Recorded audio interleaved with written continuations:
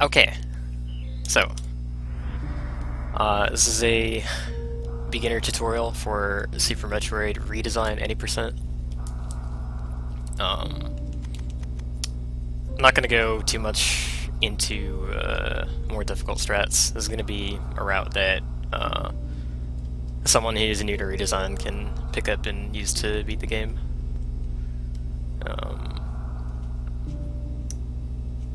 I'm gonna assume that you know basic tech from Super Metroid. Like, I'm not gonna explain how to do mock balls or arm pumping or shine sparks or things like that. But I also won't be doing hard strats like gate glitches.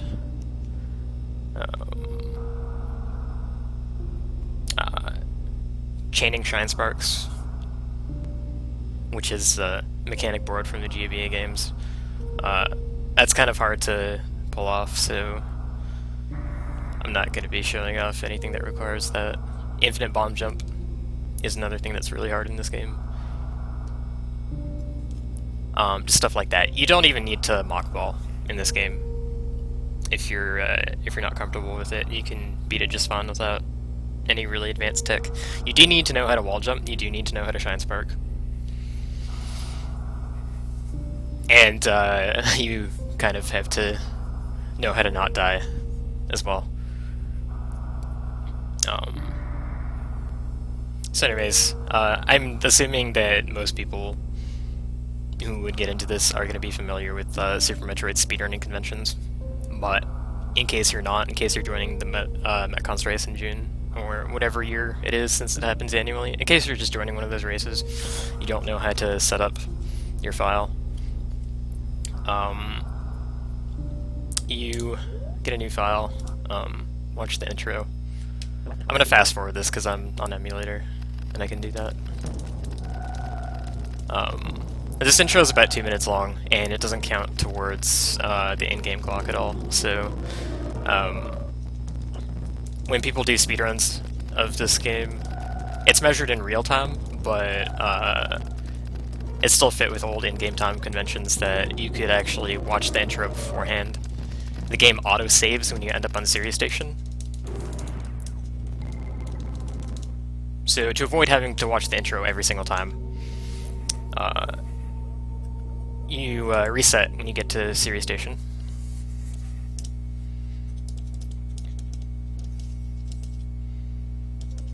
And you have what we call a 00 file, 00 in-game time on it. And then you want to copy this file so that you have a backup of it. Because when you use the file, when you play through it, when you exit Serious Station, you'll get another autosave, which means that if you wanted to do another attempt at the run, you'd have to watch the intro again. So just keep a second copy of the 00 file and so that you don't have to watch the intro again. I mean, I can't... I'm gonna assume some stuff, because I don't want this to be, like, 10 hours.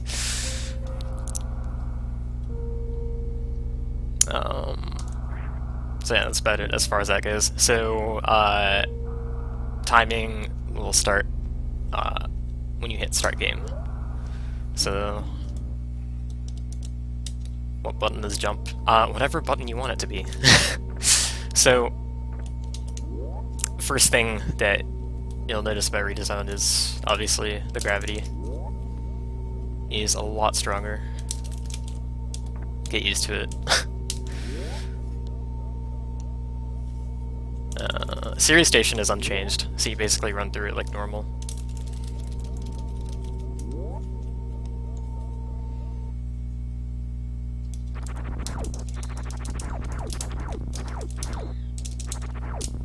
You get into Ridley's room, you wait for him over here.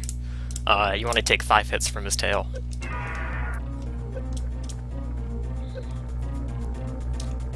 Fourth hit, you need to start jumping to get hit. And then once you're below 30 energy, Ridley will fly off. You can get out of series. This is basic Super Metroid stuff. This is in vanilla as well. The timer's changed from 60 seconds to 30. but that shouldn't be a huge deal. If you can't get out of here in 30 seconds, then you're probably not going to cut it for the rest of the game. Sorry to say. In this room, you don't want to jump through the door and wall jump. You actually want to do a full jump to the opposite side and just go up the left side. Because you cannot innately wall jump in Redesign. You need to get the wall jump boots, which is actually one of the first upgrades you get. But you do need to get the wall jump boots to be able to wall jump. And you can't wall jump anywhere. You can only wall jump off of specific walls.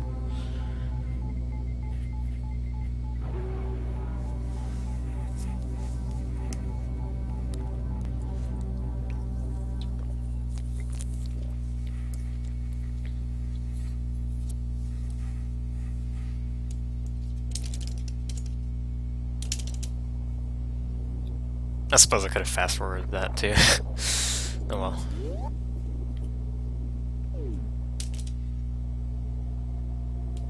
So once you get on the planet, you just follow the path to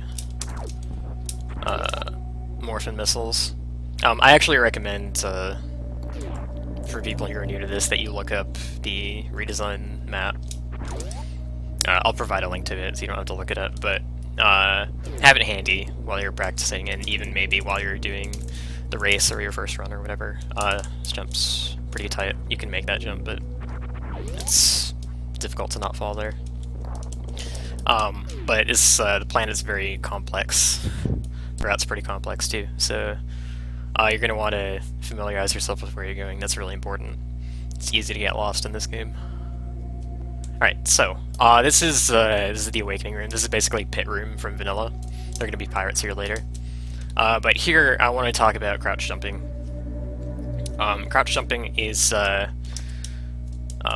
when you start your jump from a crouch, you're actually, your jump starts from higher off the ground, so you get more height. So, see, I'm not doing a crouch jump, I can't make it up here. I do a crouch jump, and I do make it up here. For whatever reason, crouch jumping has significantly more of an effect in Redesign than it does in Vanilla, so you're going to want to do this in a lot of places. What else did I have to say about crouch jumping?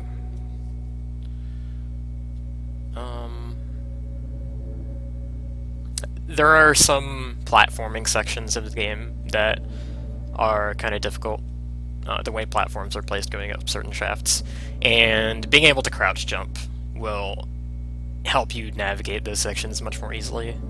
There are some jumps you can skip that are pretty tight. Anyways, you just keep going. Shoot the floor. Down here, get Morph.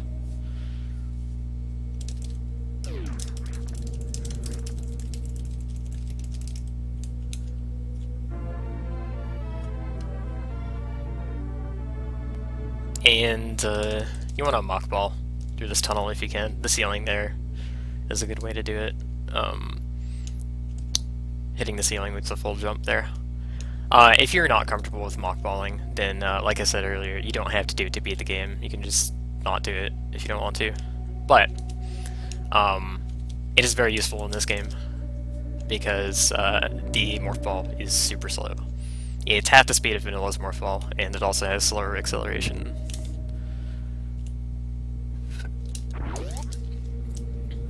So, if you can mockball, then I do recommend using it in a lot of places. But if you can't, it's not a big deal. Alright, so this room, you're climbing up it. You don't want to get hit, ideally, yet, because you're going to want to keep your health full to guarantee missile drops on your way back through the Awakening Room, where there's going to be pirates. So there's a bug up here. Yeah, you want to be careful when you jump up here that you don't get hit by it. So what I like to do is jump on here and just shoot. Just shoot. Crouch jump here to get up here. Yeah, just make sure that bug doesn't hit you. It's not the end of the world if it does, but you really want to be at full health here if you can. That bug does 6 damage, which is kind of annoying, because if you like try and farm it to get your health back, it can give you a small energy drop, which is 5. And you'll be at 98, you still won't be full. And the reason you want to be full is, in the next room, you're going to want missile drops for the pirates, and missiles and health are, the drops are linked. So if you're at full health, all your energy chances are going to convert into chances for missile drops and vice versa. So just waste the door. If you miss somehow, then that's what the bug up here is for, until you get your missiles back. But you don't want to go out of your way for that. So you go through the door, and the enemies in Redesign are a lot stronger than their vanilla counterparts. So what you want to do is you want to kill this zoomer right away. You're also you can fire more rapidly in Redesign. All the different beams have different rates of fire based on Metroid Prime. So your base power beam is the fastest, and other beams will be slower depending on the beam. But yeah, you want to kill this zoomer, get the missile drop, kill a pirate, get the missile drop, kill this pirate. You can skip that drop. But you want to kill this pirate and you want to kill this zoomer. You want to do this a bit faster actually, if you can, so that the zoomer doesn't crawl up the door.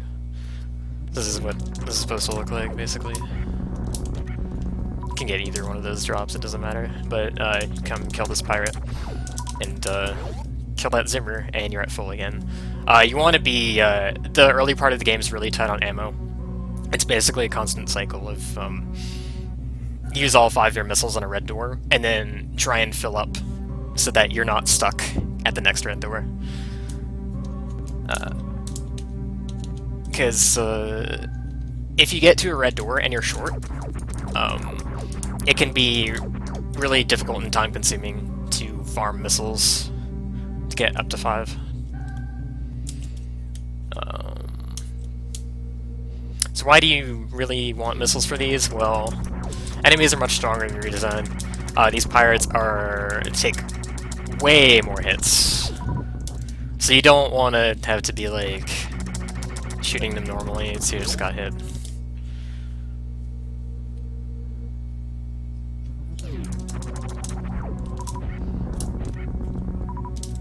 You can pick up both those missile drops if you really want, it doesn't really matter. But yeah, okay, I think that's enough of that room. I think I've gone over enough. This room, you don't want to use any missiles, because you want to preserve your 5 at this point for the next red door that's coming up. So, jump over that bug. Don't try and jump this gap, because if you try and jump this gap, the scree's going to hit you. So what you want to do here is, you want to purposefully fall here, and then you want to do a crouch jump to get up here. The scree will just harmlessly dive bomb over here. You'll be fine.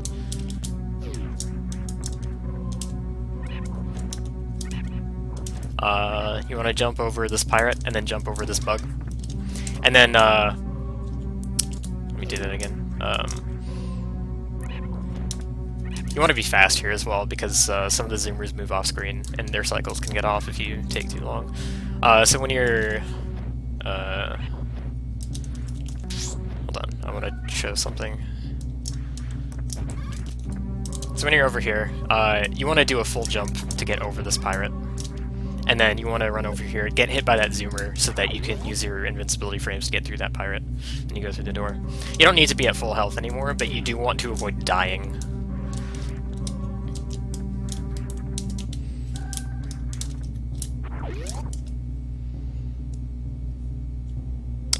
And you want to preserve your missiles, so you can't just missile stuff out of your way, because you want to keep your missiles. So I think this is the first like crouch jump where you really, like normally you have to go up here and then jump up here, but this is the first crouch jump where you need to know what's called a down grab. If you're familiar with Super Metroid speedrunning, you know what a down grab is. But it's basically hitbox manipulation.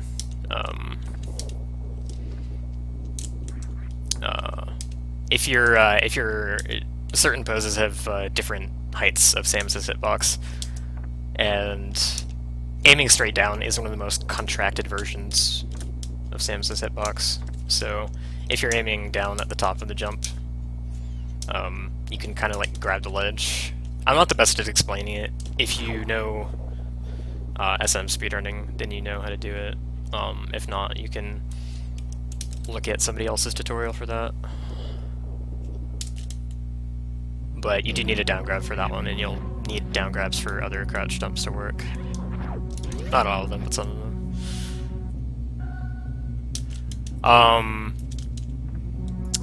L-aim actually extends your hitbox instead of contracting it. It expands it. So that's like angle up and angle down will make your hitbox full height, and that's used for ledge grabbing, or as the MTK2 people used to call it, landing faster, I think. Yeah, it has the opposite effect of a down grab. You don't want to do that.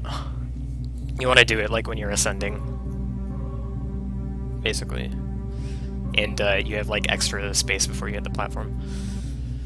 Okay, so anyways, there's this green pirate down here that you want to avoid. You can go through this tunnel, which is a bit slower, but you won't get hit.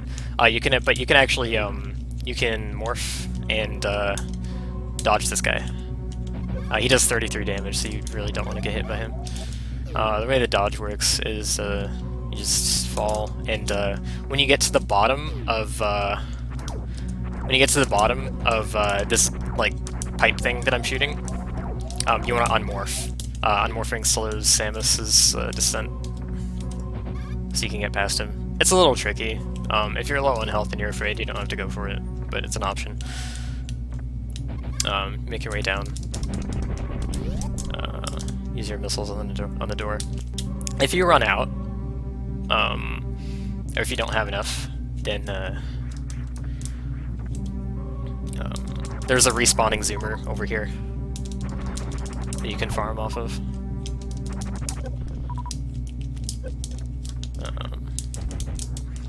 Also, these guys, the green pirates, take 2 missiles to kill.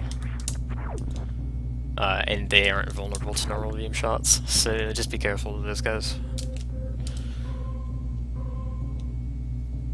Alright, so this room, you just fall down, back and forth. So you get to this cargo. You want to get 5 missiles from it. This is really important, and I'll explain why in a little bit. But you wanna farm this so that you get full missiles, and ideally full health, although the missiles are what's important here. So you're gonna go down.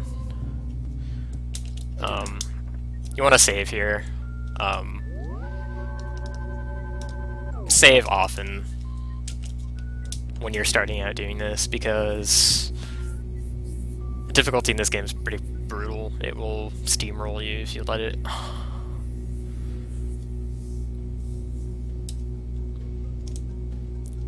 So, down in Brinstar, just go left. And I'll just run through here. I like to jump over and do a mock ball to avoid those guys, but I'm actually not sure how to dodge otherwise.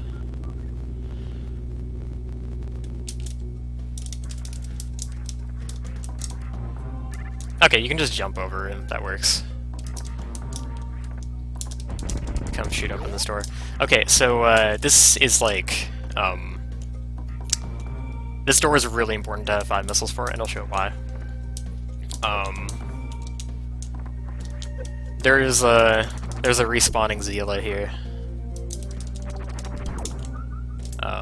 that you're supposed to be able to get missiles off of. But if you don't have full health, it'll only ever drop small energy. So if your health is low and you're missing a missile, then you'll be stuck here for a while. So that's why it's so important to have full missiles here.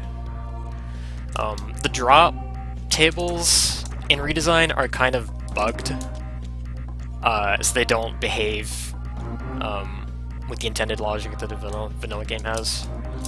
So there's a lot of like weird quirks, like this guy not ever dropping missiles unless you're at full health. I'll point out useful things to know as far as drops goes. The run goes on. You don't have to like memorize all of them, but there's stuff that's good to know. Like you can, there are things you can do to significantly increase your chance of getting supers or power bombs at certain places, etc.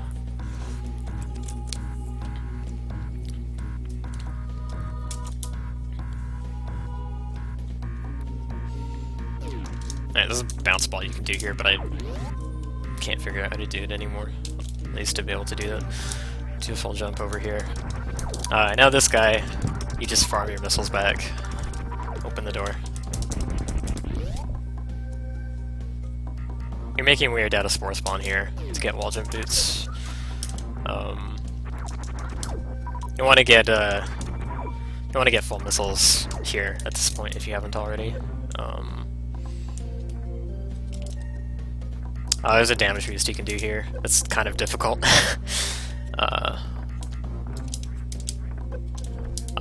But it's the best way to get through this side hopper. You can't shoot side hoppers in this game with your normal beam, even the small ones. So you have to waste a missile on them, and in a situation where you need your 5 missiles, and it's very important you keep them, you basically can't do anything about them.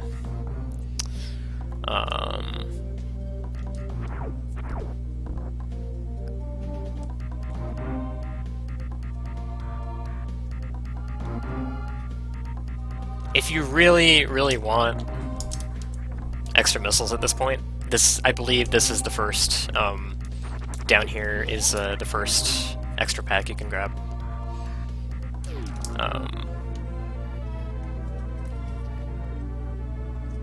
Tiny bit out of the way, but not too bad. But they only give you 2.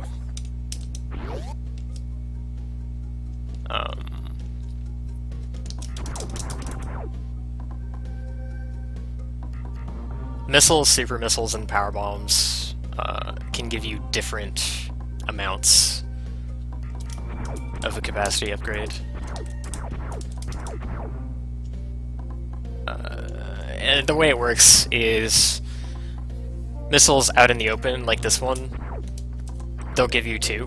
Missiles that are in a Chozo ball, like the first one you grabbed, they'll give you 5. And missiles that are hidden in scenery, which just means like any tile that looks like a normal tile, like in the wall or whatever, that you can shoot to reveal the item, those missiles will be worth 10.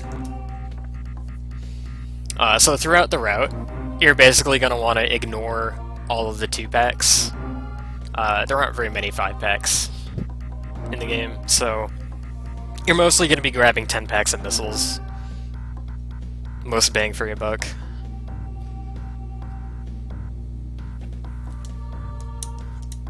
There are 25 missile doors, purple doors. They're a huge ammo sink. So anyways, yeah, you can grab those if you want the ability to use some missiles to take care of these guys, if you really want. It's up to you, really. I never grabbed them. But anyways, like if you don't get the damage boost here, you'll have to deal with this guy, and you basically probably just face tank him and run through here. You want to have more health than this, ideally. I'm going to try and get more. Yeah, 72. You want to keep your health above 60, and you want to have at least 5 missiles. So over here, this guy isn't usually here. He's usually like underneath, but it took too long. You can mock ball under these guys, or you can like bait them and run under them. So you get down here, open this door.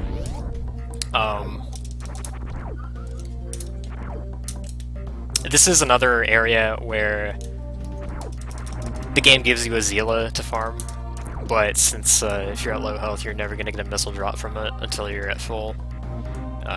You do not want to be short here. Also, the 2-pack is so you can have like 1 or 2 extra missiles going into this room if you want. Because there are 3 side hoppers in this room. And the strat is to just face tank them, go through, hold angle up, spam shots to open this gate, go through, and just hope they don't kill you. If you, I usually take only 1 or 2 hits going through this room. If you're really unlucky, you can get hit 3 times.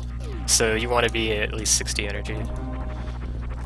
If you're really in a pickle, and like you grab the extra missiles, you can use one here. These guys will usually give you a big health, which is nice.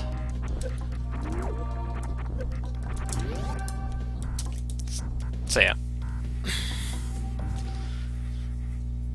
Alright, Spore Spawn. This guy's pretty easy to 4-round if you do this strat for it.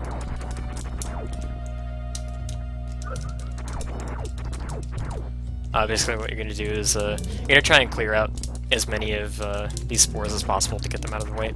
And then when he opens up here, you want to crouch jump and shoot 2 missiles like that. If you do the missiles as the same way I'm doing them, I'm going to do 2, 2, 2, and then 3. This is the easiest way to get a 4-round kill. Because the spot that he opens up in depends on... it's fixed, and it depends on where he was when he closed. And depending how many times you shoot him, each shot will kind of like delay him a little bit. So if you were to shoot him 3 times in the first round, for example, he'd open up in a different spot on round 2 than he would if you just shot him twice. But shooting him twice opens up him up in the ideal spot. You shoot him twice again. There. Actually, can you? I don't really recommend standing here because if you aren't like super fast with the shots, then you can hit his shell. So I just like do the crouch jump again. Also, I should point out this door in the floor. Don't open it. I don't know why this door is unlocked, but you can actually like fall through it without killing him. And I guess I'll show that. You'll be in this room, and you can like advance, but you need to kill Spore Spawn because you want to kill him to get super missiles because he's also guarding super missiles that you have to come back for, and he also opens gray doors in Brinstar, so you can't get out of killing him, and there's no reason to skip this fight and save it for later, so we're going to do it now. So round 3, you jump up and you shoot those 2. Now that you've hit him with 5, you've hit him with 6 actually, but now that you've hit him with with 5 or more, he's going to start speeding up. And you don't want to trigger this speed up phase until the last round, because it becomes more difficult to hit him in the last round. So like if you're going for doubles and you hit 5 and he gets into this phase early, it's much harder to hit him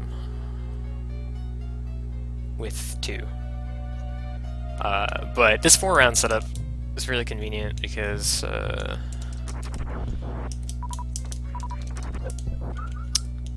he opens up the bottom left here.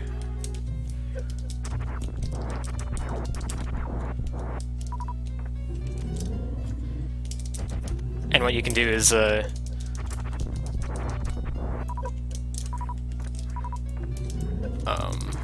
want to select missiles, run off the left and or even walk, I think.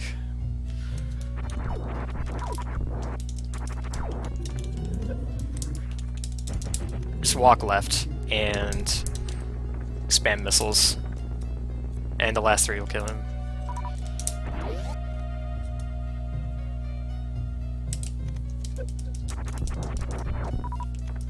Kinda wish I hadn't been save stating through the fight, then I could show the whole thing again.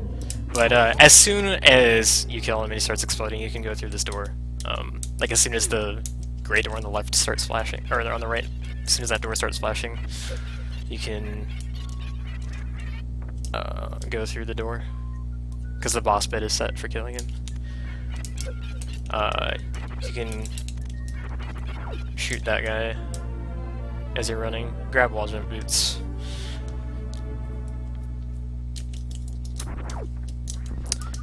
And I like to kill this guy with the missile because he's annoying. If you don't have a missile, then just normally shoot him. You want to wall jump to get out of here. And notice how wall jumping in this game forces you away from the wall.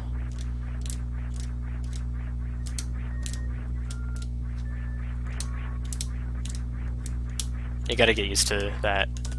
You can single wall jump, but it's extremely difficult to do without high jump. It is possible, but it's very hard because the game's trying so hard to force you away from the wall.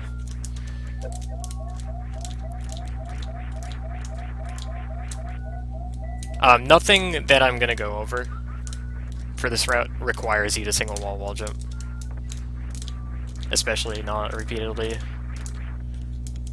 It really kills your hand to do that. Just do wall to wall. You want to have a missile to kill this zero, and you can actually, if you start shooting here, where is it? Start shooting like at that corner. No, where is it?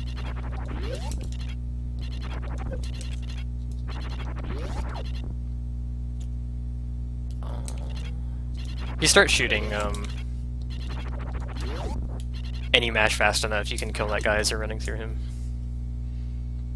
Oh, it does actually, I never went over that. I'll go over that later, when I'm in a better spot.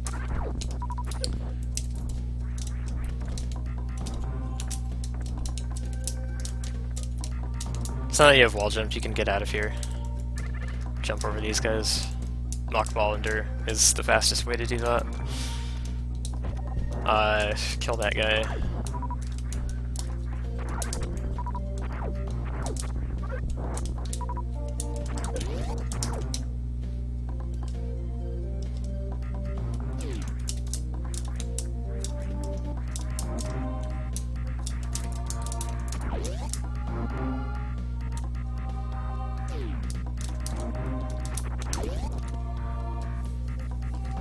So at this point, you're going to make your way back to the ship.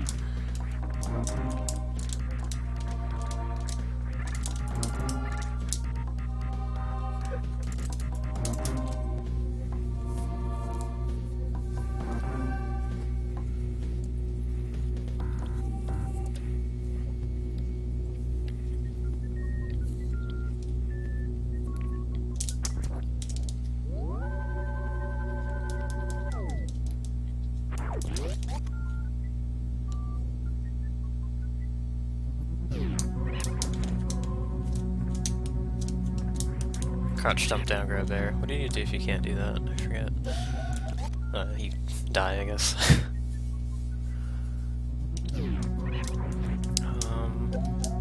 I can see jump over here, and then jump here. Yeah, okay, that works.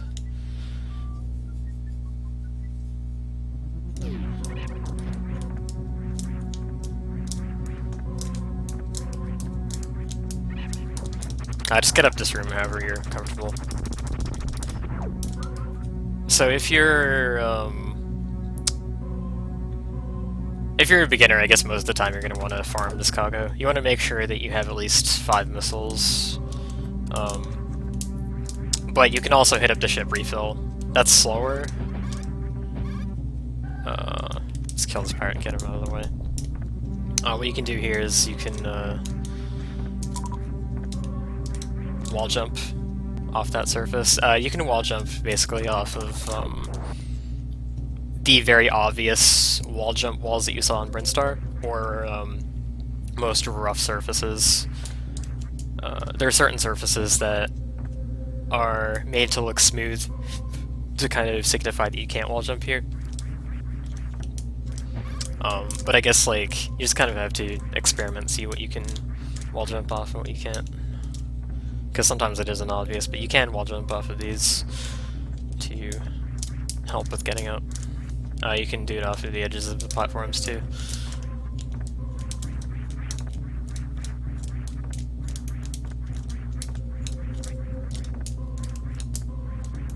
You can jump over. Oh, okay. He's like looking directly at me. You can jump over that guy normally. It just took too long. Run under that scree. So again, this is like from earlier in the game. You want to tank this zoomer, use the iframes to get through that green pirate.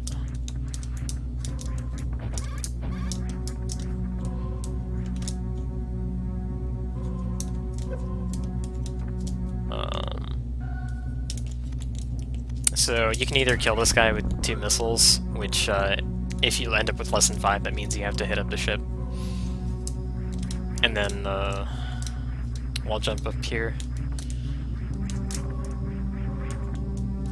But you can actually reach this wall from down here. So if you're comfortable enough with that, you can start the wall jumps from down there.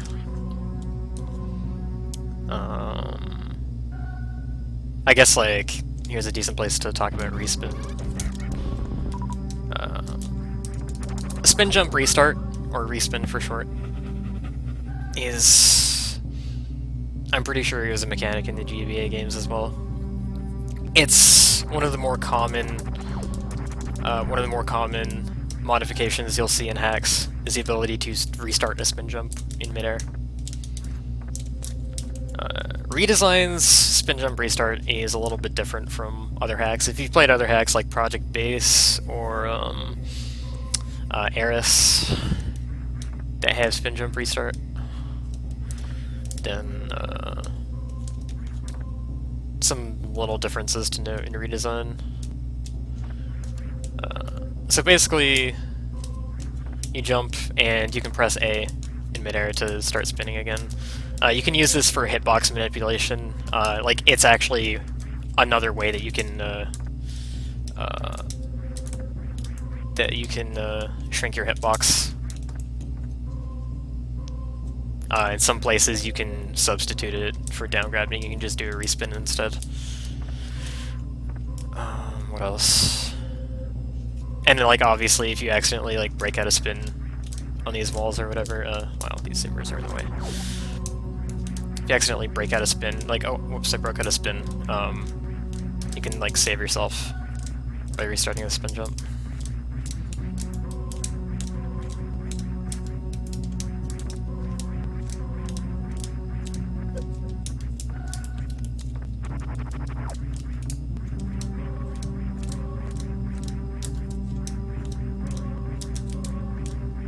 But the main thing that sets it apart from Respin and other hacks is if you don't initiate the jump yourself, like here, here I'm mashing A, and you see the respin doesn't happen until I've fallen a certain distance. So if you walk off a ledge, if you're in a falling state, and you didn't initiate the jump yourself, you have to hit terminal velocity before respin will work.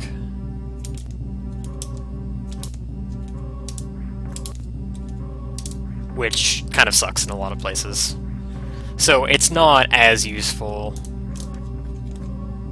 as you might think. It's still definitely useful to have sometimes, but there are a lot of cases where respin is just rendered useless because of that fact and because of the gravity.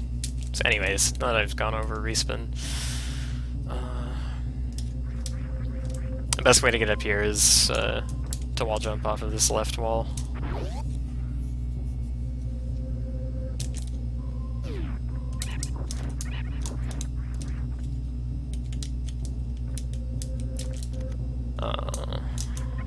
You can down grab this. It's a little Or actually, you can crouch jump this, but if you don't like down grab it precisely, this grease can hit you. So you might want to run further to the left and then do a regular jump. That's probably easier to not get hit.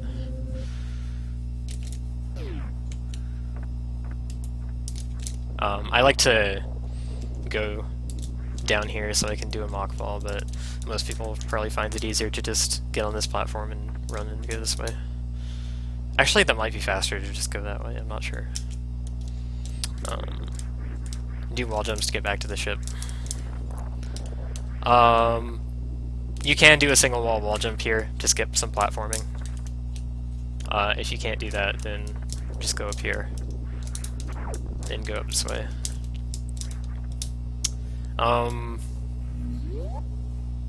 So it's faster to skip the ship refill here, if you can, but to really new players, and if you're joining the race and you're fresh, probably best to just take it and take the save. If you don't have 5 missiles, then you need to do this, but if you got 5 missiles from the cargo earlier and your health isn't too low, then you can skip it. Probably should just take it though, to be safe. You can do a single wall jump here. Can't do that, then just go up here. Oops, I used an extra missile.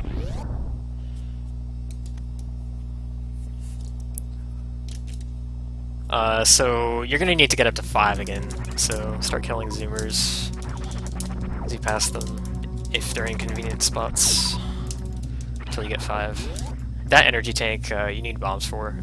There's some very interesting circumstances surrounding that energy tank that I'll go over on the way back. But this room, this is Courtyard 1, we call it. And you have to do blind jumps here, leaps of faith. This one isn't too bad, it's very lenient. You just land here. Go over here. This jump's really tight.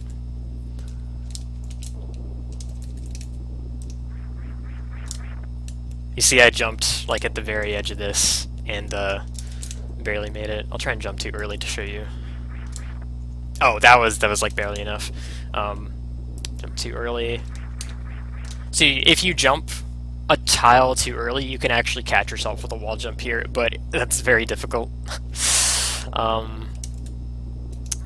You want to jump on the last tile of this at full run speed. If you mess this up, then you gotta go all the way left to the bottom of the room. Oops. Hey, what's up, Mobile D? How are you doing? And then you gotta climb these again. Same goes if you miss a jump here, although you really shouldn't miss these jumps, they're easy. This room is actually part of the escape sequence. So we like to call this jump the final boss, because it can ruin runs. It has ruined like world record pace runs, missing that jump.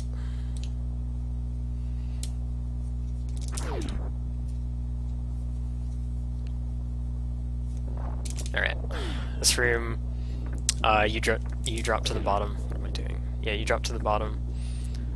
You can do a full jump here to skip that platform if you want, but you gotta get up here. And then just fall. Just go right. Alright, so now we've got like the maze of Nestroid shafts.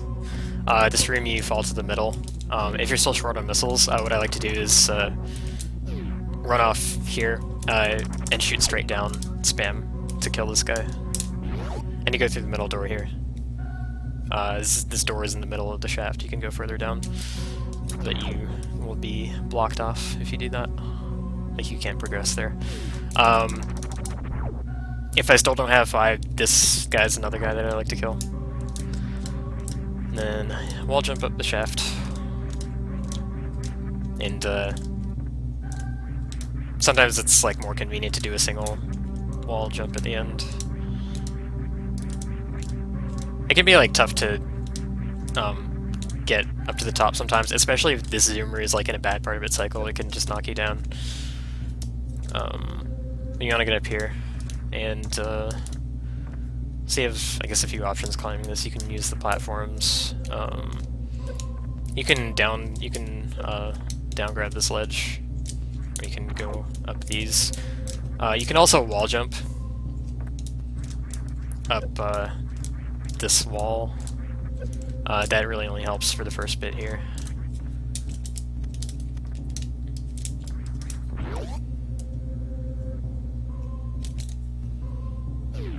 Alright, this room, I guess, like, if you really want to be safe, you can take the path that I took, but,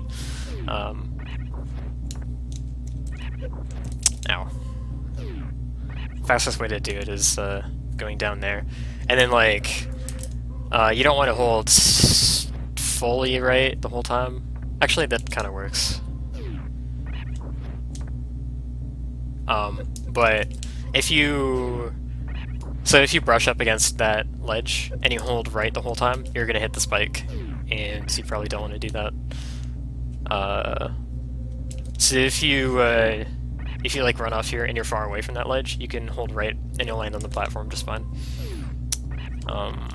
If you brush up against this thing, you want to let go of it for a bit. You've got another missile door here. If you don't have 5 here, then you've got this guy to kill. You got this cargo. And does this guy respawn? I think one of these guys respawns. Maybe not. Actually, I don't think these guys respawn, now that I think about it. So if you run out of missiles here, you might have to go back through the room. And, like, if you seriously kill everything in here and you still don't have 5 missiles, you're gonna have to reload the room. But anyways.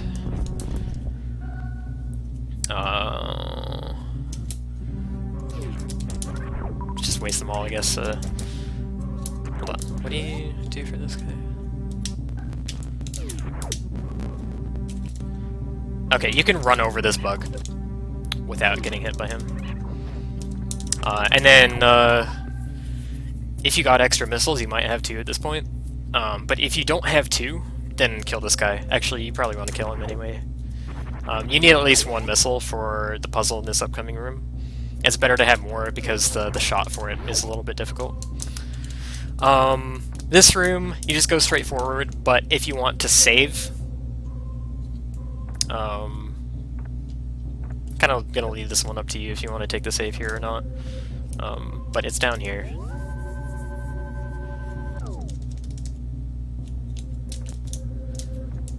And again, when you're climbing up this, you can use the walls to wall jump to help you.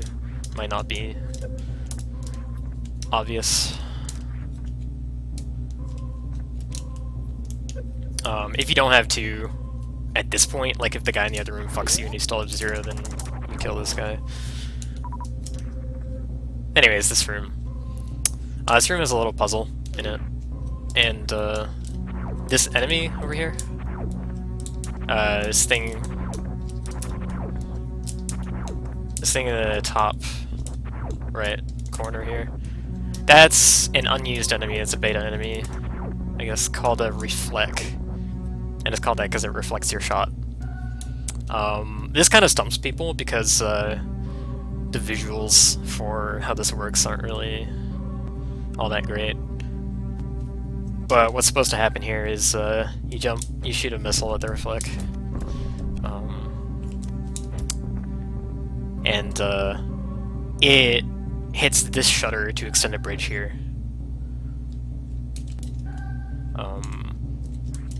Hitting this guy's kind of annoying. So, like, you can get up in here, you can be crouched in here, but your shots won't hit the Reflect if you do this.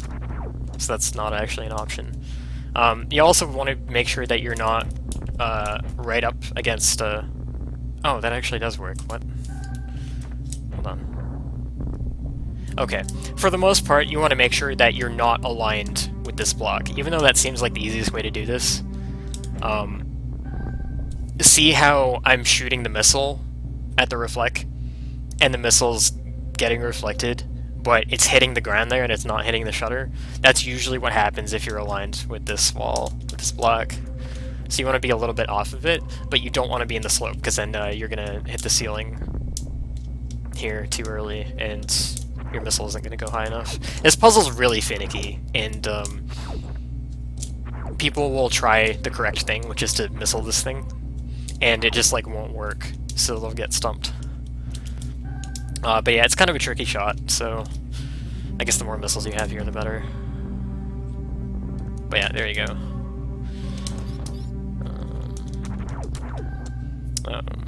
So I recommend, like, just be careful. Don't do what we call a Crocomire impression, which is like, don't take a faceplant into the acid because you'll just die instantly.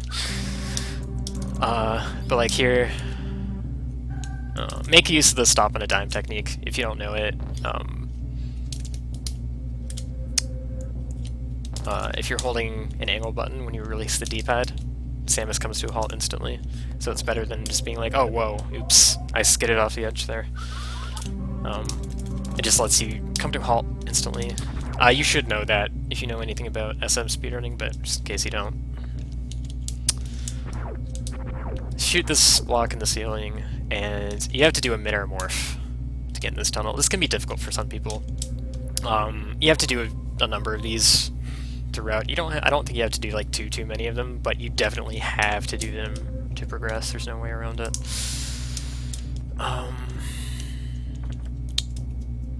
Yeah. So basically, you're just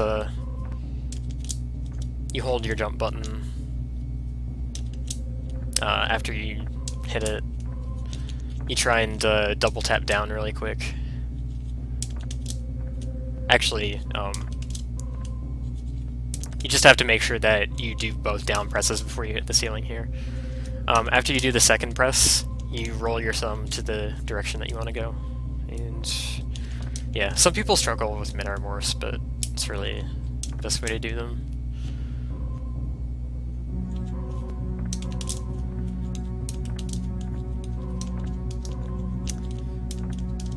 One thing that can make mid-air morphs more difficult, like one reason that maybe you're not getting them, is if you're like too frantic with the down presses, and like if you try to do the direction you want to go, if like right in this instance, let's say you're too frantic about trying to go right, and you hit right too early, you hit it before the second down press. I'm trying to fuck it up by accident, I can't do it. But if you're having trouble with this, I think you get what I mean. Just focus clearly on doing both down presses and then the direction, because otherwise you'll do one down press and then you'll do the direction, and if you move to the side and change your pose from aiming downward to aiming forward, which is what pressing right's going to do if you do it too early, if you do that, then you'll have to press down twice again to morph, and that's going to make it not work. So yeah, just make sure you get both down presses in before you press any other directions. I think that's all I can really say for that. I know some people really struggle with that, but it's something you gotta learn. Best way to get up here is do wall jump off here and then do a single off here. If you can't do that, then you can do that. Hopefully don't alert that guy or get hit by him, but I guess you might, possibly, I don't know. But yeah, just jump over here. Alright, so this is Bomb Torizo fight. A lot of bosses in Redesign have unconventional ways of killing them. Like basically hidden ways to kill them that you might not think of doing. Bomb Torizo has 1,312 HP, I think. And he takes 10 damage from a power beam shot and 100 from missiles. He has 800 in vanilla, so that's quite a bit of a step up. But you don't have to kill him that way. You can also actually bomb him. He's weak to bombs. I think he takes 16 times damage from bombs. Bombs normally do 30. Bomb Torizo takes 480 damage from each bomb. So you can kill him in 3 bombs. You grab the bombs.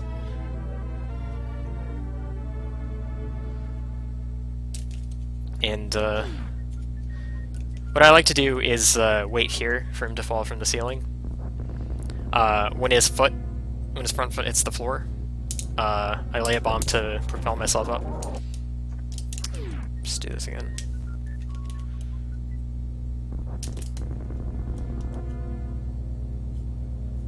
Bomb, and then lay one bomb on the way up and then another on the way down. Make sure that both bombs aren't at the peak. You don't want them too close together because if you lay them both like almost at the same time, he won't get hit by both of them. It's just like on the way up, on the way down. That's 2. And then after that, you roll to the left and you lay a 3rd one, and he'll walk into it. I like to lay the 3rd one as I'm going up this slope tile where this the corner of this pipe is. The way I do it, you actually end up getting hit. You can do it without getting hit. I'm not personally as comfortable with doing it from here because it's no, actually, that's fine. I'd recommend trying to do it from here first on the slope tile. But the danger is just that if you're too far left to start off, then he might not get hit by the bomb radius.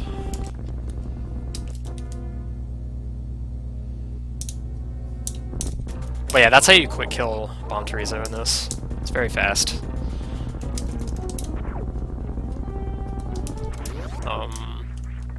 Because he falls from the ceiling, Bomb Torizo is actually hard-coded to be in the very top left quadrant, or at the very top left screen of the room. This is actually a 2x2 room, I believe. So he falls from the ceiling up there. He actually starts one screen above this, and that's where his drops appear. So his drops appear in the ceiling, so you can't get them. So you just cannot get the drops from this fight, unfortunately.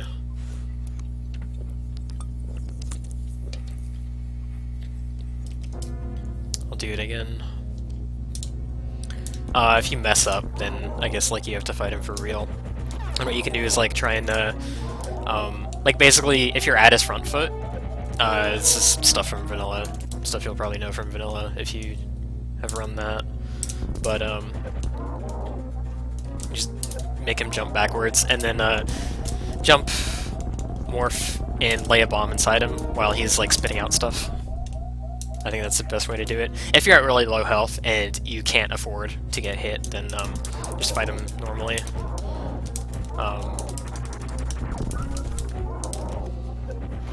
Try and get him to jump back, shoot orbs, get missiles, etc.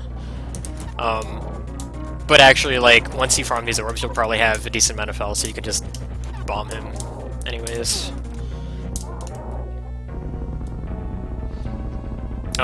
One thing that will almost... one thing that's very likely not going to come up is if you have 5 or more missiles currently, so I have 6 right now, he can throw crescents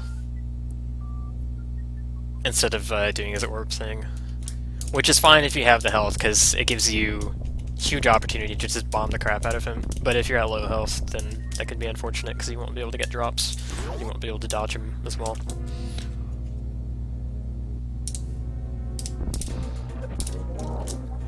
But yeah, killing him is pretty simple. Just practice it, and at least know what to do if it goes wrong. You might be at low health here, since you can't get his drops. So what you do on the way back is you want to bomb this block out. This gives you access to this shutter, and you can shoot this shutter directly. Make sure that you're not over the shutter when you shoot it, because then you'll just fall in the acid. The acid will be exposed, you'll just fall into it, and that's no good. I think you can get out of it, but I wouldn't count on it. I think you need a crouch jump down grab to get out of it if you land in it, so don't do that. Should be on the edge here. There's a gap here, so make sure you jump this. This yapping maw, don't worry about him, he's harmless. Actually, it can't do anything bad to you. If you want to do another mid or morph, it's faster to do a running jump into it, but you don't have to. Alright, so now, you gotta get up here. You have to do this a lot throughout the game. You're gonna have to double bomb jump, Metroid Prime style. If you've ever played Metroid Prime, the timing for this is about the same. But yeah, double bomb jump. You lay a bomb, and then as it goes off, you lay another one at the ground. So here's bomb 1, bomb 2, and then bomb 3 you lay at the peak of your first bomb jump. So 1, 2, 3. Oh, I messed that up. 1, 2, 3. Bombs 1 and 2 are on the ground, bomb 3 is at the peak of your first bomb jump.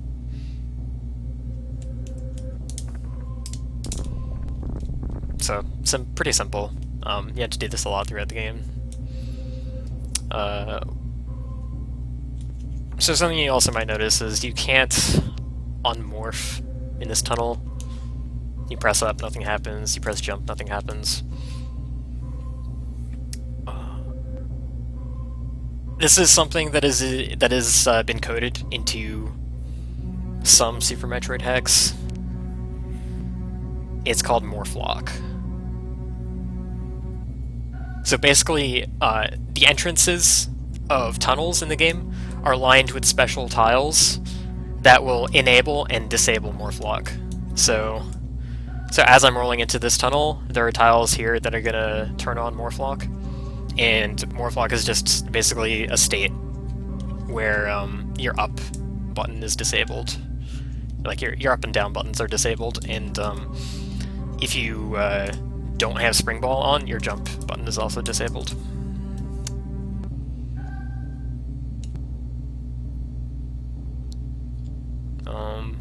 And then the exits of the tunnel, like there are morph unlock tiles here that will remove that state. So when I'm out of the tunnel, I can now unmorph and do whatever I please. There are some tunnels where the morph lock tiles and morph unlock tiles are not placed very well, so it's actually possible in certain tunnels to get in them and skip getting morph locked unintentionally, or as in Drew didn't intend this.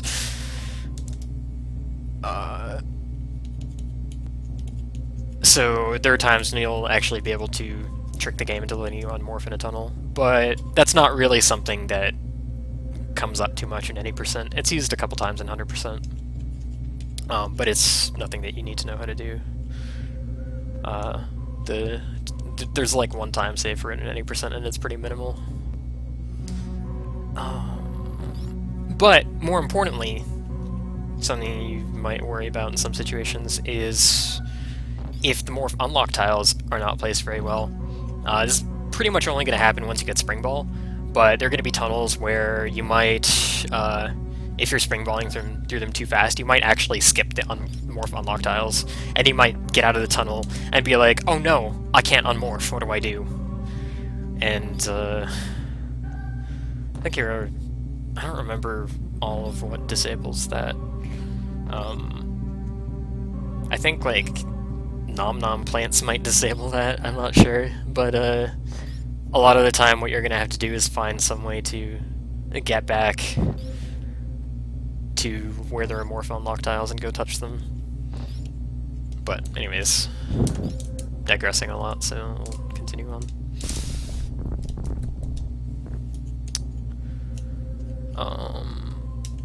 So if you really want, there's another 2 missile pack up here, but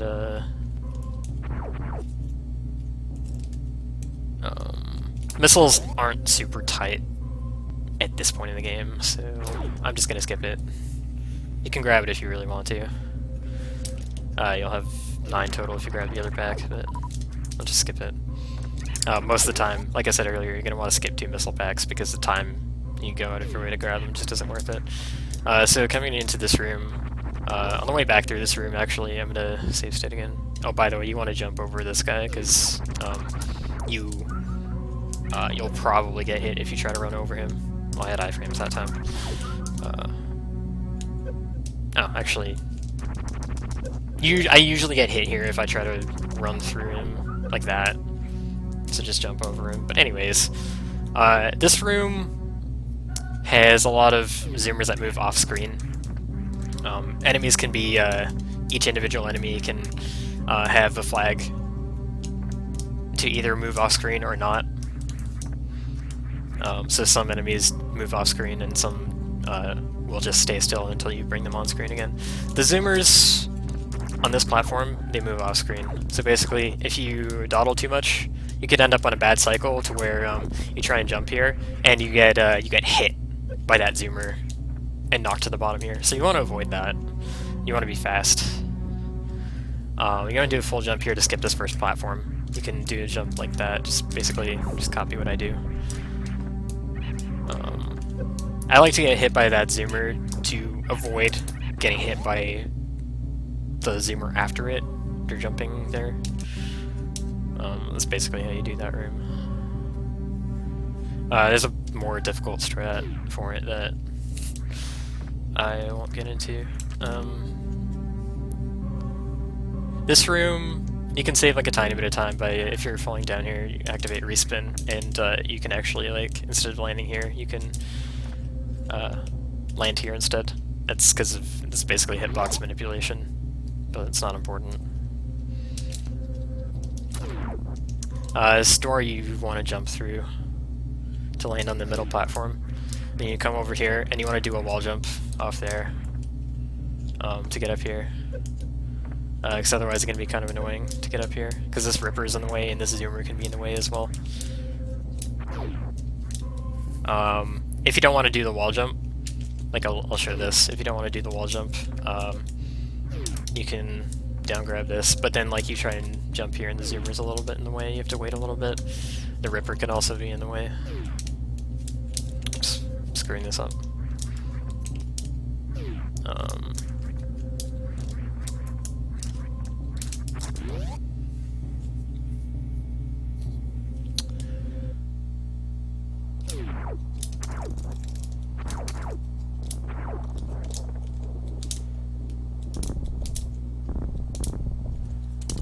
Bombas blocks out.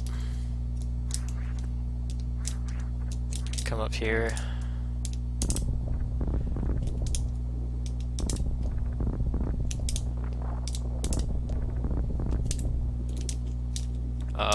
You need to do another leap of faith here. I think it's pretty much the last tile you need to jump. I find this one easier though. Again, if you jump short, you can catch yourself with a wall jump, but it's difficult.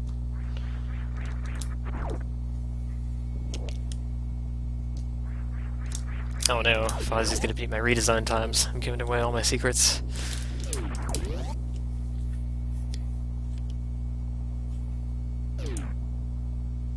This room, you fall on purpose. Because you can't make the jump on the way back, and then you just come here. Hey, Kelsey, how are you? Alright, so now this is the room where you saw that energy tank, when I said it explained something about it. You can get it now. Bomb the block, you can get it. But I actually am going to recommend that you skip this energy tank. Because this energy tank actually has the same ID, essentially, as an energy tank between the Brinstar and Norfair elevator. At the elevator from Brinstar to Norfair, there are 2 energy tanks that appear there that also appear elsewhere in the game. And this is because This is because of the hell run you have to do. So if you miss the 2 E-tanks that are in early game, and you get to that point where you can't access the early game anymore, and you don't have them, the game needs to give them to you there so that you can complete the hell run. And the reason that I recommend skipping this E-tank to have it appear at the elevator instead is because you're going to grab the other one that appears at the elevator because it's in your way. You're going to grab it at its other location. So if you get both of them, you won't have any E-tanks at the elevator, and you won't get a free health refill for them for the hell run. So to leave this E-tank so that it appears at the elevator later, so you have at least one there for a free health refill, that's what I recommend doing. But you can grab it if you want, it's up to you. I just, personally I recommend against it.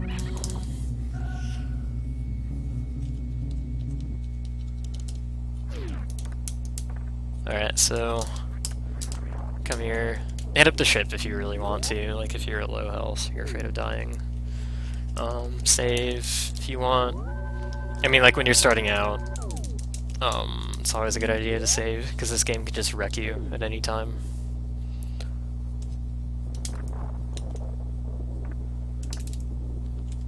You don't particularly need any specific amount of health or ammo here, though, so if you feel comfortable running through, just by all means skip it.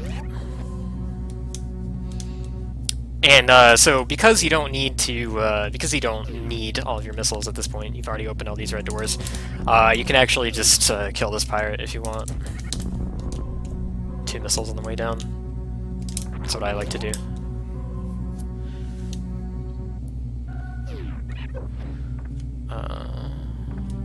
Go through this room like normal. You can kill this cargo if you want. If you're low on health, then I recommend killing it. Getting all its drops.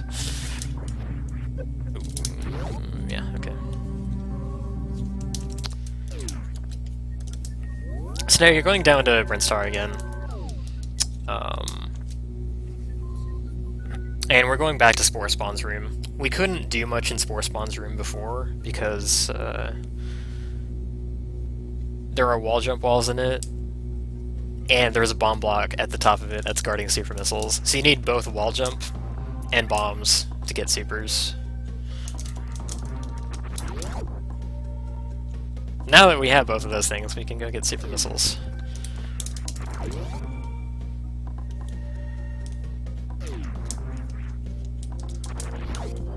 You just basically follow the same path as before.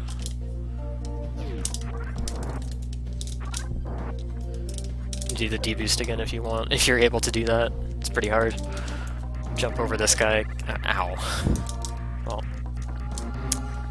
And because you're able to have your missiles in here, you can just kill these guys. I actually, like, unless you're really starved for health, I would just run through them. Because you're gonna just go back through that hallway after getting supers. It's slower to go down below this time. So you can kill them on the way back. I actually recommend doing that, as long as your health isn't too low. So you come up here, you get super missiles. Super missiles in Chozo balls and super missiles hidden in scenery will give you 2. Super missiles out in the open will give you 1. Super missile packs are pretty good to pick up, just because like you're so limited on your ammo. It's a good idea to go a little out of your way for some to pick them up, especially if you're new. But yeah, use your super missiles wisely. You won't have very many of them at any given time. So coming back through this room is when I prefer to kill these guys. Just like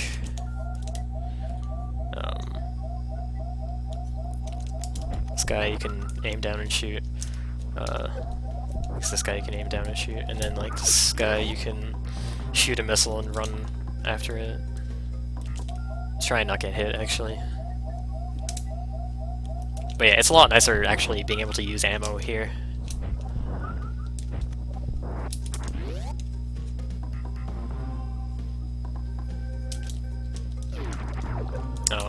kill this guy by spamming. You're running through him.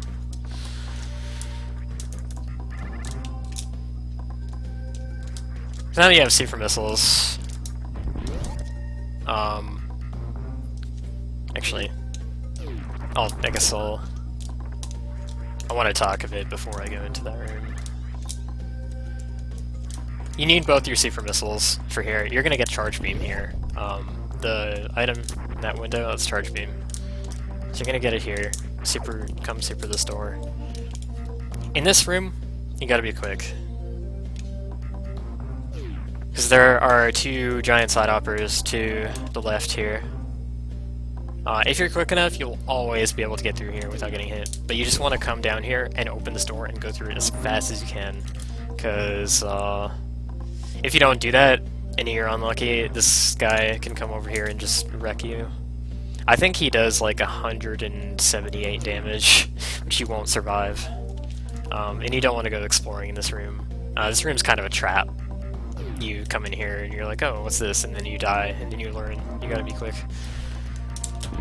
Yeah, so just come in here, get charge beam.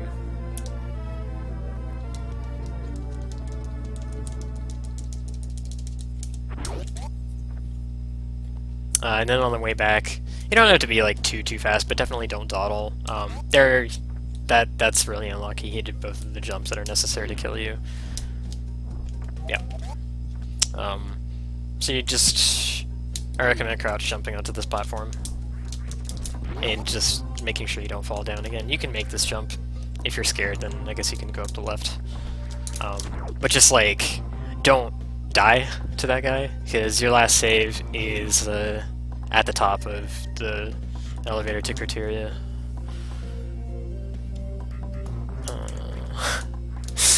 Sorry, I'm making you choose, Flick. Yeah, so... Oh, I actually forgot to mention before, just get rid of that. I forgot to mention before that, like, on your first trip here, when you're coming back from getting wall jump boots,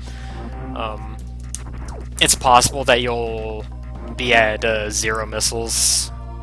If you didn't get enough drops after killing Spore Spawn, like you use missiles on the Zila, you use one killing the 0 on the way back. If you end up with like 0 missiles here, and you have very low health, then you might die to this guy. It's not an issue now, because now you have charge beam.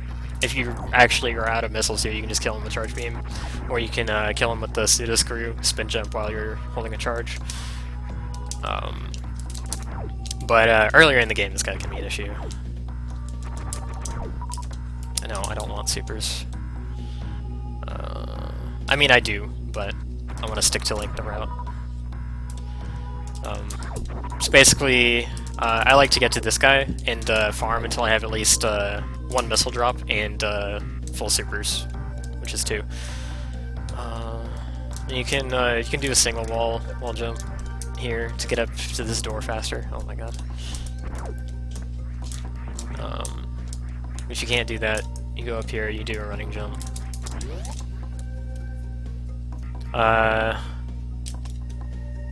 You don't need to worry about your health too much here, because there's an energy tank in this room.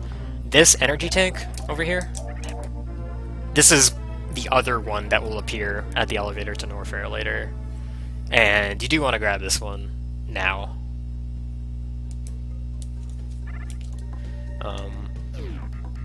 If you're under 50 health, just make sure that you don't dawdle here and get hit by the Metairie. It does like 50 damage, I think. Just run forward, face tank the Rio.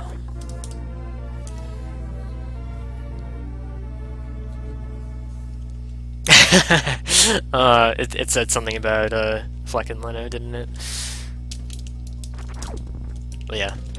So after that energy tank, there's the green door. Actually, now that I think about it, if you really, really wanted to, you can get this energy tank right after defeating Spore Spawn, if you want to come up here earlier. Because the barrier to progressing in Brinstar is that green door. So earlier in the run, you could have gotten that E-tank. Bit of extra time. but it's not really that necessary, so it's up to how comfortable you are. I just realized that now, otherwise I would have mentioned it earlier. But yeah, it's an option. So you come into this room.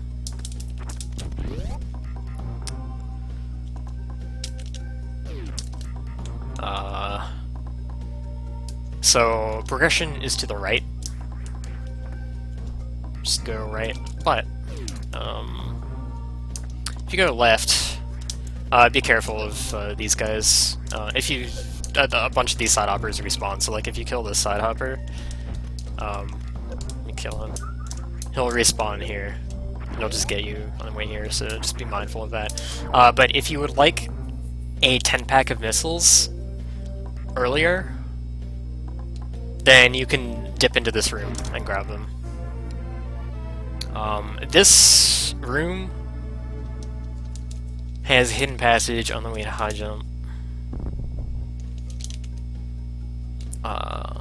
Actually, now that I think about it, you can just go down here if you want. Oh no, you can't because of the purple door.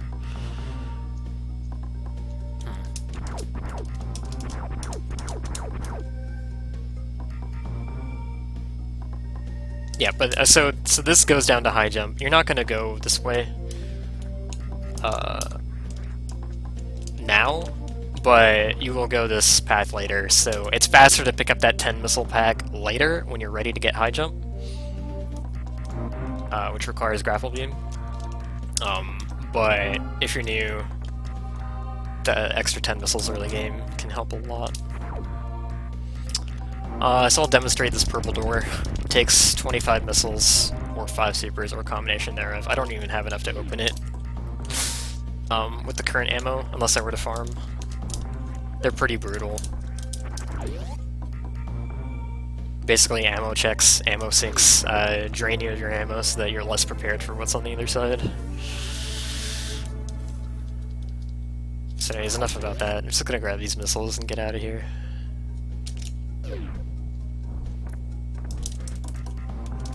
Go to the right. You can run off this ledge. You can run off this ledge as well, but you have to aim down to shrink your hitbox. So, probably best to just like jump here because these are actually strong spikes. They'll do 60 damage. The spikes that you've encountered before probably most of them only did 16. But spikes can be arbitrarily strong or weak when they're placed, and these ones happen to be the strong variety, so they do 60. You don't want to get hit by them.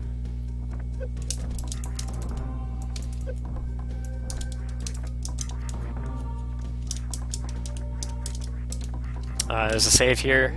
Definitely take this save if you're new. This door will lock behind you. Did you go through it? This gray door, that is a Kraid door. So this will open when you defeat Kraid.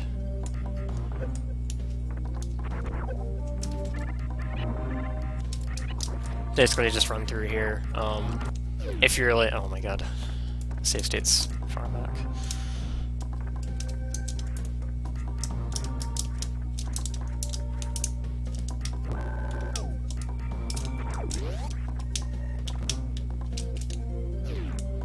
If you're like low in health and you're worried, then you can just... Actually, Pseudo-Skirt there is a bad idea. You can charge shot this Rio, or missile him.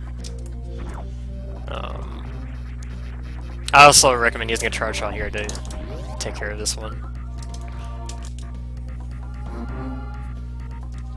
Something I should mention about charge beam is it takes 80 frames to charge up your shot instead of the normal 60.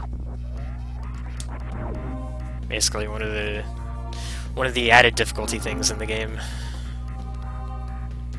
So just be aware of that if you're using it. This room, you want to get a second super missile drop from one of these guys. Like, you just want to make sure you have at least 2 supers at this point. You also, if you didn't grab the 10-pack, you're also going to want to make sure you have at least like 2 or 4 missiles as well. So you use 1 super here, and you're going to need another one in a room shortly coming up. So open this gate. Don't take too long over here, because there's a side hopper over here inside the wall. This is a fake wall. but you don't want to go this way. You want to go over here. Gotta bomb out this lengthened version of the wall that's on the way to Big Pink and Vanilla. More side hoppers here. Face tank them if you have the health, which you probably should. Alright, this room. This is the triangle room, shaped like a triangle on the map. Do not go down here, because there's water and there are giant side hoppers. They will kill you. So you're gonna go up here. There are Rios in this room you can take care of.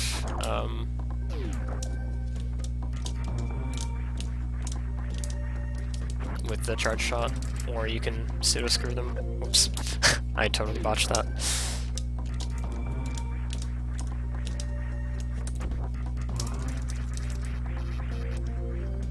Or you can dodge them, but it's nice to have the charge to pseudo screw them just in case.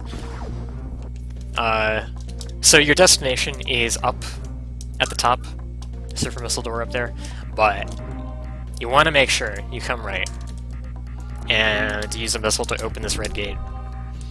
You're gonna want this open for later.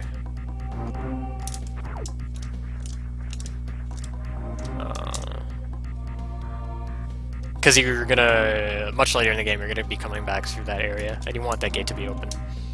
So you can do crouch jumps to skip some platforming in this room. Super that door. If you screw up and you miss a super somehow, then Zeelas have a very good chance of dropping supers. Zeelas have a very good chance of dropping supers. Yeah.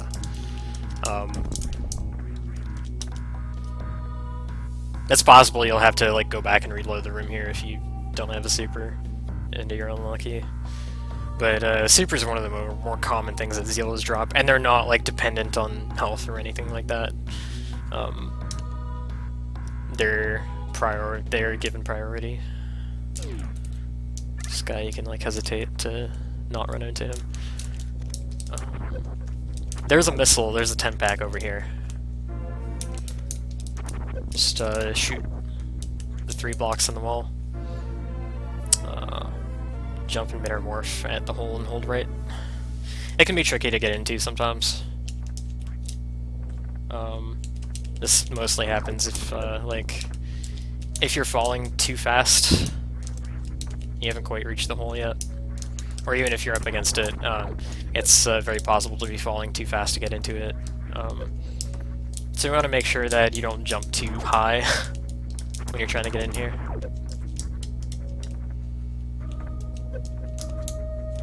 But you also have to make sure that you don't morph too late as well.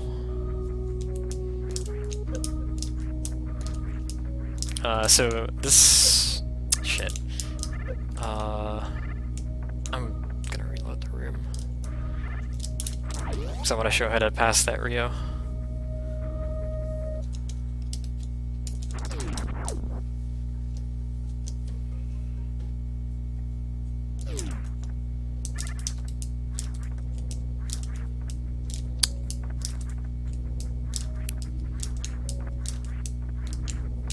Alright, so you come up here, wait for this guy, and then run under him, and then jump over this guy. And then shoot this red door. In this room you can get hit by the bottom ripper, like weave through the center, and then it'll be like off-center slightly to the right. You can get hit by him, you can get a damage boost. Even if you don't get a damage boost, I think you might be able to get iframes enough to run through this first Key Hunter. If you don't, then you can kill the Key Hunter, I guess. These Key Hunters take 2 missiles instead of 1. So just like shoot it with 2. How much damage do they do? They only do 20, but like, it's just best to avoid damage if you can.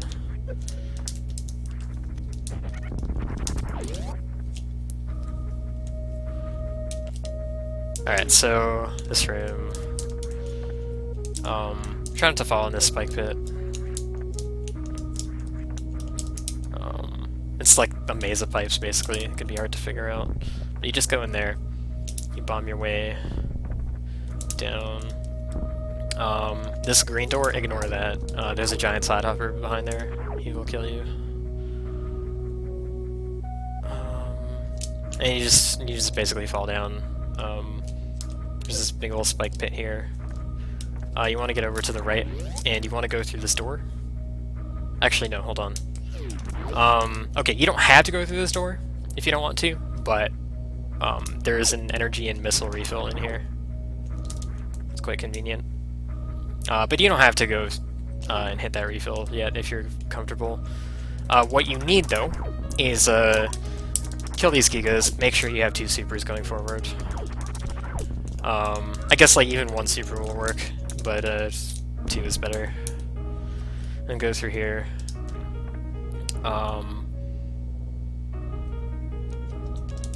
Here you want to, you don't want to go through this pipe.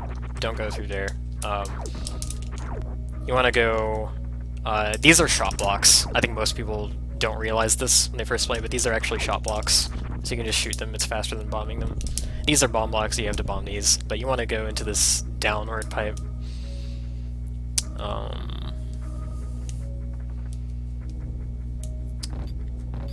This lets you...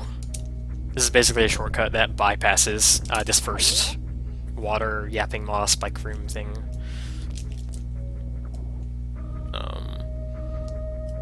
Now this room, no shortcuts, you have to go through it normally.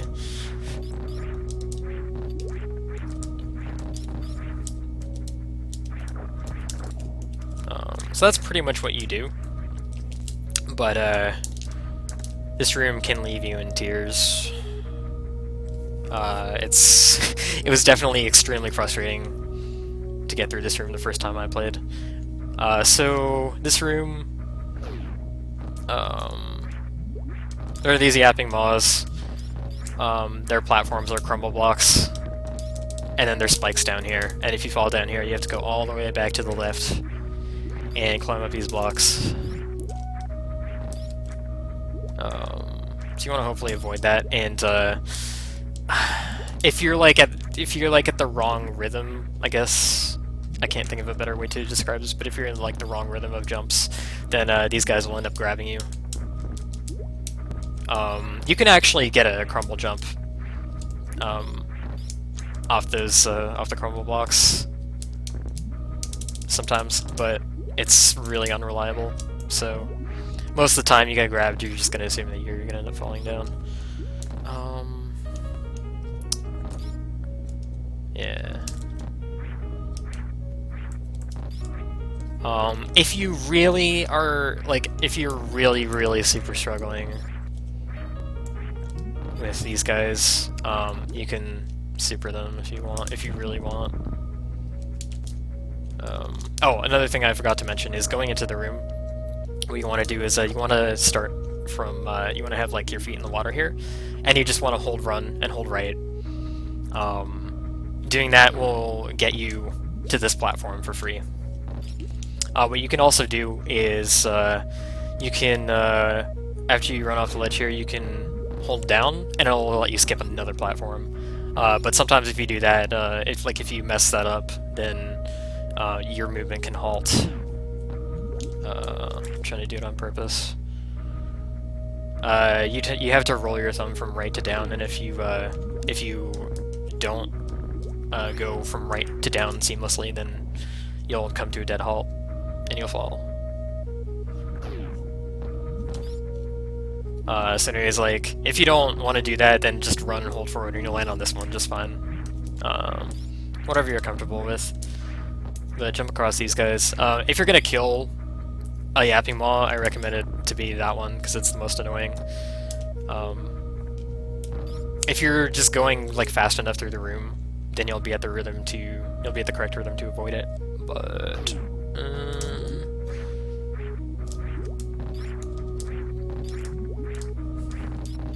like basically, you want to bait him into trying to grab you when you're low, and then land on this on this little block. Shit.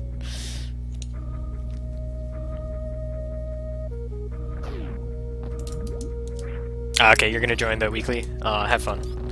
I'll probably still be doing this when it's over. You don't want to dawdle here too much either, because you'll just get grabbed. But yeah, you wait a little bit to bait this guy.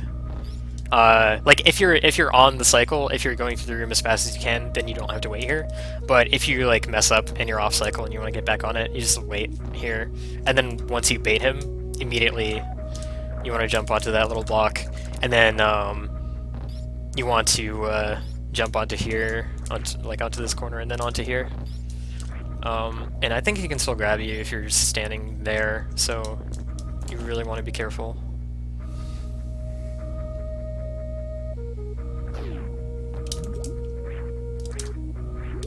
This room is very frustrating if you don't know what you're doing.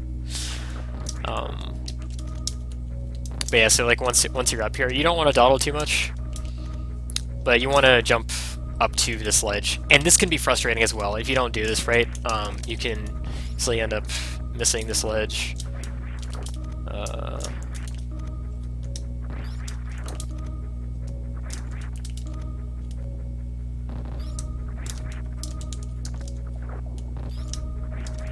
Basically, you want to be like,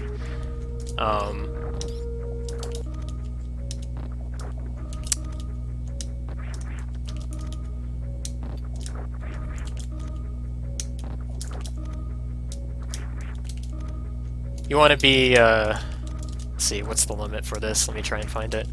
So you want to be as far left on this as you can. You don't have to be like at the very edge, but you do want to be on the last tile, at least.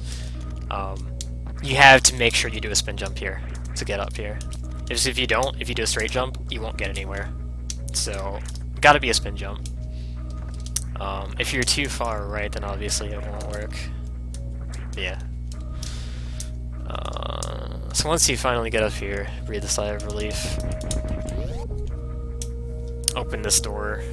I kind of recommend opening it with missiles just in case you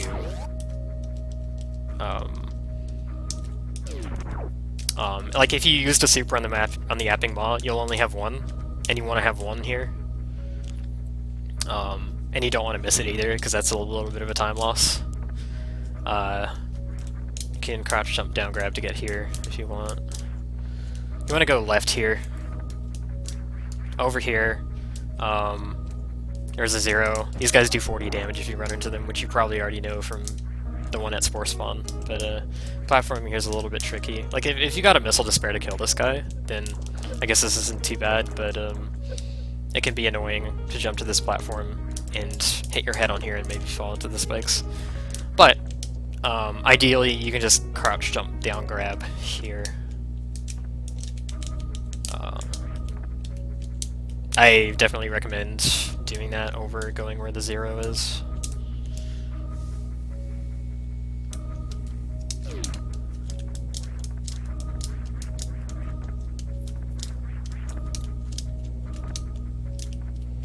Go to the left. You need crouch jumps to get up here, but they don't have to be. It doesn't have to be a down grab. And super this door. You want to go in here. If you mess up, you miss, you don't have any, whatever, you're gonna have to go down. You're gonna have to go to the right here. Go right at the fork, and come here and kill Zeelas. I don't know where the rest of the Zeelas went. There's supposed to be more there. That's actually really weird.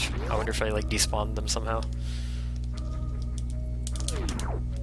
Never thought about being a teacher. I don't think I could put up with kids, especially, and like people that I'm obligated to teach for. Like, if you guys are being little shits, I just will ignore you, and I'm not responsible for you. But like, being a teacher, I don't think I can handle people in that way. But yeah, so like if you just run out of supers, you come kill one of these Zeelas and hope you get a drop. Anyways. Come up here and shoot this green door. Come in here.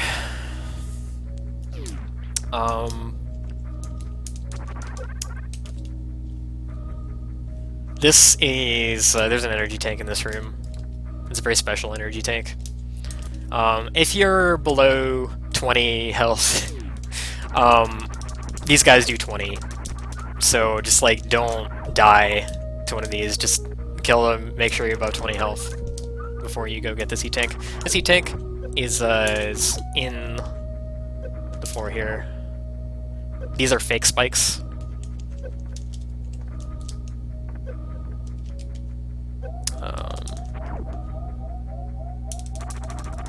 I think like the fake spikes are supposed to be a hint that there's like an item here. There's also an item dot on the map. This is an item that people have trouble finding, but this is required. You have to get this because you need this third E-tank for the Hell Run. I say third because you've got the other one available at the elevator. But one thing that this energy tank also does is the door to the elevator that leads to Norfair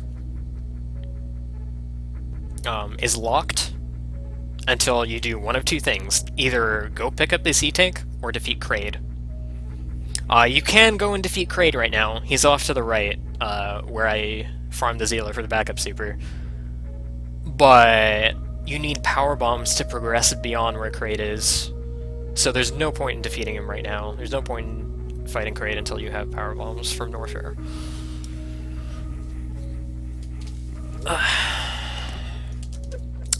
So after you get this E-tank, this all-important E-tank that is like impossible for first-time players to find, you want to... do you want supers from here? Yeah, farm and get 2 supers. You can have 0 missiles at this point, just make sure you have 2 supers coming out of that room. I mean, you can make do with 1, but it's better to have 2 in case you miss or something. Can you go to the washroom? No. I mean, I don't know, can you? So, back through this room, just kind of go back through it the same way. If you fall, it's no big deal, because you can just go to the left and climb up anyways. So actually, the next room, the first water room that you skipped with the shortcut, you have to go through that as well, but it has the blocks you can climb up on both sides of the room. So if you fall down to the bottom of the room, you can climb up either side. It doesn't matter. But there's actually a strat to get through that room quicker, and it's the way I like to do it. I think Person does it a slightly different way, but the way that I figured out works for me is coming to a stop here when I'm aligned with this brick in the background in front of the door, and then running through the door. At the end of that ramp, I do a full jump and morph and keep holding jump, and hitting that spike like that just lets me like fly through the water until I get here. If you like jump too early, then oh, actually that even works fine, and you don't have to get hit by the spike. So like you can do whatever, it's not really a big deal. What you want to avoid if you're trying to go fast is you want to avoid like hitting that platform like that, because that just kills your speed. But you know, not a big deal. Just like get over to this side however you can. You want to be at the bottom here, because there's a 10-pack in this tunnel. You definitely want to grab this, especially if you didn't get the one at high jump, or the one you're on the way to high jump. Yeah, so make sure you're right up against this wall before you shoot the 10-pack, because after that you want to morph. You want to jump and morph and get in the tunnel as quickly as possible, because your morph ball movement is so slow, especially underwater. Be like if you mess up getting in the tunnel or whatever, this missile pack will disappear. If you don't get in the tunnel right away. And then you'll have to bomb it, which is slower. But that's like a minor thing, don't worry about that too much. So you come out of the tunnel, best way to get up is doing a crouch jump here. And I guess like I'll explain something about your movement during a spin jump versus out of a spin jump.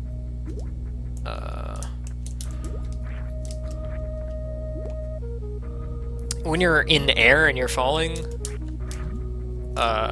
doing a spin jump, like activating Respin while you're falling, it can actually stunt your horizontal movement. It kind of like resets it. Horizontal movement when you're changing direction in this game, your acceleration for switching between left and right is just extremely slow. I'll try and demonstrate that out of water, actually. No, I can't, because this is all water.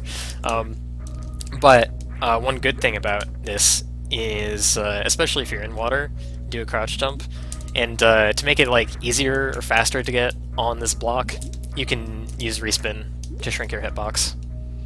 It's a similar idea to down grabbing. I use it in a lot of places, especially underwater. So like here as well. Oh, actually, you can just make that unassisted. But I use Respin as sort of like a ledge grab, down grab sort of thing, if that makes sense. If it doesn't make sense, then just whatever. Don't worry about it too much. But yeah, you want to come here. And you want to open this gate. Whoops. Don't miss. Just open this gate. Then, what you should do is also open this red door. Because when you're coming back through here, on the way to fight Kraid, you want to conserve as much of your ammo as possible for the fight, and for the purple door that's going to be in front of it. So getting rid of this red door is going to help conserve ammo later. You don't really need your ammo right now. You'll always have 5 missiles here because of the 10 pack you just picked up. But yeah, so that's about it. Open the gate, and missile this door open. So if you miss, or you don't have a super here or whatever, if you fuck up, if you royally fuck up, this is shot block here. Casuals find this and they get confused a lot. They're like, oh, this is a shot block up here.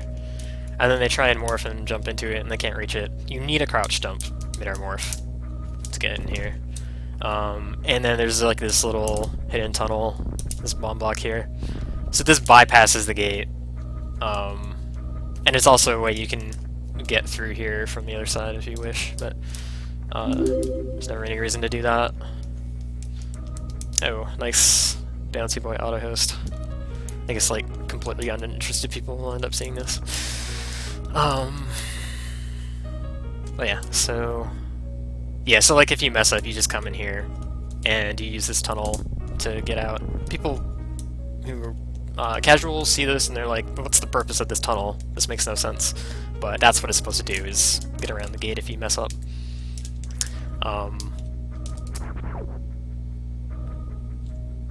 Yeah, I think that's basically it.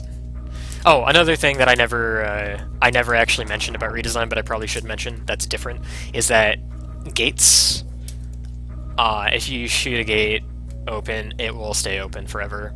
And if you shoot it closed, it'll go back to being closed. It remembers the gate position when you leave the room. So, like, that gate's open, leave the room, come back, it's still open. Which is different from normal SM. So anyways, you can kill this Zelo on the way to the elevator door if you want. If it drops a super missile and you're out of supers, then that can be pretty nice. But yeah, see how I'm only at 236 health. I'm not at full. If I didn't have this E-Tank left to grab, then I would be short on health for the Hell Run that's coming up. So if you grabbed the E-Tank from earlier, and you end up in that situation, you're going to want to go hit up the recharge station. So I'll just like show quickly how to get there from here. If you picked up the E-Tank and Kateria and you end up in this situation. Um, you just come through here, and you're back up here again. And then you can go into this room, hit a recharge, get supers from these Gigas if you want. They're very reliable source of super drops. And then come here, super open this door, and then just go to the elevator. Yeah, that's a good point as well. The flag for whether the gate is open or not, it only gets toggled when you shoot the button. So if you open the gate through other means, by getting stuck in it, then the game will open it because you're stuck inside it, but the game won't remember that it's open. It won't toggle the bit. So when you reload the room, it'll be closed. And then if you shoot it closed and you leave the room, it'll be open. But that's nothing you really have to worry about for the purposes of this route. So yeah, time for the hell run. Again, make sure you're full on energy before doing this.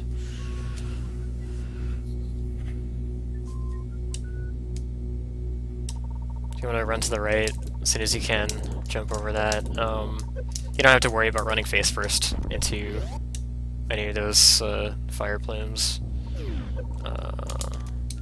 Actually, I'll start my save state from here. Yeah, just simple. If you have a super, use it on that door. It's faster. If not, then just use missiles.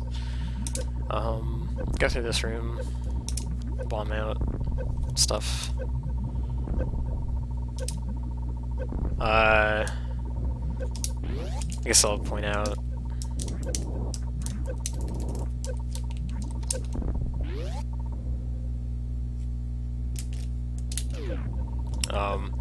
Make sure that you're like actually holding right here, because if you bomb there to jump and you don't actually get into the tunnel here, then you land in the lava here and you're screwed. You can't get out. Actually, oh wait, can you?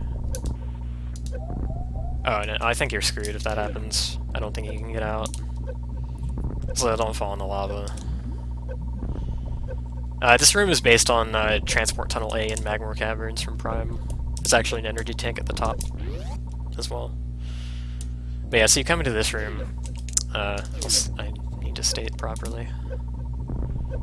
So room 3 is coming up. You need to kill the Norfair refill bugs in this room. They're called gamuts. They're the ones that are in stacks of 5. And they're under the Chromal Ridge, but you can't kill them with your normal beam and redesign. So you need to either missile them or charge shot them. Charge shot works as well, but it's a little harder to charge shot the first time.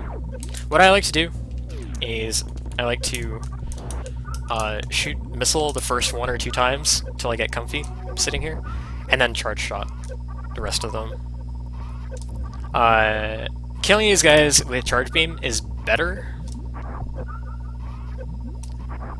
because if you reach full missiles on your way to farming to full energy, and you're not expending them, then you'll have a higher chance for energy drops. You also have a chance for super drops. These guys will never drop supers if you don't have at least 1 of energy or missiles full. Not that super drops are important here, but it comes into play later. If you feel like you're really not comfortable, then you can use missiles. But just know that if you're using missiles, that you have a slightly less chance of getting health drops. Anyways, so once you're at full, come here. If you got a super missile, you can shoot it like that. Or should have stated before. Oh my god. You don't want to die to these guys. You should have enough health to get to them fine, but even like take a hit from them, but If you mess up here too much, you can die to these guys. I'll stay here.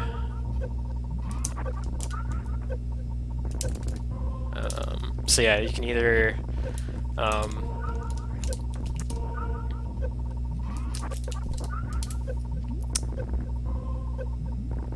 like super when you pass the vertical rail there, or you can start shooting missiles at that point if you don't have a super. I guess one thing I'll also note is like don't stop running on these crumble bridges because you'll fall in the lava and you can't get out. Should be obvious, but just in case. Oops.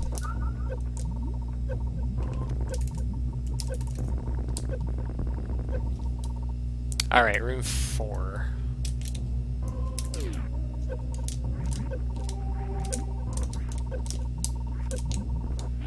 You can speed this up slightly by starting your first wall jump on the left. It's a little bit harder to do. It's a little bit more awkward.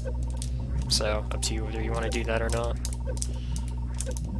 But just get up there as fast as you can. Just run through here without stopping. It's room 5. It's extremely simple. Okay, room 6.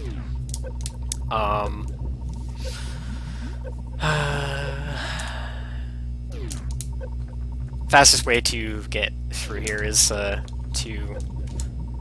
mid-air morph and jump into this tunnel.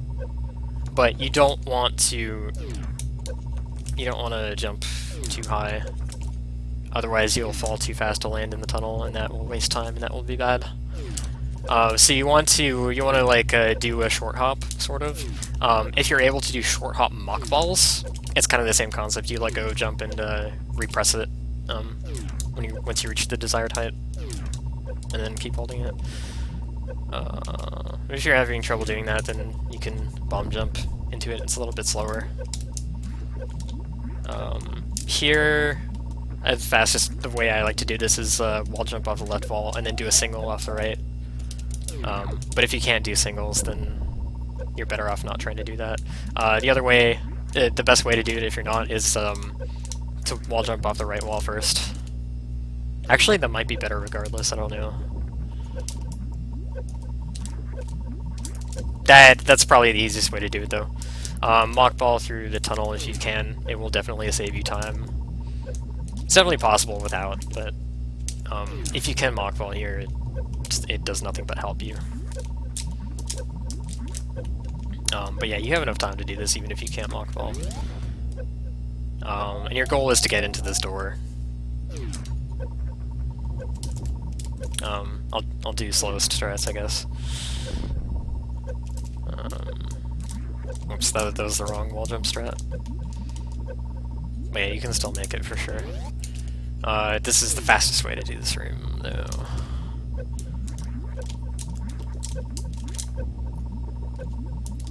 Basically, the Hell Run is all about having good movement and not making mistakes. It's something I want to practice a bunch, but I do think that it's something that's achievable by pretty much everyone who's played Super Metroid for a decent amount of time. Even if like you're not great at the game, you can practice to the point where you'll be able to do this.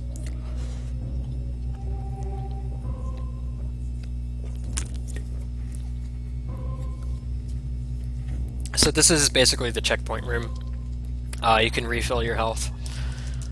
It's faster to not refill your missiles at this point, because you're going to come back through here and you're going to refill on the way back. But if somehow you have like less than 3 or so, I would refill here.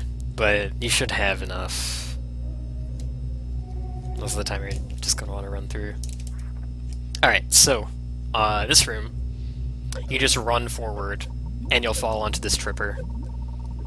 You don't have to time a jump onto it. Like, Because what I see casuals try to do is be like, oh my god, this thing is so fast, and like oh my god, I need to jump on it, and actually, I want to know if you can still make it if you miss a tripper cycle. That's a whole E-tank down, almost.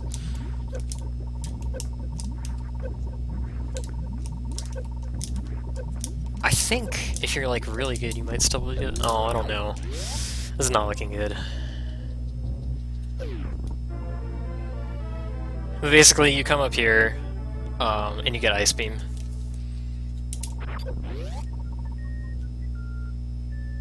And then to go back, you go up top. Ah, yeah, I'm dead. You cannot miss a tripper cycle. You can't afford that. Yeah, so just don't miss it. All you have to do is run to the right and fall on the thing, that's all. So you can actually, it looks like you need to wall jump here, but you can actually just do a crouch jump. Don't get hit by the Novas, they'll do like 30 damage. It's like 20 or 30. But regardless, you don't want to get hit by them. Also, don't be fooled by this purple door, this is not where you're supposed to go. That's for later. So just ignore it.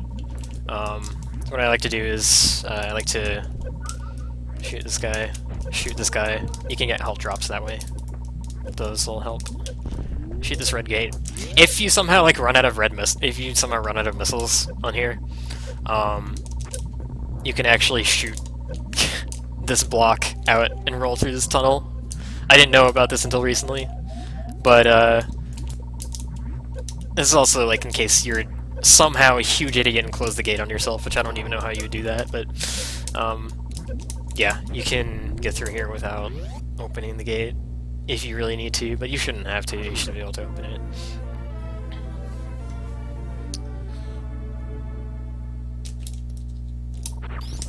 Alright, so now you've got Ice Beam. You need Ice Beam to get various suit, that's the whole point of this hell run. Oops. And you want to jump to this top part. It's like, you kind of need like a medium spot down this hill. Like, I guess like right when the hill is like perfectly diagonal. Right in the middle of that, that's where you want to jump.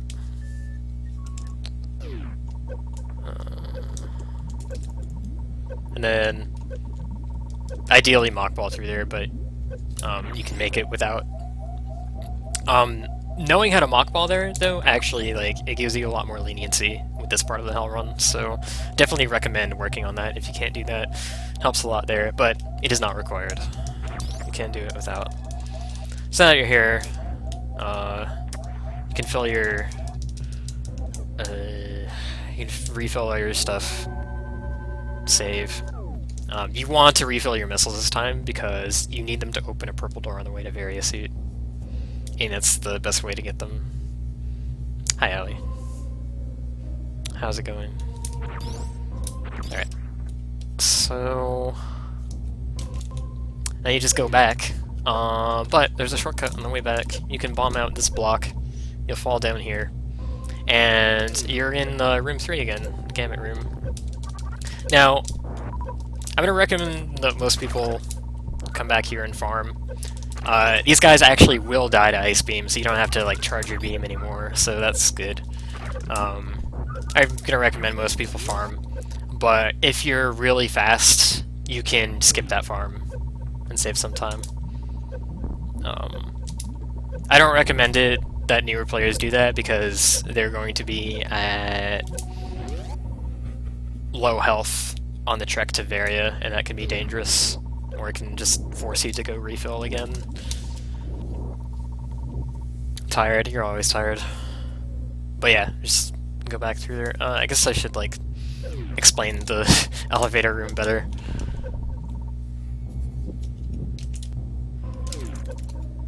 I'm gonna do this without the without taking the farm, just to like show you how much time you end up with, or how much health left. But you probably should farm there. Alright, so last room, you just like, you run left, jump at the edge of here. It doesn't have to be at the very edge, I think. Jump earlier. Yeah, it doesn't have to be at the very edge. If you just keep moving, you should be able to skip all these. You want to do a full jump to make sure that you don't get hit by this fire plume over there. You shouldn't fall in here. That shouldn't happen. Actually, I think... I feel like there's like a very specific spot you can jump and accidentally end up in the drink. But maybe not. Yeah, I don't think there's a danger of falling in the lava there.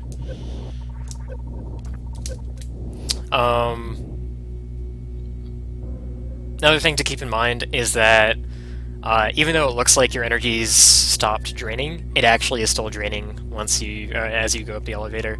So you see, you take 24 damage once you reach the top of this elevator. That's because you were actually taking it on the way up, and the game just like didn't actually... The game mode doesn't allow it to count until the elevator game mode is exited. So, whatever health you had going up the elevator, you'll have 24 less of it at the top, so just be aware of that. Might want to save again if you want.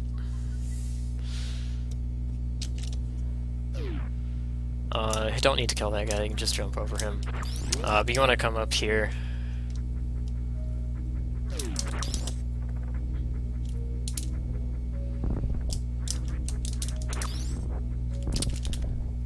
It's gonna take a little bit of explaining. Okay, so, your goal is to get into this pipe that I'm shooting at. And, if you farmed the bugs in Norfair, you'll have more health than this. You don't need health for it, but it's probably advisable you have more than I have now. Because, like, spikes do 16, the Gigas do 10. How much do the Rippers do? And there's a good chance that, like, the Rippers do 5, okay. There's a good chance that you'll do this room rather clumsily. It's kind of annoying. But the way that I like to do this is, I like to freeze the bottom Giga as it's coming out, and then freeze the Ripper when it's about in line with, like, see this, like, there are 3 vertical, like, beams that are part of the structure, and I'm on the very right one. I like to freeze them when it's about here. And then you don't even have to mess with this second Ripper at all. If you freeze this guy here, you can just mirror morph and get into the tunnel that way. The way I used to do this was very bad. I used to actually jump across this spike pit, which you're probably not going to do without getting hit, and then freeze this Ripper, and then wait for the second Ripper to get in position, and then get on him that way and bomb jump into the tunnel. If you're not good at mirror morphing, then I guess that's something you can do, but it's just, that's a really sloppy old solution that I had, and I don't think it's very good. It's best to not have to cross the spike pit at all. Another thing you have to keep in mind is that the Rippers don't move off screen. So if you let that one go all the way to the left, and you're over here, it's not going to come back. You have to actually like move the screen over to get it to come back. It's kind of annoying. But yeah, so just get on it. Get in the tunnel. And shoot these blocks out. You'll notice the ice beam has... here's the purple door, 25 missiles. You notice the ice beam fires very slowly. It's based on the firing rates in Prime, as I mentioned before. And we're actually going to turn ice beam off later, because it being so slow is just really annoying. Plus it, not being able to one-shot enemies, you have to freeze them before killing them.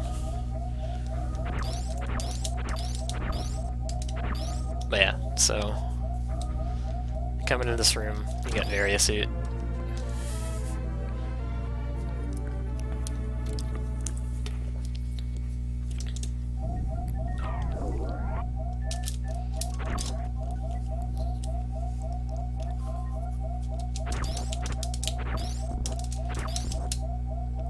Get out of here the way you came, and then go right. And at this point, this is the optimal time to refill your energy and your missiles. It's very slightly optimal to do this now, because just because after you do this, you come here and you refill your supers off the Gigas, and you have a higher chance of getting a super drop if you're full on everything else. If you're knowledgeable about the way Super Metroid drops work, you're gonna say, no, that's wrong. You can't influence your chances of getting supers. But like I said before, all the item drop tables are bugged in Redesign, so you actually can influence them in this. It's weird. A lot of quirky side effects with that. But yeah. So you want to have two, because you can super that door. You can super it earlier if you want to, but there's no real reason to. There's also no real reason to kill this guy, because you just need one super at this point.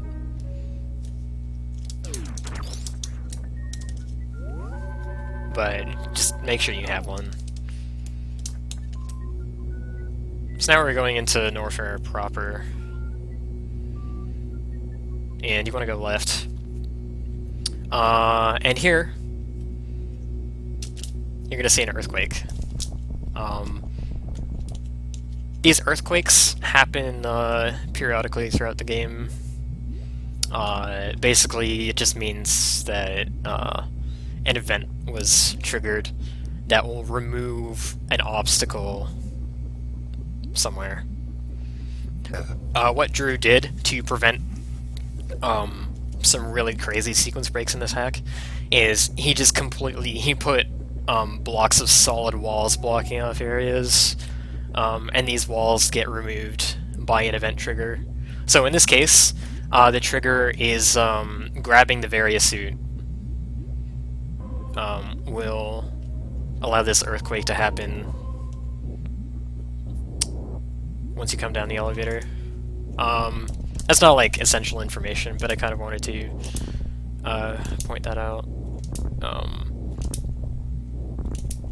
You'll see what this earthquake has done in a sec when I explain. But yeah, you just bomb through that wall. And do a full jump here, smack your head on the ceiling. That will get you to the second platform with no risk of falling in the lava. If you do fall in the lava, then you can make it out. Just out of here. Be aware that a lot of lava pits in Norfair are impossible to get out of. So be careful. So yeah, smack your head on this. Come up, actually. You can crouch jump down, grab this actually, but I'm not used to doing that. This Nova is circling around this platform. He might be in the way. You can either wait for him to get out of the way a little bit, or you can kill him. But you can down grab this platform as well. If you don't want to do that, you can just come up here, jump. This is the door you need the super for. And the earthquake that I mentioned, there's actually a solid wall here. If you try and come this way without Varia suit, without triggering that earthquake, there's a solid wall here. It's just basically a fuck you wall. That they're in certain places to prevent a lot of sequence breaking from happening. Well, that's not really important, I guess. Alright, this room. If you can mockball, you want to mockball into this gate. But if you can't mockball, and people get tripped up by this gate. I see casuals get tripped up by it all the time. They see it and they're like, "Oh, you have to mockball here. That's the only way to get through this." And that's kind of what it looks like, unfortunately. But there's actually a shot block here, and you can mid-air morph and roll through the tunnel here, and you're past the gate without having to mockball. So if you can't mockball, then that's what you're gonna do. This room has small disc gigas. They do 40 damage. Again, your regular shots can't do shit to them, so you're gonna want to be careful. Have missiles at the ready a lot of times.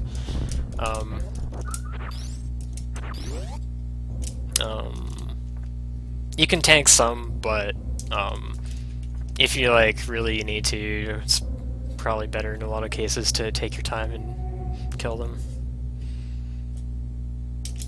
Anyways. Keep going through here.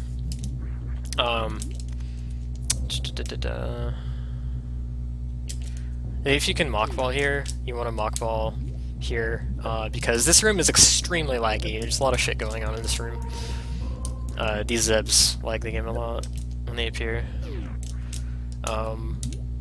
If you roll through here with a mockball, you're shrinking Samus's sprite so it doesn't have to draw as much of Samus. So that reduces the lag by a little bit. But that's like kind of whatever. Main thing is you want to make sure you get up to 2 super missiles here. What you can actually do is what I like to do if I have Ice Beam equipped here is use missiles to kill these guys.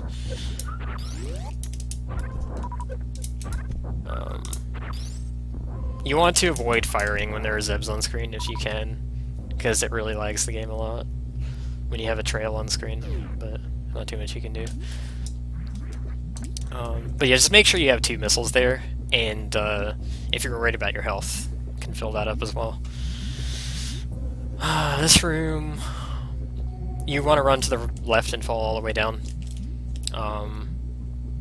So there are 2 platforms here that you can dodge by going down here, and then lined up here there are 2 more platforms you can weave through. Basically, right, left, right, between these pairs of platforms. And I'm down here. It doesn't matter much. Just get down here however you want. Have missiles at the ready, and fire one as you run across this hill to take care of this disc ego. Don't fall in this lava pit. Again, it's like the ones in the Hell Run, you can't get out. Okay, this room is a fucking pain in the ass. If you're unlucky, then if you have like unlucky squeak positions, squeaks are these jumping guys. If you have them in unlucky positions, you can get hit by them as you're running, but it's better to just run and roll the dice, because dodging them just takes too much time and they're unpredictable. Alright, so you want to make it into that tunnel. That is your goal. And the fastest way to do that is do a running jump and midair morph. But that can be hard, and it's not the intended solution. The intended way to do this is I'm gonna freeze the dragon, just so it's not screwing with you. But the intended solution is to freeze Squeak with a charge ice shot.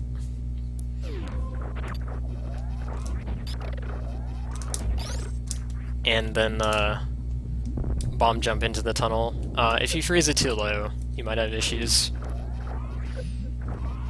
I'll try and freeze it low on purpose.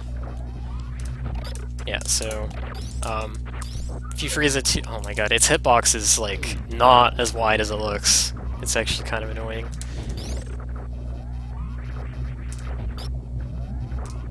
Yeah, so if you freeze it too low, you might have difficulties getting in the tunnel with a jump and midair morph. So you want to like freeze it as high as you can. Even that's fine, I think. And you want to diagonal bomb jump into the tunnel. All you have to do to diagonal bomb jump is lay the bomb and then move slightly off of the original location, and it'll boost you diagonally. So you diagonal bomb jump from it, and you hold right, and you're in the tunnel.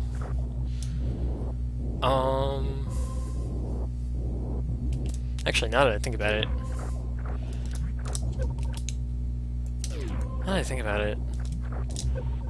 Oh, no, hold on. An alternate way is, there's a little tunnel underneath here. It's 1 tile off the ground, I believe. Maybe you can get through that in the lava if you really want to, if you're having that much trouble getting up here, but you will take quite a bit of damage doing that.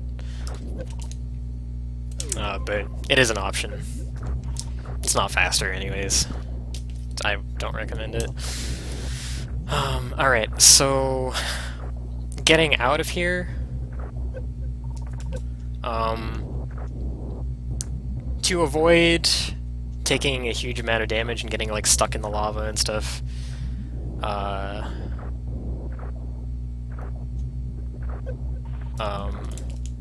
you can try and roll out and get hit by the squeak near the lava line. Just like try and time it to do that.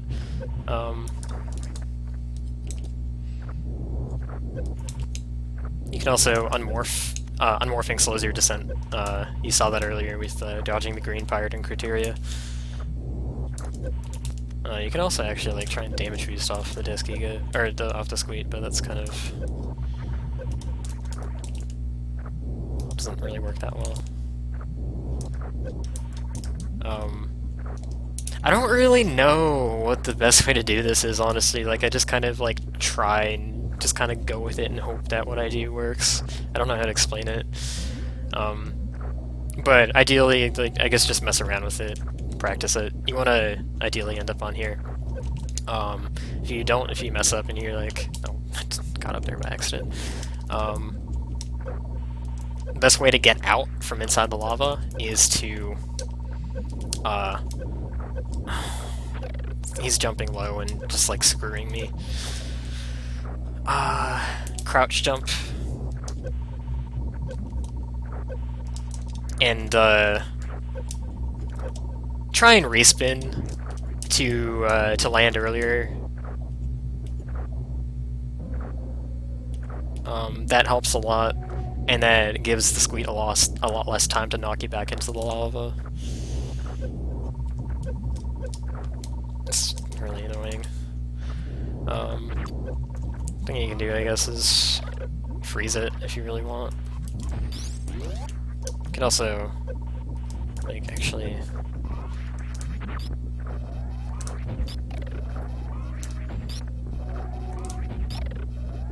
You can, you will kill these guys if you do a second charge ice shot, so be aware of that. Whether you want to or not is up to you. Sometimes it's going to be beneficial, sometimes it can be detrimental. But if you're just doing a regular jump, you actually do a regular straight jump, you can't make it out. It has to be a spin jump, or a crouch jump, or whatever. This room just fucking sucks, honestly. Propensity to take a lot of damage.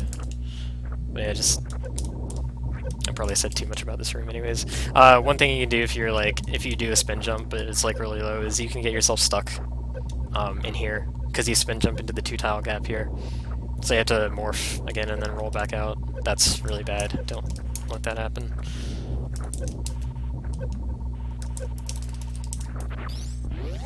Alright, so anyways, enough of that crappy room. Alright, after this, just keep going. Use the first of your 2 supers on this. Equip missiles. Try and take care of these Desk Gigas. And missile this door. You need a super missile for a door on the floor in the next room, and if you miss or you run out, your only real option is to come and farm these guys, and you pretty much have to use Ice Beam to do this unless you want to waste a ton of missiles. These gamuts are set up very annoyingly. You have to kill them one by one since they don't overlap, and because of how they're positioned, you probably won't get more than 3 on screen at once. You can get 4 sometimes, but these guys just suck to farm off of, so try not to let that happen. Try not to run out of supers here. That goes for most places. Like, ammo management is really important in Redesign. Be mindful.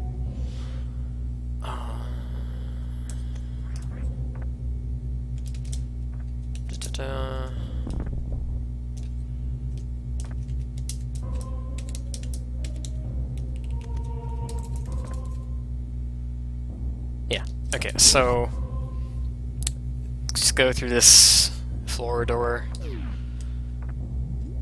Go left. You can have a missile ready to kill this guy if you want to. You can freeze this guy if you want to. I think this multi-viola is always going to be in position for you to shoot him if you're doing it on the ramp like that. But yeah, shoot this block in the 4. It's faster to go left here. Fall down here. Go down through these shot blocks. Save.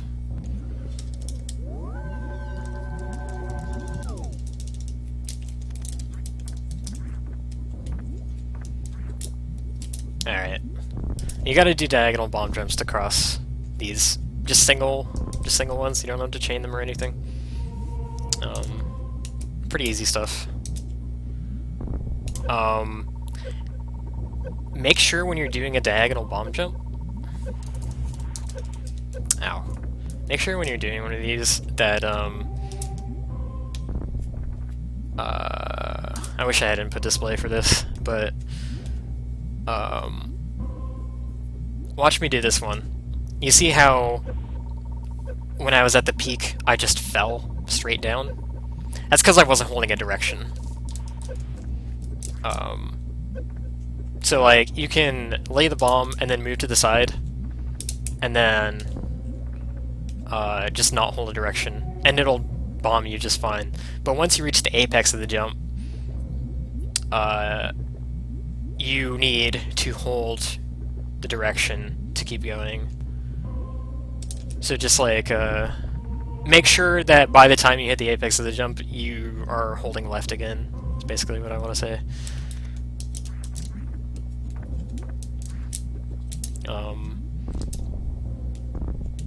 I say that because like you don't have to worry about already holding the direction when the bomb's going off, because then you can do stuff like that where you just you hold it prematurely and you just fall.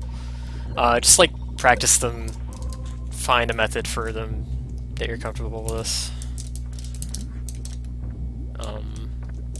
They're not hard, but it's important to have this kind of stuff down so that you aren't dying in a lot of these places unnecessarily. Oh yeah, so here's Rob. This block right here, that's a bomb block. So you bomb that out as you pass it, and then you do double bomb jumps to get around him. And then you do another diagonal. If you fall in this lava pit, you have to roll all the way back through the lava to get back out, so don't fall here.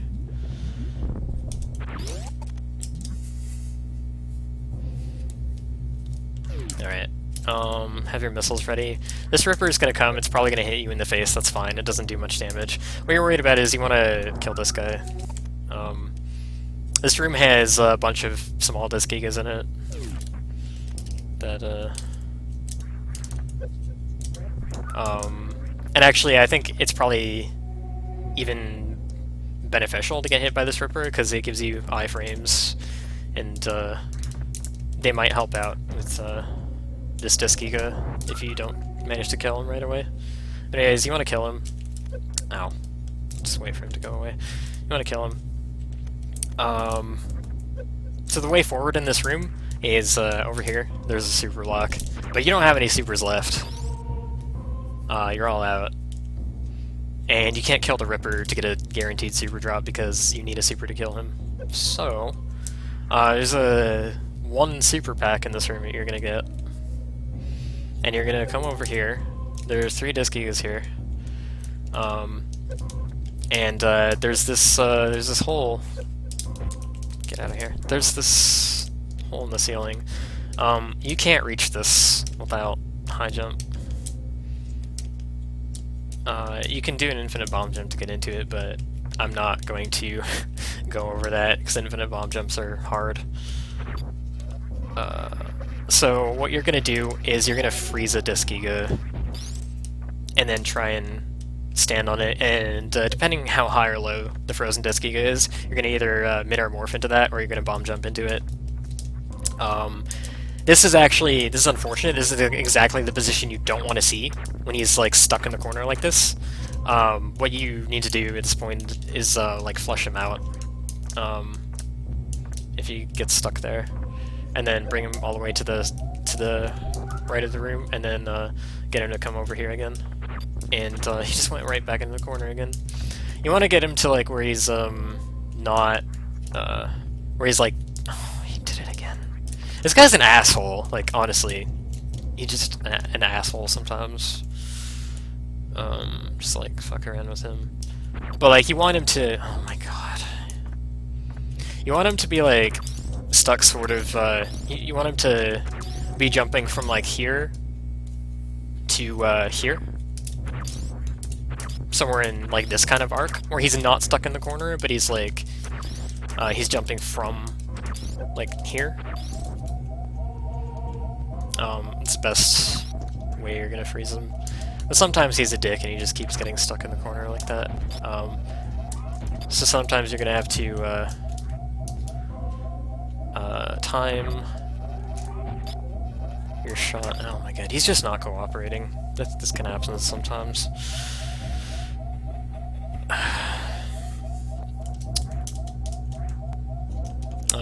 Note about Deskigas and Side Hoppers, if you didn't know, is that it's basically a coin flip, whether they jump high or jump low, and that's all the variation they can do in their movements. They will always jump towards you, but it is random whether they will do a high jump or a low jump, and that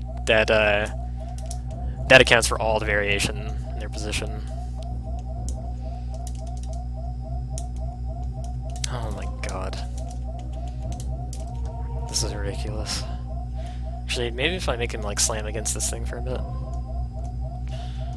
maybe he'll be in a better spot. Oh my god, he always does the jump that he needs to get stuck in the corner. This is ridiculous.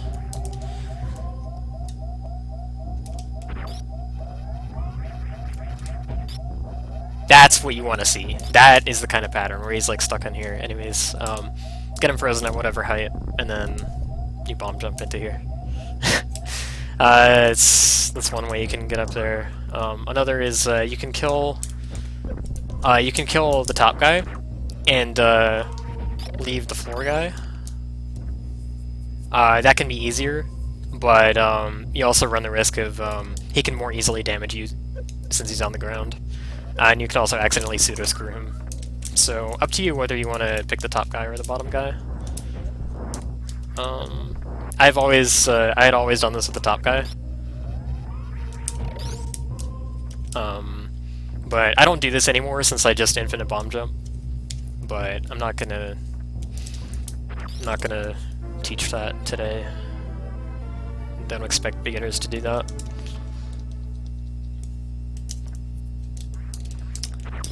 So actually, I believe this is the last thing for a while that you want Ice Beam on for. So we're gonna turn it off now after you get that super missile. Because it's much better having it off. Alright, so you use this super to shoot the floor block. If you miss this, if you miss this super shot, you're gonna have to go all the way back to the gamuts I mentioned earlier, the ones that are spread apart and super annoying to farm. I'm not sure if the Novas can drop supers. Maybe they can, and it's really unlikely, but you're kind of shit out of luck if you run out of supers here. Just don't do that. One thing to be careful of is if you're trying to shoot it and then the Ripper comes and knocks you out of position, your super can hit like one of the surrounding blocks instead. You can also accidentally shoot the Ripper. That's not so bad because it'll give you a super drop, so you'll be fine. You can just try again, but yeah, just don't run out of supers here. That's bad. Alright, so now that you're past all that crap, come down here. These center two pipes in here, these have Zebs in them. Your missile count isn't super important, but you want to farm to 3 supers. And you don't really need more than 3. You don't even really need them, it's just they're nice to have for Crocomire. So Crocomire... Crocomire is basically the same as in vanilla.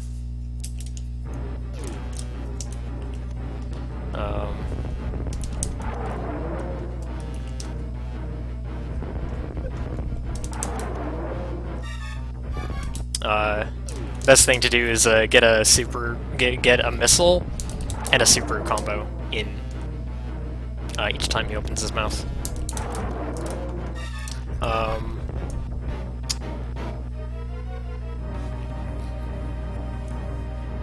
Different weapons make him take a different number of steps back. Crocomire doesn't have HP in the conventional sense.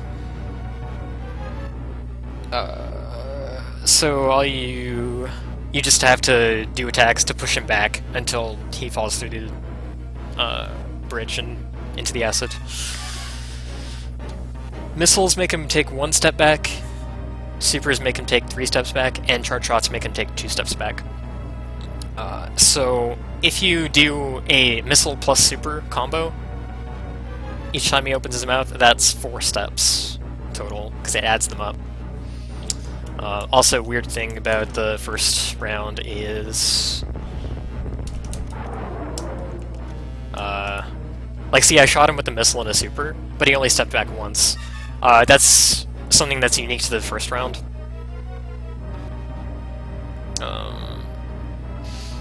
Sorry, I keep losing my train of thought. That's unique to the first round, and it, like, accrues the damage from the first and second rounds, and, like, totals them up. So I've hit him with a missile and a super, and now, second round, now I hit him with another one. So he's going to take 8 steps back now. That's just something that's unique to the first and second rounds. So if it, like, looks odd that he's not stepping back a lot, that's why.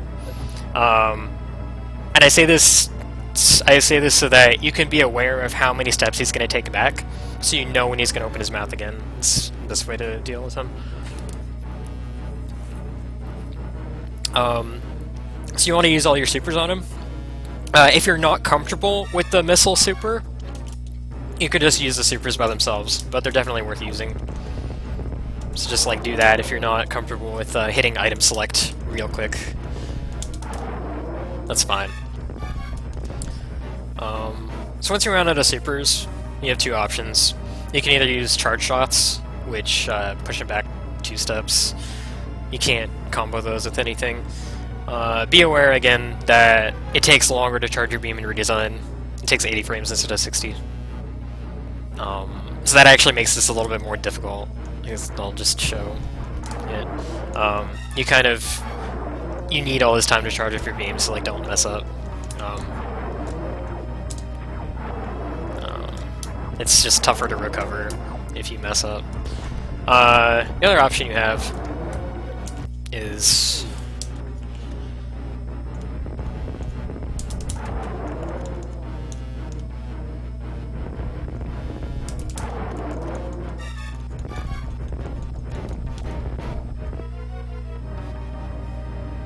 I guess I'll save state here.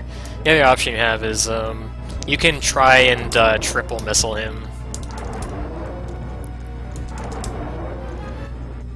This works best if you move forward during it. It's kind of tricky. If you can't do it, it's fine. You can just double missile him, but double missile, you might as well use charge shots and not waste your missiles unless you really don't want to use charge shots. Just, like, do whatever's comfortable for you in this fight, really. It's not a big deal. You're not gonna die.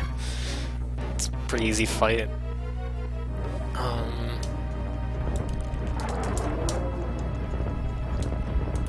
Sometimes he'll swipe like that, and he'll stay in place, letting you collect his drops. Yeah. You don't really need drops from him, honestly, so you can just take the opportunity to shoot him at that time. You can do jump and shoot if you want. I prefer doing it diagonally. I'll only do jump and shoot if he's swiping and throwing his fireballs, because it's less likely that they'll get hit by the fireballs in that instance. But yeah. Also, sometimes when he's like swiping, he fakes you out and makes you think he's gonna shoot fireballs, but he takes another step backwards instead and continues on. But there's really nothing in this fight that's different from vanilla, other than your missiles fire slightly faster than they do in vanilla, which makes getting a triple missile in just a little bit easier. But just like do whatever you want for that fight.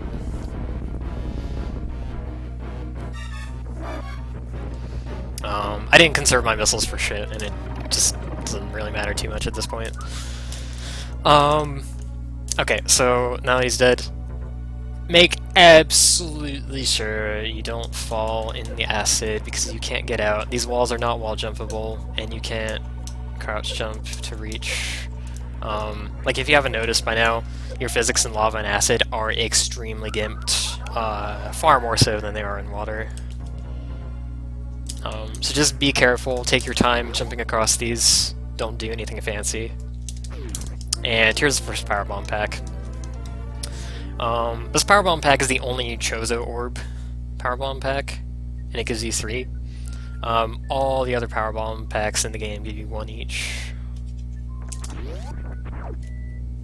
I recommend using...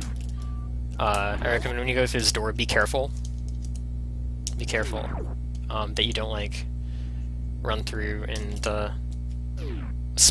take a spill in the acid. I recommend using stop on a dime. Just hold an angle button as you're going through the transition. Look at the D-pad, and you'll be fine.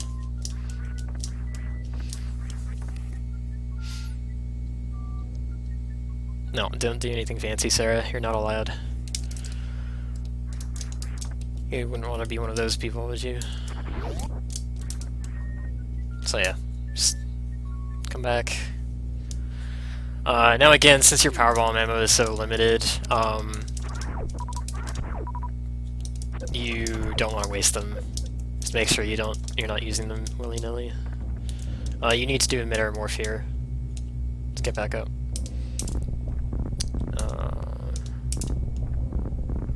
Here, you can make this with a double bomb jump. It just has to be really good. Your third bomb has to be at the apex. It's not as much leniency as for the others, but you can do what is this 6 tile high thing? You can do 6 tile high with double bomb jump. Up here, you gotta unmorph and shoot this thing with a super. I guess I should have mentioned, if you don't have a super coming out of Crocomire, make sure you get one from the Zebs down below. But yeah, so just get rid of that super block and come out of here. And now you gotta get across these again. You can just fall in the lava, roll all the way through, but I don't recommend you do that. I think it's slower and it's not worth the amount of damage you take. So just do this diagonal bomb jump. Rob is made of power bomb blocks, so you can actually get rid of him. I like to lay the power bomb once I'm past this, once I'm at or past this square tile. Reason being is if I lay it there, it'll knock out both of the bomb blocks in this tunnel. It's just a minor thing. It saves time if you lay it there. You don't have to use that power bomb if you don't want to. You can go through Rob like the normal way again. Or you can go through the lava, which again I don't recommend, but yeah. I think that usage of that power bomb is worth it. So to get back up here, just get up here, climb up. I like to do a wall jump up this wall, take advantage of how far it pushes you away. Ooh, pizza. You don't get anything fancy. Yeah, don't enjoy it too much. Just come back up to, okay. I almost forgot this. We don't do this in the more advanced routes, but at this point, you want to come back this way. Come over here. And this door is unlocked now that Crocomire is dead. Come in here, open this green gate. I believe you want to do that for much later in the game, if I remember correctly. You want that to be open. Bacon. Oh. Yeah, whatever. So do that, and then come back here. There's a power bomb blockade here. Most efficient way to get rid of it is... Oh my god, fuck this guy.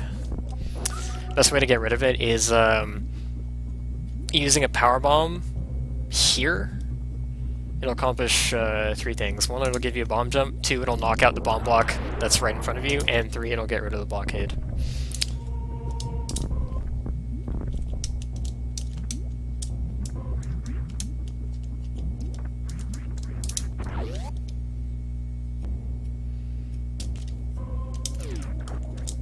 This is shitty squeak room again. Basically, get through it the same way you did before. If you're at really low health and you can't do this, you're probably gonna have to run to the room to the right and farm gamuts really slowly. I guess if you have to do that, you're gonna have to re-equip ice. And then de-equip it again. But yeah, just come through here.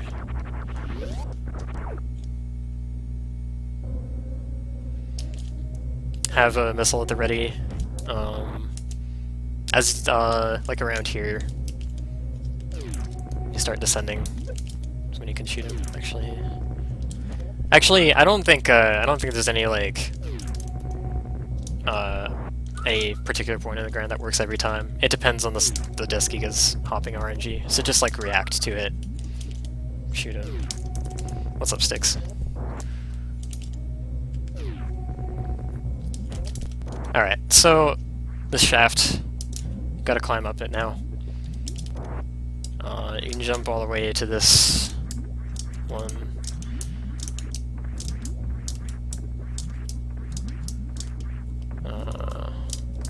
There's a couple of things you can do that are just not just climbing every single platform.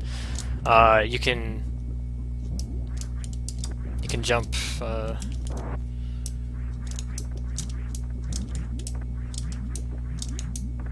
You can jump all the way to the right. Wait, what? Sorry, let me do that again. I forget how to do this. I do it a different way that's harder. And dumber, and I'm not going to show that way. But jump all the way to the left here, and then down grab that platform if you want. It's one thing you can do.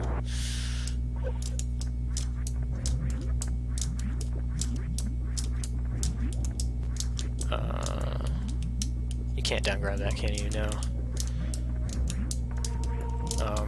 You can down grab this platform from the one directly below it. It's kind of awkward. I don't really like doing that one. But yeah, just get up here however you want, really. Oh my god.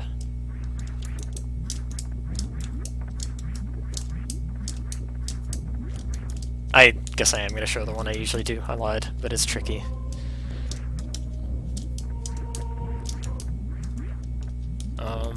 Careful of this Disc Giga if you're at low health. Just be aware that he's going to be there. You can like have a missile at the ready if you want.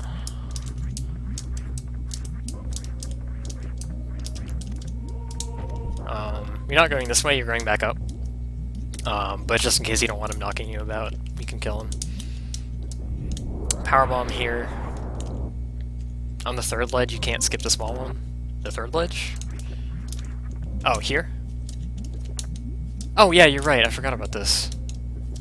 Yeah, I somehow forgot about that.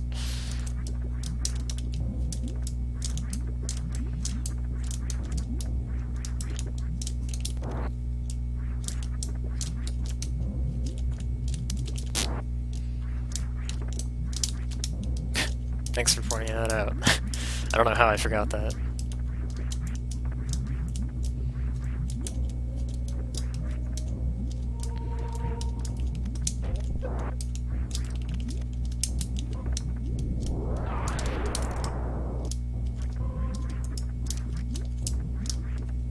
This slope is stupid.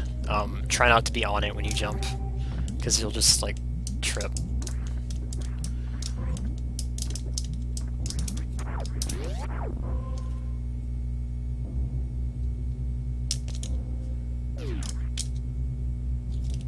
You can mock ball again here to reduce lag.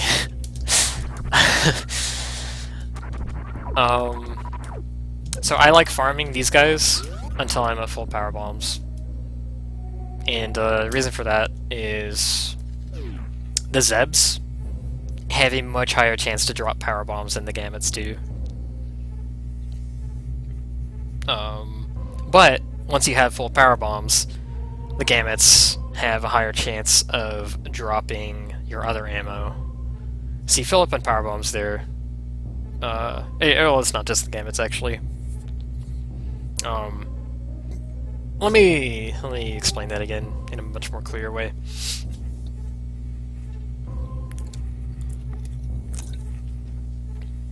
We're going to fight Kraid now that we have power bombs.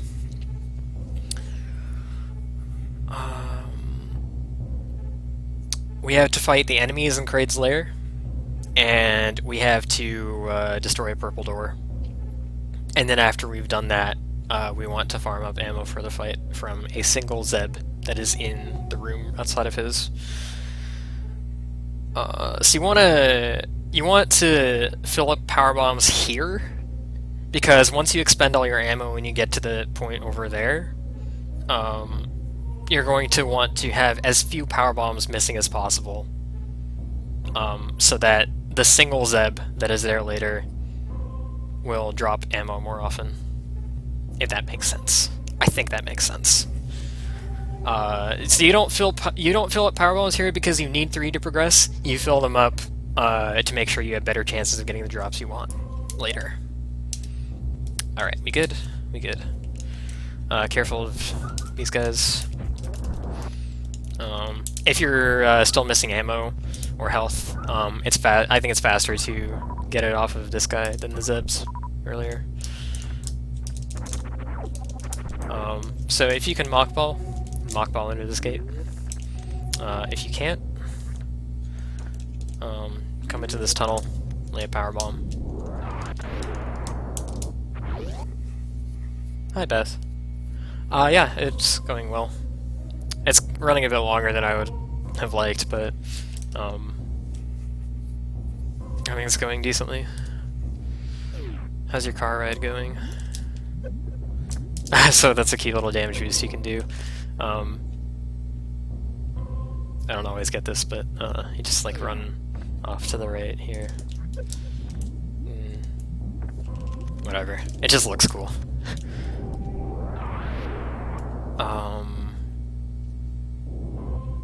Yeah, powerbomb this out.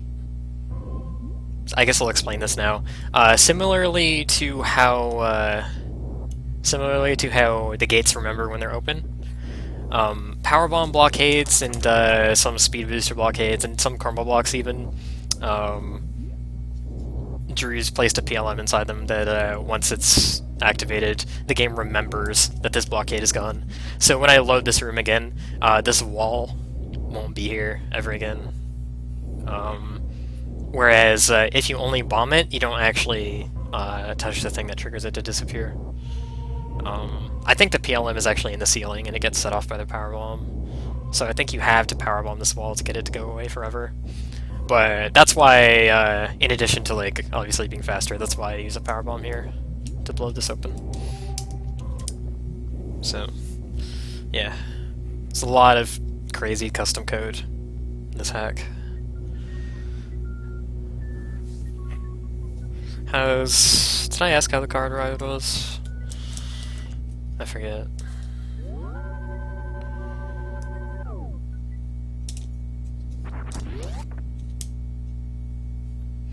So if you run through this door, spam shots, hold up. Run through this door and spam shots. You can kill this guy. And actually you should be at full ammo, so there's no point in killing him, but just so you know, you can kill him. Hi Taco, how's it going?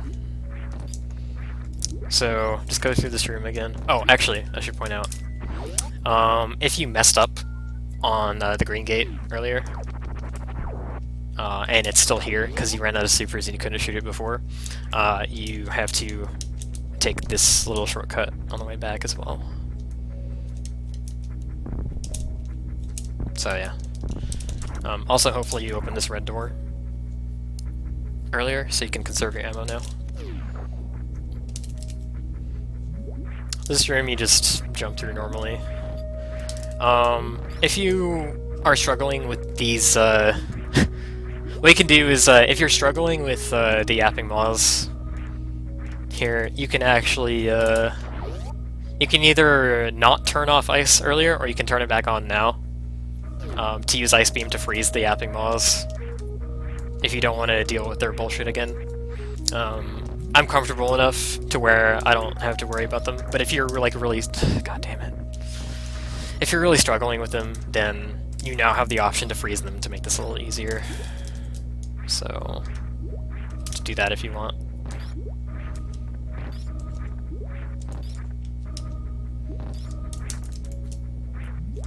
I don't recommend doing the crouch jump that I just did. It's pretty easy for the yapping maw to grab you if you do that.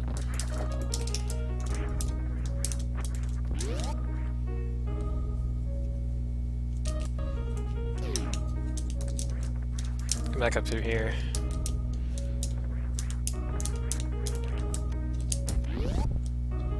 And go in here. Make sure you use a super on that door. You want to keep your missile count as high as possible. You want to prioritize using supers over missiles, because mini Kraid will drop a bunch of guaranteed supers for you, and the Zeb that you farm in front of Kraid's room, you'll get supers from it much faster than you'll get missiles. At least like the equivalent in shots on the purple door. So anyways, you come in here, kill these guys, they take 2. You can wait for the drops or not. I like waiting for the drops. Person doesn't, I believe. But like sometimes they can drop missiles, or they can drop an additional super. If they drop an additional super, you can use the super on one of them to keep your missile count up. This guy takes 1 missile and 2 supers. Notice how slowly the supers fire in this game. They have an insane cooldown. Kind of limits their usefulness a bit. Makes them less OP. But yeah, 1 missile and 2 supers, mini Kraid will go down, and he'll refill all of your supers. You come into this room. And, purple door. What I actually recommend you do, if you don't have... Let's say you don't have a crap ton of missiles like I do. Like, I actually have a lot. I'm actually pretty fine to just open the door like that. If you don't have as many missiles as this, then what you actually want to do is you want to fire 3 supers into the door, come back here, farm 2 more, come back here, fire those into the door, and then come back here. It's better than expending all of your missiles and having to farm missiles back. When I go into Kraid, I like to have at least 13 missiles and 3 super missiles. So I think that's enough to kill him if you don't miss. And even if you do miss, you'll probably get a drop or 2 during the fight. I guess like less experienced people might want to go in with more than that. Which, I mean, I have 23 now, so that's plenty.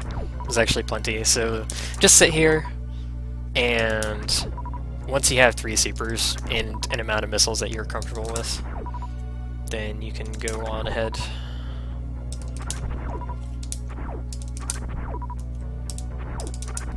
Yeah, okay.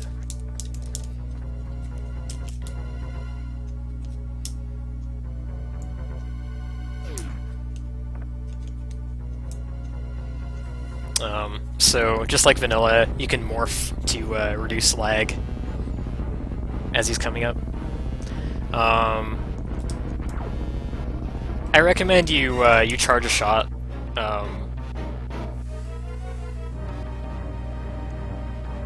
Human's not able to skip Kraid.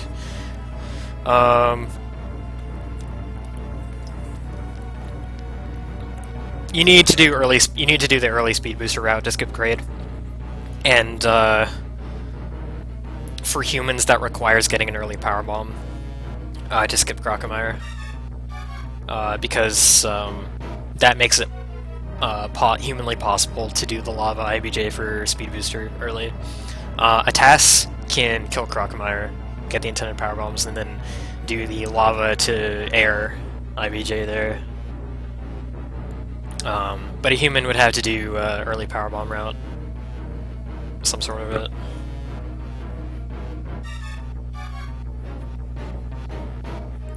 And it's just not worth it at this point. And even if you did do that route, I think a human would actually still kill Kraid, because killing Kraid opens up a bunch of Grey Doors in Brinstar that are difficult to backtrack if they're locked. And Kraid also opens up the tube that connects Brinstar, Meridia, and Norfair.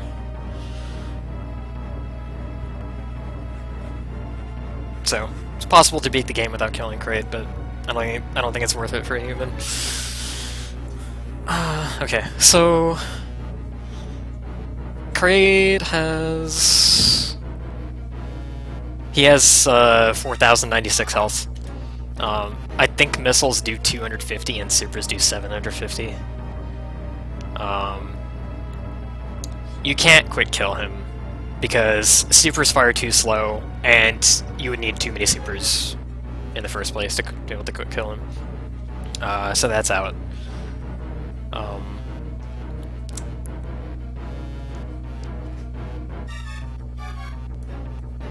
If you've run Super Metroid before, you're probably familiar with the fact that if you shoot Kraid in the face with Charge Beam, it'll freeze his hand, making shooting his mouth easier. And I recommend you do that even though it's laggier. Because... let me start the fight again.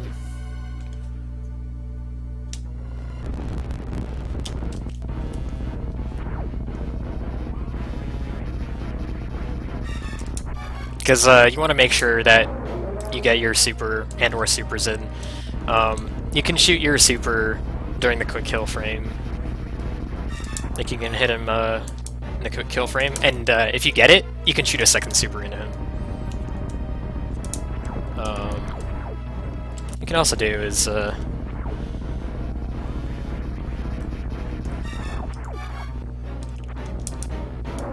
my god.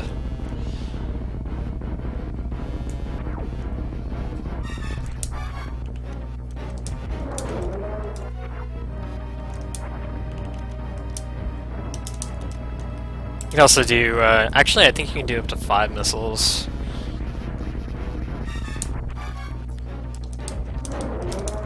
No, you can only do 4. Or you can only do 3.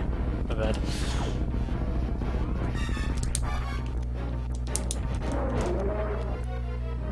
You could do 3, and then do supers if you want. If you do 4 missiles, he'll start to rise up. So if you want to get more shots in the first phase to make things simpler, you can do that. 3, and yeah, just make sure you don't miss your supers. You can kind of go willy-nilly with missiles depending on how many you have, but you want to make your supers count. To get him to open his mouth, shoot him. Either shoot him in the face or the belly. Just kind of go crazy with missiles, honestly. Especially if you came in with a lot. And you can get him down pretty fast. You want to pick up all of these drops, just to make sure you have ample amounts of everything. Is there anything else I need to go over with him?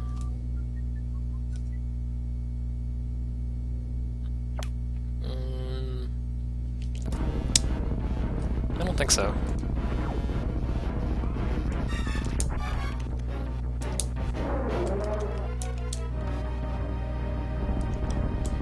You can wall jump off this wall. Get to the platform faster, I guess.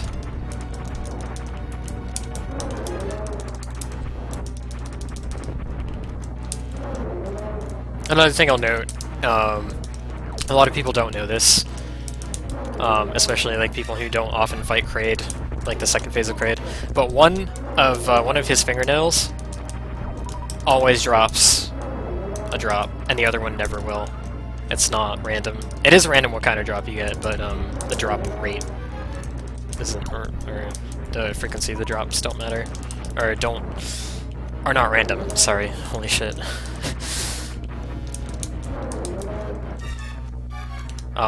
It's really beneficial if you can get a free super drop during this fight. It speeds it up a lot.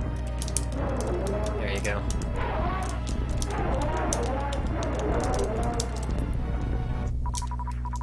Wow, a lot of super drops.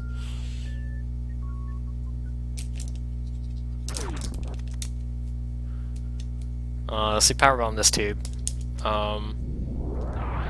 If you want to take the save, you can actually you can do that.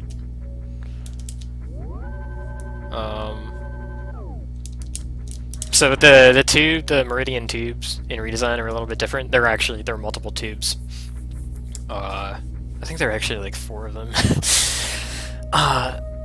But you can actually move while they're exploding.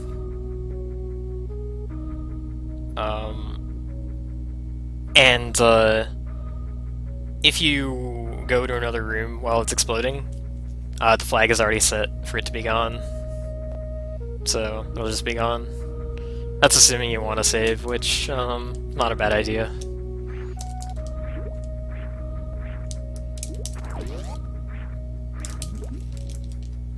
Also, I didn't mention this before, but arm pump as much as you can underwater. It really helps with how slow it is. Alright, so now you're in the east side of Norfair. What I like to do is I like to drop down here, lay a powerbomb, and drop down here, lay a powerbomb, and then before it kills the gamuts in that pot, shoot a super at the red door. This does a few things.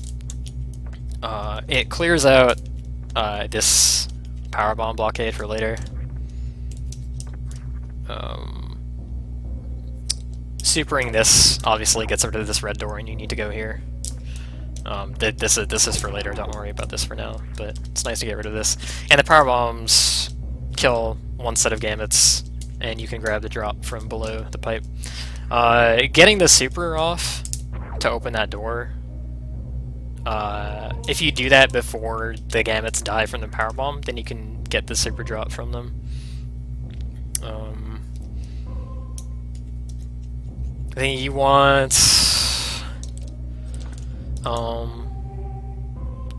at least 1 power bomb. I guess like you can go ahead with 0 and get them from Alcoons as well. But what do you want? Actually, your ammo doesn't matter that much at this point. Now that I think about it, I'm thinking of the gate glitch route. We're not going to do gate glitches, so your ammo, you need to have enough to open a few doors, and that's it. It's not like too important. If you don't have at least 2 power bombs already, I recommend killing that Alcoon. Getting a second one. This missile, it's a 2-pack. We call it Bob Jr. because it's just kind of in the way. Referencing the Bob missile from Fusion. It's unskippable. Unless you do some crazy stuff. We passed through this room back and forth 4 times, so it's faster to just grab this missile pack than trying to avoid it. What we do want to avoid is that pirate. Jump over him. Can down grab this sledge. Jump over this pirate as well.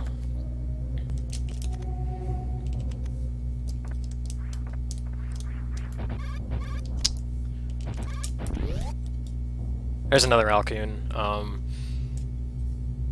but there's a better one to kill coming up. So if you have at least 2 power bombs here, you can use a power bomb here. That gets rid of this block, which is a thing that's like casuals get stuck down here, they can't figure out where to go, and it's not obvious you have to bomb this block. But you gotta bomb this block. You can do it with a regular bomb. Come in here, and if you don't use the power bomb, there's a bomb block in here that you need to do a double bomb jump and then lay another bomb at the peak of the double bomb jump to get rid of, and that's slow, so that's why we use the power bomb here. If you have at least 2. Actually, I think even if you have 1 at this point, you can still do it. But you absolutely need at least 1 power bomb at this point. So make sure you have it. If you don't, kill this Alcoon. This gate, just open it. And yeah.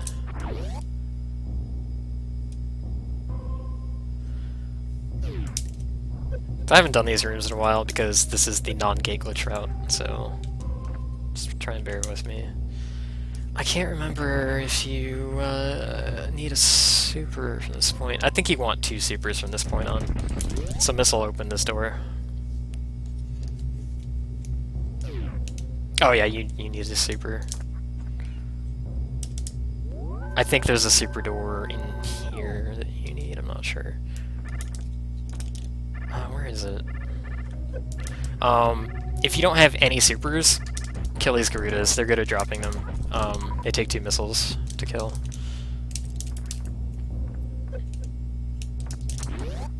You need, you need at least, you need 1 super. If you don't have any, kill the Garudas. Go through that fake wall.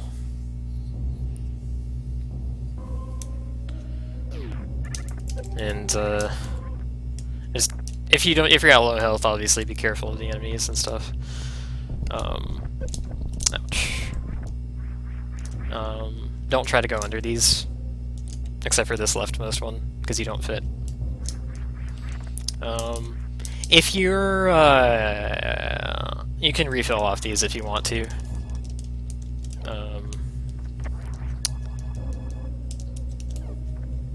It's faster to skip them because there are Zebs. There's a group of Zebs in a pot later that you have to farm from anyways for ammo.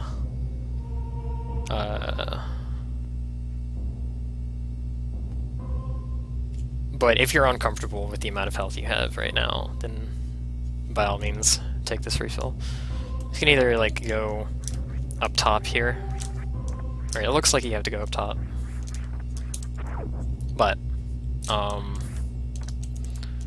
this girder is actually a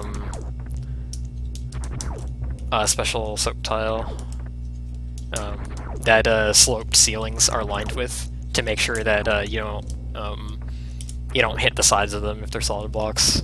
They basically, it pushes you upwards in a one-way kind of fashion.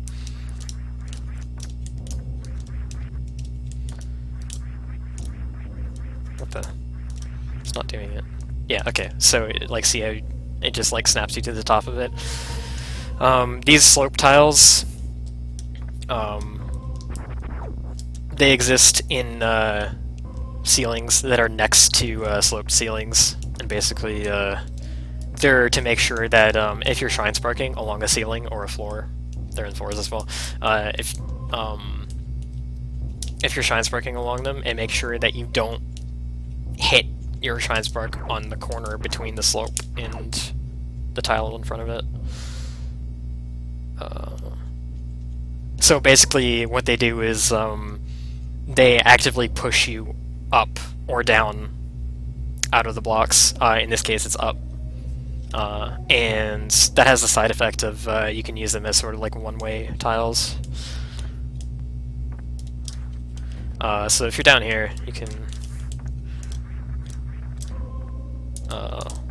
wall jump up those.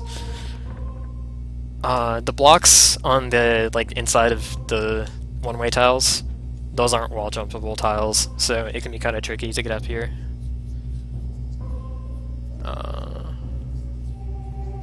But yeah, just do whatever. Just giving options. Alright, so you bomb this girder to get underneath here. I like to deboost off that disc ego.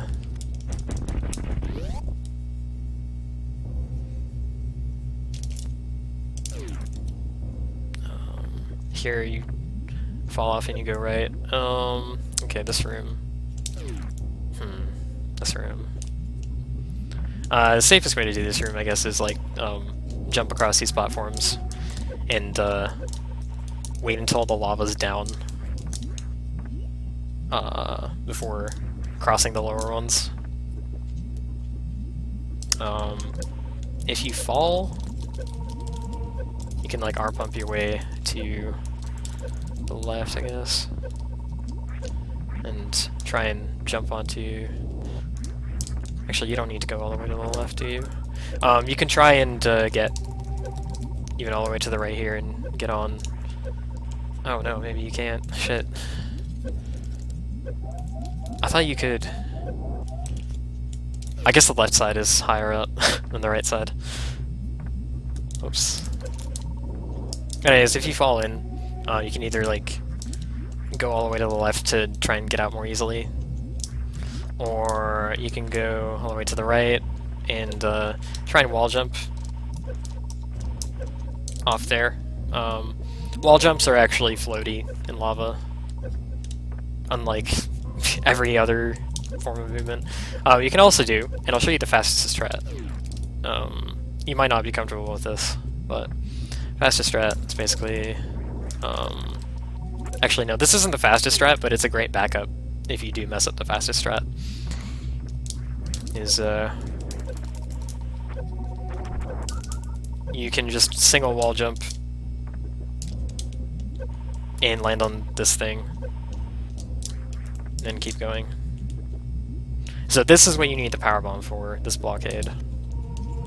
I'll show more ways to get across here first.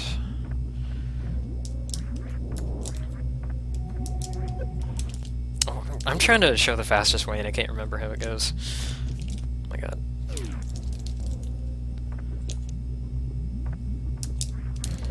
Fastest way is actually you do you do a jump from inside the lava and you try and do the best jump you can. And sometimes it doesn't make it, and sometimes it'll make it, sometimes it won't make it, but if you're fast enough through the whole room, the Ripper will actually come from the left and knock you onto that platform. And sometimes your jump will fall short, but it will be too low, but you can wall jump off the side of that girder. It's a single, so that's still kind of hard.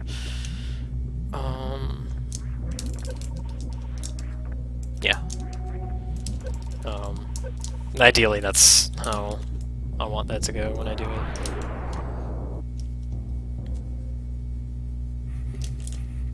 Okay, his save point. If you play this casually, without save states, you're very familiar with the save point, the most infamous part of the game, Grapple Gauntlet.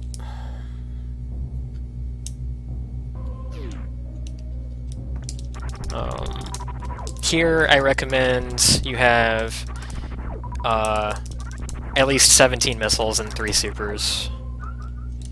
I don't think powerbomb count matters. But this room, you have to kill everything to proceed. And first enemy, he is a giant disc ego, surprise.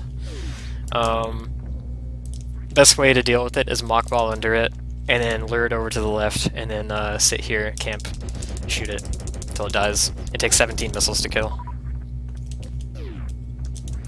If you can't mock ball, I'm not sure what the best way to do this is, actually. The problem with, you might think to hide under these, but these are enemy breakable blocks. He'll just break them. So I'm actually not sure what you do if you can't mock ball.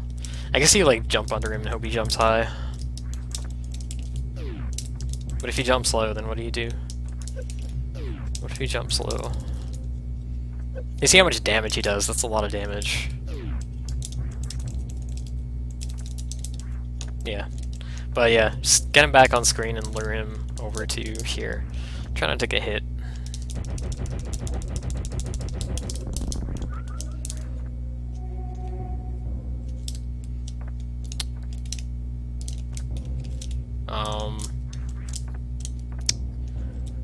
You need to crouch jump to make these jumps, or do a single,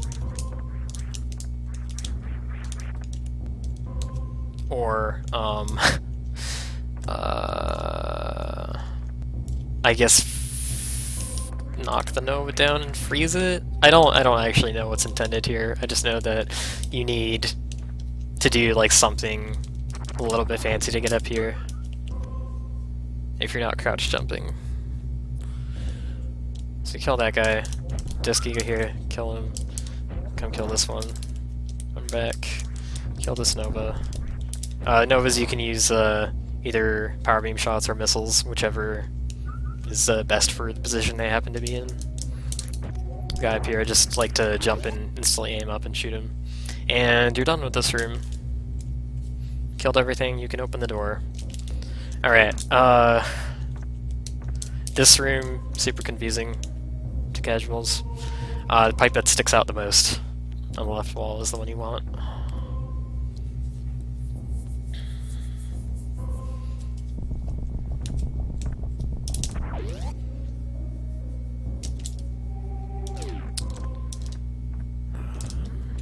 Ride this tripper across. This is a sinking tripper, so you gotta keep doing like little hops to make sure that he doesn't sink into the lava. I recommend holding an angle button while you do this, just so you can have the stop on a dime effect, so that you don't actually run off the tripper. So what you can do here is you can either wait for the tripper to come back along here, or you can jump into the lava and arm pump your way through it. Jumping into the lava is faster. You take about a little over 60 damage doing that. Open this door with the super if you have one. Now you have Grapple Beam. And this is the most brutal, most unfair section for casuals. Hardest part of the game to get past. And it is extremely punishing if you die, since the save point for this is like 3-4 minutes back, depending how fast you are. This room isn't too bad. What I like doing in this room is I actually like being ready through the door transition to jump onto this tripper. And then like you're actually, if you do that, you're actually just in time to ride the other tripper as well, if that's what you want to do. Or you can jump into the lava again if you can afford it. Or you can grapple across. Grappling across the whole room is faster, I believe, but it's I don't really like grappling in Redesign. It's weird, especially with the physics. I don't like grappling in general in Super Metroid because it's just kind of, it's really awkward and kind of poorly done. But I guess like I'll take this room to try and explain what you want to try and do when you're grappling, because it's very, very important that you grapple correctly when you're doing the actual grapple gauntlet coming up, or you will die. You'll probably die anyways.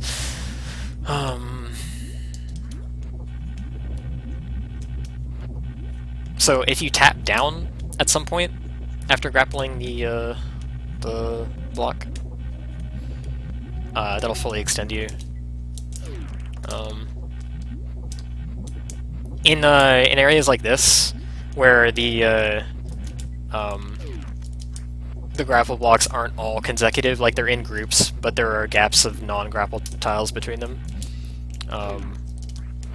you want to have fully extended swings, so you get the most range out of each individual grapple, so you're not counting on a grapple tile always being at the ceiling.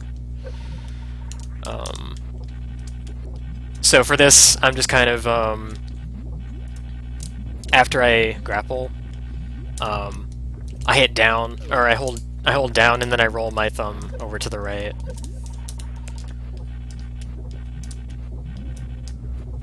Momentum is also very important to pay attention to. So like, if I have like no momentum, I'm not gonna get very far. I think one thing to pay attention to, I guess, it's just like, I don't know how much torque you have. Is that right? I don't really remember my physics, but yeah, I think torque is the right word. But just make sure that it's gonna get you. You have enough momentum to get you where you want to go. Like if you. Okay, here's what you don't want to do. Here's what you especially don't want to do. You don't want to go super late so that you don't want to hit your head on the ceiling and then let go. Because what that's gonna do is it's gonna cause you to when you release grapple, you're gonna force turn around for whatever reason. I don't know why you turn around, but you do, and you just fall straight down. And you're not in any sort of position to aim upwards at any grapple blocks. Like, the game just doesn't let you do that. It just says fuck you. So don't hit the ceiling. If you do hit the ceiling, then make sure you get another swing in.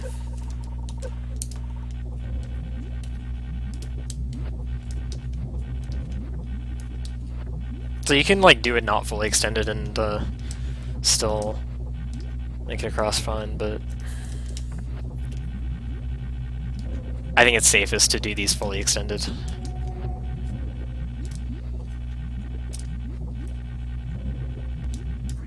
And if you don't think the next one is gonna get you where you want it to go, then just do another swing and try and get a better one.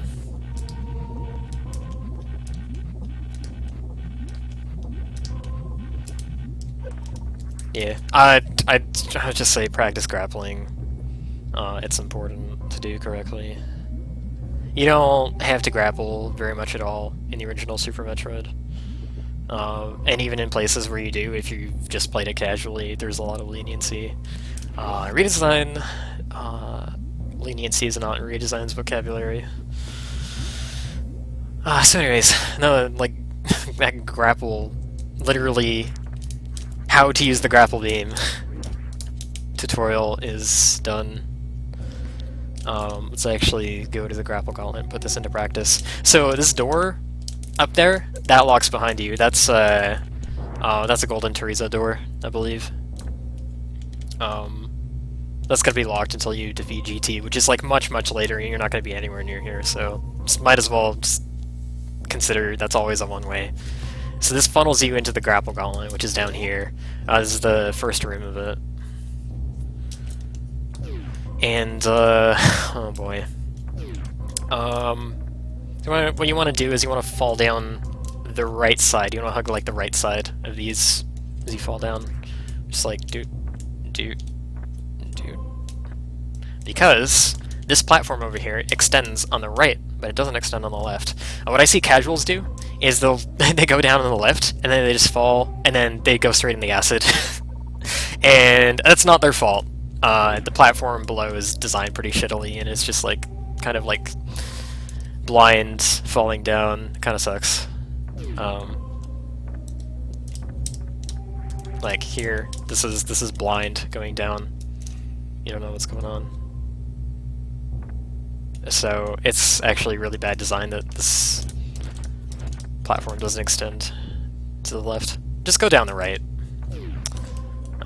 It'll save you some heart attacks. Alright. Swing across here. You can do this. You can do this from the leftmost grapple block, but it's a bit scary. I much prefer to hit either the middle or the right one to get across here safely. And then once you get here, You want to do Leap of Faith to the right. It's not a difficult one at all. It's very lenient. I know I said lenience doesn't exist, but bear with me. Grab this energy tank.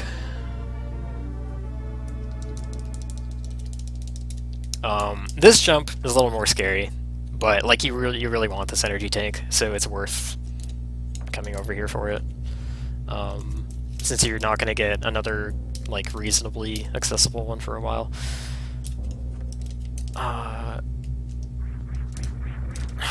Like this jump isn't that tight, but it's pretty tight. You can't mess around with it. You gotta jump on pretty much the last tile. It's like you can jump like mostly on the second to last, but that's scary. What you don't want to do is you don't want to like jump too late and then fall in the drink, and you don't want to jump too early because you won't make it here. You can, if you think you jumped too early, then you can catch yourself on this and do a single wall jump to get on it. But that's really scary, and that's really prone to error. And a lot of times you'll get scared and like you'll do a jump and you think you won't make it. So you do the inputs for the wall jump, and then it turns out you did actually make it, and then doing the inputs for the wall jump will make you walk off the edge here. So I kind of like recommend in most cases that you don't try and react to your jump and try and save it. Because I think more often than not, it'll end badly for you. Shit. Okay, I'm gonna try and do that again, not waste time.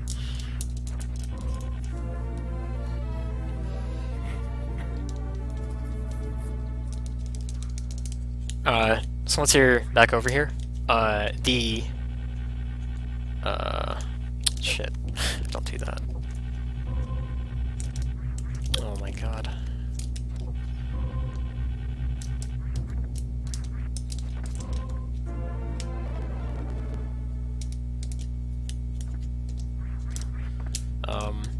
Fastest way to get up here is crouch jump, grapple this block horizontally.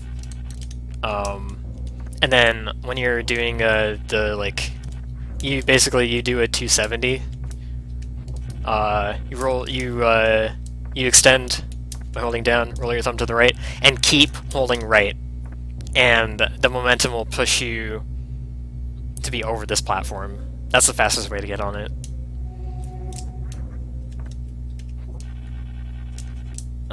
You can do it diagonally, but you'll have to do another swing. One thing that tripped me up a lot when I was a kid playing Super Metroid, that I didn't understand when you were grappling like 360 degrees, is I always thought that like if you wanted to go up, be like up above the thing, then you should press up on the D-pad. Like that just seemed natural to me. But that's actually the exact opposite of what you want to do. Well, it's not the exact opposite. But you have to think of it as pressing up is going to make you go towards the grapple block, and then pressing down is going to make you go away from it, no matter where you are in relation to it.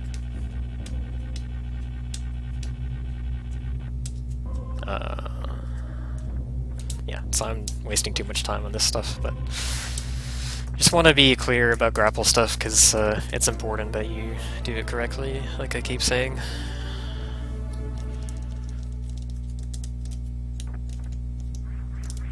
Oh my god.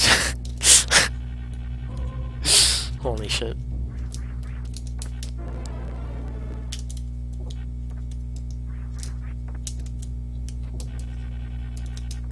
Alright, so now that you're up here, you want to wait for this Ripper to come.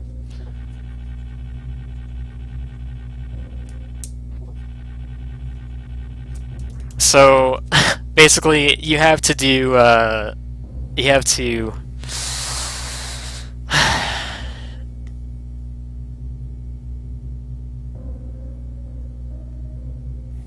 You have to use 2 rippers here to grapple and swing and reach a ledge.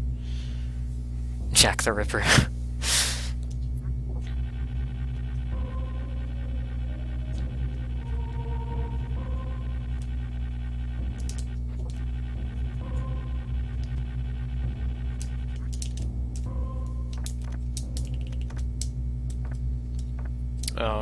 This first one, I like to grapple it when it's just like pretty much at the end of its leftward cycle. So see, just to the right of where this platform ends is where that Ripper's cycle is gonna end. So I like to grapple it there. Now, if you fall here, obviously it's instant death. Can't get out of that acid lake. So you don't want to do that. But I like to grapple it diagonally when it's near the end of it. And what I like to do to kind of preserve momentum and also keep a rhythm going is I like to swing back and forth with the grapple being fully retracted. And I do that 3 times. 1, 2, 3. And then the third one, I delay it a bit. And keep it like I delay it a bit. I stretch it out. I stretch out that right press a bit longer, so that I get more momentum when I release, and that momentum gets me to where I can diagonal grapple this set of grapple blocks. That's how I like to do it, and that's basically the strat that I've settled on. 1, 2, 3, and it lets you. lets you grapple those blocks, and then you can swing to the platform here. That's going to be very scary unless you practice it a lot. I practice this a lot, and I've decided that is the best way for me to do it. I'm pretty consistent doing it this way, as scary as it is. But I can see people not wanting to do that. So what you can do instead is you can, if you want, I think Person prefers to do this actually. I find it too scary, but I think what Person likes to do is, I don't know like what he does to keep rhythm or whatever, or if he does anything, but it's like, basically like once you're past the grapple blocks, you can get, you can try and get a full swing and get onto the platform directly. I think it might be faster, I don't know. I think it's much scarier. 3, 4, like, I guess, I don't know. I don't know how he does it, so I can't like give you cues or whatever, because I don't do it. But like as you pass it, you can get ready to do a full swing, and then the Ripper goes left and sort of passes it again, and that's when you want to release your full swing when you're at like 4 or 5 o'clock, and you have full momentum. Full like rightward momentum, still high enough to get on here.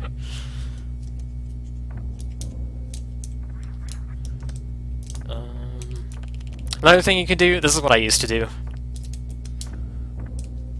What I used to do is I used to get on this, and I used to hold up to come to a stop. And then once I was under these, I would let go of shoot, wait like fraction of a second, and then grapple these blocks, and then swing from there. I think that's the safest way to do it. It's also the slowest.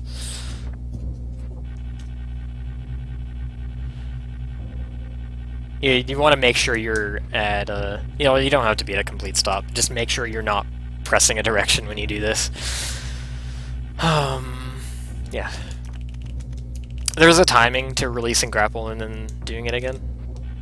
Because if you release it and repress it too early, you're gonna grapple the Ripper again.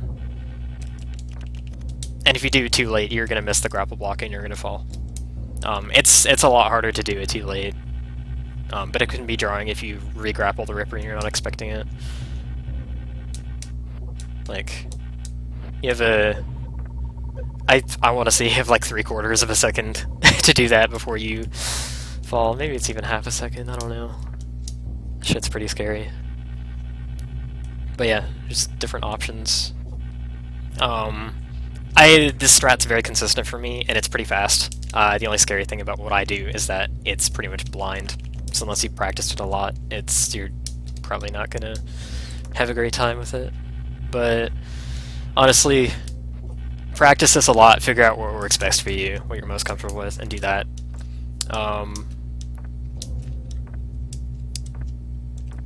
So if you're not as fast as I am, and I'm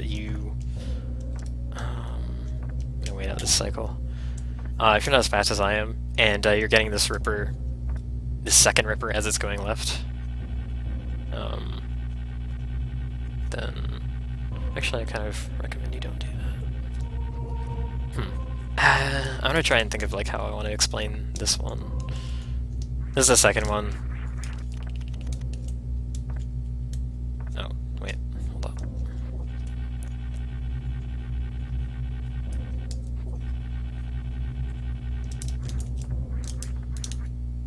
The way I do this is that I'm fast enough that I'll catch this on the way right. But I guess it doesn't really matter when you latch onto it unless you're doing a strat like I do, where I count my swings. The thing about strats where you count, oh my god, I did that too early because I was talking and got off rhythm. 2, 3. Okay. You want to make sure you have like actually something I forgot to mention for this one. Sorry, I'm so scattered. There's like this is pretty hard to explain. For the third swing here in my method, to reach this, I try and make sure that I have a little bit more upward momentum than I did for my other swings, so that I rise up and I float for a little bit before descending. That gives me the most time, that maximizes the amount of time that I can diagonal grapple this block for, if that makes any sense. But yeah, I'll just move on from this one now.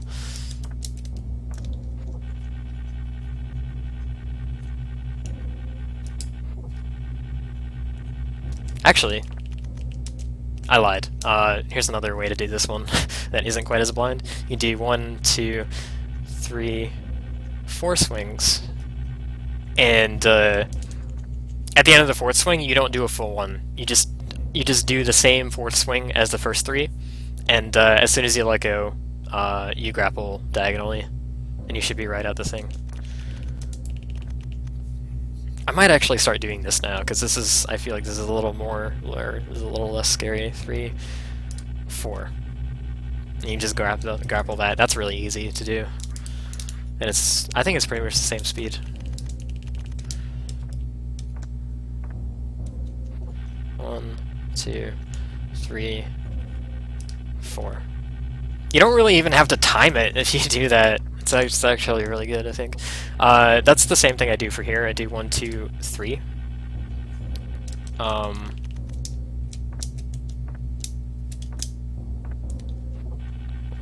2, 3, 4. Yeah, I don't think that's actually kind of hard to mess up. So this one, I save stated a bit late.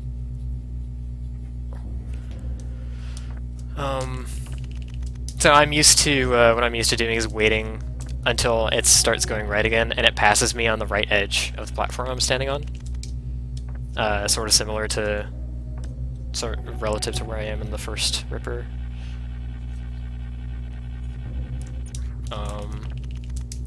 For this one does not go under the grapple blocks. You have to do a diagonal here, and I don't think you can get the momentum to reach the platform directly from this one. So you gotta hit the blocks. So I like to do 1, 2, 3 is a bit too much. This is like 2 3/4 actually. 1, 2, and 3. Oh, hold on. Shit, dude. I'm messing this up. 1, 2, 3. I think I do, I think I release the third swing. 1, 2, 3. I think I release the third swing as soon as I see Samus pass underneath the Ripper. Like when she's at 6 o'clock relative to the Ripper, as soon as she passes 6 o'clock going to the right. 1, 2, 3.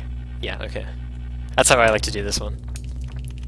What I used to do when I was a babby at this game is I would wait until it reached the end of its cycle, and then I would use that as a cue to prepare a full swing back, and then do the full swing forward. And if you can do the full swing with the same, if you can do it in the same amount of time every time, that's pretty consistent. But I think that's a lot easier to mess up. And like if you don't do that correctly, then you'll just end up waiting another cycle, and then you might be like slightly off on that cycle, and I don't know. Just really find a way that you're comfortable with. Practice this a lot. Otherwise, it's gonna get you a lot. And it's very possible to mess this up due to just nerves. Like, I'm pretty consistent at this room, but it's still scary for me every time, even after how long I played this hack. And it's always possible to mess it up.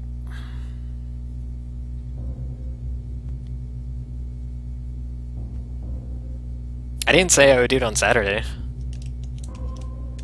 So, no, I didn't lie. Said I'd do it on Sunday or Monday. Checkmate.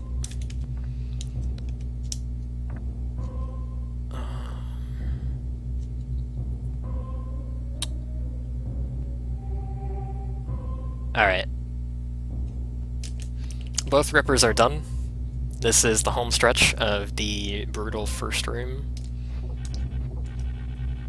So what I like to do is grapple diagonal from here without jumping. Just do like small swings. Do a full swing when you're transitioning between the two sets of grapple blocks. Do a full swing here. And then basically home free after that. Well, not home free, but you're done. You're done the first room after that. Second room you can still die in.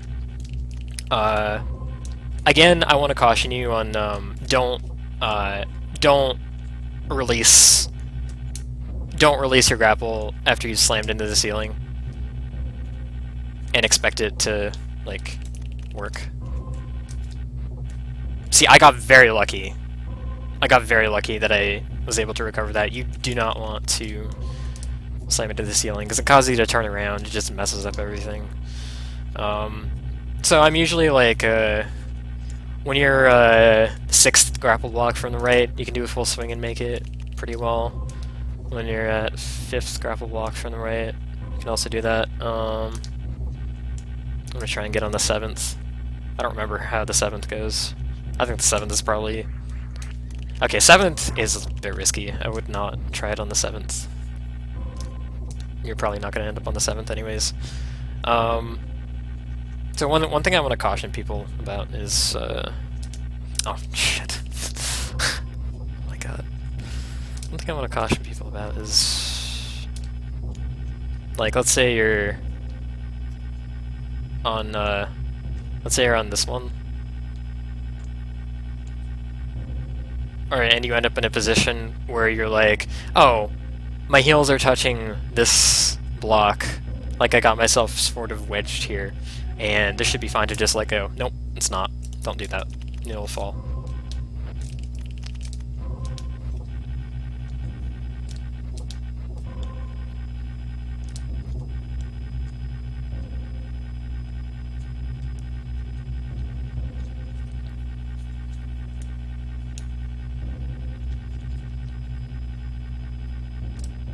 Yeah, you can't do that.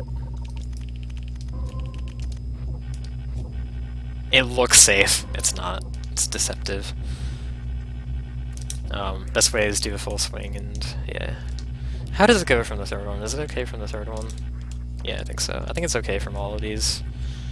First one actually, don't do it from the first one from the right, I would say. Actually, hold on. First one from the right. Let me see. First one from the right, you can make it with a small swing. That is the only one I would say you should do a small swing for, because as you just saw, if you're doing a full one, you're going to hit slam into the edge of the ledge there. And you're probably going to fall.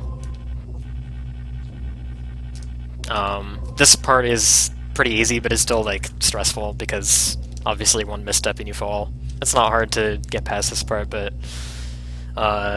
your first few times through this, your nerves are going to be on edge. Yeah, that's the first room. I think that's all I can really want to say about it. I went kind of in depth, but it's just... you need all the help you can get for this room.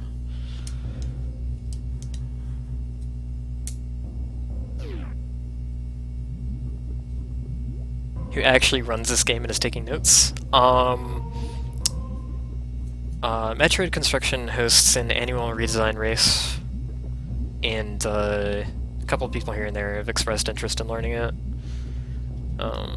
Usually people don't actually follow up on that, but this game is very complex, and there are almost no resources for learning it.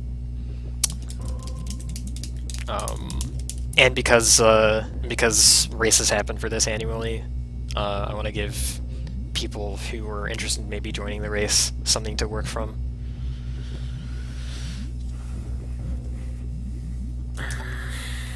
Okay. Alright, so second room.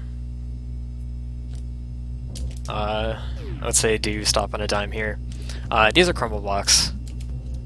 These there are two pairs of crumble blocks here. You don't want to fall through them. If you fall through this one, then you can actually sometimes be fast enough to jump back up through them. But ideally you want to jump over them. You want to jump over this pirate. Grapple beam to dispatch some of these guys, because they can get in your way while grappling. You don't have to kill all of them, just as long as the ones that you don't kill are left off screen to the left and they don't interfere. So what you're supposed to do in this room is you're supposed to start your grappling from over here and then swing over to... oh my god. I don't like doing this. You're supposed to start it from here and then like swing to here, diagonal to here, and then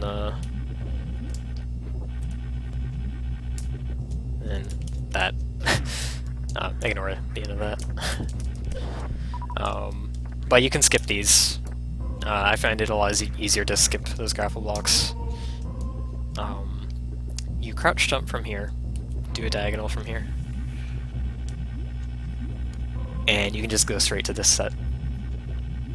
You want to do a full swing.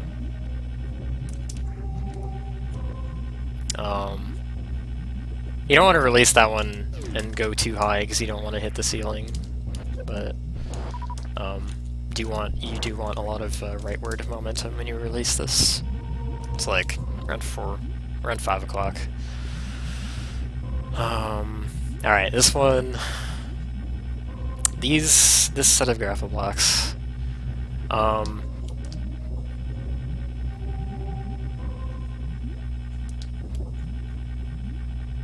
So I guess I'll like talk about how to transition one by one.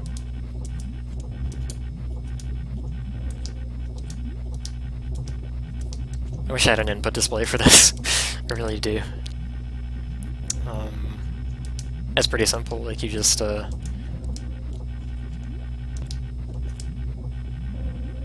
do I even explain the input for this? You just like hold right a little bit, not for too long, just hold it for like...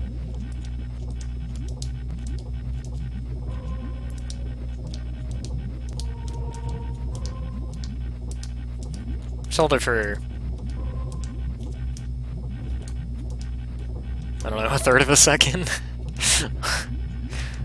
And then, release grapple, hold up, hit grapple again.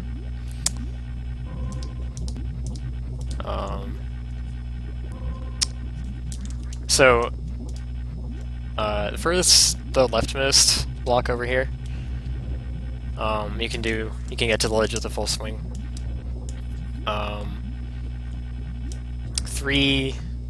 2 and 3 are kind of iffy.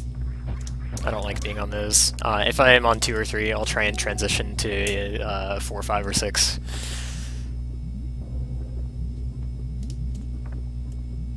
Like I just showed. Falling down here is really scary. So like if you fall on this platform, or you know, platform up, you can get to the, oh my god.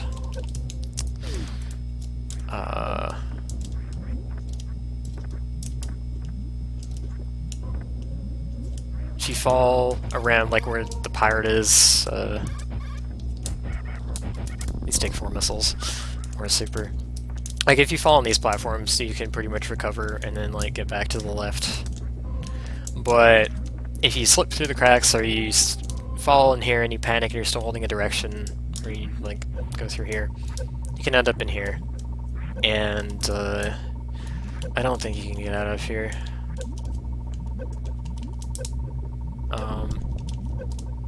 You can actually you can IBJ in lava. It's not difficult to do, but I don't think you can really get anywhere by doing that, unfortunately. I think you can get to this platform and try to wall jump out. I'll try and show that in case you're dumb and you fall in and like you just really want a last ditch hope of getting out. I don't think I've ever gotten out of this though. Just don't fall in here. It's the simplest way. But you can jump at this thing. Yeah, you can jump at that wall and try and do single wall jump. Oh, you don't even need to IBJ. You can just wall jump off here, and then come wall jump off here. And it's very hard to break the lava line, but I'm pretty sure it's possible. Just don't fall in here.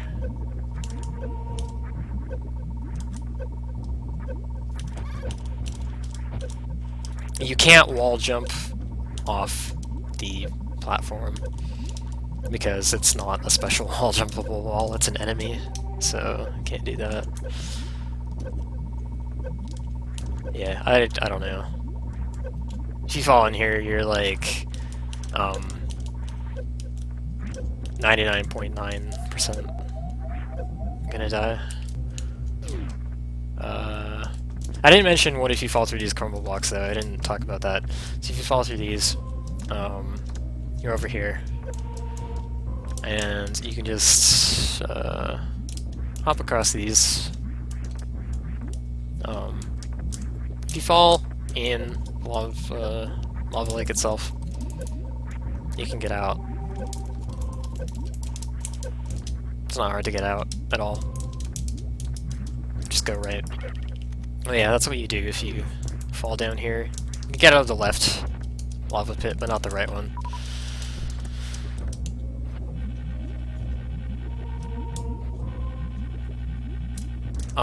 So 3 actually works if you do, if you don't extend the swing. Actually, you don't want to extend the swing for any of them except for number 3, or sorry, number 1. Number 3 is iffy.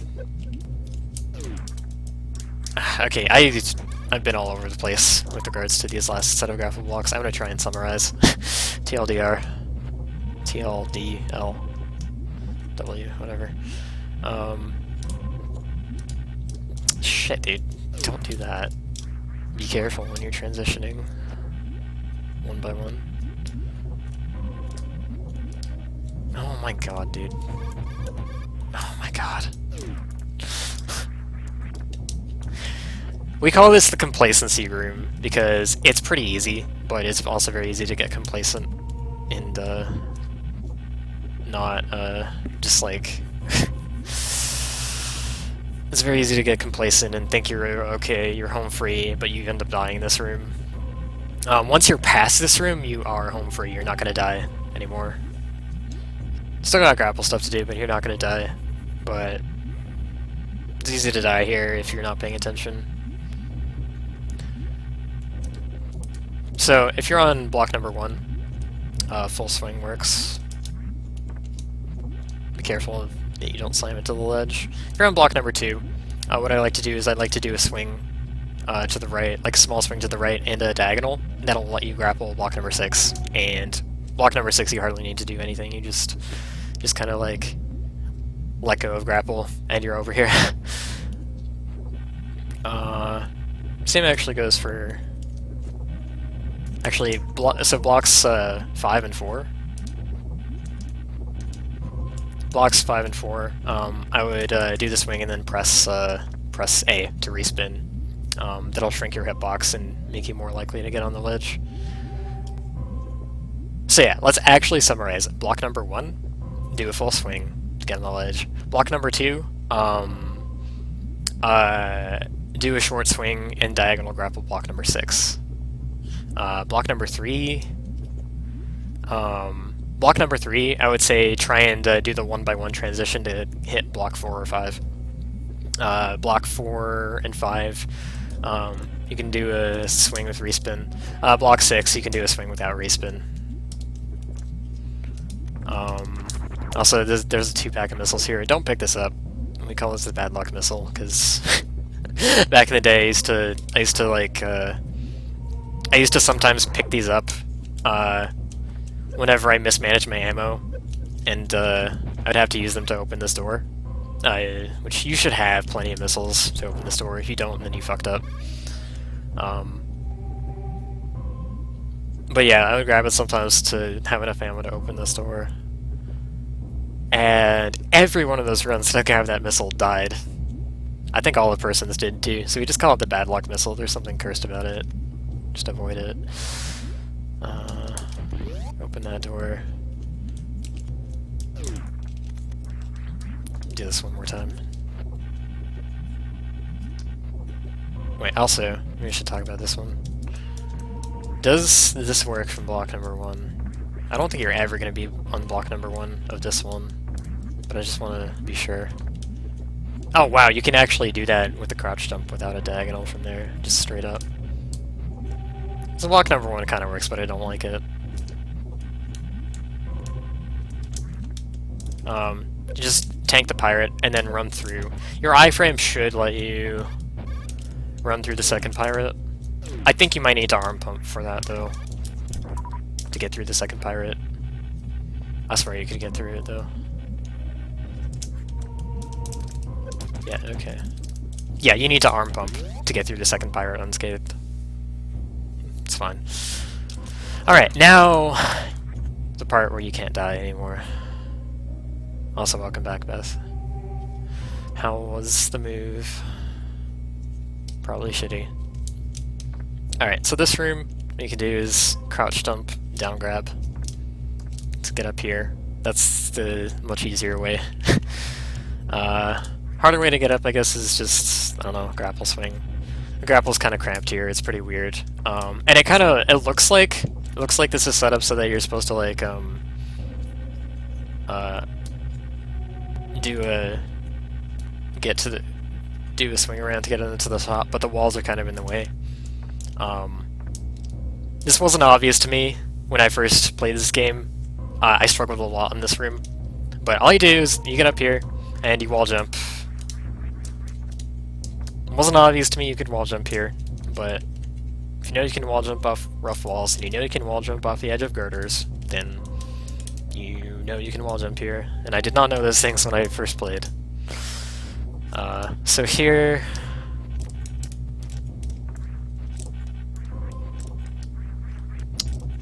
Oh my god. So now we're going to start ascending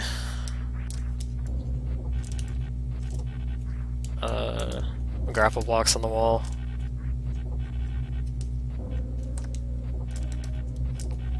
I feel like I should explain the technique behind this. There's not much to it. It's just basically when you're grappled on a block, you're in wall jump pose. You can basically wall jump off the wall, even if it's not a wall jump of a wall. It's not really a wall jump, it's like a grapple wall jump, but they pretty much work the same. Also, something I never mentioned about wall jumps. This only really is relevant to redesign, so you might not know this from vanilla. But you know how wall jumps push you away from the wall? you can cancel that effect by breaking out a spin. It just completely breaks the wall jump effect. Everything that the wall jump does to your momentum or your physics just removes that. So let's just keep in mind for other places, I think.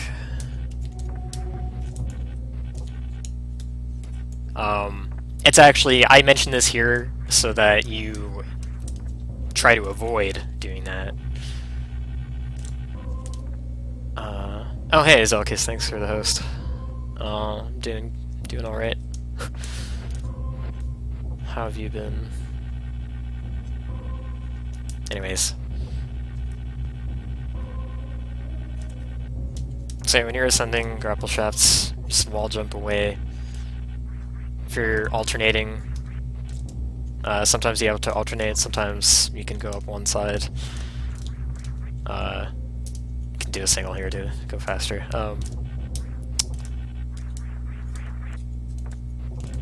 I don't recommend you try to do a single there. That's really hard. But just wall jump off this. Use the force, the wall to push you off. Grapple straight up to hit this, and then get up here. I don't know why that took me so long to say. I just couldn't find the words. Goddamn. I'm sorry.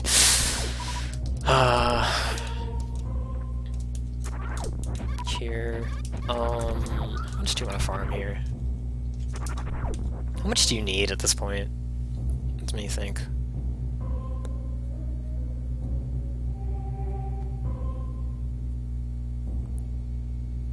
So here you want to have the equivalent of 30 missiles, I believe, in terms of opening doors. So each super would count as 5. And I'm well over that right now because I've been picking up like all the extra ammo, but salty. Okay. What you can do is like let a Zeb hit you and try and run through the pirate, save some damage that way, but it's kind of hard to be fast enough for that. What I like to do here is I like to lay a power bomb on that corner. That takes care of those 3 blocks without having to individually bomb them. It also kills this pirate. And if you don't descend at all before laying the power bomb, it'll also kill the pirate above. There's normally 2 red pirates up here, but it will kill the first one. You jump over the second one. And grapple across here. I don't like to be too fancy, just you can get across with like 1 grapple swing, but I think it's much better to do 2. Because if you fall in here, you have to go all the way back. I tried really hard to like find a way to skip this by doing like a... Oh my god. It is possible! What? Oh my god, I'm so mad. I have tried for hours to do this. Oh my god. I'm so mad right now. I have tried to do this wall jump for literally hours and I concluded it was impossible. Oh my god. That's really hard. Don't do that unless you're really good. Holy shit.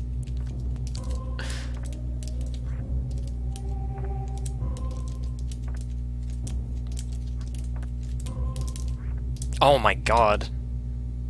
It's a thing. You can skip that whole... Oh my god. I'm like crying right now. Anyway, I just... Don't worry about that. That's hard. Wow. New tech. In the middle of the tutorial. I should do these more often. This is the first door where you have to grapple swing up through it. So... actually the fastest way to do this is do a horizontal. If you do a horizontal, you'll have enough momentum throughout the whole thing to actually... Oh my god. This grapple is so fucky.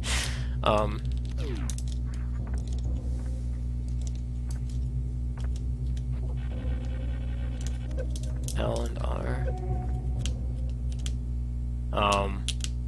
I'm on SNES 9 XGX, and I can't get left and right to work.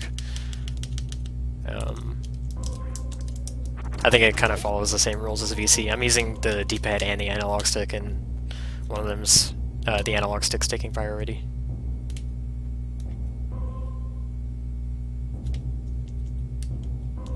Yeah, analog stick is just taking priority. You can't do left, right, up, down on this. It's banned anyways. Pretty much universally. So I think fastest way is if you can do a horizontal. It sometimes doesn't work. But like you can, if you get enough momentum, which horizontal gives you the most momentum with one swing, you can get up through the door with one swing. But it's just much easier to do a diagonal grapple, and then go back and then do a second swing. I feel like I should have explained how to do this better though, in more layman's terms instead of just me rambling to myself. Okay,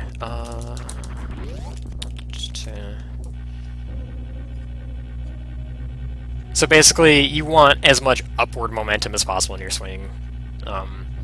So instead of going at like 5 o'clock or 7 o'clock, depending on direction, which is what you do for most horizontal momentum without losing too much height, you want to go into the door at like 9 o'clock.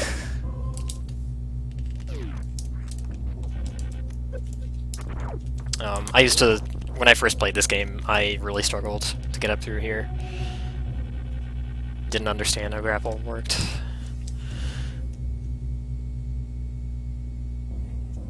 Oh. That's kind of fucked up. Wow.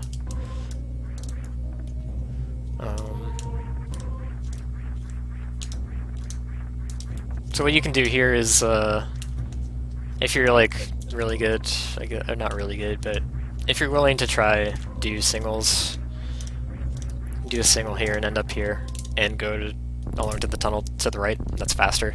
But it's kind of a pain in the ass. And the Nova will probably wreck your shit if you try to do that, so you can just go left. Oh my god, thanks Nova. This asshole's waiting for me.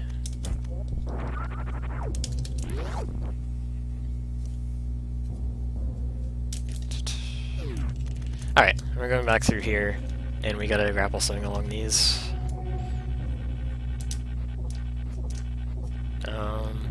I think I've explained enough about grapple swinging that I don't really need to comment on this room. Especially since you're not gonna die.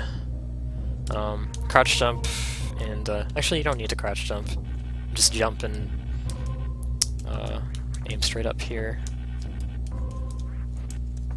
If you're having trouble, I used to have trouble, like, I was like, how do you do this precisely enough to always land on these one-tile things? It's just, you don't do a full swing, you just let go. You don't even respin. You just do a tiny swing and you let go.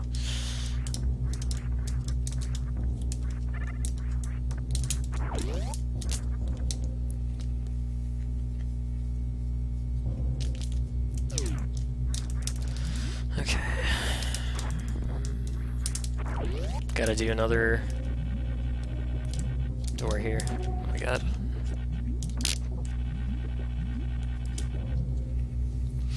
I used to be really bad at these doors.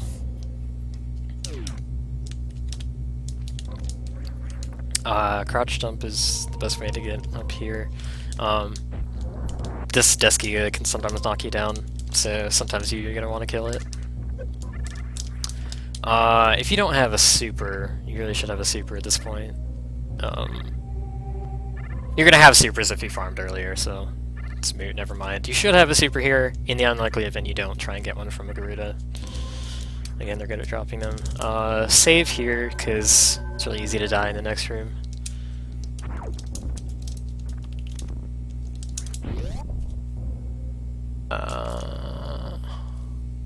Alright, this is the big room that Screw Attack is in. We can't get it now. You can get it early with Speed Booster if you do Chain Sparks, but I'm not gonna do that because that's a bit too much for a beginner, I think.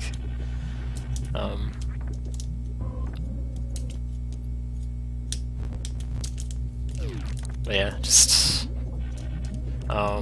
If you fall in this room, you're probably gonna die. Let's see, what can you do if you fall in? If you fall in here, you might... Actually, I don't even know if you can make it to that. Okay, yeah, no, if you fall here, you're just dead. You can't jump high enough to make it to that platform. You can lava IBJ to it, but it's probably gonna get away from you before you can reach it, because that platform's a little asshole.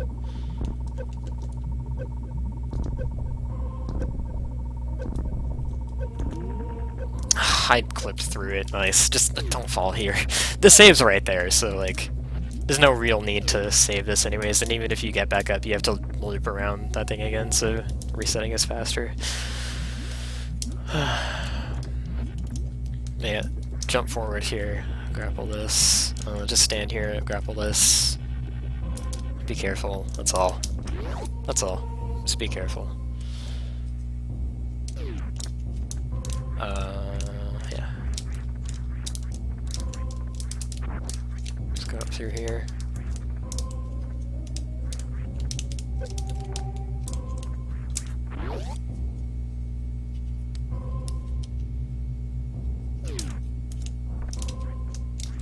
You can like stop short where that Alcuin's gonna be, so you don't run into him if you care. Double bomb jumps to get out.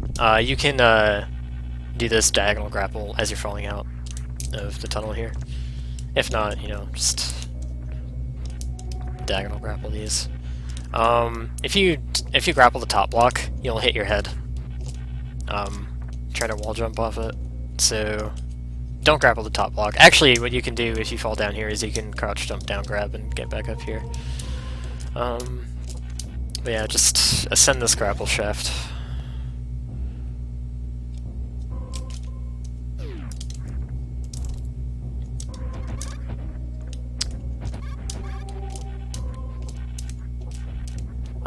There are grapple blocks at the top here, but you don't need to grapple off those. You can just do the wall jump from the ones on the right there. Alright, there's a precise jump you can do here.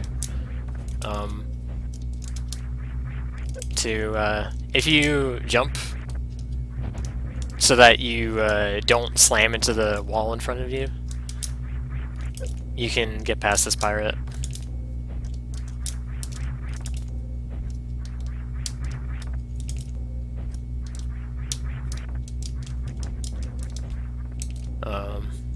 It's pretty precise, but it looks really cool. That's why I like doing it. You can't do a full jump, you have to like let go of it sort of right before you hit the ceiling. I don't know. Just, you can try it if you want. If you don't want to, you can just jump over the pirate like that. I don't remember if you need a power bomb here. You can get them later. Count doesn't matter.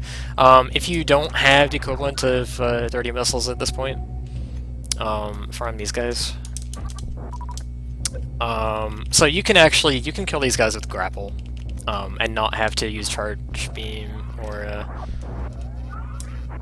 like turn on ice beam or use missiles or whatever. But problem with these particular ones, a few of them, is you can easily get one like stuck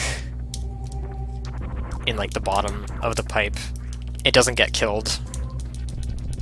See, that one didn't get killed, and now I have to wait for it to fly away before another set respawns. There are issues like that with grapple, with certain ones. If you're on the pipe directly, and you're standing, you're not crouched, you'll get them all, but like, just sake of simplicity, for ones like this, I just prefer to charge shot or missile. But yeah, you farm those guys if you don't have the equivalent of 30 missiles. I like to super this door. Alright, this room, actually. Alright, so this room. So you can get across... Shit. You can get across this room by, you basically race the Ripper and try and get across faster.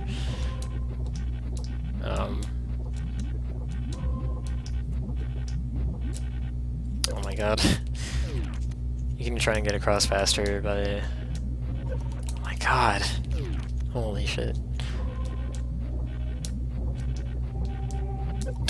Jesus Christ, dude.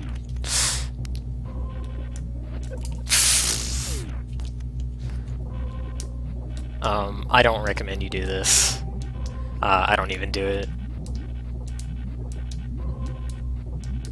Just too many gaps in... Oh my god. So if you fall on the very left of the room, you can use that platform to get up. Those platform enemies are total jerks.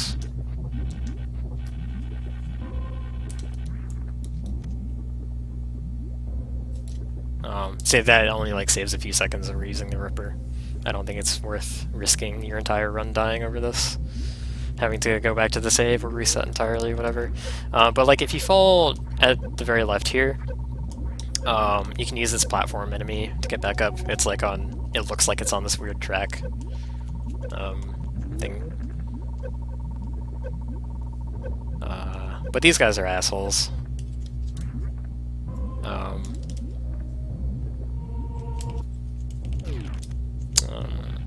What I like to do to get across is I count. What's up? My bad. I just ride the Ripper, and you can swing directly off the Ripper when you get to the end, but I don't like that either because there's too much like variance. It's too scary. So after that big long set of grapple blocks that are connected, they start coming in fours again. And I count 1, 2, 3, 4, 5 is the last one. And then I let go and I grapple straight up and I swing from the stationary block. I found that to be a lot safer. You could also look at the mini-map if you're on the last map tile. It's far left of the room, then you can use that as your cue as well.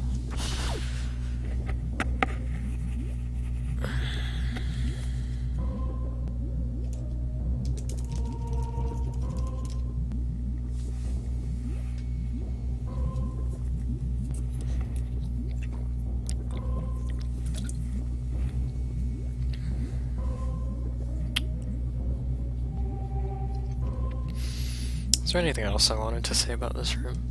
Oh yeah, if you fall earlier than the very left, you can't get out. There are these like pillars that you can't jump over, and you can't wall jump them either.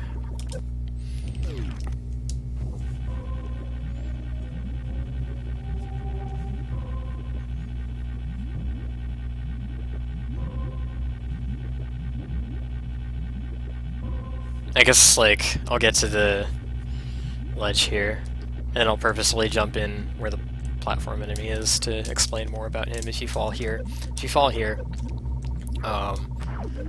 oftentimes this guy's gonna be, like, on his way up, so you gotta wait for him to come down. I'm not sure if it helps, but I think it might help to try and, like, jump and get it on screen.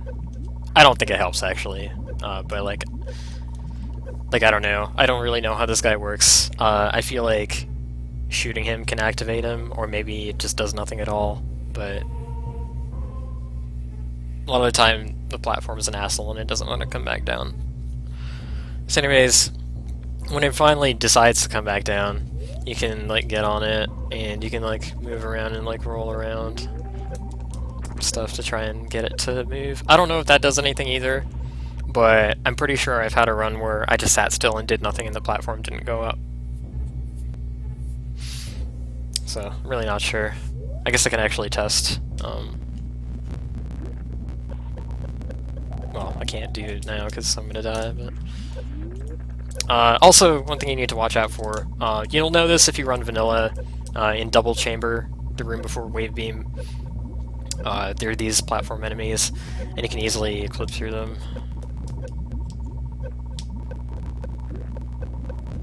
Yeah, I guess it doesn't really affect him. It just does whatever it wants. I guess, yeah. Like, is it on a timer? I'm not even sure. Anyways, be careful if you do a pose transition while you're on one of these guys, and you end up like passing. Yeah, you can actually clip through it.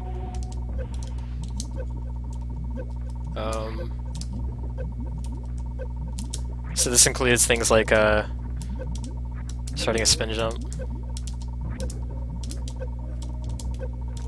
I can't seem to do it now.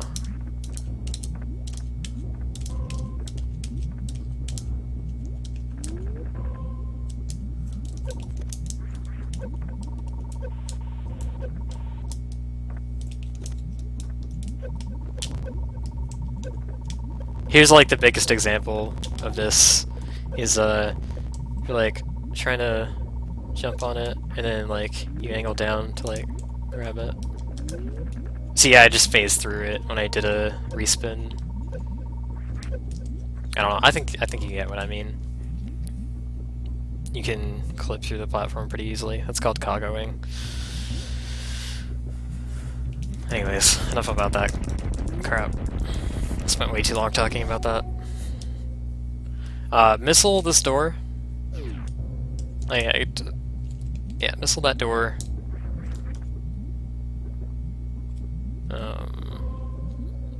Because you're gonna be. You're now connected to where the Hell Run was. That's where that purple door led. You're now connected to where the Hell Run is, and you need to go this way because you can't go up back through Brinstar because it's full of water and you can't get back up that way. So you have to come here, and you can either go up top. Going up top is slower, or you can go along the bottom, wait for the tripper, and then land on him. I don't recommend new people do this. It is faster, but it's very easy to, since he moves so fast, it's easy to like misstep and fall in the lava. Things you can do if you fall in the lava here are, you can wall jump, try and do singles off this thing.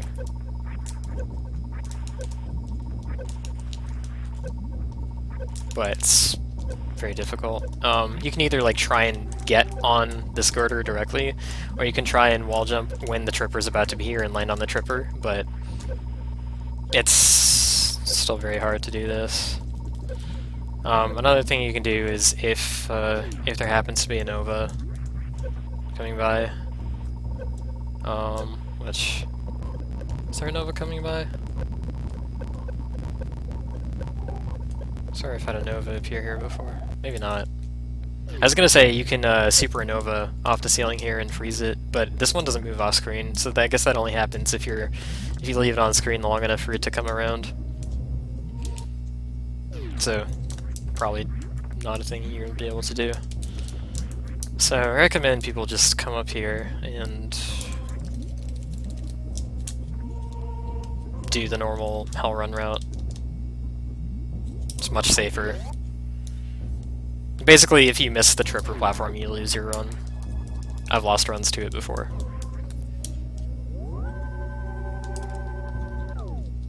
So refill your stuff here.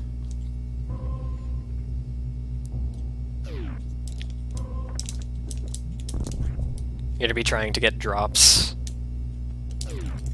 pretty soon. Fill up on your supers and power bombs. So having full health and missiles helps with that. I guess I'll mention this. You can get the Magmor E-Tank here, if you really want to. You can double bomb jump to it. It's a little trickier because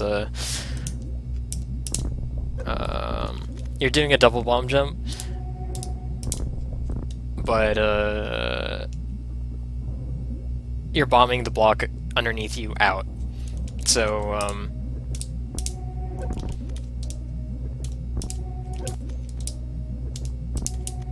you have to lay your second bomb much earlier than normal for it to work. I'm not very good at this. It's really awkward for me. You're not screwed if you fail that one. I don't think you're screwed if you fail any of the ones in here, actually. Because you can roll out of the lava there.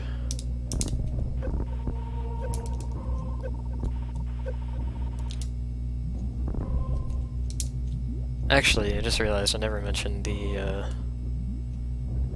shit. There's an E-tank I forgot to mention that you can get. I guess I'll make mention of it later. But it's pretty slow to get. It's the one, in, the northeasternmost port of Norfair if you're looking at the map.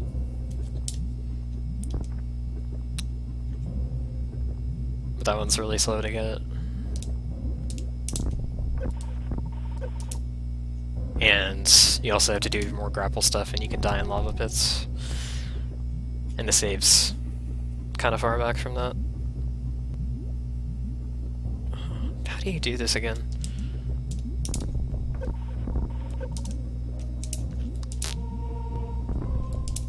That's something I never mentioned is the bomb counter. You get 3 bombs like you do in Prime, and they replenish as they explode. Unless you use all 3, then you have to wait a bit longer. That's what makes infinite bomb jumps so difficult, because you have to deal with the bomb counter. You have to time it so that you don't run out. Plus the physics. Those combined to make that really difficult. How do you do this, dude? Oh my god.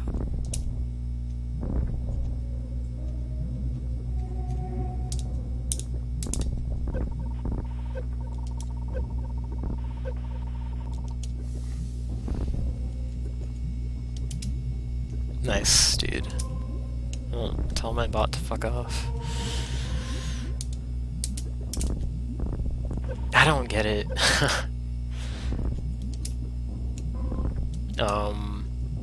People that don't play this game that often are able to do this. So is it just me? I specifically don't know how to do this. It's not as hard as I'm making it look. But it's not something I'm comfortable with. It might not be something the average person is comfortable with either. Oh my god. I don't even know if I can do this to show it off. Getting this E-tank up here. But I guess, like, try it if you want. I'm just gonna move on, it's getting ridiculous.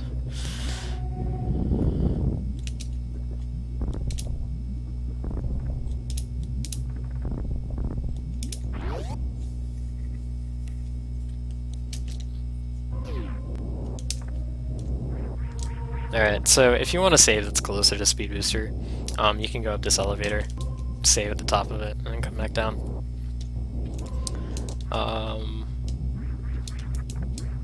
It's a long elevator ride, you know. I don't think going to Speed Booster is too dangerous. The escape is actually really easy. So you can roll through this tunnel if you powerbombed it out, or mock ball under the gate, or whatever. But you want to get 3 supers and 3 power bombs from those guys. Just make sure you're at max. You can safely grapple those. They won't like disappear in the floor or whatever. Fall down here, right, left. I like to try and deboost off that Deskiga. Powerbomb this, and now we're in the room with the spread apart gamuts. The really annoying one.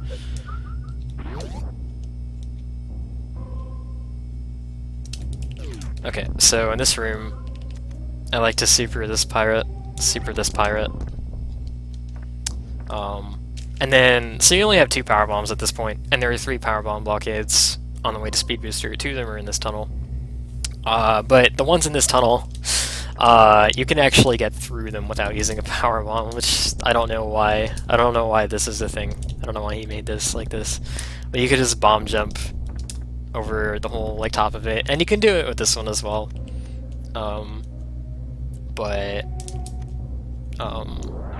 You have a power bomb to spare at this point, so you can just lay it there.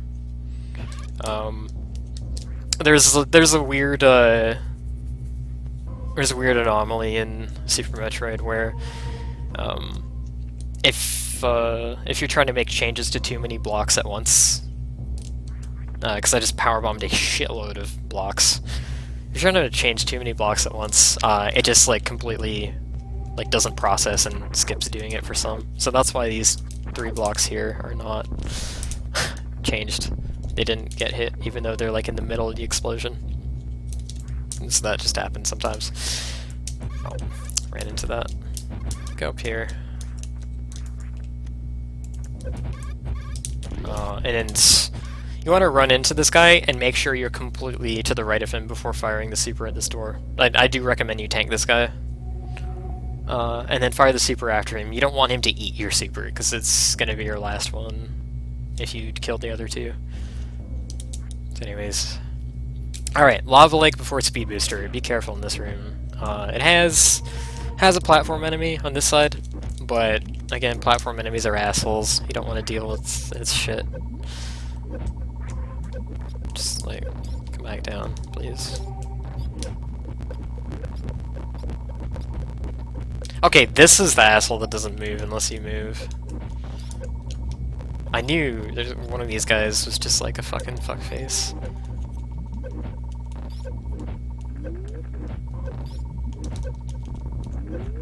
Does he not move unless you morph? Is that what it is?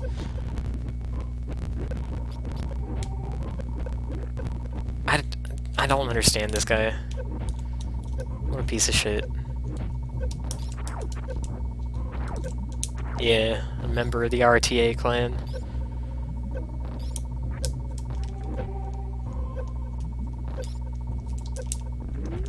I don't know what this guy's deal is. He's just an asshole.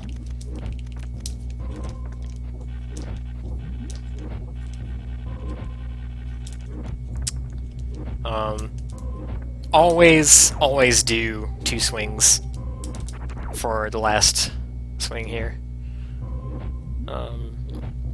If you only do 1 swing, it's really easy to miss this ledge. And what you're going to do is you're going to lay a power bomb on the last tile of the ledge. What that's going to do is it's going to break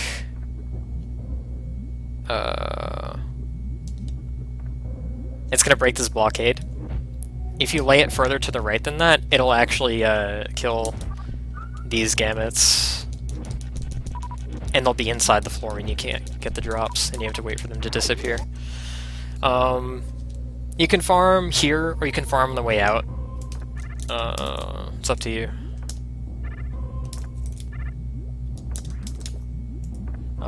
But yeah, for safety, in case you somehow screw this up, it's nice to be at full health.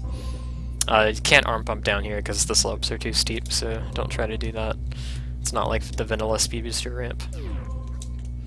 So here, you can actually do like a running jump mirror morph. You're jumping from this bubble tile. Oh my god. Don't fall in here. If not, you can just jump up it like that. These are bomb blocks, so be careful. Do your diagonals. Diagonal bomb jumps. Alright, be careful here. Because you can't get out if you fall in here. I think if you fall in here, you might be able to do like really difficult single wall jumps. But if you fall in here, you're probably just dead. I've actually lost a run to this as well. Yeah, don't do that. It's actually kind of deceptive, because you see, like, you can fall into this lava just fine, but if you fall into it on the right, you can't get out. Alright, so get a missile ready. Shoot that disc Giga. And grab speed booster.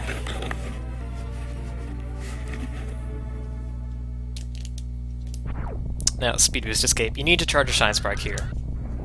Shine spark to the left. I should mention, you can't short charge in redesign. You need like a whole bunch of consecutive frames of running for it to work. I'm not actually sure how the speed booster code works in Redesign, but it's been completely rewritten. So short charging is not a thing. You can stutter, actually, to shorten stuff, but I'm not going to go over that. Beginner to Super Metroid probably isn't comfortable with stuttering.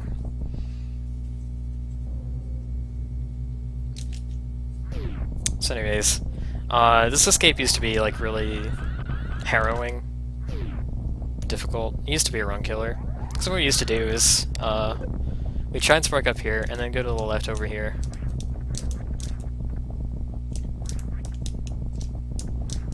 Go up here.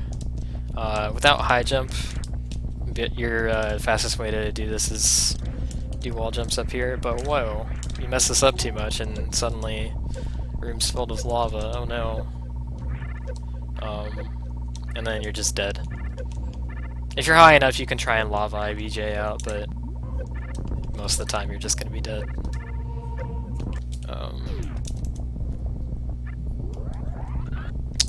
But actually, we figured out that if you do a diagonal spark here instead of a spark straight up, if you do a diagonal spark to the right, you go up this way. The lava does not. Lava rises very slowly. Like, I'm just gonna mess around here for a bit. Just like, I'm actually gonna turn on fast forward, have fast forward running for a while. Lava's still not here. It's still not here, oh my god. See how slowly it's rising?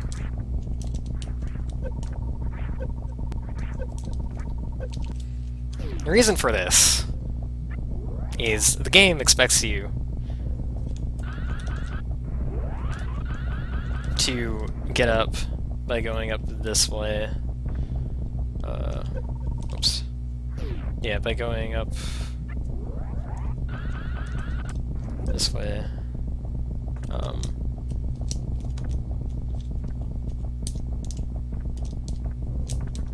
I guess you don't have to do the diagonal, you can do a straight up spark, land here, and then crouch jump down grab here. But the point is, if you go around to the left of this platform, if you occupy this x-axis spot, then the lava starts rising faster. I'll try and like demonstrate this. I'll get the lava on screen. And you see how as I walked across that x-axis position, the lava just started rising really fast. So as long as you don't cross this part on the x-axis, the lava will continue to rise at its initial speed, which is very slow.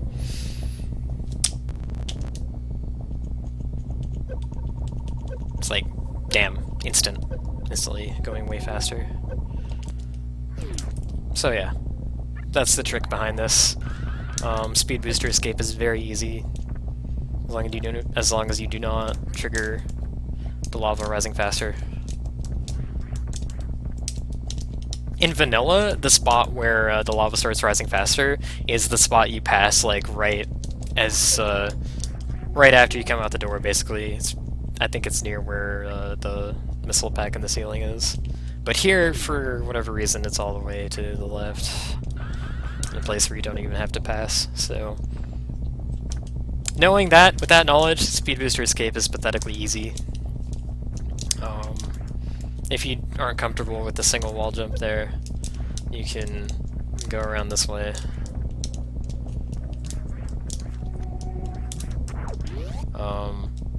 Actually, you know what? I recommend you just farm gamuts after. Try and get at least 2 supers. I don't think power bombs matter. Just try and get 2 supers and try and get full health. If you want to use Shine Sparks on your way out of Norfair.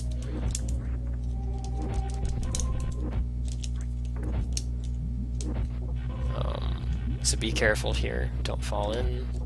If you fall in and you farm to full health, then you have a nice big cushion to work with, but you really want to use this health to do Shine Sparks. So anyways, you come out here, and just like on your way through this room from the other side. Super that pirate.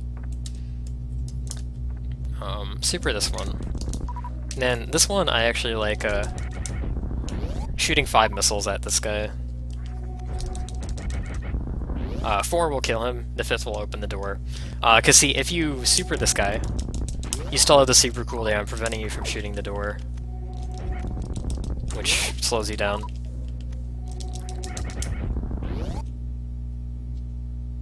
So just do 5. And then as you're running through that door, you can get your Shine Spark going. And if you can manage to keep it going into this room, then you can Shine Spark horizontally and break these blocks in the middle. And this is like a speed blockade that it's one of those blockades in the game that if you destroy it, it's gone forever. So this won't be here next time we go through the room. So yeah, I guess I'll just... Well, I can't really show that again, but... I guess another thing is like traversing this part without like tripping on the block and screwing up. Accidentally activating it.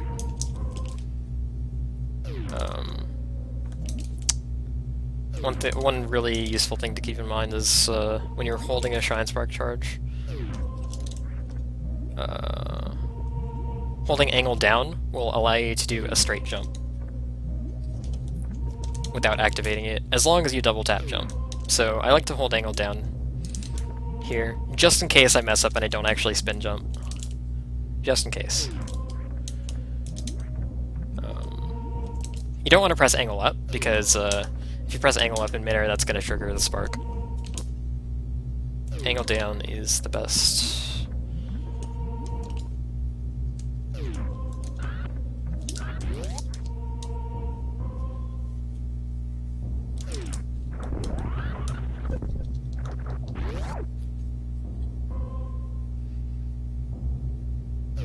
So you can just run through this door and you'll kill the Giga.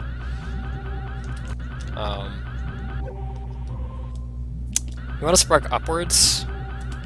You want to do it in, you see how this platform is 2 tiles wide? You want to do it in the middle of these 2 tiles between that platform and the wall. That's the perfect place to spark.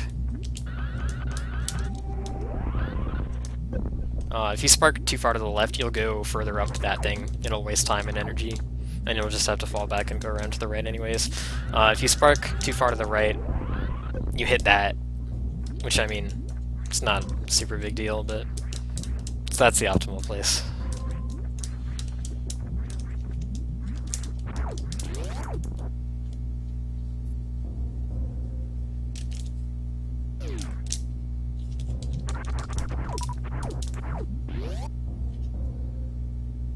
Alright, now we're going to go up in here to get Wave Beam. You can get a Shine Spark charge through here and not get hit by the Giga, but I find that to be unreliable. So what you're probably going to do is, you can't even get one, you're probably not going to get one from this ledge either, so you just kill the Giga here, get rid of the ones over here, come over here, get rid of the gamuts, leave their drops on screen so that they don't respawn immediately. So what you're going to do is you're going to come here, and you're going to run to the left, charge your Shine Spark, and then when you're above this, like center yourself in the... You don't have to center yourself, you can be on the right tile, but see this, like, the log in the ground underneath this girder? You want to be somewhere in the middle of it. But the right is a little better. The right tile is better. Oh my god, please. And you spark up, and you're up here. There's a gate here, and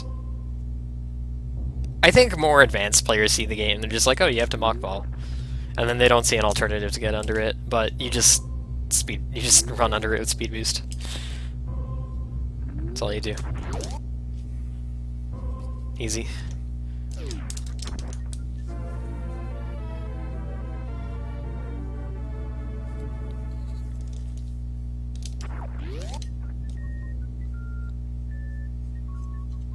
So on the way back, if you can mockball, you mockball under it like this. If you can't do that, or you mess it up, shoot this block out, go through the tunnel.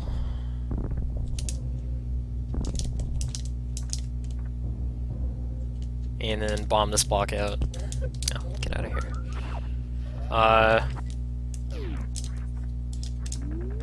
So yeah. If you do the mockball, you can actually just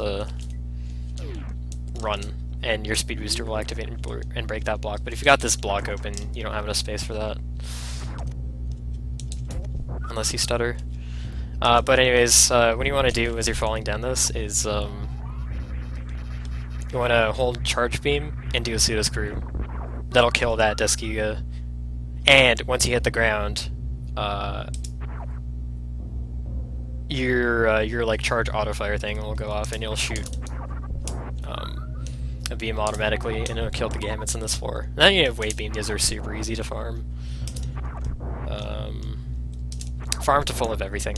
And then so now that you have speed booster, you can just run under here no problem.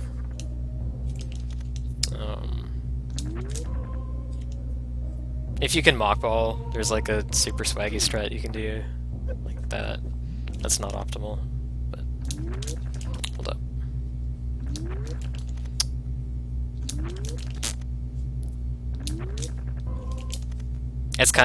It's harder with the floor power bombed out there.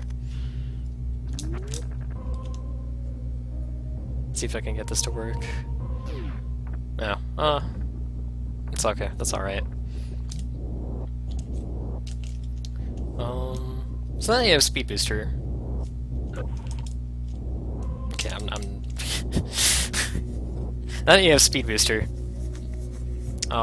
you can get the reserve tank that's in the elevator room, and you can actually you can charge a Shine Spark where the elevator is in Norfair and bring it up the elevator, but there's a high chance that a fire plume is going to hit you, or you're going to fall off the edge into the lava doing that. So, if you want this reserve tank, I think I do recommend people grab this, honestly. At least one reserve tank. It's the best one to grab. Charger Science Spark coming in this room.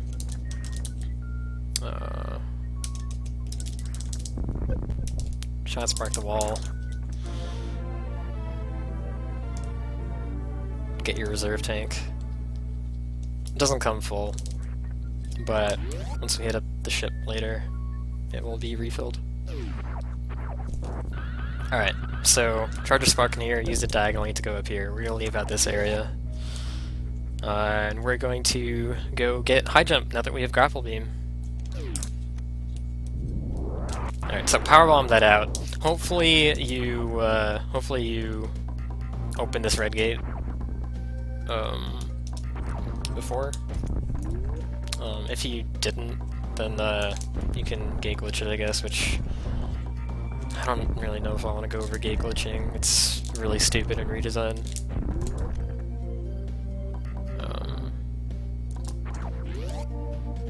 And I think your alternative,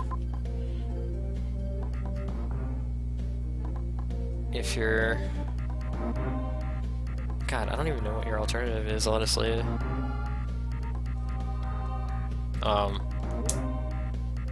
Okay, I guess, like, in case you're really dumb and you didn't open that gate and you can't glitch it open, you can come this way and you can powerbomb this thing as a shortcut if you have a spare one. Turn Ice Beam on. Oh, here's another thing I didn't mention. Beams are split in Redesign, like in Prime. Cannot have more than one beam active at a time, besides charge. unless you have the beam combo item, which is a very late game.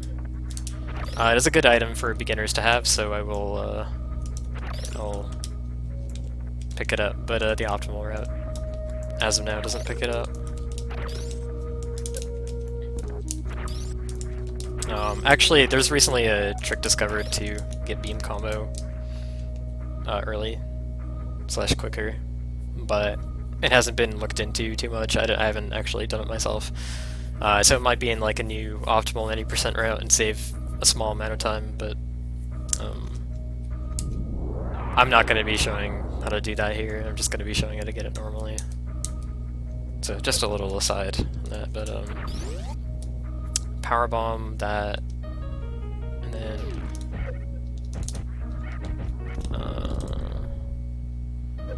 I guess if you really want to, you can spark up this shaft instead of use Ice Beam to get up it. That's an option. But say, if you don't open that red gate earlier, you have to go through the whole front of the warehouse. It sucks. Actually, no you don't. Shit. Shit, no, there's a better alternative to that. Holy crap. Once you have power bombs, there's a better alternative. I will show that. I will actually show that.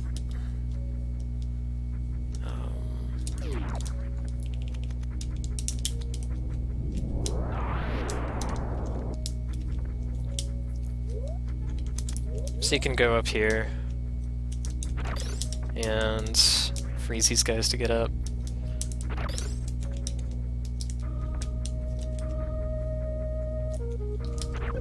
Oh my god.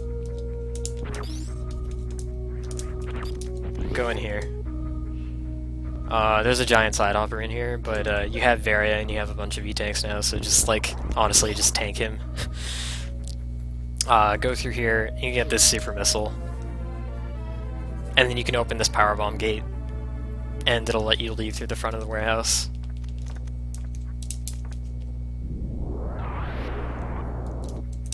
So if you forgot to open the red gate, that's one thing.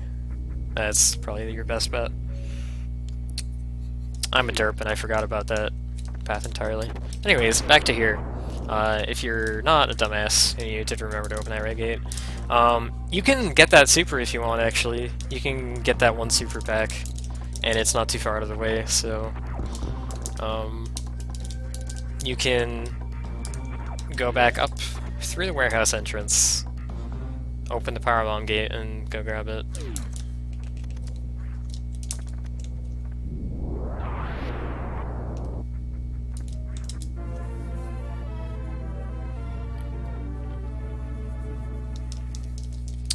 And then go down the left side of Triangle Room.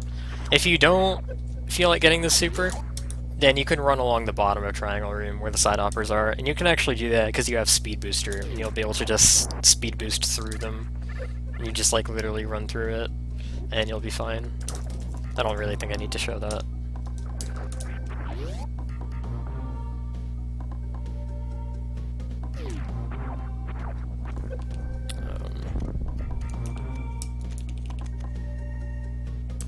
Now I could... Yeah, I'm gonna powerbomb this, even though I only have one left. Actually, is that a good idea? Actually, no. Okay, well, whatever. I'm back here. This is what speed boosting through here looks like. You just literally run. I think I'm just gonna ignore that other super pack. Because optionally you wouldn't get it.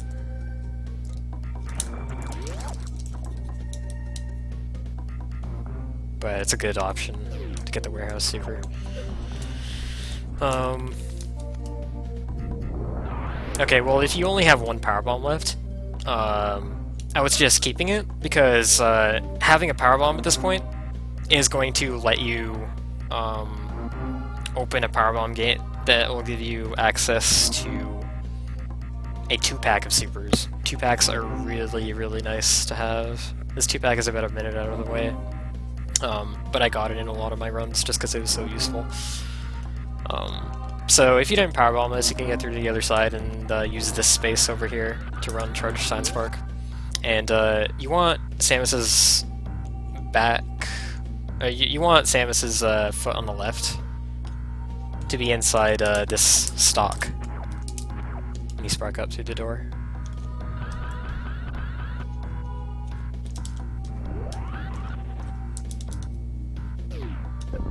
And that'll get you to the top of here. If you mess up the spark and you like fall down here,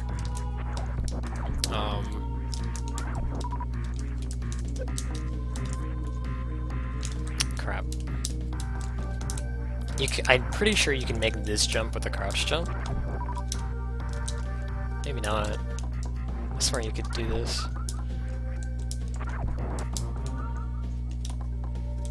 I swear this was possible. Maybe not, though.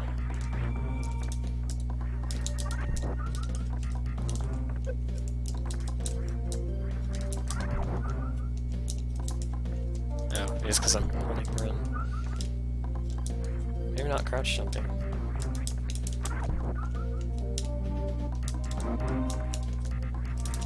One thing I don't think I ever mentioned about crouch jumping is that if you're holding an angle button, it won't work. And if you try and move a direction too quickly, it also won't work. If you end up moving before you actually do the crouch jump, it won't work. I swear to God, this one worked. Anyways, it doesn't really matter. What you do if you fall here is you're gonna equip ice. Lure the bugs out.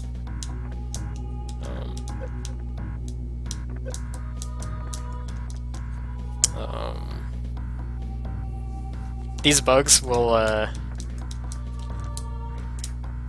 fly at you once they line up with your once they're ready to go and they line up with your Y position.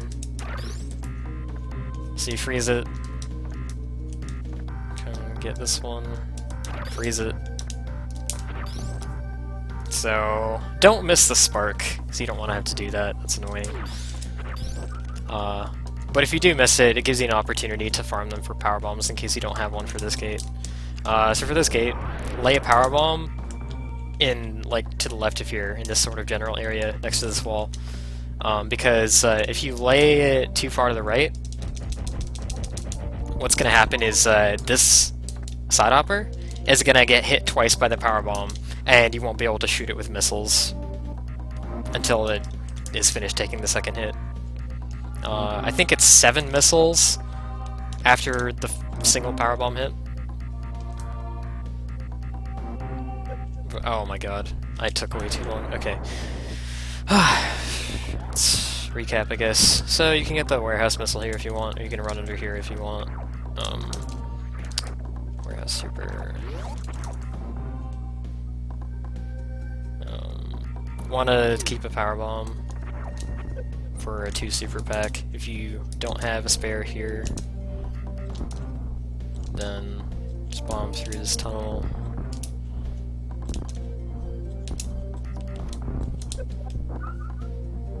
Ow, forgot about this guy. Alright, open the door.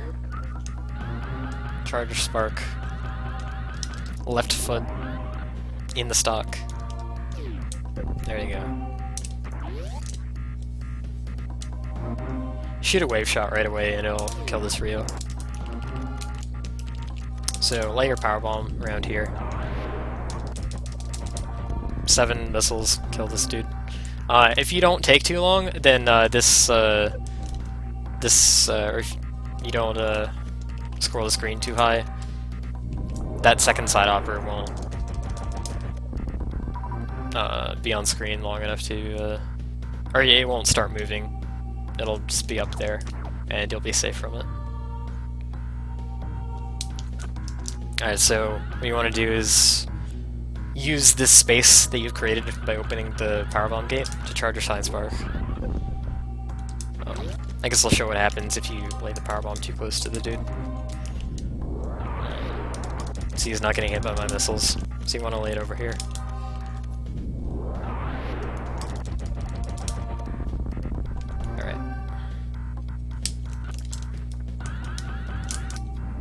Diagonal spark in, there we go. So up here, there's a red door here. Just ignore it. It has a 2 missile pack. You don't want that. What you want is to come up here, make sure you have enough to open the purple door. You want to use all your supers on this door. So if you have 3 supers, it's going to be 10 missiles plus a super shot, or 10 missiles plus 3 supers. If you have 4, it's going to be 5 missiles plus 4 supers. But you want to blow all your supers on this, because like the whole principle I said earlier about farming from Zebs, or farming from anything really, is that you're going to get your supers back at a faster rate than you're going to get your missiles in terms of usefulness in opening doors. So like when you're farming these guys and you're getting super drops from them, each super drop is equivalent to 5 missiles when it comes to doors. And when you're dropping missiles, the missiles only they're only 2 drops.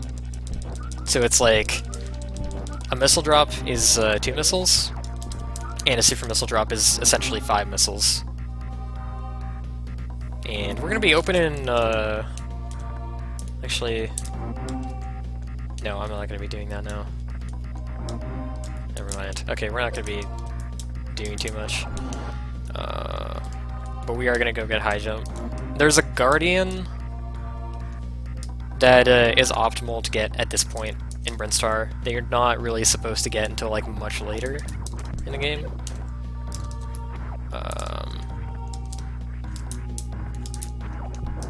And it takes a buttload of ammo to get lots of purple doors, lots of gates you gotta open, all this crap. And it's pretty dangerous, the strats to get in and out alive are a little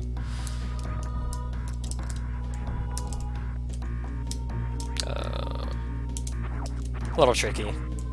So something that at this point in the game it's a little difficult to deal with. I'm not going to have a beginner go and get that Guardian at this point. But what we want to do is come through here. You already know where this is because I showed it earlier. This is where I told you to detour for the first 10 missile pack that was here. If you didn't get it then, it's optimal to get it now. You gotta go down through the bomb block here, come to this purple door. You want to use all your supers on it. Because this room is full of Kakateks, and you'll just get all your supers back.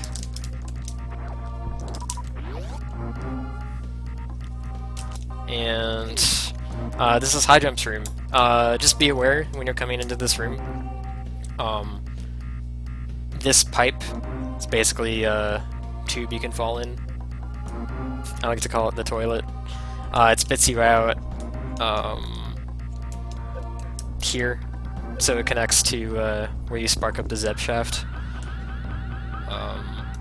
You can also go to the left, and that'll take you to where Spore Spawn was.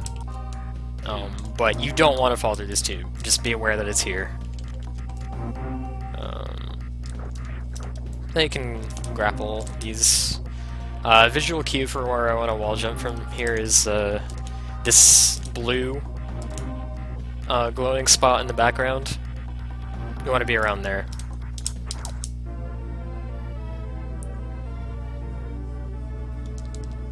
Now, in Redesign, Spring Ball is packaged with High Jump. So, now that you have High Jump, you also have Spring Ball.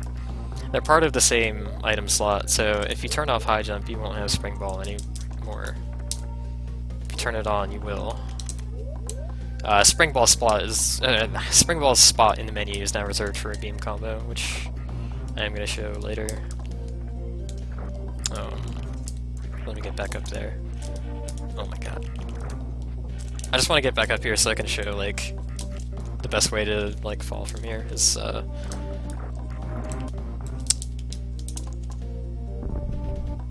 shit, what was I saying? When you're falling in the water and you have Spring Ball, best thing to do is Spring Ball out of it. That's the fastest way to deal with getting into a water line once you have Spring Ball. is to spring ball out of it. So otherwise, what you're doing is like you're slogging through it unnecessarily. So, spring ball out of it. Spring ball is super awesome in this. Because its horizontal speed from spring ball jumps is a lot faster than in vanilla. Just get at least one more missile drop, one more super drop from here.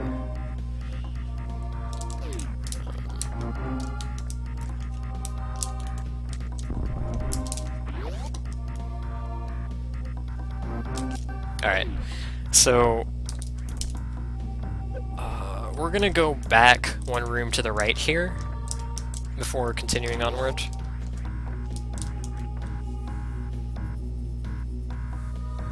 And this is gonna be to open a gate. This gate is required for the West Brinstar Guardian, the Ammo Guardian as we've called it. I'm trying to remember what you want to use for this door.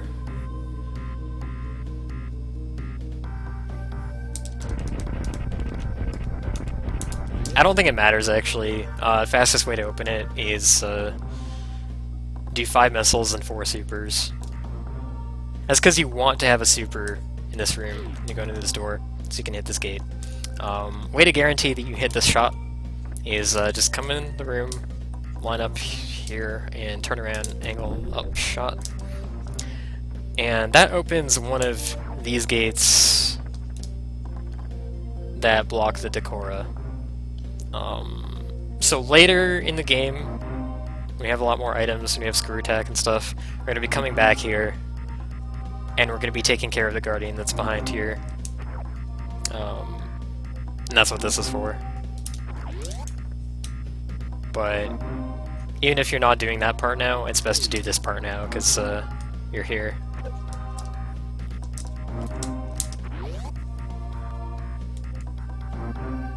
After you do that, just come back through here, you know, save if you want, whatever.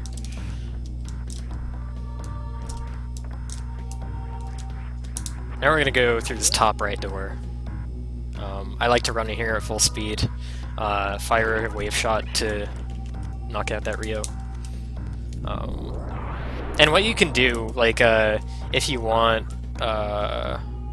if you're not comfortable with what I'm about to do, just a kind of a tight jump, you can run here at full speed, charge a Shine Spark here, then lay the Power Bomb to break out these blocks, and then do like a diagonal Shine Spark to get up on this ledge. But the way that it's slower to do a spark because of the crash animation. The crash animation is like a full second. So what I do is I start from the right wall and I run left, and right when I get to this corner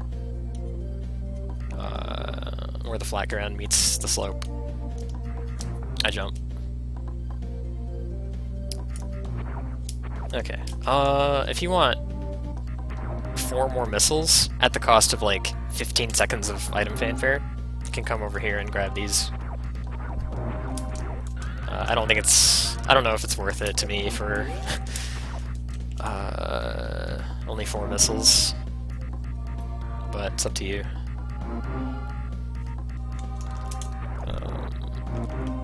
This door is where you'd go in to go and grab the Guardian, but we're not going to do that right now. Alright, so that power bomb blockade at the bottom of the room. You see this girder here? It's another one of those like one-way tiles, pushes you up. Bombing open that power bomb blockade at the bottom of the room sets a flag that also makes this girder disappear. So when we come back to this room a lot later in the game, these 3 tiles are gonna disappear, and we'll be able to go down from here. Actually, I can show this right now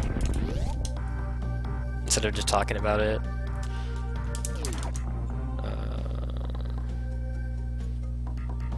Yeah, and it's gone.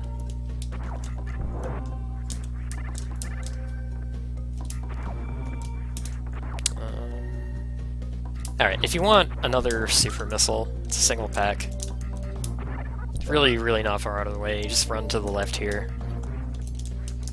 And come over here. And you can nab it.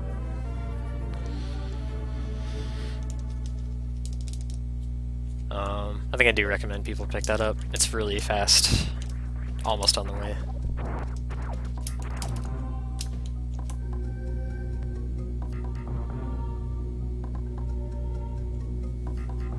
They're pretty convenient, yeah.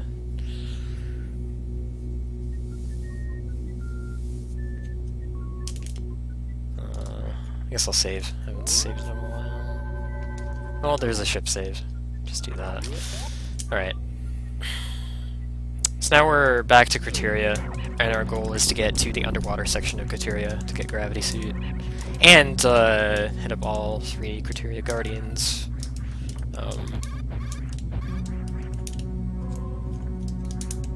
If you actually haven't played Redesign before and don't know what the Guardians are, it's basically an artifact / key system inspired by Metroid Prime. You have to disarm all 12 of them to get to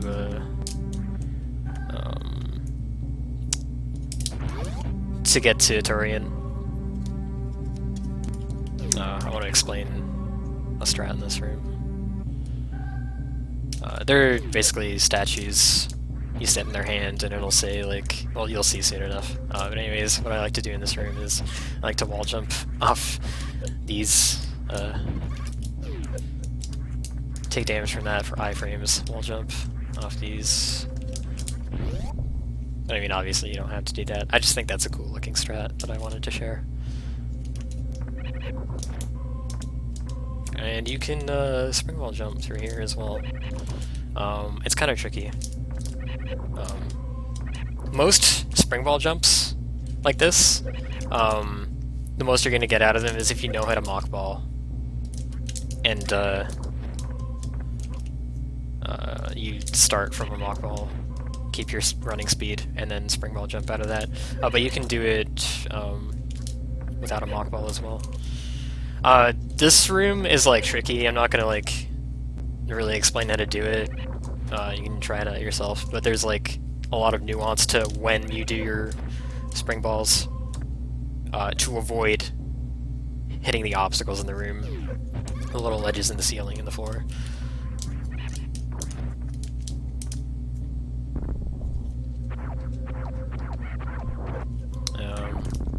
Alright, so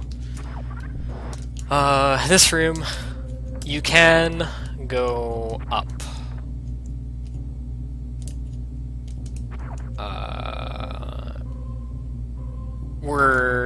We're gonna go up, but if you want Spazer, you're gonna go to the right first, and I do recommend people who are new to this pick up Spazer. It's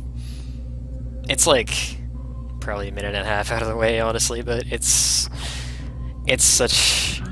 is so good.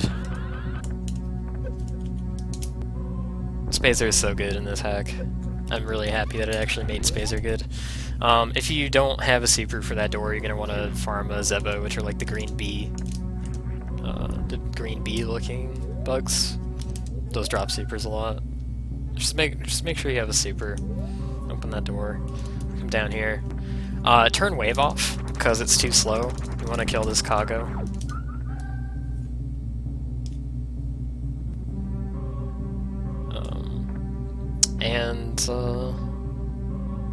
Yeah, so this is where spring ball bomb jumps come into play. There are 2 things you can do. The simplest way to do a spring ball bomb jump is hold jump to be spring balling.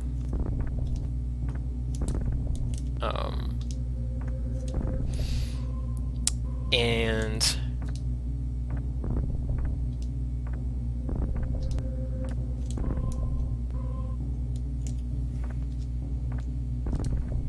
you want to lay the bomb at the apex of the spring ball jump, but you want to lay it just before you're on your way down, or just as you start descending. You don't want to lay it too early.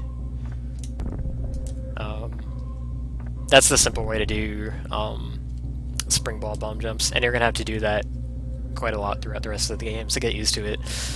There's a faster way to do this. That's like sort of a little bit of a glitch. Mobile D called it a Voodoo jump, and I haven't heard a better name for it, so I'm just gonna call it that. Do a Voodoo jump. You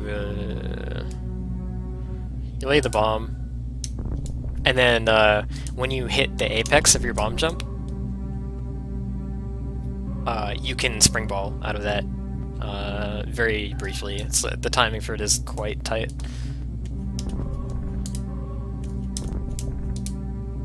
I think it might be like when your vertical speed hits 0. I'm not sure. Your vertical velocity. They're kind of hard to pull off sometimes. I think you can't be holding any directions either for it to work. Not sure. It's really weird. But it is like slightly faster to do those. If you find those too hard, then just do the regular spring ball jumps. It's really not a big deal at all. But I just wanted to point out that those exist and are a thing. If you want to look swag or whatever. That missile, you can jump over that. I didn't mean to grab it. It's only 2. But yeah. So from here, charge, speed boost, and you want to shine spark up when you're on this slope tile. See the ceiling is like an obvious funnel there. You want to be right below that. Spark up.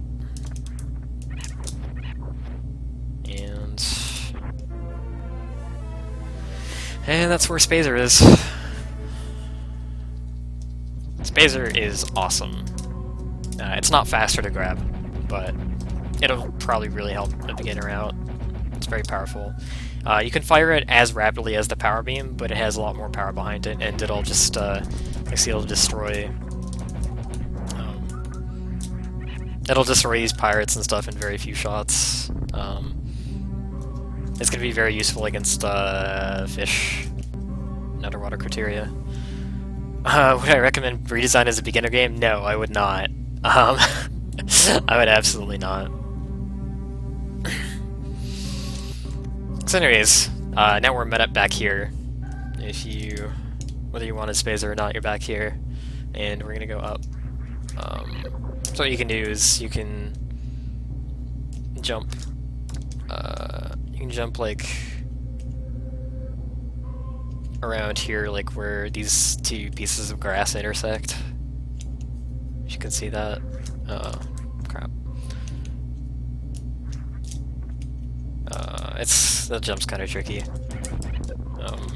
you don't want to do that, you can just go this way.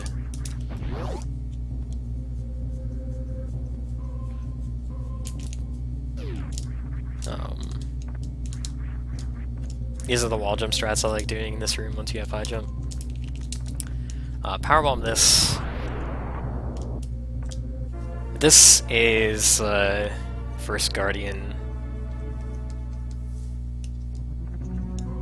that we come across in this route, and it's the first intended one. It's the one that you see right at the start.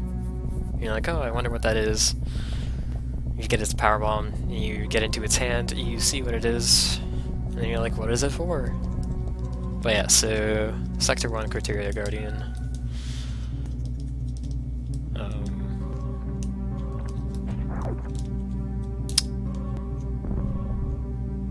So actually now I'm gonna recommend you go take a pit stop at your ship.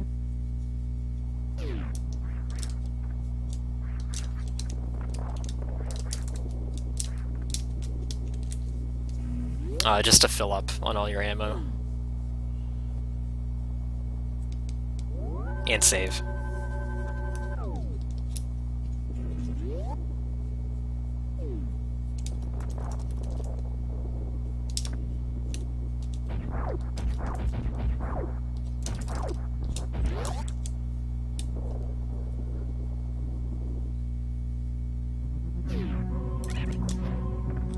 So now we come straight back into this room, and you go through this tunnel.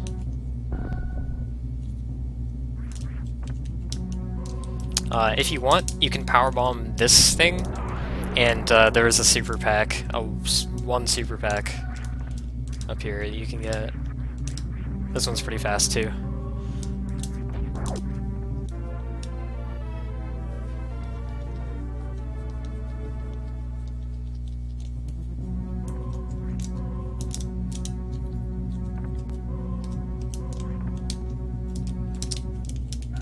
Can come up here. Alright.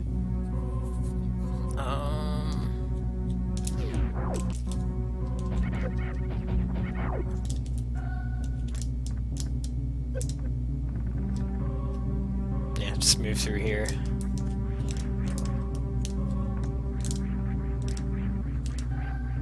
High jump to jump from wall to wall here. What you can actually do is you can charge a shot and then pseudo screw these walls, and then once you're at the top here, it'll release a shot for you and it'll kill that pirate, and it'll also prevent him from shooting you down. Oh, that's right. These guys, gamers, sometimes get in your way. If they're in your way when you're trying to speed boost like this, to get through that wall, just kill them with grapple. Most painless way to deal with them. Alright, in here.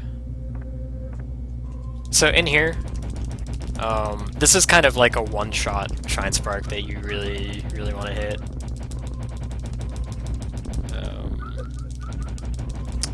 I'll explain what's going to be happening here.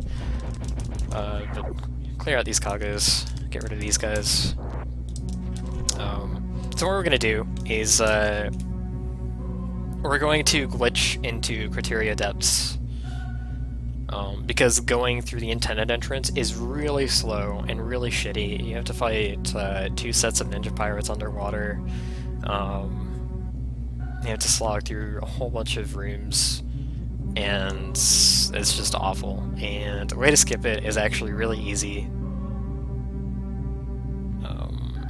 It's easy enough for a beginner to do, honestly. So I'm gonna point people in the direction of doing this glitch.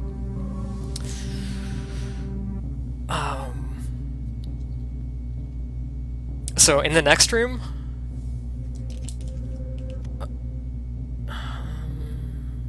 yeah, I'll just open this with all supers. I actually recommend you open this with all supers because you want to conserve missiles for Fantoon.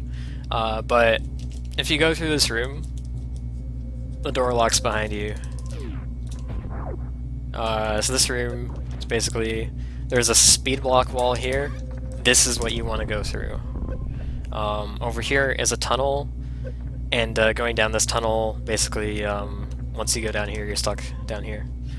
So if you Shine Spark through the speed wall, you can get behind this red gate, and that'll take you where you want to go.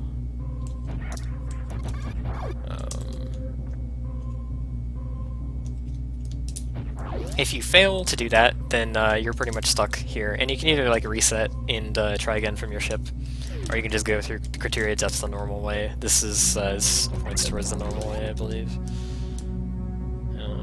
Yeah, so this is the normal way I'm showing right now.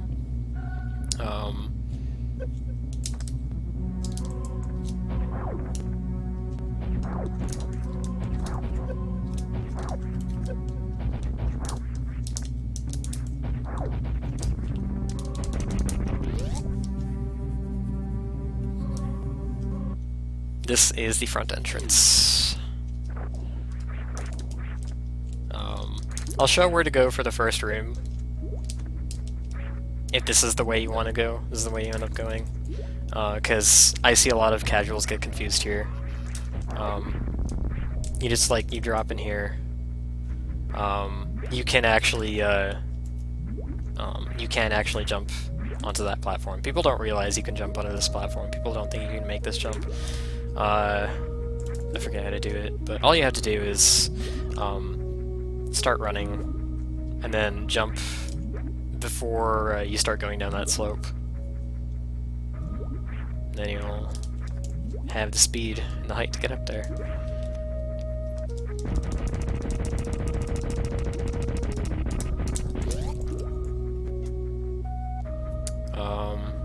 In this room, there's a save point up here.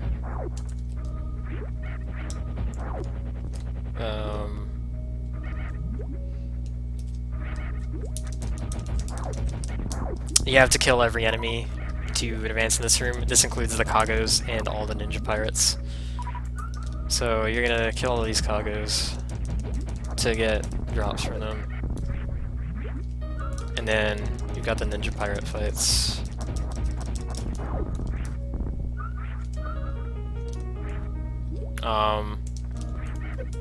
Alright, so ninja pirates, they do, I think that's 50 damage or something, holy crap.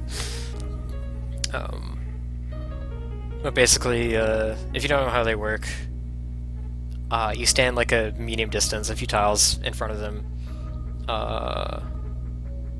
or no, you jump over their head when they're in their initial state, and then they'll do like a spin jump at you.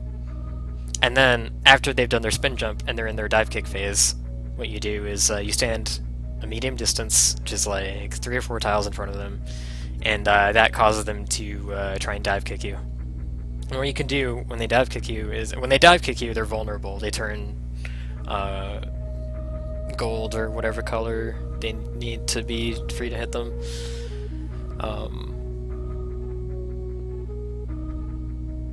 The safest way to deal with the ninja pirates when they're dive kicking you is to jump straight up and shoot them as they're passing under you.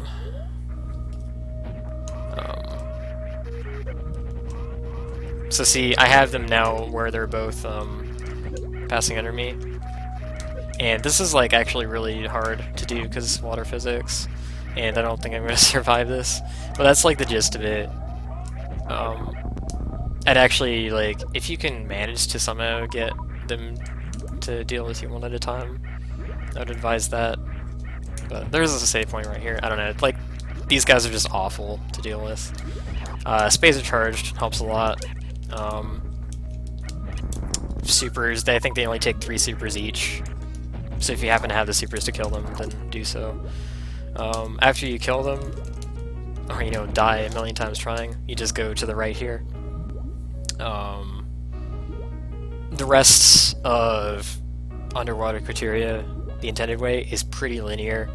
You do have to fight a second set of ninja pirates, and kill all the Kagos in that room, so be aware of that.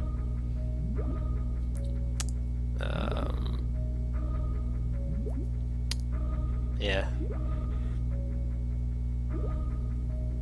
I don't want to, like, go through this whole thing because I don't recommend people take this path. I recommend people glitch into it. And I recommend people do it this way because this is the easier way by far. But we're back here. What you want to do is you want to charge your Shine Spark, and you want to go through that wall with it. And you've got one shot at that because the door locks behind you. It's a Fantine lock door. Get this power bomb. Bomb this conspicuous looking block, and you're behind the red gate. You can open this if you want, but it doesn't really matter.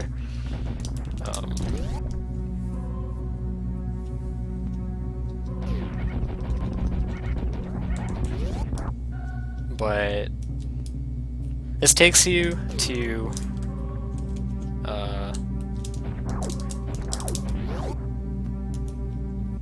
this is one of the shafts in Criteria.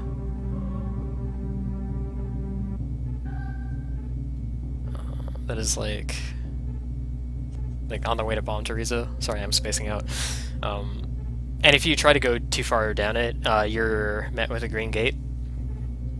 And there is a way to glitch that gate.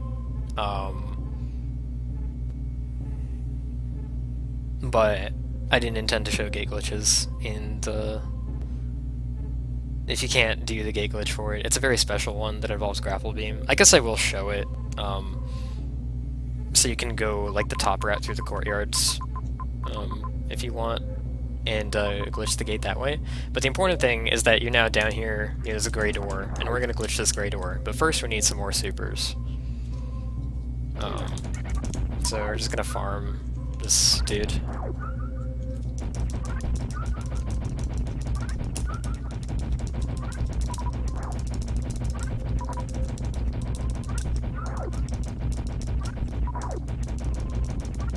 Just like fill up your supers, however many you have. I would say that's best.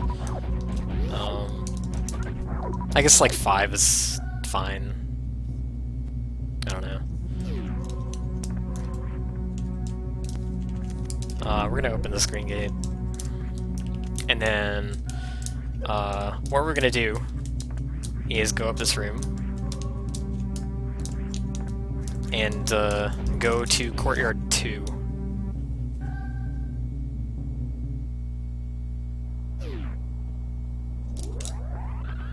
You don't have to do that speedball if you don't want to, but it still looks cool. And you come all the way over here, and you charge your Shine Spark here, hop across these platforms, and when you're in the right, you want to be like 3/4 way up the slope, like this second half of the slope, basically.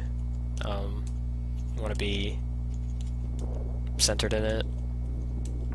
You want to spark up from there. That's going to get you to Criteria Guardian number 2.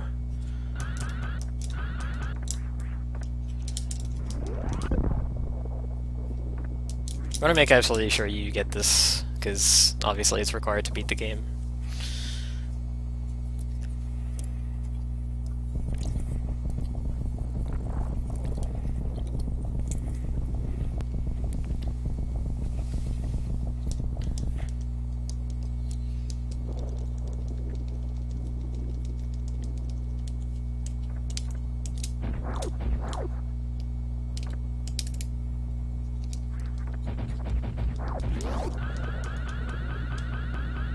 I didn't charge a spark for any particular reason there. I'm just messing around. But once you come back here, wait until this zoomer is on the left side of. Or actually, I'm going to save state. You wait until he's on the left side of that platform, and then you super him off. Now he's crawling around the room. And what you're gonna do is, as he gets onto this, this little ledge, as he's you just crouch and you grapple.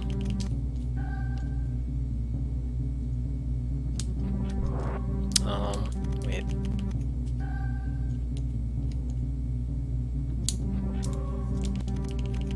Yeah. Actually, you can do it when he's even like a little lower than that. It's better to do it when he's lower. The lower he is, I think, here, the better. But this is super easy. I think that this is honestly, this is within anyone's ability to do. If you want like added security, what you can do is you can hit down. You can press it down right after you grapple him. I don't know why, but that gives you more of a chance to hit the door tiles.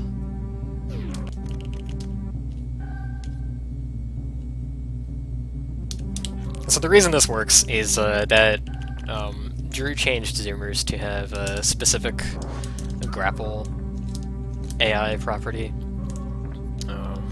Each enemy in the game has a different has a grapple AI pointer that determines what happens when you grapple the enemy. So for most enemies, or for most weak enemies, they just die instantly. Grapple beam doesn't do damage; it just kills or it doesn't kill.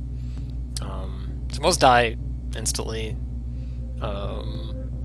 Some enemies you latch onto and they remain in place. Vanilla Rippers.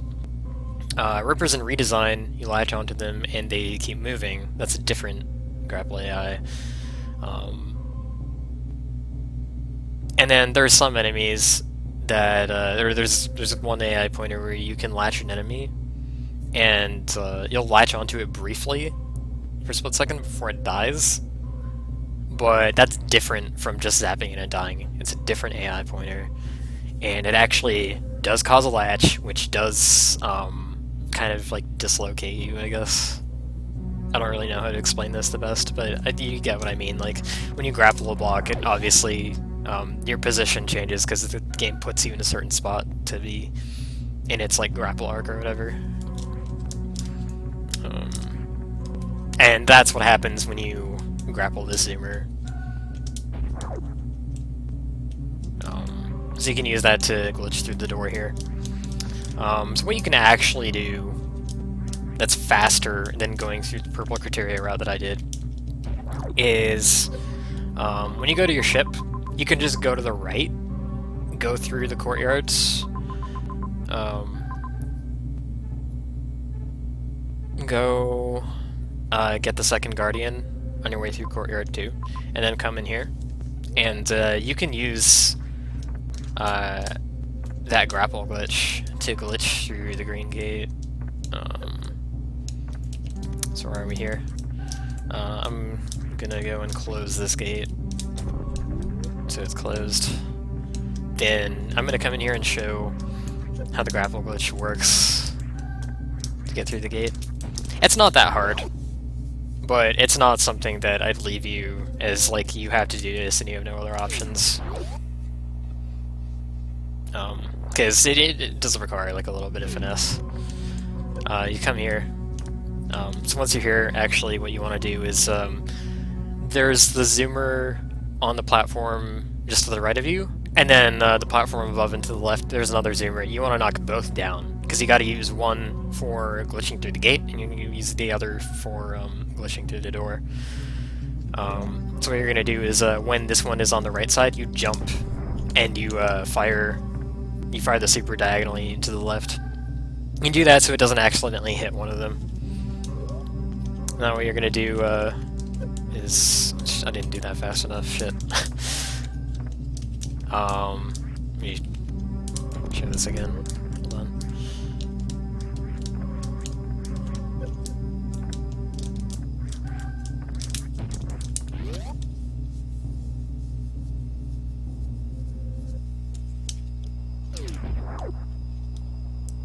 I did shoot the gate closed, didn't I? I think I did. Yeah, okay, so you go down here, and you jump, so that other one's on the screen too, and then what you do for this guy is you angle up, jump up, latch onto him, and as soon as you latch onto him, you press left. I'll do it again.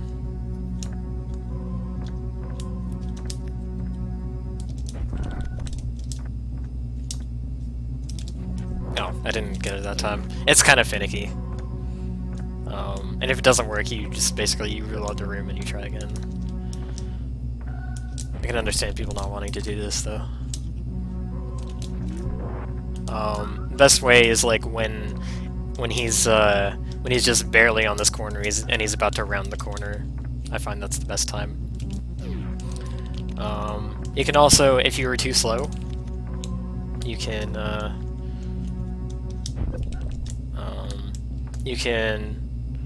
wait until he passes, and then as he's on the flat ground there, you can jump up and do a horizontal grapple. Depending on where you are, this might not place you inside the gate, so you might have to use another super to open the gate manually so that this guy can get through. And then you'll use this guy to glitch through the door. I'll just fast forward. He needs to be on screen. Oh my god. You just do it on the other side instead, because it'll be on the other side. That's that basically.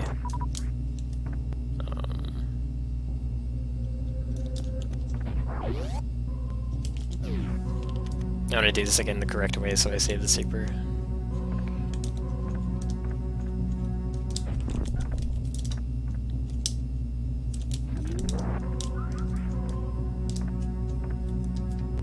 But yeah, if you're not comfortable glitching this gate open, that's fine. You just take the bottom purple criteria route that I did. Hopefully get the one-shot spark.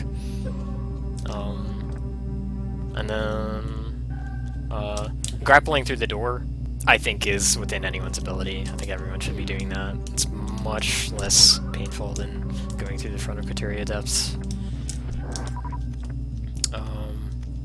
Alright, so you come to this purple door. And again, you're going to be going to fight Fantoon soon. You want to use as few missiles as possible. It takes 20 missiles to kill him, so I guess like if you have 40 or so, like you've been picking up all the extra missile packs, you're probably fine here. But you just, like, ideally you want to go into the fight with at least 20.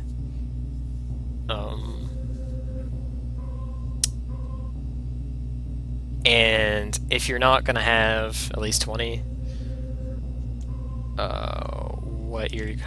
Get out of here. I'm trying to talk. What's up, Koba? Basically, you want to use all your super missiles on this purple door, except for one. So 1, 2, 3, and then 1, 2, 3, 4, 5, 10. Yeah. Yeah.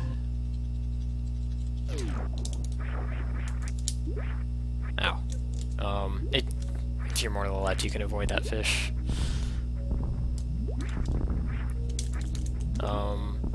You want to jump over that boulder. This one will just off itself on the ledge. You don't have to worry about it. This Kago hardly gives anything because it dies so fast. But so, once you're in here, now you've met up with where you end up with if you go through criteria depths normally. It skips a lot. If you have a second super, actually, yeah, if you have a second super, which I don't, you can, it's faster to use it on this door, because you can, launch yourself through the door with grapple beam, but obviously, I don't have a second super in this instance, so just open it with missiles. Arm pump through here. This is where you need your super. Don't waste it, because it's just, like, really, really no good alternative. You'd have to go back through the previous room and try and kill Kagos, and refresh the room until you get a super. And Kagos are not very good at dropping supers, unfortunately. That has screwed me on many runs. So this room... spring ball through the water. If you're spring balling through the water line, that's faster. Come up here, grapple block. Alright, Lost Caverns. I'm gonna spoil this for y'all that have not played Redesign casually, but the hints to make your way through the Lost Caverns, if you forget the order, is you look at you look at the two stalagmites here and here. If they're both small, you go up. If the left one is bigger, you go left. If they're both big, you go down. And if the right one is big, you go right. So the order is up, up, left, down, right, right, down, left, up. And then you go right. Even though, like, the stalagmite doesn't tell you to, you go right because the door to Fantoon is on the right side. Alright, so Fantoon.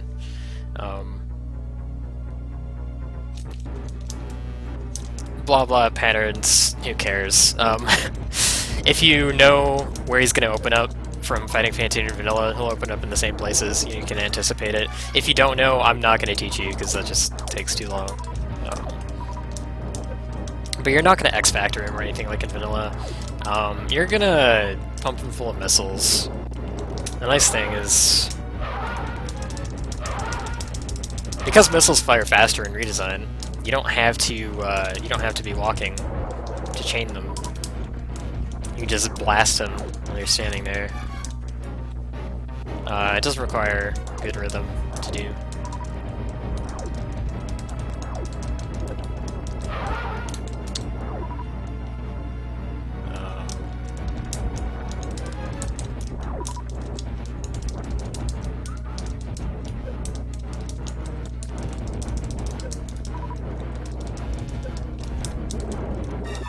You can kill him in one round, and it's not too difficult to do that.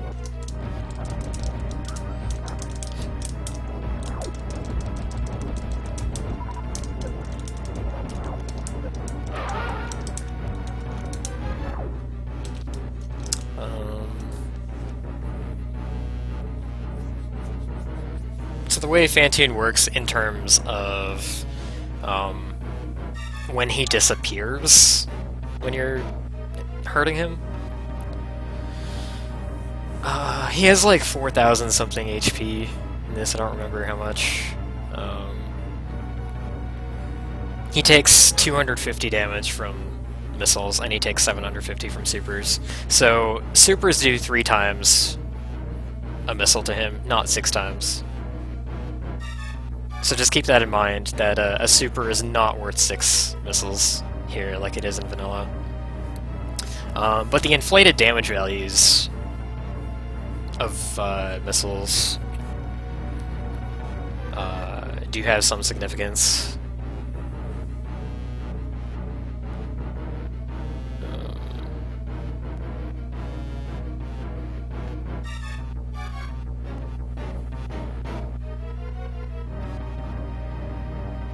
Actually, wait, is it 200, 600? I don't remember. It might be like 200, 600, I forget.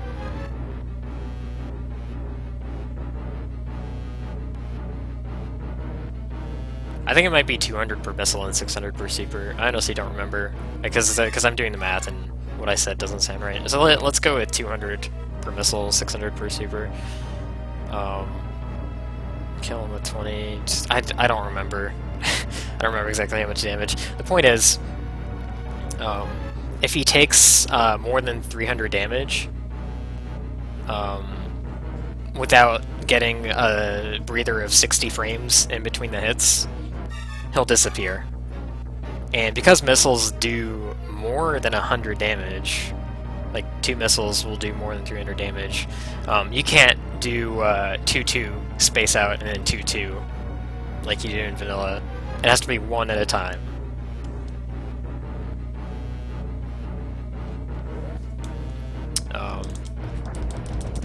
So you can do that.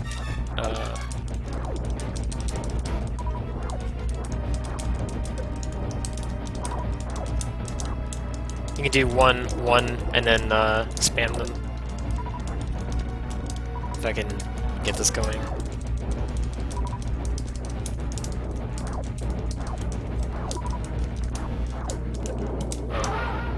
One. He takes 20 missiles in total. So that's him dead. You don't need to use supers at all. They only do 3x damage of a missile here. It's not really worth it. We can just sit here and hit him with missiles all day.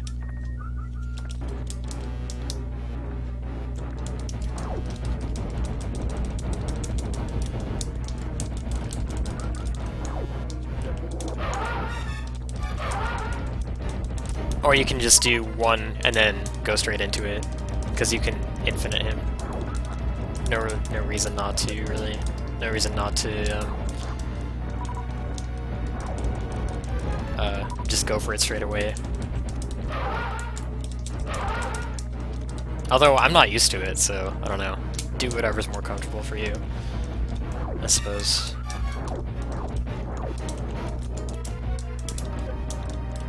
Obviously, you super him. He goes and he doesn't die. He goes into rage phase.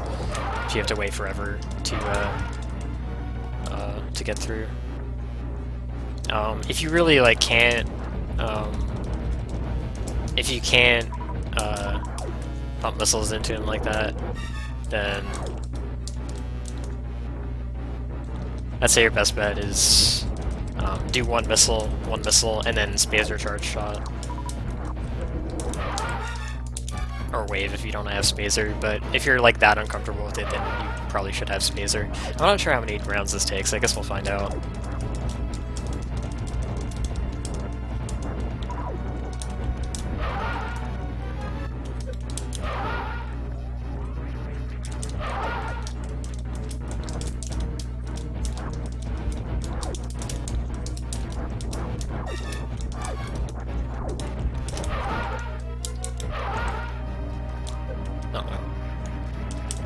That's 3. Probably takes 4 rounds. Also of note, he favors dropping supers with his flames a lot more than he will drop missiles.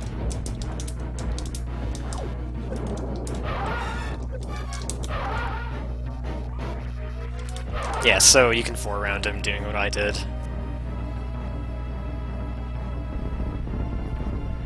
He takes an inflated amount of damage from charge shots, so any charge shot is going to cause him to disappear. That's why X-factoring him doesn't really work, because you try and you do a wave charge shot as part of the X-factor setup, and he'll just disappear from it. Doesn't really work.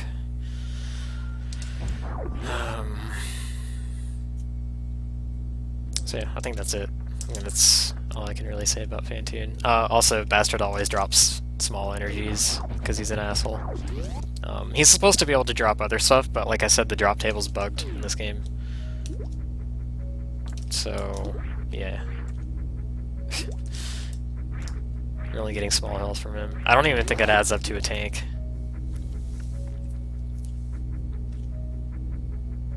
So you just go through here. Slog through these rooms. Oh my god.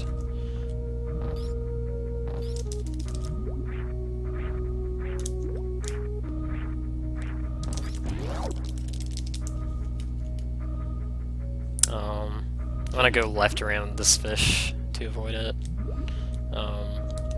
Give this one a wide berth as well.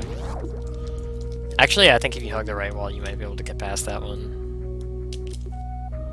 If you have Spazer, you can, like, I guess, spam it to kill this fish. I wouldn't do that.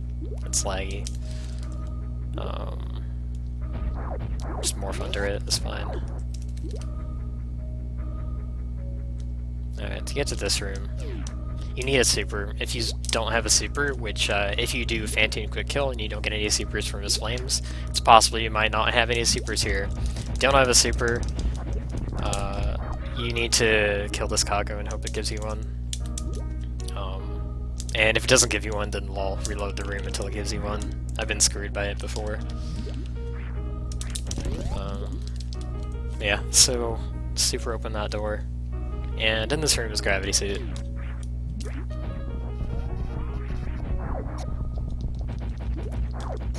can, like, spam Spazer at these fish to get rid of them if you want. Spazer's like the only really good weapon against them. I think they died in one super missile, but your super missiles are too precious to use on them. And they take like 5 missiles, which you don't want to use that many missiles either.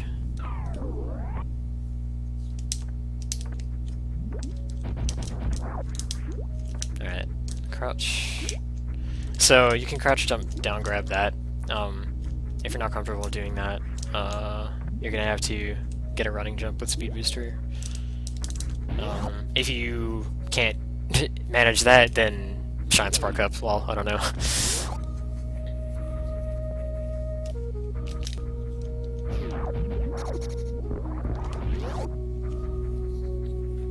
So after you get it, after you get Gravity Suit, you can go straight to the Meridia elevator, but you still need the 3rd Criteria Guardian.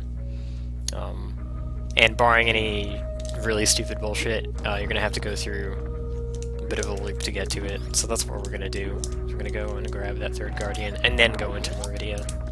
There's no other time in the game where that it's better to go get that Guardian, so we're gonna do it now. You can crouch, jump down, grab this if you're standing on the highest part of that. Or you can morph and spring ball over the Kago.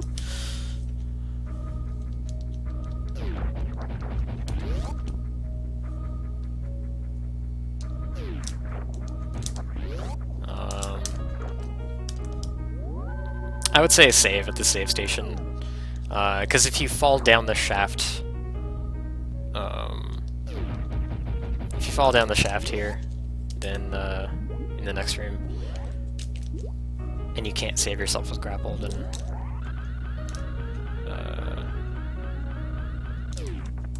it'll be faster to just reset and load from the save than it will be to actually go through the room, I think. Especially if you haven't killed the ninja pirates on the way up here. That fancy springboard thing it did, you don't have to do that, you can just grapple across the top.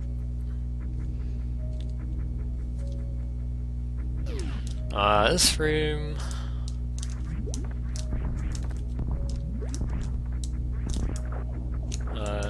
you wanna run through this part quickly because of the boulders. This fish is an asshole, I hate him. You wanna get rid of this cargo. Takes like 3 shots, and then, oh my god. And then jump across there. You can actually jump across without destroying the cargo, but it's really tight, and just much easier to do it that way. So now you go back up the crab shaft. You can crouch jump, down grab that. I guess there are a few ways to get up this room.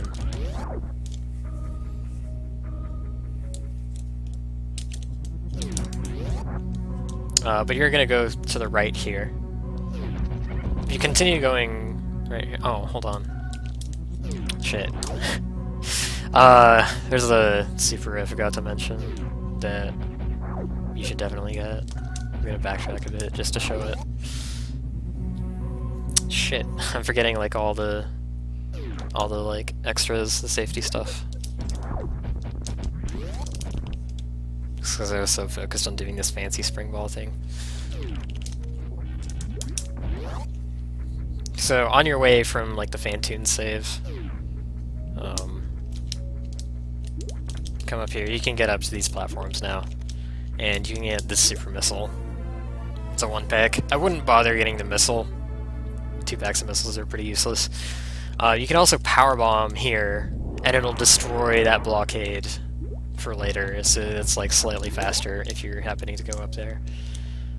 And you just get back to where you were. If you fall down this part of the shaft, you can just grapple. If you fall down further than that, you're kind of SOL. And you have to go through here and like through the ninja pirate room. And if you haven't killed the ninja pirates, and it's just like... Actually, no, you don't have to do that. I'm dumb. Hold on. Okay, if you fall down here, here's your backup. You charge your Shine Spark here. I'm sorry, I'm being dumb. You charge your Shine Spark here.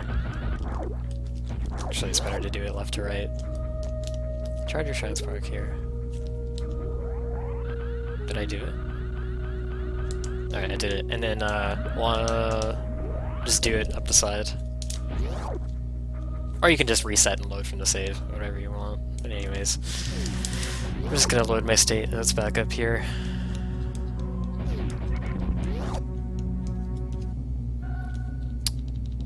This room, you gotta equip Wave Beam.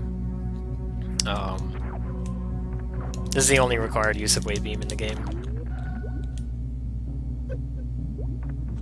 And it is skippable with stupid stuff that I won't go into. But that's the only thing you need it for. It's certainly helpful. Oh, this I didn't have the I didn't have that open in this state, so it was still there. But yeah, it's certainly useful, but it's the only place where it's actually required. So you crouch jump off that cargo to get up here faster. And then come up here. And there's a 10-pack you can get here. So what I like to do in this room, I like to get on this platform, power bomb, and it takes care of 3 bomb blocks there. And then you shoot downwards, and it'll reveal this 10-pack missiles. That's handy if you're like, especially if you're low on ammo, and you don't have enough to open the door here. Even that's what I end up happening a lot. It's what ends up happening to me a lot. Holy shit, I can't talk. It's been like 6 hours. Um,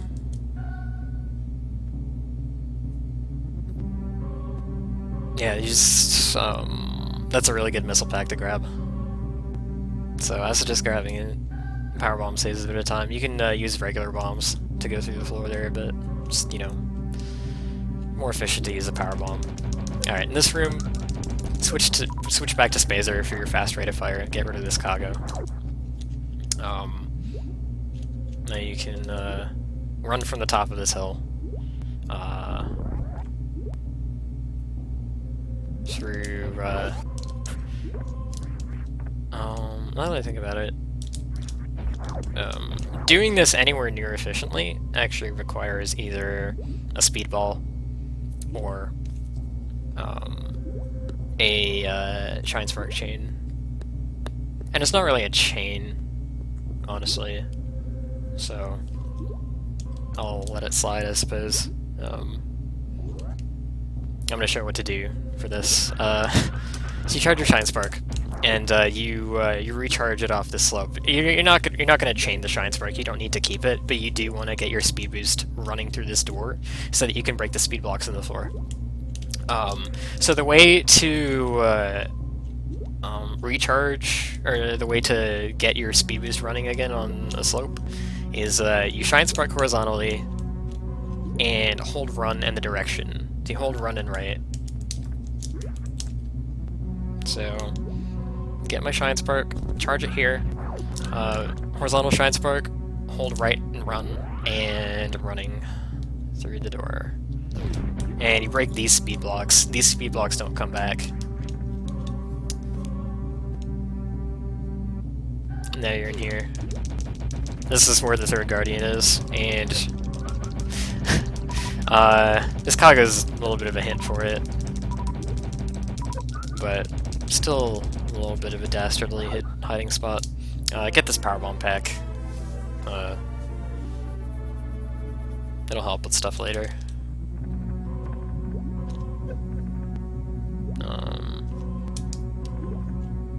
So yeah, Morph tunnel in there. Goes all the way back here. And this is the third Criteria Guardian.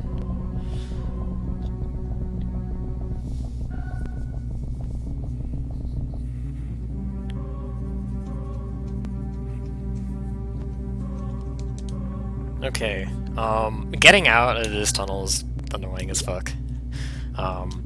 Ordinarily, like, you just, like, spring ball out of it, but you can't see where the fuck you are. And you only have, like, 3 tiles of vertical space, so it's, like, really hard to, like, spring ball and then,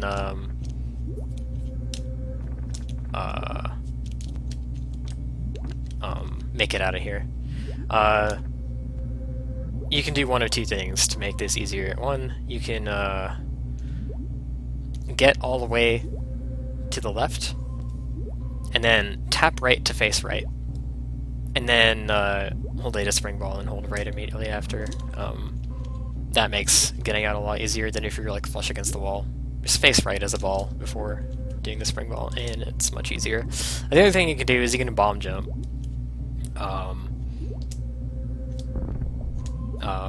Just lay the bomb here, and as it's about to explode, you start to hold right, and you're out. I can't believe I actually have to like explain how to get out of this tunnel, but it's really annoying sometimes. Just because you're on the bottom layer, you're on the bottom row of the screen, you don't have much vertical space, can't really see what's going on. So now you just drop down here and go through this red door, and this is the elevator to Meridia. You only need 1 super missile past here. Do you? Actually, no, that's probably incorrect with this route. Let me think. I'm gonna think about it while I go down this elevator. If you can use extra supers here or not. I think you can.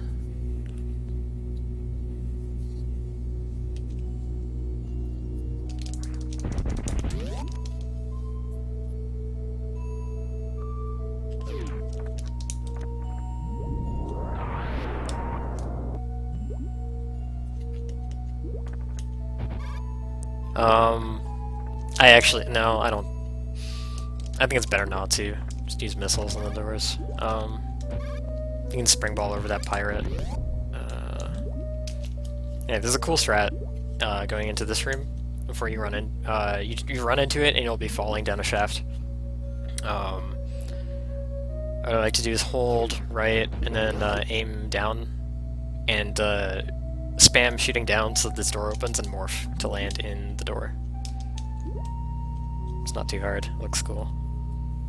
Alright, this room, there's a 10-pack of missiles that I suggest grabbing, but you can easily fall down this room and not be able to climb back up to get them. So, basically the way to get them is you just run off this ledge and... shit. You run off this ledge. Wow. Holy shit. Okay, you come to a stop here, and then you run off the ledge. So you land on this platform. And then, shoot up the ceiling here. Go up on that ledge, and then spin jump at the missile. There we go. It's also a nice one to grab. You can ball up to, like, make your hitbox smaller to make it less likely you'll land on the fish.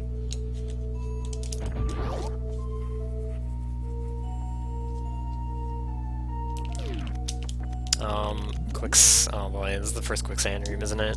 You just grapple across.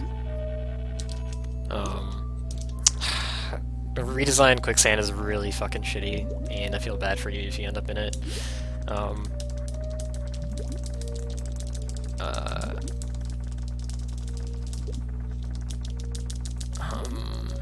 The best way to get out of it really is hold an angle button and mash jump. And try and keep going in the same direction for as long as you can. Actually, is it sloped here? No, it's not. There's no slope here to get out easily, I don't think.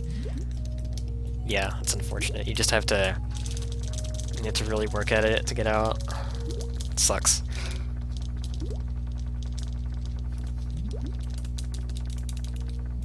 Actually. Oh, okay, no, you don't hold the angle button. Mash an angle button and jump. Mash both of them. Because what that does is, you do a spin jump, and then you ledge grab the quicksand. You, like, ledge grab yourself up it slowly, because it sort of acts like it's solid. If that makes sense. When you land on it, but you sink through it. Yeah, mash an angle button and jump. That's how you get out. Oh my god. If you know about quick dropping from vanilla, using it to get through crumble blocks a bit faster, make sure you don't quick drop in the sand. Quick drop happens when you are doing a pose transition as you hit something while descending. That'll drop you straight to the bottom of the sand, basically. So you want to avoid touching the quicksand while you're in a pose transition. Once you're like on the top of the quicksand, you can kind of hold an angle button and bunny hop. Yeah, I think that's all I want to say about quicksand.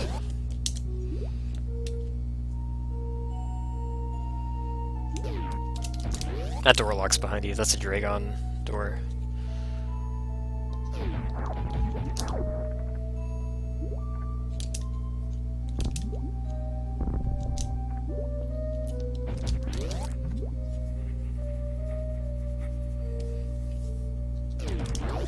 You just follow this pretty linear path. Alright. So, here, you shouldn't have to get rid of that crab, but you can if you, if it ends up being at a bad spot for you. But you want to run with Speed Booster. These are speed blocks. Now, there is a super missile in this room.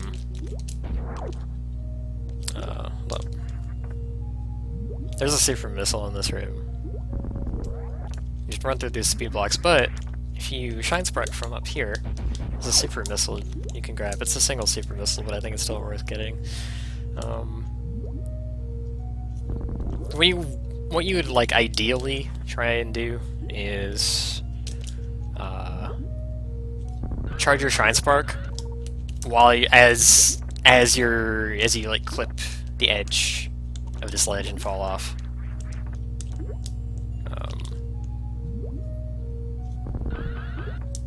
Because that way you can just use it to get to the super. But if you mess that up and you're like, oh, whoa, I didn't get it, then just jump back up. You do need a single wall jump, but now that you have high jump, those are much easier. I messed it up again, even though I didn't have to break speed blocks.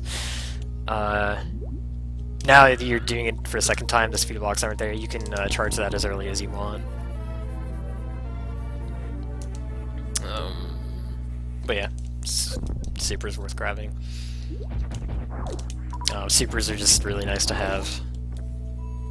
I should make note that you need at least 8 super missiles in Lower Norfair.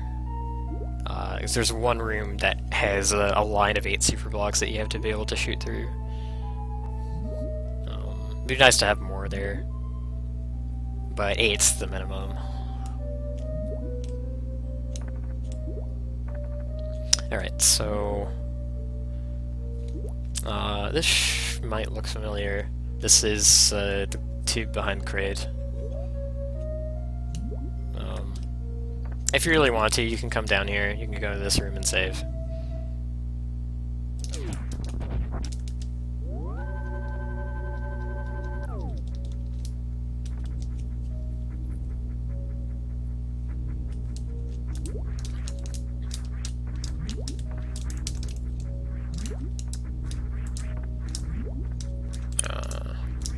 But aside from that,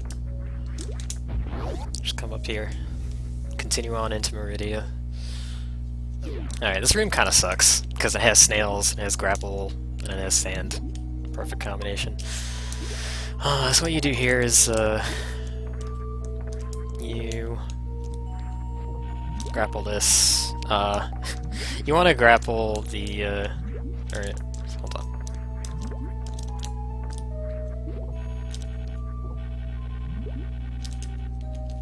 You want to try and grapple the top block.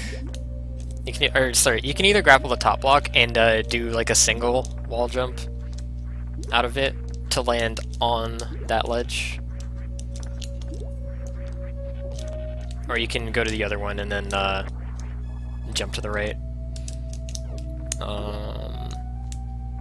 I suggest hitting up this refill. Always a good idea. This grapple block, I don't remember what to do with this one. Because you don't have much space to work with here. I guess it's just like all you can really do is... I haven't done this room like this in a while. Oh my god. Using that grapple block sucks. I don't suggest doing it.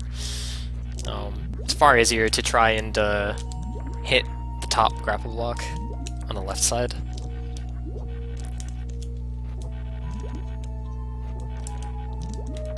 Oh my god. Apparently it's not easy. Yeah, hit the top block here. I think this is actually easier with the diagonal, funnily enough. So hit this top block and do a single wall jump off it onto this ledge. I think that's the easiest way to get to the top. It's not as bad because the wall jump is more automatic when you're doing it out of grapple, but I guess people might still have problems with it, I don't know. I want to figure out how to get the swing off of like this grapple block. God, I can't do it. I can't do this the intended way.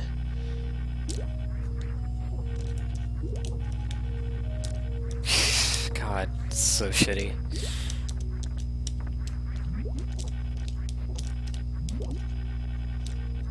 I don't know how to do this.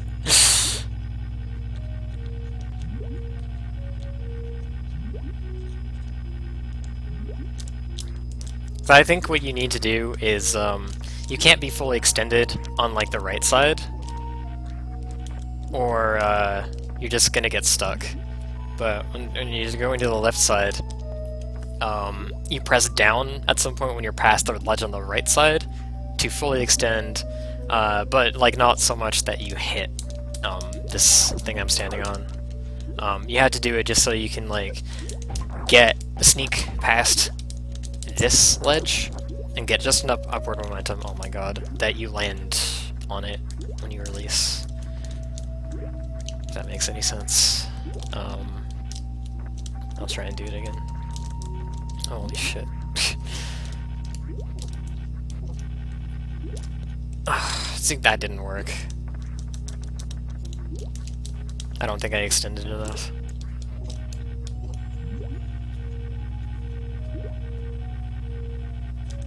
See, that doesn't even work. I showed that in the grapple gauntlet. That doesn't work. It looks like it should, but it doesn't. For Christ's sake, dude.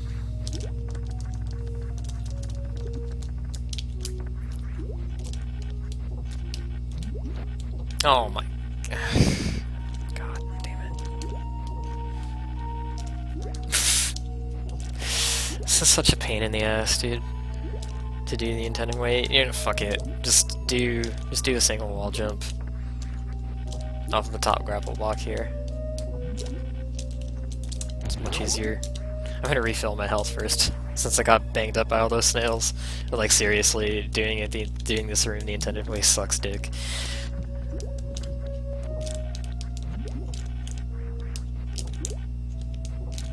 Alright.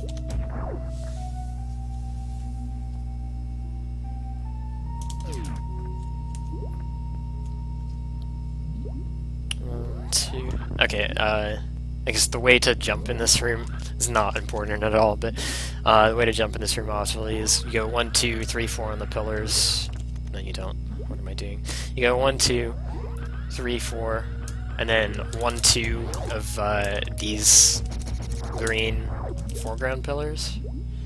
So 1, 2, 1, 2, 1, 2, and then you do a full jump.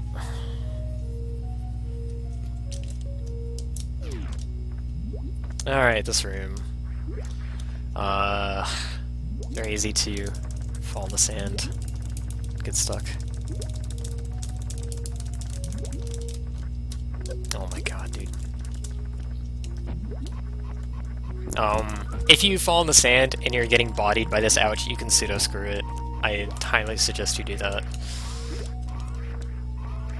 If you happen to fall in. So you get on here. Your jump's a little gimped here because you're in quicksand, but it doesn't matter as much because you're in water. Jump up here. And you just walk off the edge there, walk off the edge here, jump there, and walk off the edge here, walk off the edge here.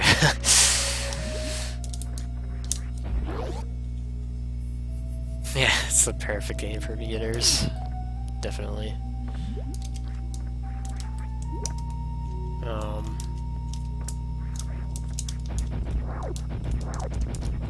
If you want, there's a power bomb you can grab here.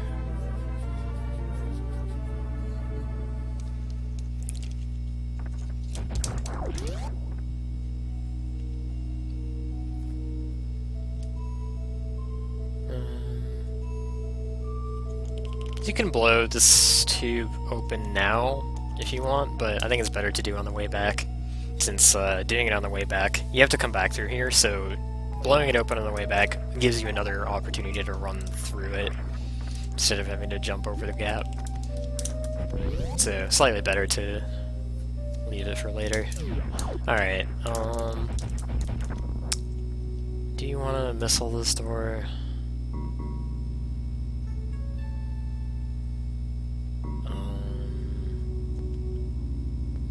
Butts, dude. Yeah, I would preserve your supers here. Just missile the crap out of this door.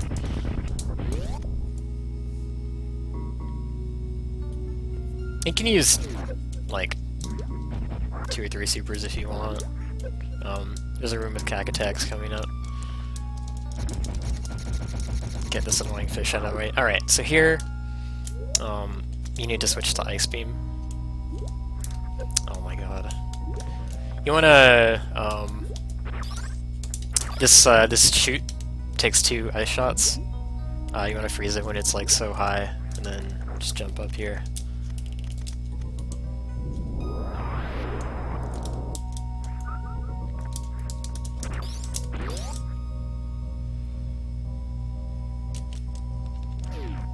Oh, that sucks.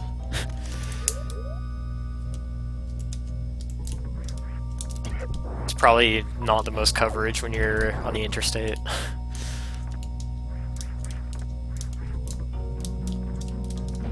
These guys are annoying as shit. It's the face room, because the background here looks like a face. Humans are exceptionally good at recognizing faces for whatever reason. I'm sure it has to do with survival and sticking together as a tribe. So yeah, you can kill those 2 cack attacks. So I guess like you can afford to use a couple of supers on the purple door if you want. Actually, you can probably just like use 5 supers on it. Like, you need some supers, but you don't need that many. If you have like 2 or 3 and then you grab the cack attacks supers, then you're fine. So save there, because like if you mess up and you fall down this whole shaft, you'll have to loop around. But you just want to like fall down, use the girders if you're not like comfortable. Just land on them and then like fall off and hold right. Get in here. Alright.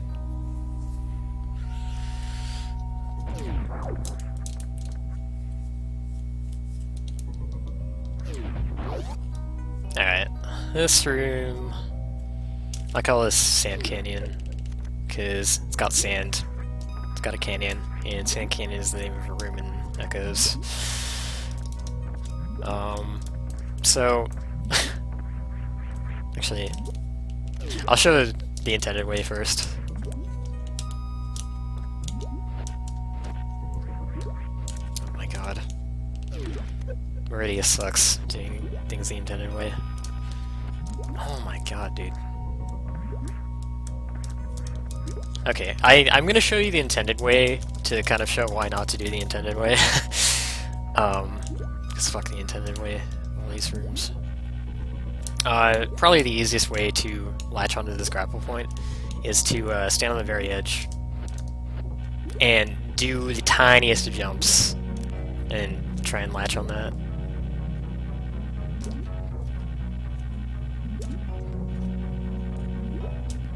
Oh my god, dude.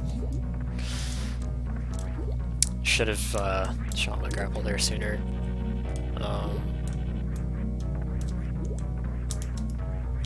But, I mean, you get the idea. Actually, no, the easiest way is to crouch jump from here. I'm dumb. Crouch jump from that lower platform. It's way easier. Oh my god, dude. I fell, like, straight to the bottom of the sand. Okay, screw this. Screw this. I'm gonna show you, the, non-intended way to do this. Alright. Pseudo screw this, ouch. Alright, so, we want to get all the way to the right here. Between these 2 sandfalls.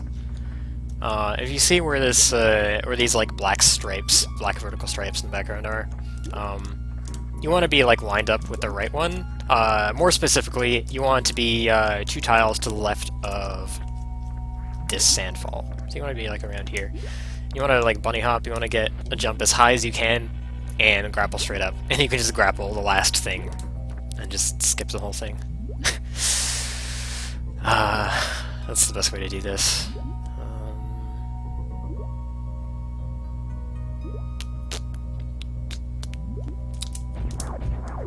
I forget, do you want to take this detour now or later?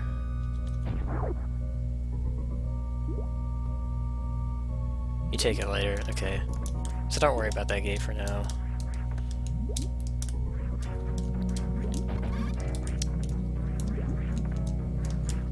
Let's climb up this room. Grapple here. Discouraged from joining, I'm sorry. Sorry I'm making this look awful.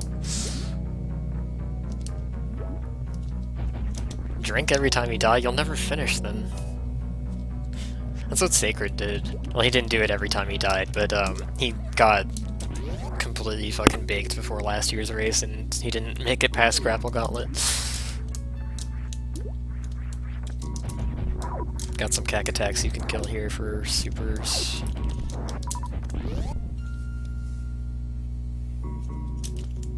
Alright. Now you're back in the room where you descended and killed a couple of cack attacks before getting to the save. Don't want to fall down here.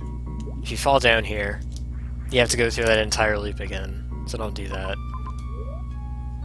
You'll be back down here, you'll be back where the save is. Don't do that.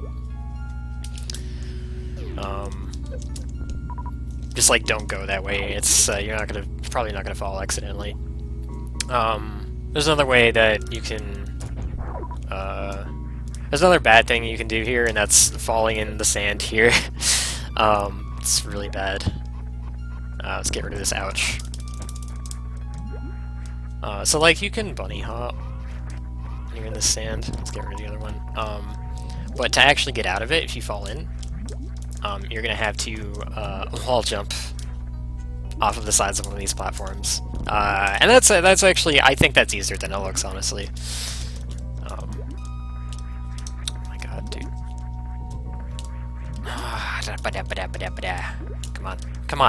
Come on! All right, yeah, that's easier than it looks, right? If you can't do that, then you're just gonna end up sinking through the sand, I think. See, where would you go? Oh, you'd go here. Yeah. Now that I think about it, can you... Oh, no, you can't. Yeah, okay, so do your best not to fall in the sand. If you do fall in the sand, do your best to get back up using that wall jump. If you can't do that, then oh well. Yeah, most people don't finish. I still say it's fun regardless, seeing how far you can get.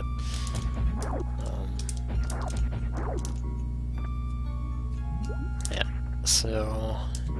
Oh my god. Asshole. You jump up to, where does the game want you to go here? I don't get how you're supposed to make this jump.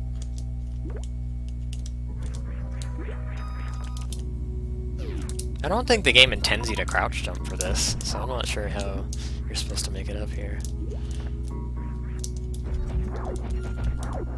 Oh, I guess what you're supposed to do is, freeze this cack attack and stand on him to get up. But we're just gonna crouch jump. Oh fuck. You can't do it to the left. It's too much distance. But yeah. But you're supposed to freeze this guy. Use him as a platform, but we're just gonna crouch. Holy fuck. We're just gonna crouch jump. Oh my god, dude. Can you seriously not do that? Holy fuck. I haven't been this way in ages, because this is like, you skip this with the gate glitches. Okay. You know what? You have to do a crouch jump when you're not in the sandfall tiles. You have to do it right here. And then you have to, I think you have to down grab.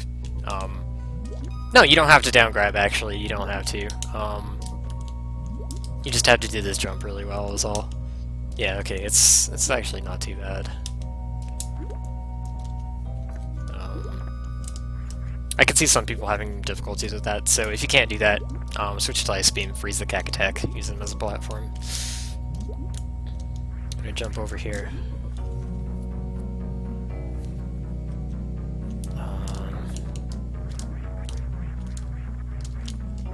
Yeah. Cack attack. Guaranteed super drop. tag team it. Yeah, just do like a redesign relay.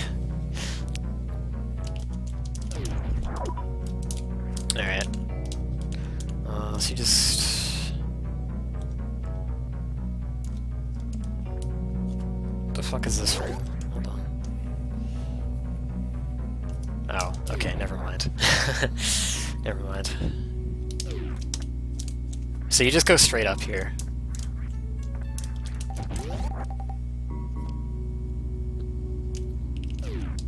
You open this.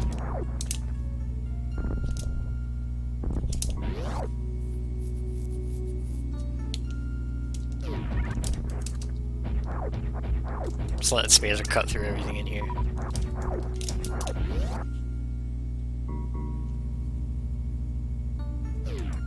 This room... So you just like hold right and you'll land pretty much on this chute. Or you can try and not get hit by it and drop straight down to here. Jump onto here.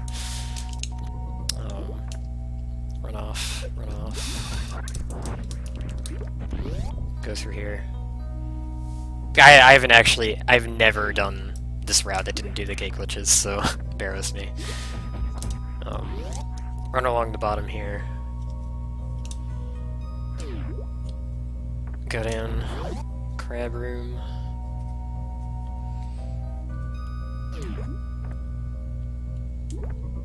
Now you drop down to here and open both of these red gates.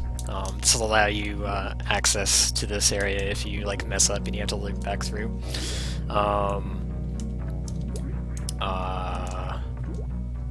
So I'll show where the right leads. If you ever want to come back up quicker, like if you mess up, if you fall down somewhere and you need to loop back, come back here as a shortcut. At the end of Sand Canyon, instead of like going all the way to the top, you can go right.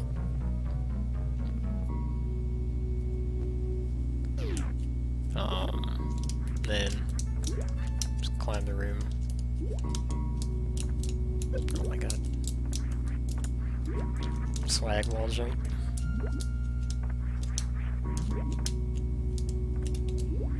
You can just use the platforms if you don't want to do this. Does this require a double? Or a single, sorry? Yeah, it actually does. Well.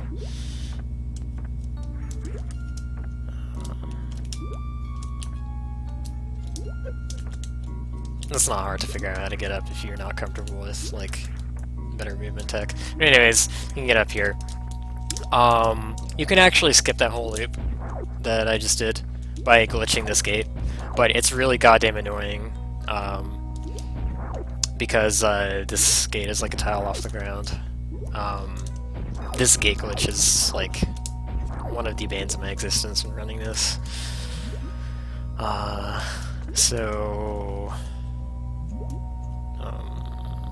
Yeah, I definitely wouldn't start doing that. It's one of the harder ones for sure. But anyway, so you finally get here. Just went through there to provide context of where you are, in case you need to come back here. But once you get here, you want to go left. Alright, there's an energy tank in this room that I suggest getting, if you can get to it. Oh my god. This jump is kind of tight, I guess. Get out of here.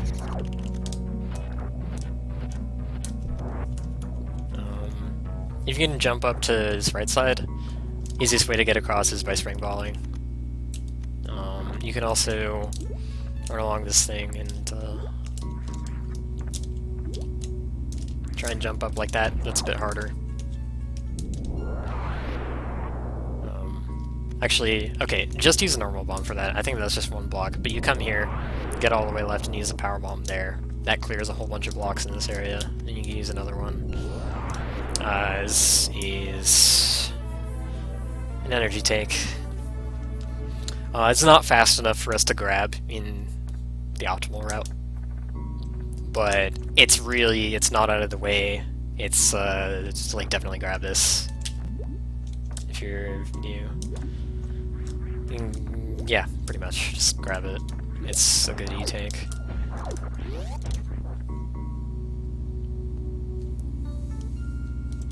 Alright, so, this room. We're gonna be doing some stuff down here before passing through. And this is gonna be for a Guardian that we're gonna finally pick up at the end of the game, basically. So you morph, you go under here, and go on this left side. Drop down here. Lay a power bomb there. It clears a bunch of blocks, and it also clears out some blocks on the left half of this maze. So what you're going to do is you're going to bomb this switch. That's one gate out of 4 that you need to open remote switches for to get to a Guardian at the end of the game. It is the last Guardian. It is the most well-hidden Guardian. It's the most evil Guardian. Yeah, and then just do whatever it is you do to do spring ball jumps and get out of here. If you didn't, like, if you forgot to power bomb or whatever, this is a bomb block. You need to bomb out to get back up.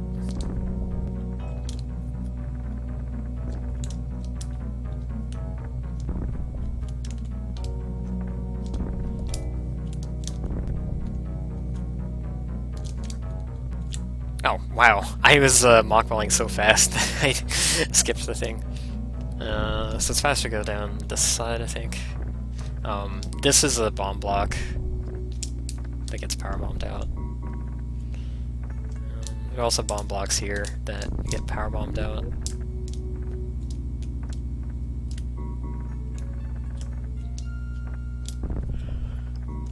This maze is hard to get used to. Let's just practicing it a little bit at least.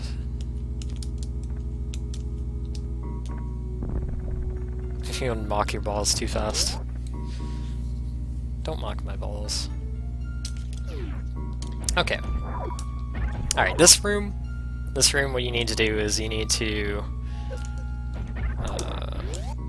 shit. Oh my god.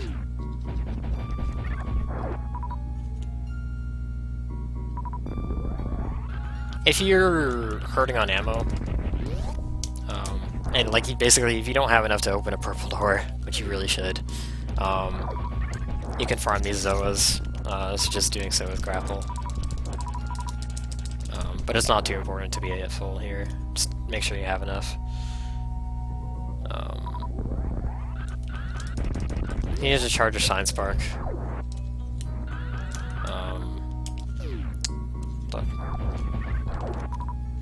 Charge your Shine Spark. I was just using a super on this door, so you have time. Actually, no, hold on.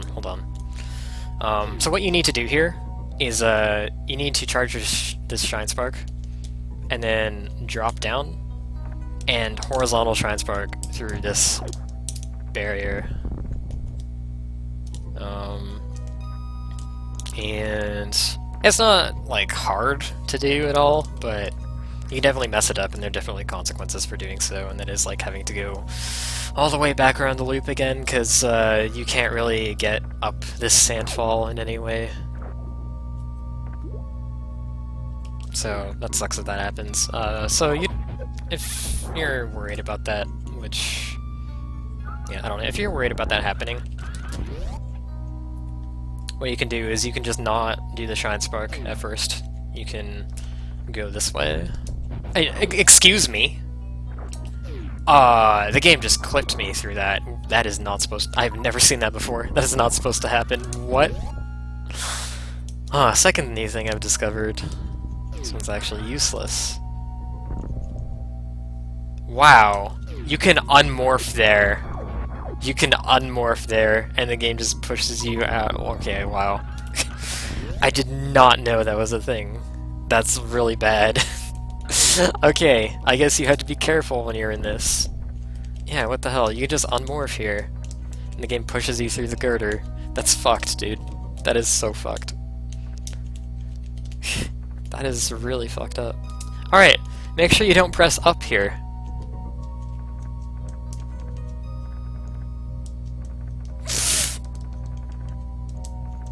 Let's see if you can get like stuck inside. You can probably get stuck here.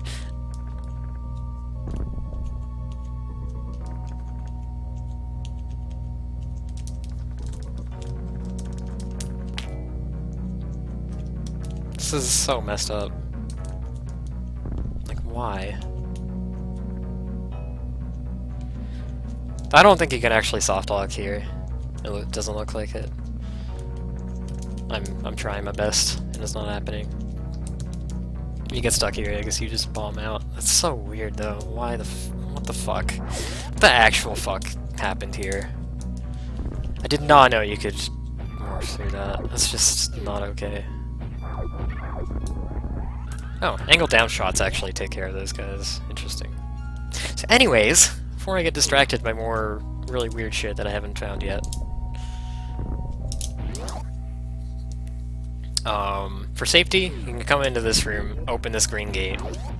So that means that if you fall down that sandfall, you fuck up, you can just go left up here and come back through this middle door.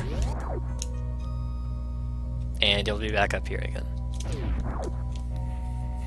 So if you're worried about falling, missing the spark, whatever, just do that. I guess that's a shortcut for the way back now. I don't suggest people do that, it's probably really easy to fuck up and fall, but yeah.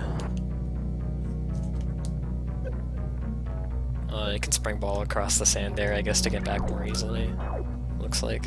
Anyways, now you can charge your Shine Spark.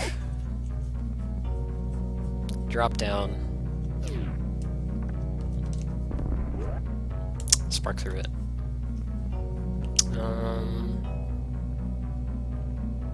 You can just, you can missile this door. If you want to use supers on Batoon, then, I guess it's better to missile it.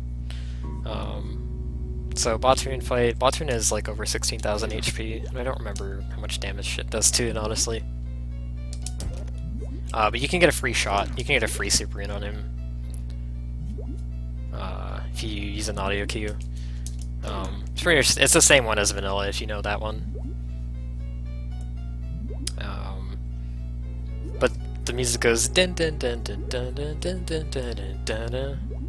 That's 2 loops of it, of that riff. At the start of the 3rd loop,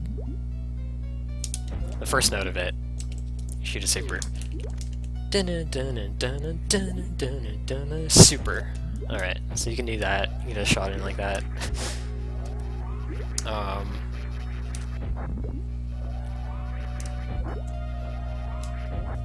Other than that, charge Spazer, I think, is your best bet. You can actually bomb Batoon, now that I think about it. He's weak to bombs. So actually...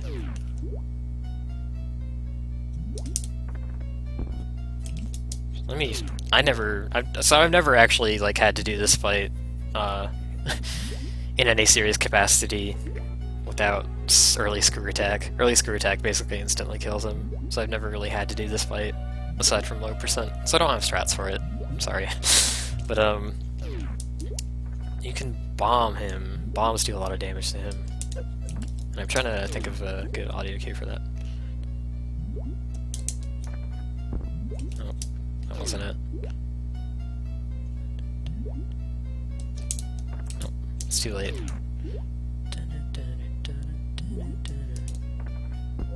Okay, that's a decent one.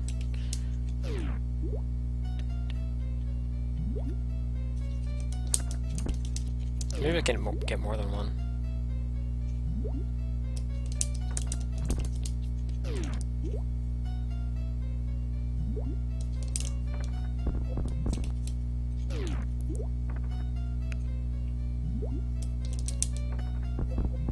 Okay, you can actually get a triple like that.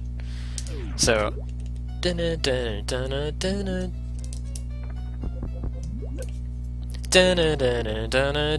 spring ball and Slayer 3 bombs. Alright, let's try this again. 1, 2, 3. No, that's too early.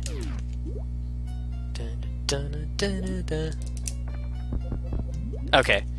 So 1, 2, 3, 4, 5, 6, 1, 2, 3, and then lay them. 1, 2, 3, 4, 5, 6, 1, 2, 3, da da da. There you go. So you get 3 bombs in him. Just figure that shit out.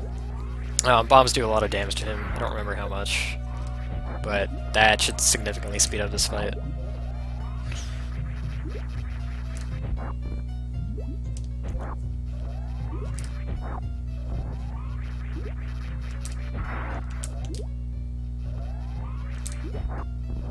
He's almost dead now.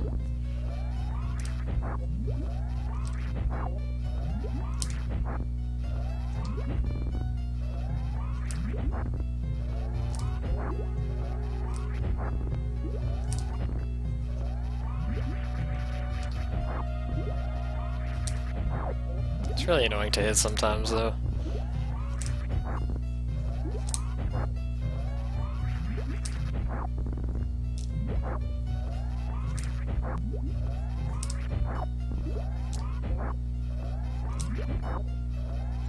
There you go. I just made up that strat on the spot. It's pretty sick. What's up, ED? Alright, we have Space Jump. One thing to note about Space Jump is that,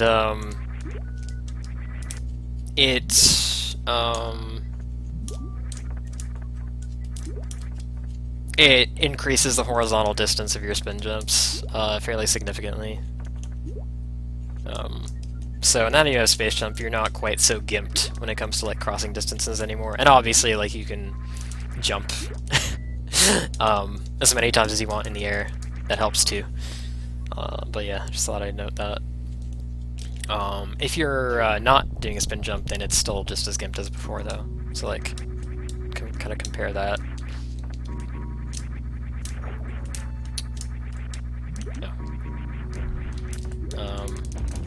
Also, I should note, this will come into play soon.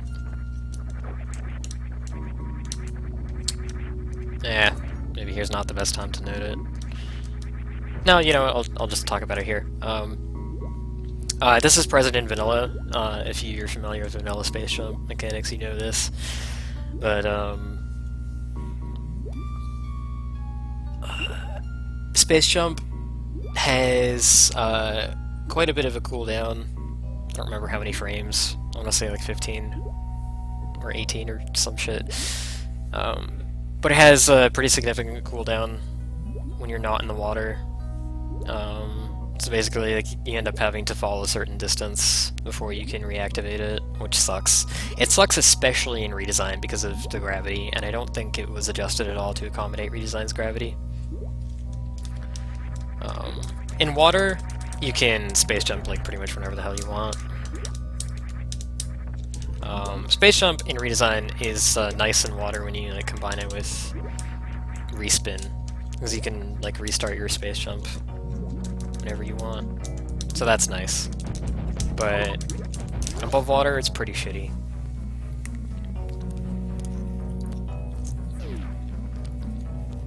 So I'm gonna come down through here again. Save again if you want. We're gonna make our way all the way down here, drop to the bottom. We're gonna make our way to the crate tube.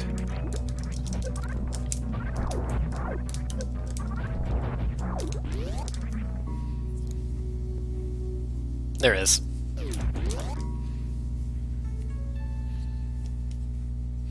There's an 80% task from, was it 2009? Is it 2007 or 2009 that task came out? Oh yeah. Make sure you powerbomb that tube. Make absolutely sure you powerbomb this tube, because you need that to be broken. We're gonna come back up through there from Brinstar much later. Make sure you powerbomb it.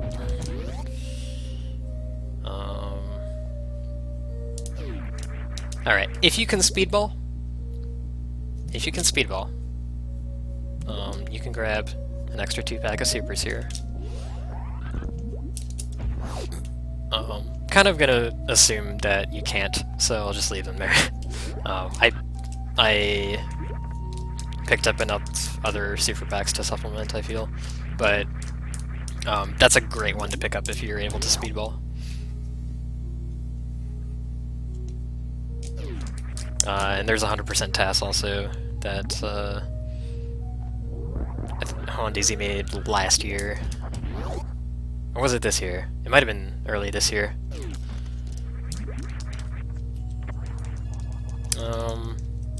So it's kind of a... I never timed whether it's faster to use the refill here. I think it is faster if you have a significant amount of missiles to take the refill there. Yeah, okay, you should definitely take the refill there. What taking the refill there is going to do is it's going to make it easier to come down here to Norfair and farm 2 full supers and power bombs off these gamuts. You want full. So we're going to go into Lower Norfair now. Wait, shit. Do I seriously only have 8 supers? That sucks. Okay, I guess I didn't supplement it very well. Shit. That sucks.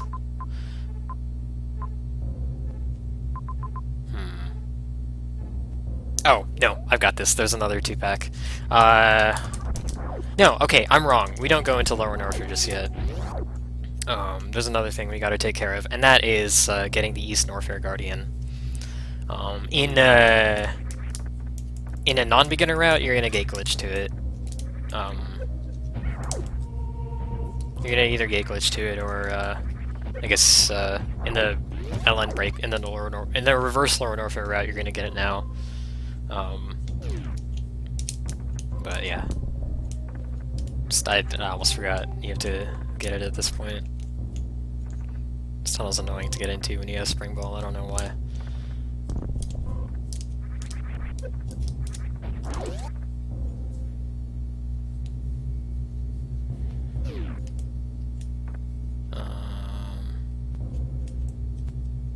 Alright, so now that you have Weight Beam, you're coming through here. Actually, shit.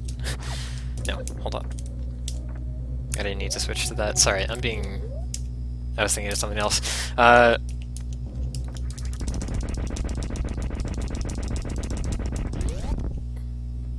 Go get Screw Tech. I almost forgot about this because I'm used to getting Screw Tech early. But this is now that you have Space Jump, you can get Screw Tech at the intended time. Screw Attack is pretty godlike. You jump forward way further than you do a space jump. It's ridiculous. The way Screw Attack works in Redesign, though, is it only functions when you're holding the run button. If you're not holding the run button when you do the spin jump,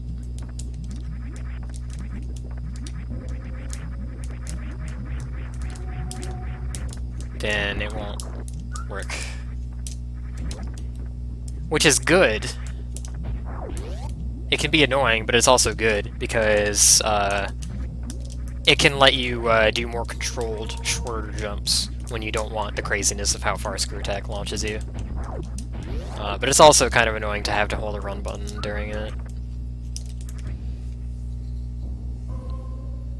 It makes platforming trivial. Optimal movement with Screw Attack is actually pretty difficult, especially platforming. It's really hard to control properly. One thing you can do with Screw Attack is you don't have to lay a bomb for a bomb block in the floor like this. You can just hold run, jump, press A a second time to respin, and you'll Screw Attack the floor. But yeah, so we're gonna go back to the save station before grapple.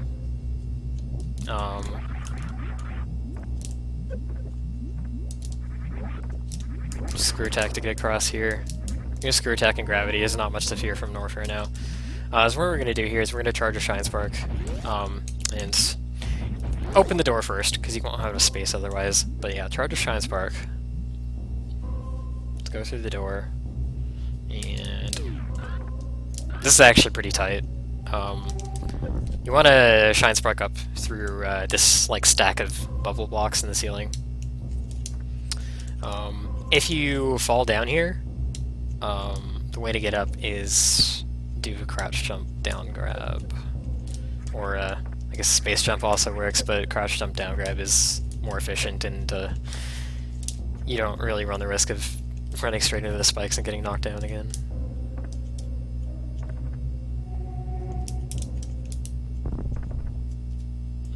Okay, so...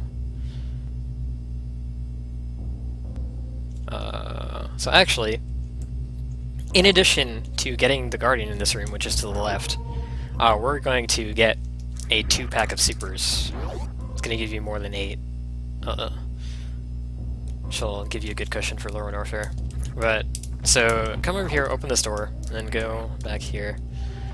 This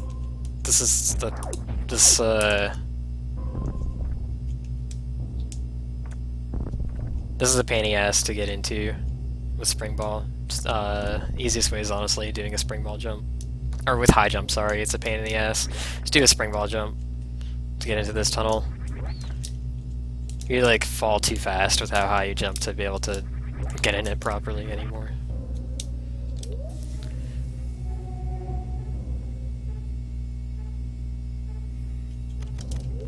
Switch to wave. Power bomb, and grab this power bomb as well.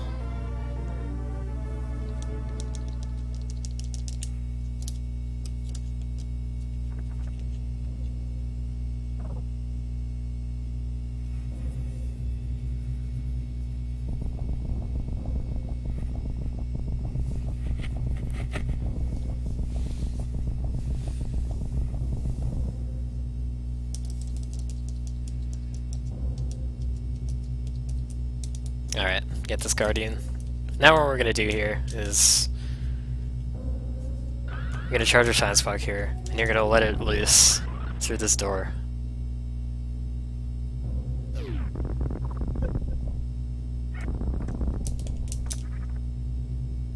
And takes you all the way here.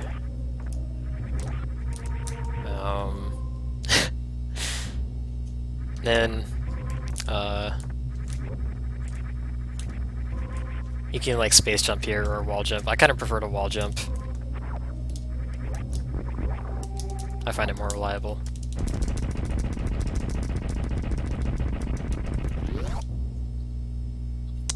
I forgot about this purple door.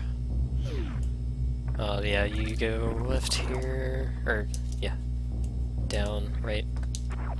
Shoot the ceiling over here, and there's a 2-pack of supers.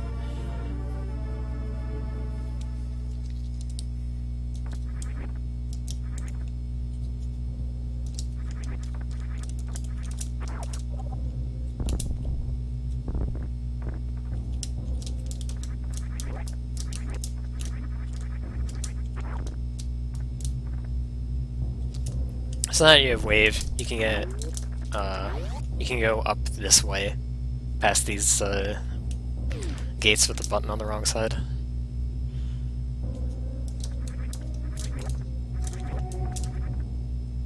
Actually, now that I think about it,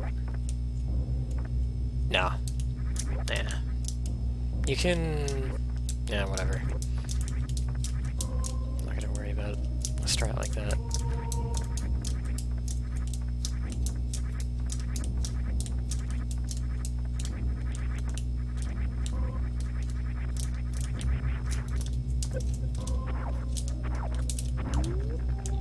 Now you're back up here, before where Screw Attack was.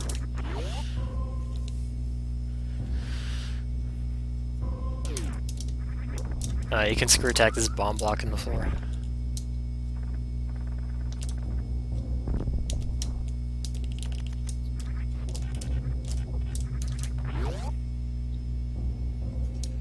I still recommend using grapple to get back up here, since it's a lot easier to deal with than space jumping up.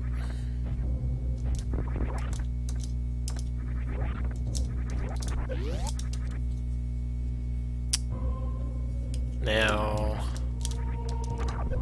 I guess at this point, you farm all the way back up. I should have used supers on those purple doors. At least one of them. It's, because it would have been faster to farm back the supers than to farm back the missiles here, but I guess we'll make do. But yeah, farm to full here. Now we're gonna go into Lower Warfare. Go through that tunnel.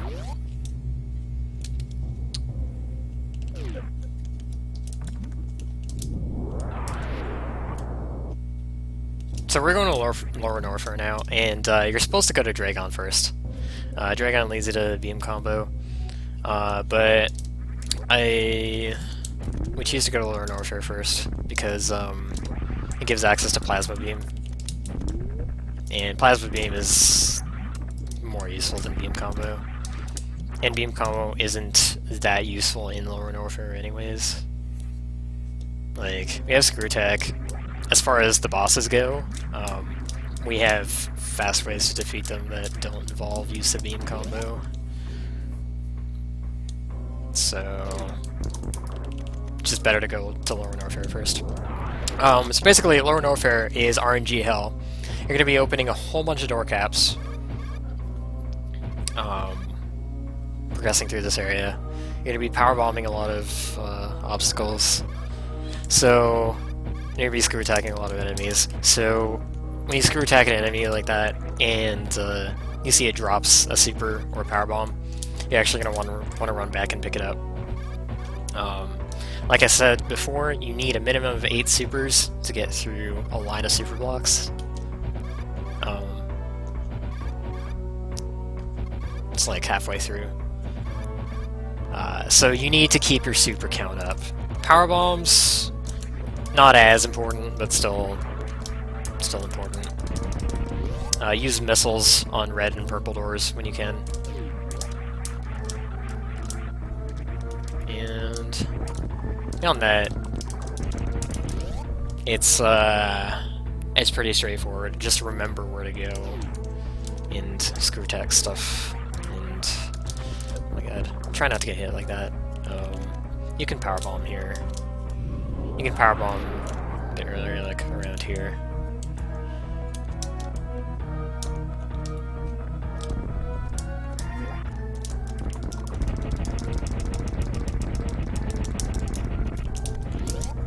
So, gold pirates have some chance to drop supers and power bombs. I think the Death Gigas too do as well.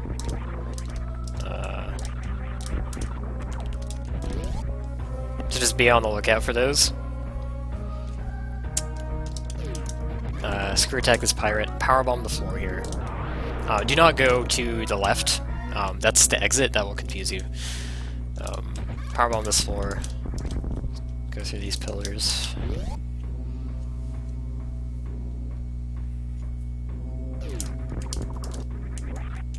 The fork here, go left. The right door is locked.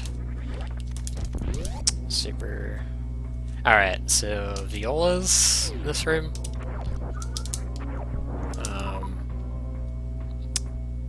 Violas have different drops than in vanilla.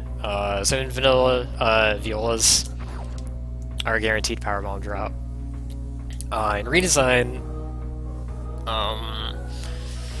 they can drop powerbombs, but they have higher priority to actually drop super missiles. And if they don't drop super missiles, they'll probably drop small energy.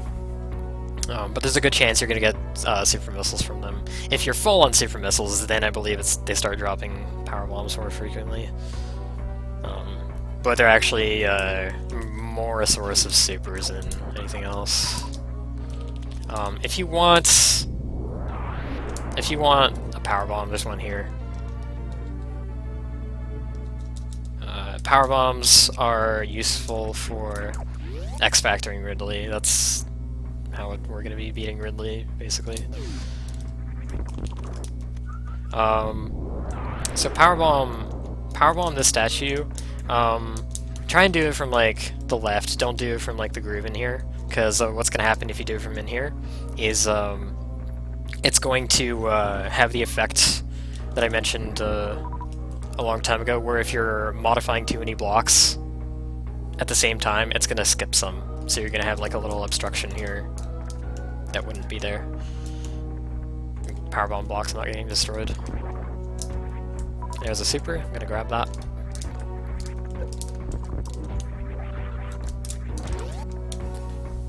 Hey, Flick. Welcome back. Alright,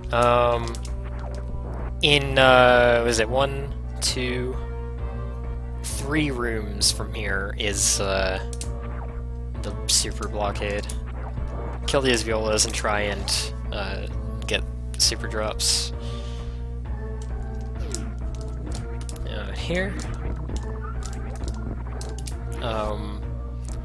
Halfway up this room is this door. If you're like really hurting on energy or missiles for whatever reason, you kind of shouldn't be, but if you are, there are refills here.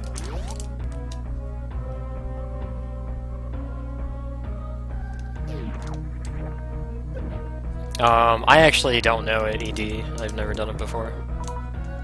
And I wouldn't expect a beginner to do it, so no, I'm not going to show it.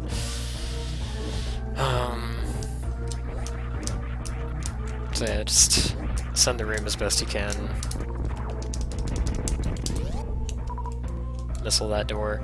So here, this room is the room before the super blockade. So if you don't have 8 supers after you kill this guy, you gotta go back through that door, go kill the pirate there, try and get a super, come back here, try and get a super, etc. Just repeat the process until you have 8. Hopefully you have enough at this point. Hopefully you don't miss. So this is a line of super blocks. Shooting them at is really annoying because of this stupid Namahe. So what you want to do is, like, okay, he does 50 damage. You don't want to be taking a lot of damage from this guy. So, you gotta be, like, ready. You gotta be ready to go when you get in. So what you want to do is go supers, roll in, roll to his face, and then, roll up to, like a tile and a half to the left of this first super block. Unmorph, angle down, shoot super. So I'll do that again.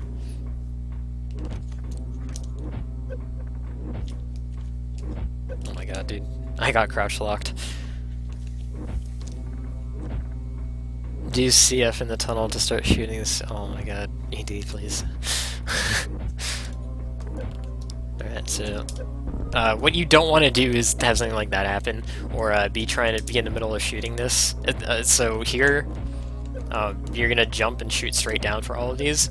You don't want to get hit by a fireball and then like accidentally shoot it straight, because if you miss too many supers and you end up not having enough to get through all of these to get hit the bottom one, then you're kind of fucked. You'll have to go back and farm until you get 8 again, which, if you've used up all of them, then it's gonna be fun. So anyways, just knock out that one, and then wait for an opportune moment, unmorph, jump, aim down, shoot. Repeat process. Once you hit the bottom one, these super blocks are gone forever. The bottom one is the trigger for that.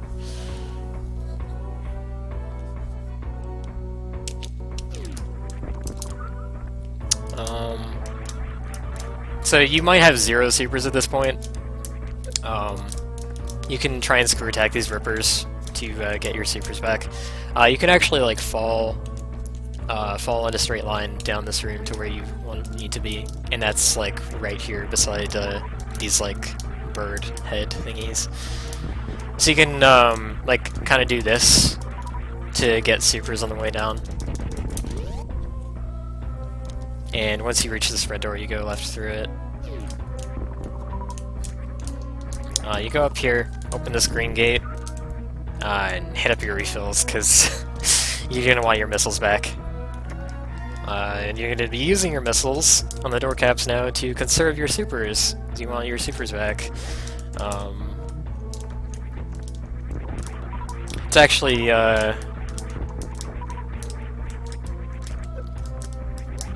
normally you want them back, because you're going to do a gate glitch.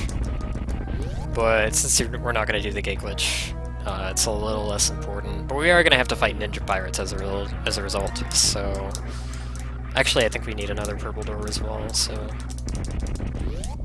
I still want to keep your super count up. Okay, just screw attack across that room, no biggie. This room, best way to fall down it is fall down here. Then okay, that works. Fall down this gap. Inch to the left, inch to the left. To like this. Line up with this, fall down. Shoot these guys out if you want. And then line up with this and fall down. I think is the best way.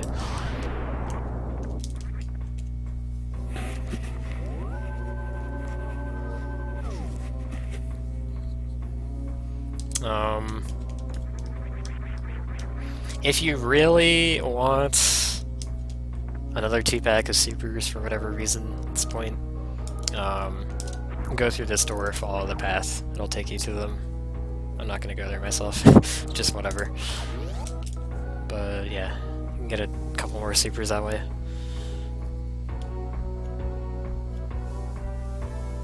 Alright, so this room sucks dick.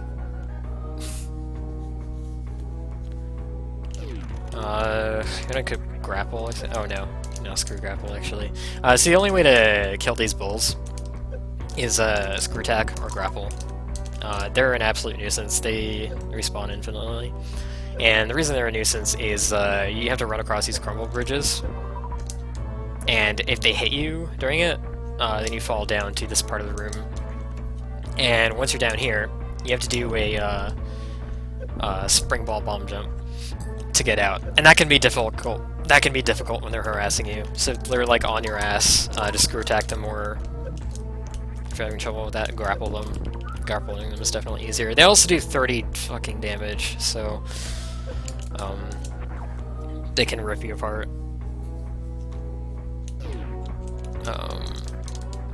So strats for this are for this first bridge, I just go for it. But for the rest of the bridges,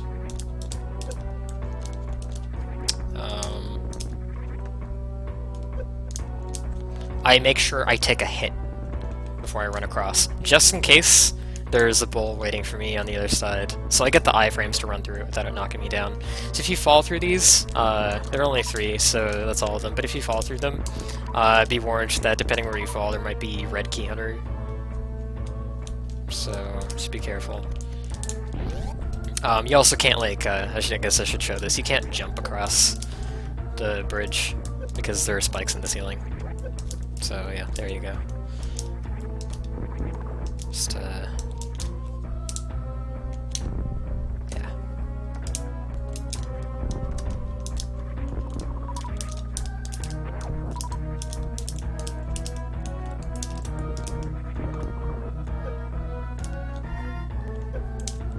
Okay, I'm gonna get my health back.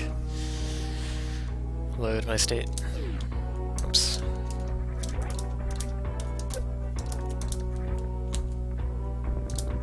You also want to be careful to get out of here. You want to be careful not to start running from like too close to the bridge, otherwise you won't get your speed in time and you'll just fall. Alright, that's all I want to show for this room.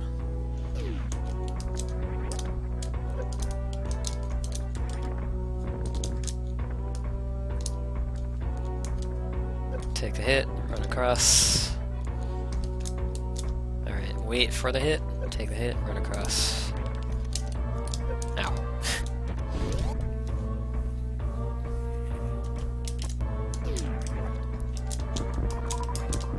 You can get some super drops if you want them.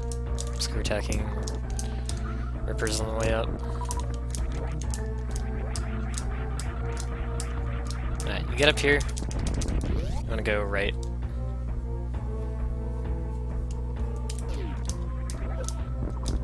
Screw attack through these guys. Ow, Try not to get hit like that.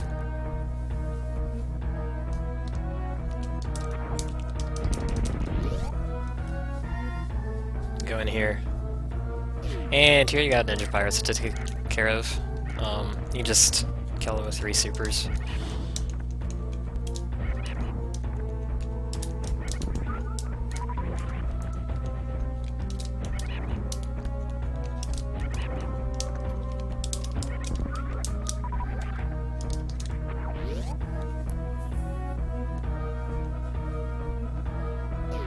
Alright, now you're over here. I would say open this green gate. This is the one that you would glitch to get here faster. But honestly, I can't think of a good reason to open it, so just whatever. You just leave it. Yeah. Alright, this door locks behind you. You can save.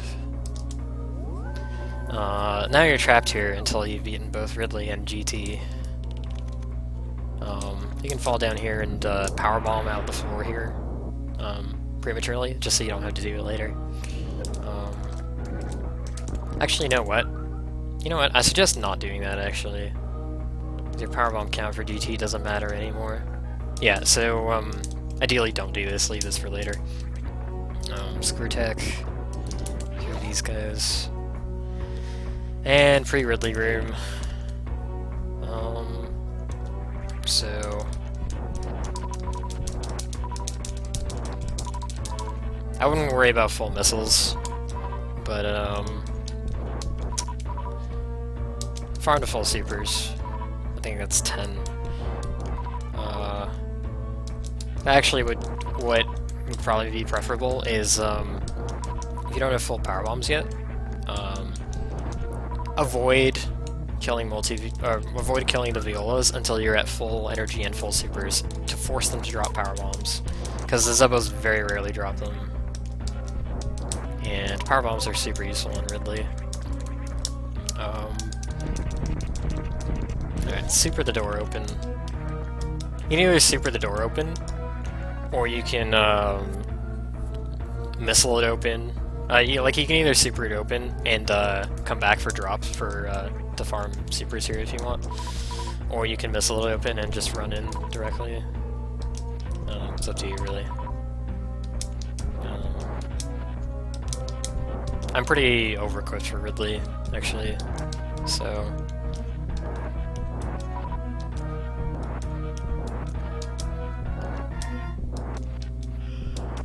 No, I'm full. I'm being dumb. Okay. I guess I'll show how to set up the initial X Factor. X Factors do so much damage to Ridley that it doesn't matter if you do them really sloppily, it's still worth doing.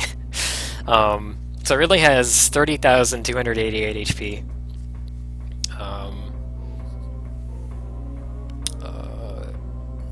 He takes 4.5 times normal damage from anything charge beam related. This includes charge shots and special beam attacks. If you're not familiar with X Factor, you have to have only wave on, and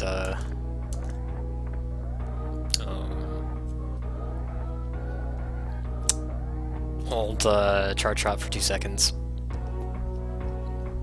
That'll come out. It's 88. I'm like 95% sure it's 88.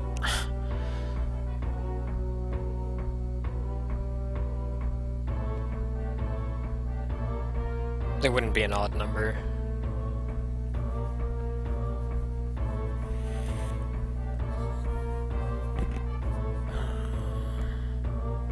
Yeah, so he actually takes 5,400 damage from a full X Factor, 1,350 for each particle. He takes 1,050 damage from supers. He takes 200 damage from each missile. Oh, okay. I thought you were, like, correcting me.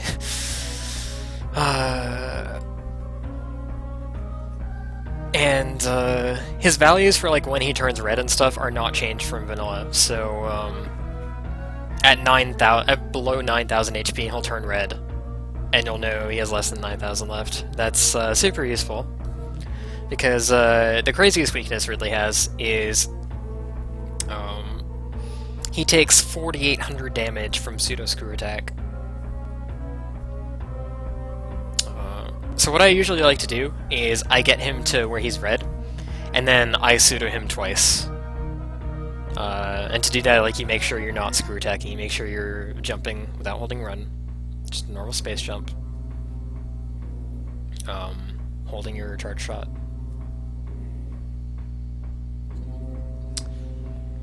Now the caveat of pseudoing him, the trade-off for him being so weak to pseudo screw attack is that his main body does 120 damage instead of 40, and that's really scary. All of his other attacks do the same as vanilla, so his tail does 30, his fireballs do 15, but his body does 120, so you want to avoid that at all costs, and only do that when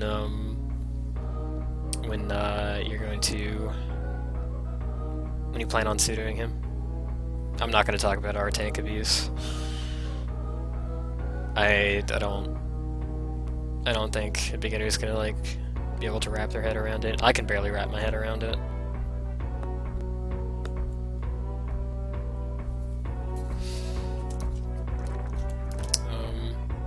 I guess I'll show how I set up the initial X Factor. Where's my save state? Okay, good. What I do is, I jump through the door, and during the door transition I hold shoot. And,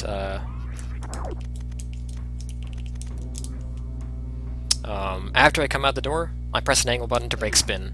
That makes me, shoot it earlier.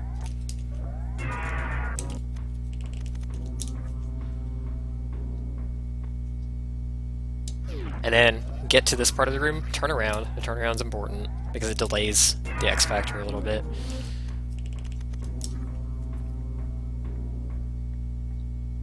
It might be too late. Oh, that actually worked fine. If you've watched, like, top-level Super Metroid speedruns, any percent, you'll see them do this to Ridley. And then, like, you want to run out from his hitbox before he materializes, but you want to do it so that the X Factor particles actually hit him.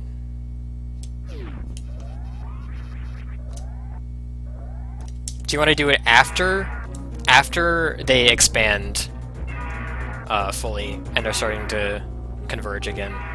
But you want to do it before he hits you, obviously. So I guess, like, this is an example of moving too late. Yeah, he hit me there, so that's too late. And I'll show you too early as well. I'll show you what happens when you do it too early. Okay, they aren't fully out yet, so when I ran over here, they converged on Samus's new position rather than her old one, because I moved too early. So they didn't all hit him. It's probably better to move early than move late, since you don't take the hit. But if you can do this properly, that's, like, basically a whole bunch of free damage.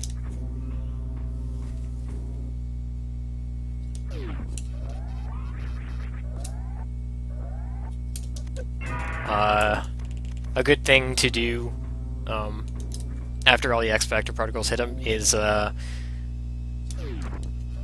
switch to missiles, pump a few in, and then finish with the super. Alright. So, his room's obviously a little different. Biggest thing is there are these bird statues that you can now stand on, and it's really easy to just, like, screw attack from platform to platform, space jump around the room, screw attack, not get hit. Being here also makes him think that you're jumping all the time, which messes with his AI and pretty much keeps him out of Pogo for the most part. And he ends up kind of being a sitting duck. So what you're going to do throughout most of this fight is, as long as you have power bombs left, you're going to just try and X Factor him without taking much damage yourself. So I'll show you what I mean. What I'm going to do actually is I'm just going to be like charging my beam and then just like trying to position myself diagonally relative to him so that he gets hit by a couple of the particles, and then kind of space jump screw attack around the room to try and get the rest of the particles to hit him without him hitting me. So be careful of his body, because it does a lot of damage. Also be careful of his tail, because you can't screw attack through it. But other than that, pretty much just like go crazy with X Factors trying to hit them. Note that you can't shoot anything if there's X Factor particles currently on screen. Just keep that in mind. Also, like, don't jump straight into the body like that. It was dumb. There are times when you can try and get, like, invulnerability frames so that you can safely be inside his body's hitbox when the X Factor converges, so that you get all 4 hits guaranteed. But, it's a bit risky to do that. Now you can see that he's below. He's below 9,000 now.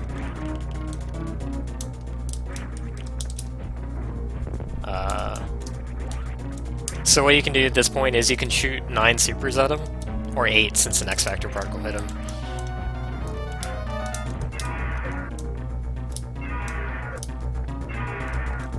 Shoot 9 supers at him, or pseudo-screw him twice, or shoot like 4 supers and then pseudo-screw him once.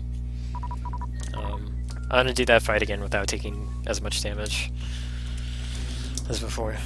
If you can't get this like initial X Factor down, don't worry about it too much. Just like do your best to do damage to him. Oh, I wasted that super.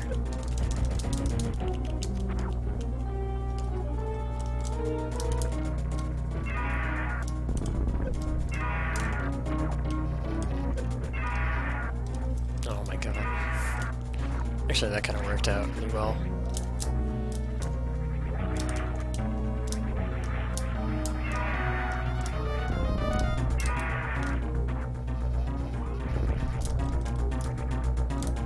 Is he red already? Wow, he's red already.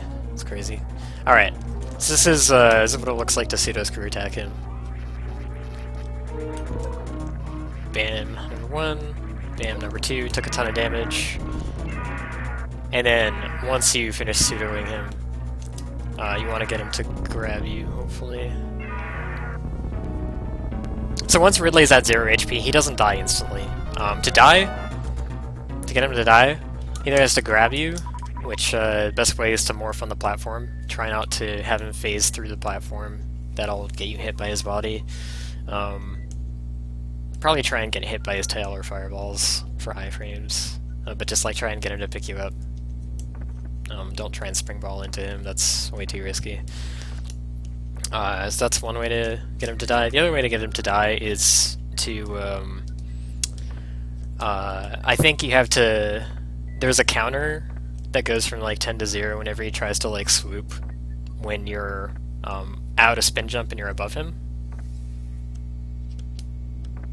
And so you just keep doing this. You try and be at the top of the room, out of spin as much as possible, and then he'll run out the counter, and then he'll explode on his own. I'll show one other thing, I think. Oh, ow. Messed up. Okay, there's another weird thing this room, is if he's pogoing, you can morph inside the Metroid container, and for the most part, his tail will just bounce on the outside, and you can like protect yourself that way. I don't know why it does this. I don't think it's actually made of enemy impenetrable blocks. I don't think it shows us that in Smile, so I don't know what's going on with that. But it's a thing. Sometimes his tail still does hit you, but you know, it's better than nothing. This is a safe spot on the left side of the platform that you're probably familiar with from Vanilla.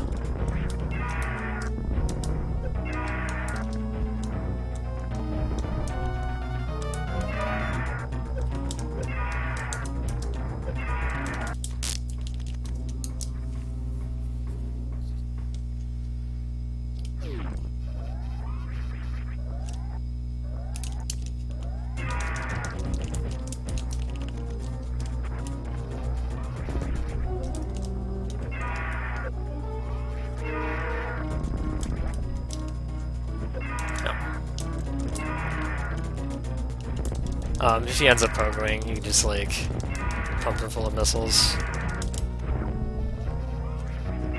If you have this many, it'll do a ton of damage to him. If you're at low health and you're scared that he's gonna kill you, might be better to do the attack swing option of getting him to die by staying at the top of the room. Make sure that you're not in spin jump. If you're in spin jump, that won't run out his counter. I don't really understand all the mechanics behind it, but I sort of explain how it works. Oh my god. I wouldn't doubt if I did say that. I don't think I said that, but I have said, I've butchered sentences like that before. I've been doing this for like 8 hours. I need a break soon. Yeah, I guess I've said enough about Ridley. Charge shots aren't really worth it. You'd have to switch to, you'd want to switch to Spazer if you have it to do more damage. But charge shots are just slow. Unless you're like actually out of every type of ammo. Which like you shouldn't be, you're kinda royally fucked then. But that's like really a last resort option, is using charge shots. Everything else is better. You can rapid fire missiles and do 200 each. That'll rack up damage. Supers do a lot, X Factors do a lot. Anyways, alright, this room. There is a pit in here. Or rather an opening into the floor. I don't fall in here. Screw attack over it. Power bomb, grab E-tank, and leave.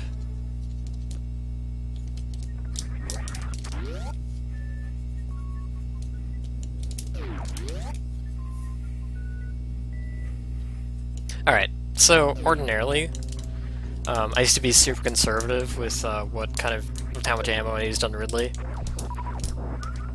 because I wanted to save ammo for Golden Torizo. That fight was really difficult because of the layout of the room. But I no longer care about ammo. I'll show you the really easy way to fight him. You do the cheese strat that exists in the vanilla game. Despite the room layout, there's a way to set it up. It's really easy. For safety, you can come back up here and save. But like if you got low ammo and stuff, it's not really a big deal. Come down here. Here's what you do. You should actually switch to Spazer if you have it to get the most damage output. So you're gonna jump across here to get GT to fall from the ceiling, and then you're just gonna sit here up against this tile. This floor is made of enemy, the things covering the spikes, they're made of enemy breakable tiles. So we'll break this when he steps on it. What I do is get inside his front foot to make him jump backwards, and then get him against the wall here, so that he breaks only the 3 blocks against the wall, and not the tile in front of him. So you can stand on the edge of this, and you can do the classic GTAI exploit.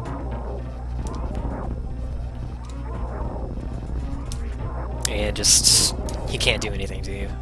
Super easy.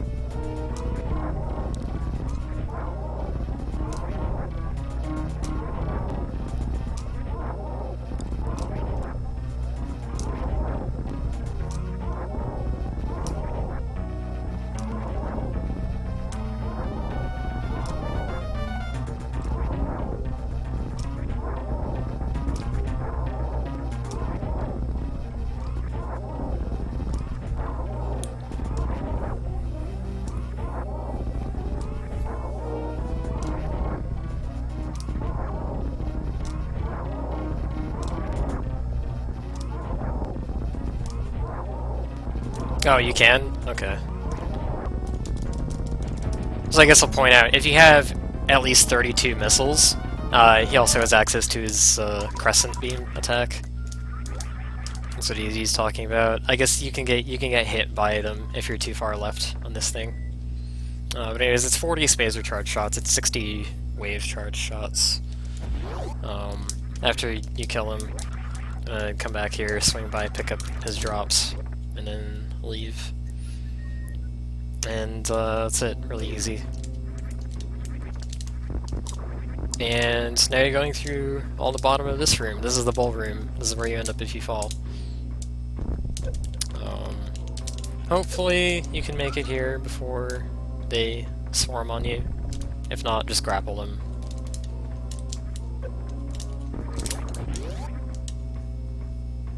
And you can save again if you want.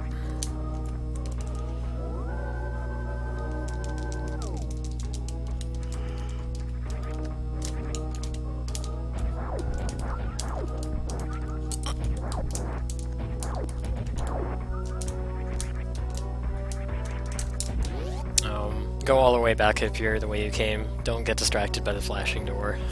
That's just a shortcut back to sort of Ridley's area.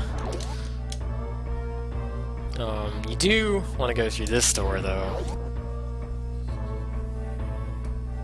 I will say that if you're somehow, if you got super beat up in the bull room, or like messed up the GT fight or whatever, and you're like super low in energy, you can go back up here to the top and get the refill. But that shouldn't be the case. You should just be able to go forward here. Yeah, this is my favorite room in the game.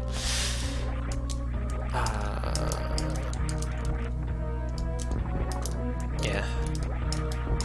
Not much to say here. I definitely haven't done something very embarrassing in here before. Nope. I guess, yeah, I should note the toilet thing. These structures that have, like, the tube, that's actually, you can actually fall through that, so be careful. You also can't go past these, you can't go under all the platforms, so just make sure, be mindful of that. Oh my god. Sometimes you can get really unlucky with where you're positioned and just, like, plop straight down one of these tubes. So there's a missile pack, there's a 10 pack here that you can grab.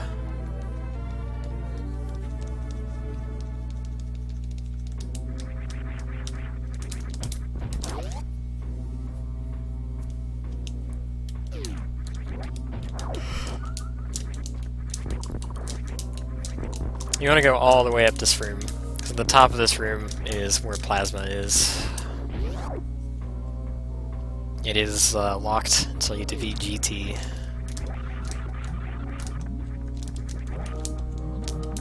Oh my god. This slope, this stupid slope.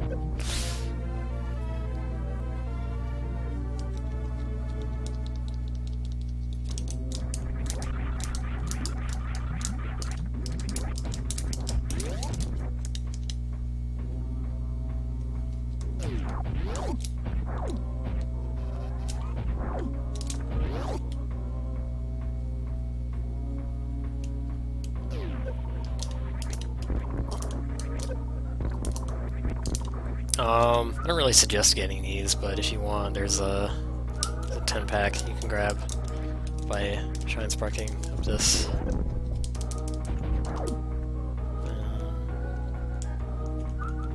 I'll just leave it be, I think. No, you can grab it. There's like not that much reason not to. I'll grab it. I never grab it during my runs normally.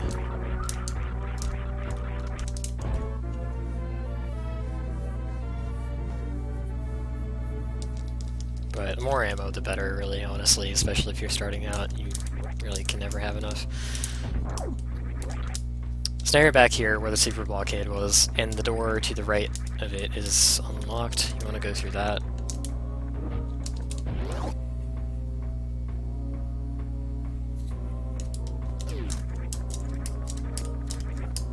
And going through here, there's nothing up top. Just a dead end. Going through here will take you back to like this cross room. And now this door is unlocked. Behind this door is powerbomb on the floor.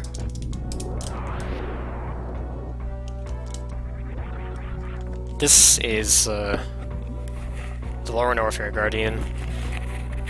This is what we came here for.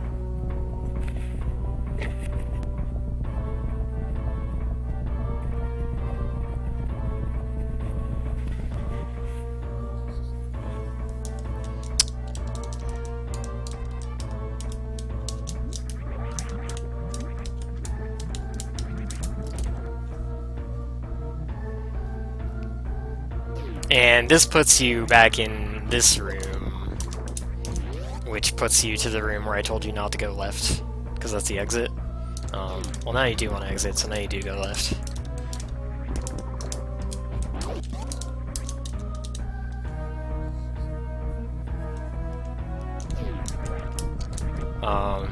There's also a way out. If you powerbomb the floor, the left side of the room, but that puts us deeper into Norfair. We want to get out entirely. Alright, so it doesn't matter which path you take until this like three-way fork. You need to take the middle path. The other two paths don't put you where you need to go. And then once you're here, you charge your Shine Spark, and then go out through here. You need to be like relatively fast going through the room, because it will fill up with acid eventually. You don't need to be like super speedy, but don't dawdle. And that puts you in the Magmor Tunnel.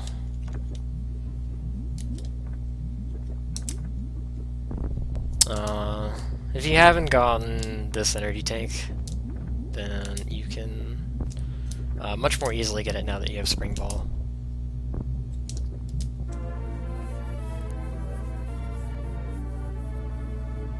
If you're low on health, here I actually suggest getting it, especially because there's not much in the way of health refills from now until after Dragon, and there is some required damage here. So you take the elevator out to Brinstar.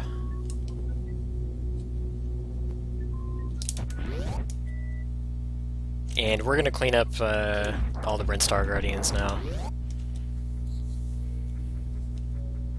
So, first off, screw attack through all these rooms. When you get to the second water room, the super frustrating one, you want to go all the way right. Get into this tube. And down through these spikes. That's just holding Spring Ball through this.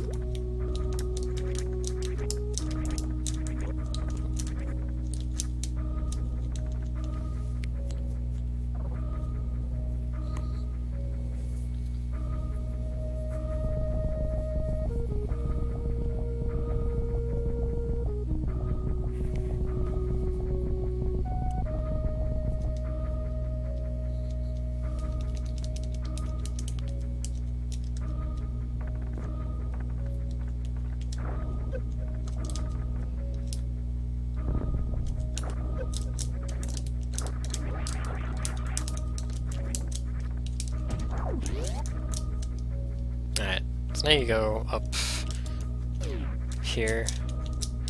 You're gonna go up the place where you got the hidden E-tank here that was required for the Hell Run.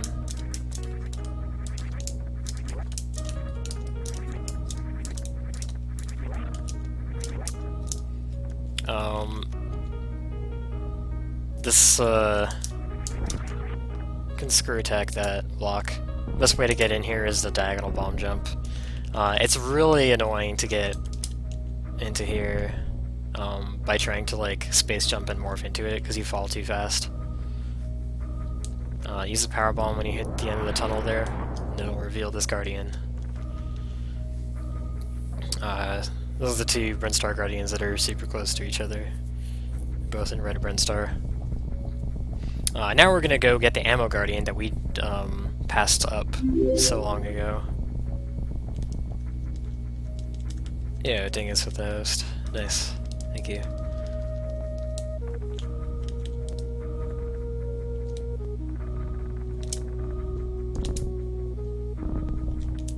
Oh my god.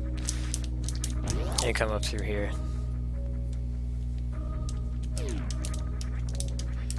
I have a visual cue for when to jump here. It's like these red platforms. 1, 2, 3 on the third one I jump.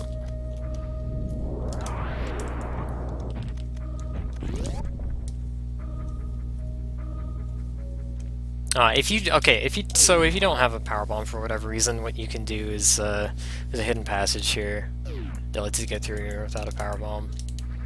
You really shouldn't be hurting for PBs, but you know, shit happens.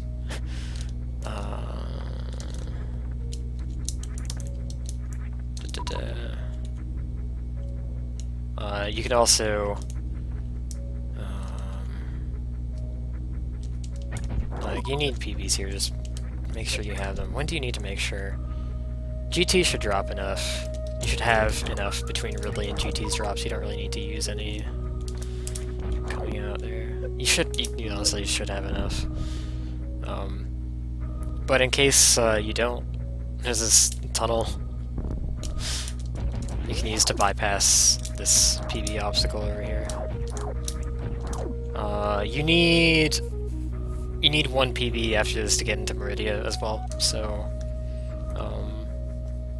Actually, no, that's fine, because we're going to get the Ammo Guardian now. So, it's not a big deal. If you want more supers, you don't really need more at this point, but there's supers in the spike pit if you want them.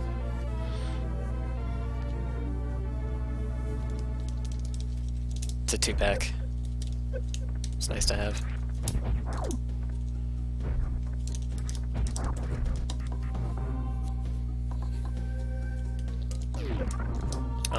Oh yeah, okay, so if you're short on power bombs, you can just farm from here. Like if you're really short. But I don't know why you would be.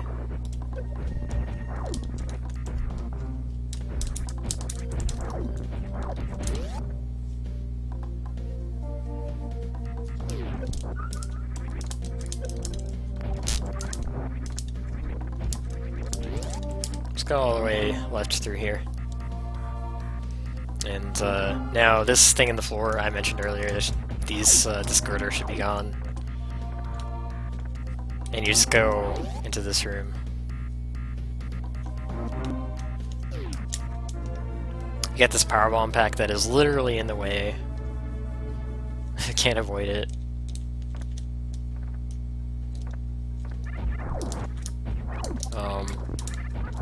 And one of the reasons, just, you know, besides the insane ammo requirements here, one of the reasons I suggest a beginner to put this off is the giant side hoppers will murder you your first time coming back this way.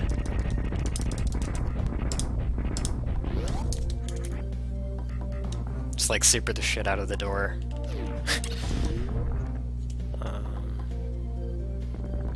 Actually, it's probably better to use missiles on it.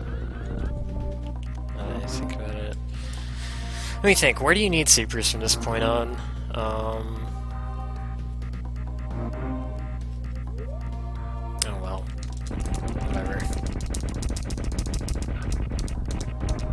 I guess just like sort of use an even combination of missiles and supers, I guess, I don't know. I know you need a few on the way to Dragon, but I don't remember how many.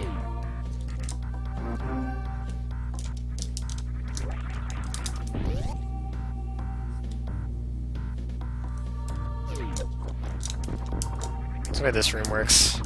You have to kill 6 enemies to open the door. Screw attack. Super easy to do without dying. Boom, there's your 6 enemies. And if you can't get the door open, then you just keep killing the Zeb until you have 6.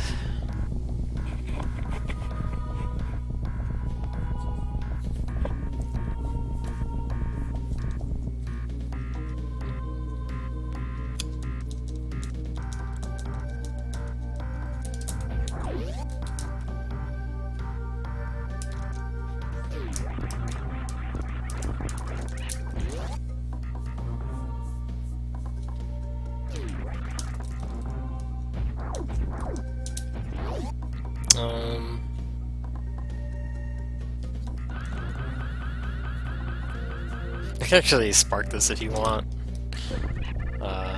Don't do it so close to the ceiling, but you can do that if you want.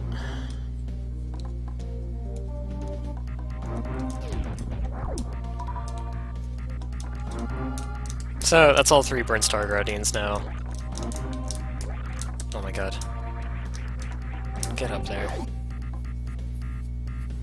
Now, assuming you remember to blow open the tube.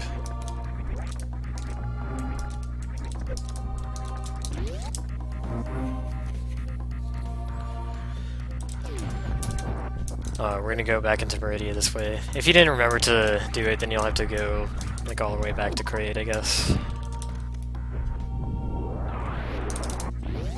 But you can just come up here. Actually, let me go back out to Brinstar so I can like see the map. There's this like this like rectangle that I'm a part of is kind of like a loop. So you can enter Meridia from the right side here if you go up on the right side as well.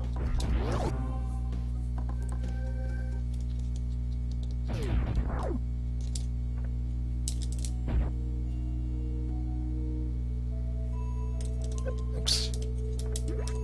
Oh yeah, you think so? Sounds like it'd be a pain. What? You gotta be kidding me. I blew this open, I swear to god. Oh, you know what? I ran through the door transition too early. You have to wait for the cracks to appear. God, I'm dumb. Alright. Wow. If you're not a dumbass like I am, you can get back into Meridia that way. Wow, I can't believe I did that. Alright, well. God damn it.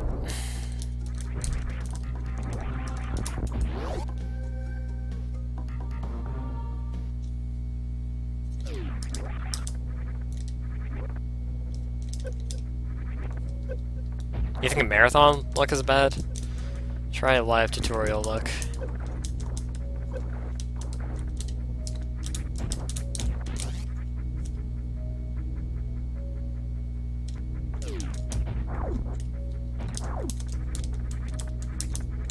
God, I still can't believe it did that. Wow.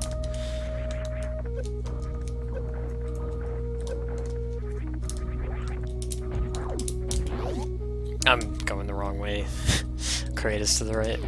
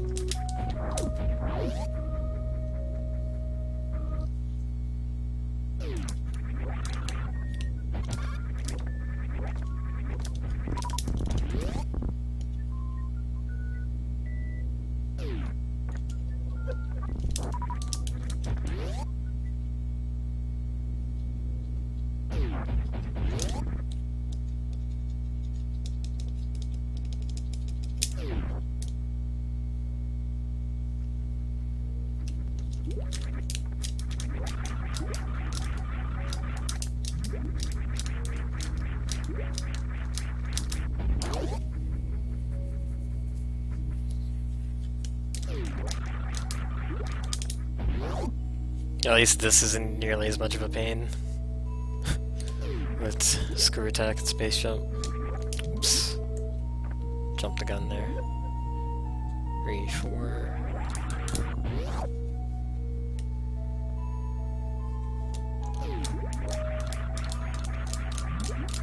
Okay, so you want to get back to this room. But just to show you where this is supposed to meet up, and also to actually open the tube. I'm gonna go to the tube.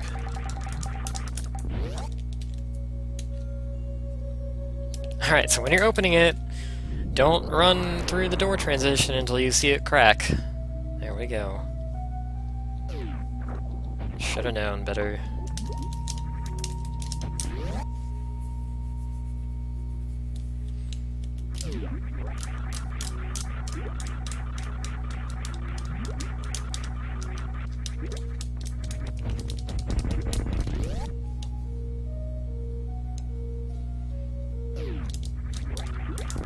So go up there.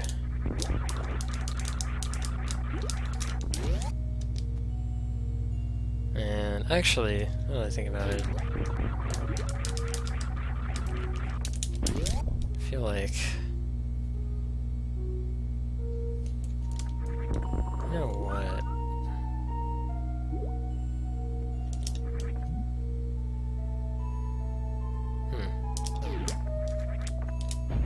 Nah, it's fine.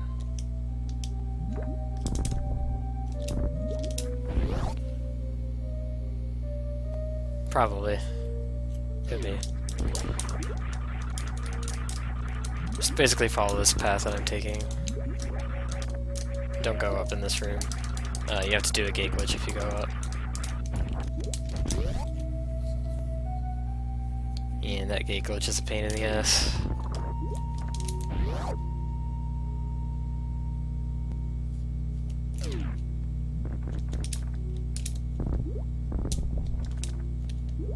Actually, if you're an idiot and you have to go up through grade, it's probably better to backtrack through Meridia in the same direction that you had gone through the first time, just after getting gravity. It's probably better to just go that way. It might even be better to just go that way in the first place. I think it might have been.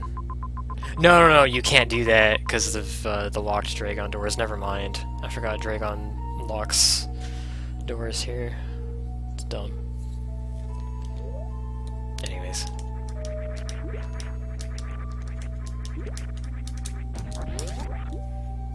If you missed the 10 missile pack from before in the ceiling over there, you can get it now. You can get it without fear of falling because of having space jump.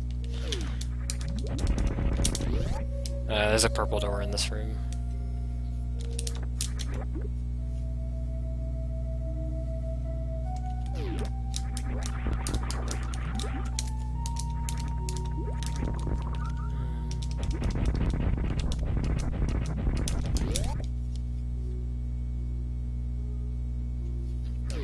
Alright, so I'm gonna have to jump over all these sand pits from the top of the room.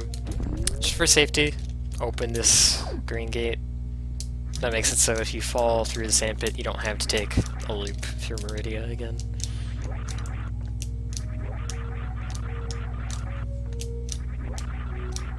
Yeah, I don't know how does this work? Oops. I guess I should actually show falling down one of these sand pits, maybe. Space jumping in sand is kind of weird. You can't, or you can't space jump. Wait, you can. What? I thought you couldn't space jump in a sandfall that was above water.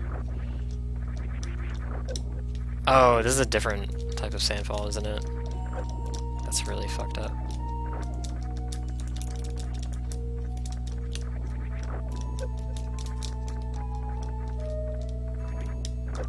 Anyways.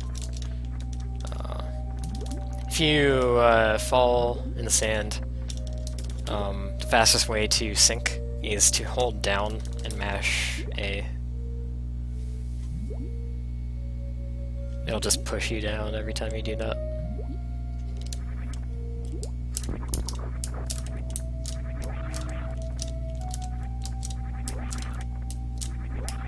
Screw tech across these gaps. This is actually much easier than it's intended because you're supposed to do this before getting screw attack. But anyways.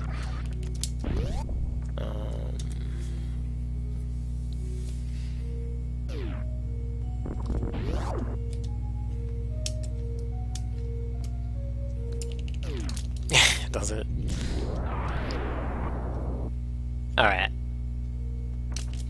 Now, from here, you can make your way up the Dragon Sandfall.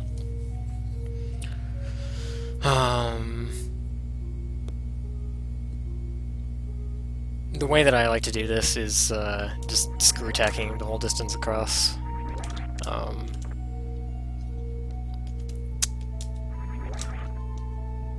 You don't want to run too far. Like you don't want to be right up against here. Otherwise, the sandfall is going to make you sink in a particular way that you'll have to wall jump. You have to do a single wall jump off the edge of the next girder, and that's like fine. It's not a big deal. You can do that. That works just fine. But you can avoid having to do that by being a little bit further away from the wall when you do your jump.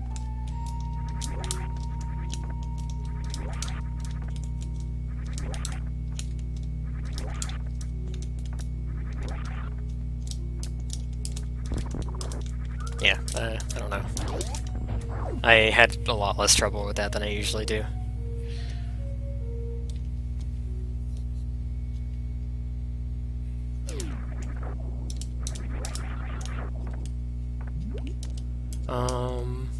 Let's say you want to use all your supers here.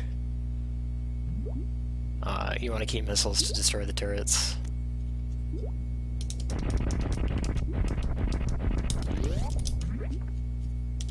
Dragon's drop should give you some supers back.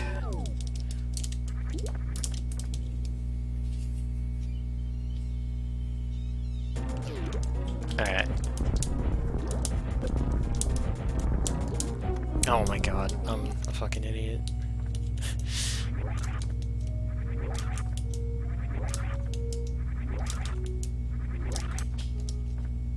If you fall in this room, then you have to take that whole loop again. Actually, well, no, you don't. Not if you open a green gate. I guess I'll take this opportunity to show what you do if you fall. If you fall, just go back here.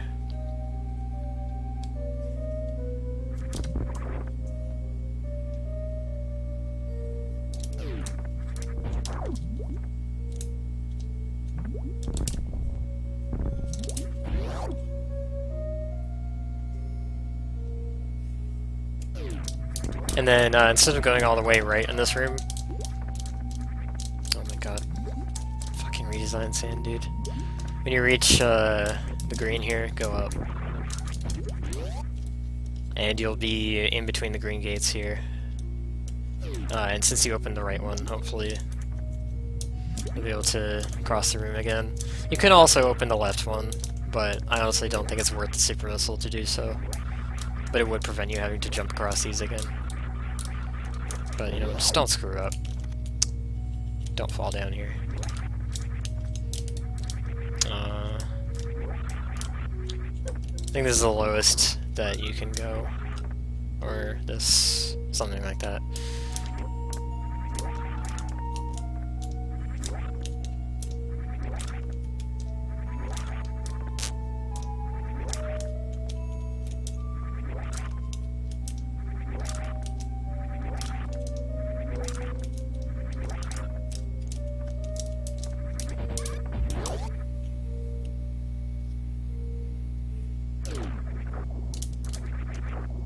Well, I'm not done yet, am I?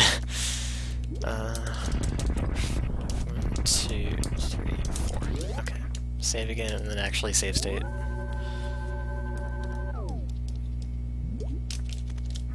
Alright, so Dragon fight. Dragon is weak to bombs. Each bomb does,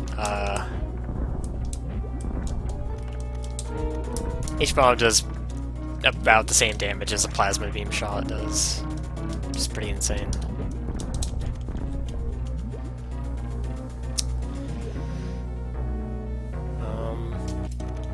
So for her swoops, you're gonna sit on like this post, sit on one of these posts, and do charge plasma shots. When she goes, get in a couple like that, and then get as many bombs as you can like that.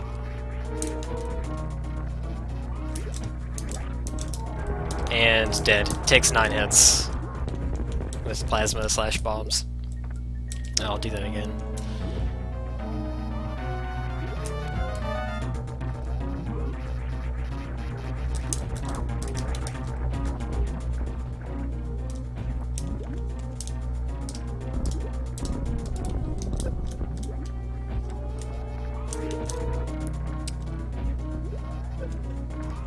Screw attack through her to not get damaged. You want to make sure you shoot out this goo as she's coming for you. don't want that to hit you. Or, because, then she'll pick you up. She picks you up, mash the D-pad 60 times, I think, to get out.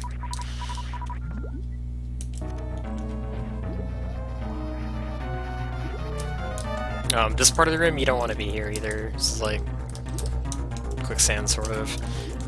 There's slopes on either side of this. Oh, if you get gooed, two ways to get it off. You can pseudo screw, or you can real screw attack to get it off. But yeah, there's like quicksand in the middle here, but you can run to the side. There are slopes that'll get you out of it.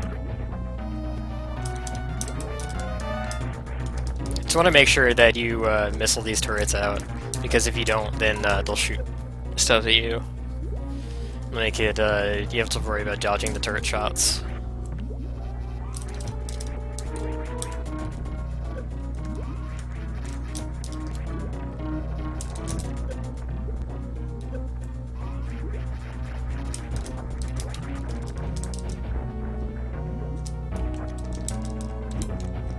I don't know why I switched to missiles there. That was silly. I'm not showing off the bomb strat correctly.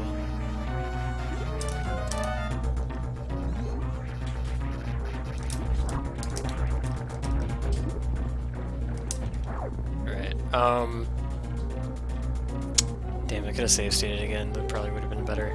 Yeah, I'm gonna save state when she's closer to being bombable. Wait till the goo phase, get that shot in, clear out some goo, dodge it, whatever.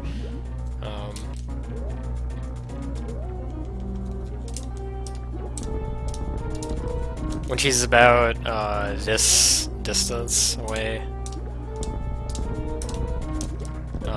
you lay a bomb on here, she'll like float into it, and then you lay them rhythmically as you move to the left, as you roll to the left, and she should get hit by most of them.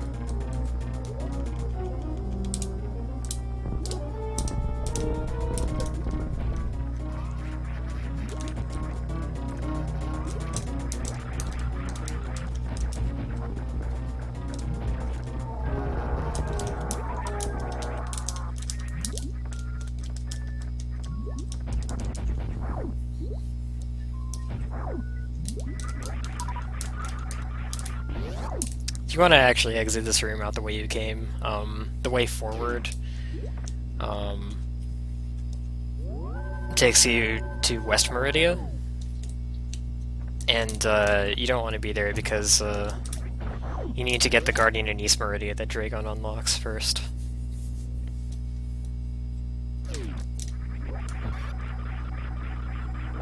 So you just jump down the sandfall. What's your cue to move right? I think it's when you like, I guess yeah, when you pass this girder, you can start holding right. But you want to jump down in between the sandfalls. I think that's the best cue to look for. Space jump through this room.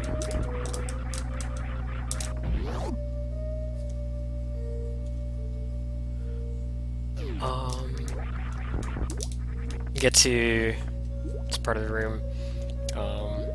Basically, there's like there are matching ridges in the ceiling and the floor here.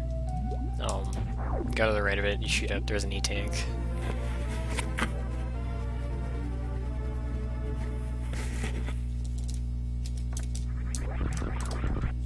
Screw attack this bomb block in the wall.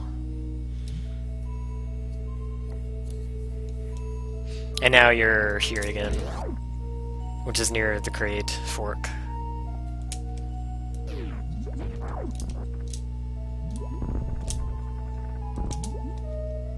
I am really tired. I've been talking for 9 hours, or yeah, 9 hours straight, pretty much. My throat hurts. Alright, so now these gray doors are unlocked. You want to go in here first. You have to go here first. Line up against this thing, just shoot diagonally at angle up. This opens a gate. Now we're gonna loop back around this like small little loop thing to grab that guardian.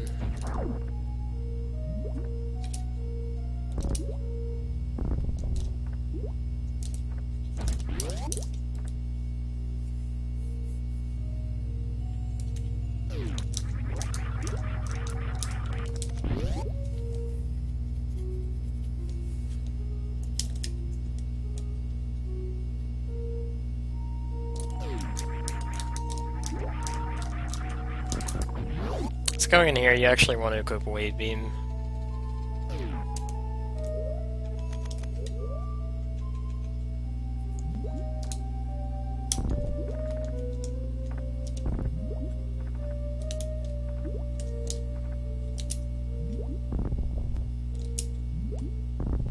You can shoot out these shot blocks in the tunnel, and you can also shoot that switch. The alternative way is to roll all along the bottom and bomb out all those blocks individually, which... why would you want to do that? Just equip wave. Makes this room so much shorter. Yeah, this is actually be longer than my low percent run. It's crazy.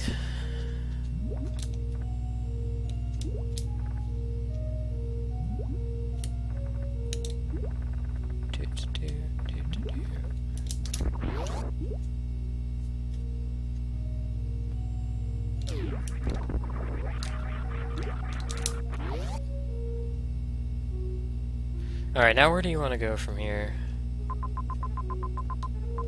It's actually a good question.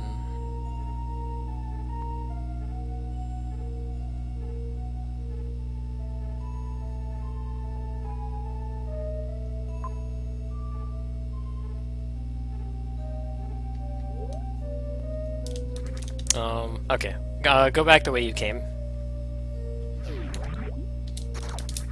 And, instead of going to that green switch again, we're gonna go right and backtrack, go backwards along the path that you first set foot into Meridia with, right after getting Gravity Suit.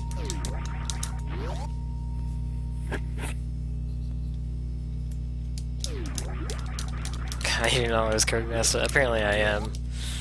I just have too much to say.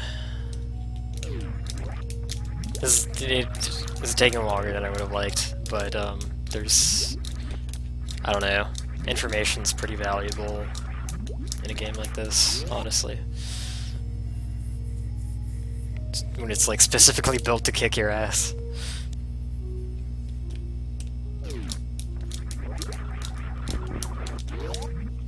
This is gonna be the path to get beam combo. If you don't want to get beam combo, then just go back to Crate's. Go back to Crate's tube.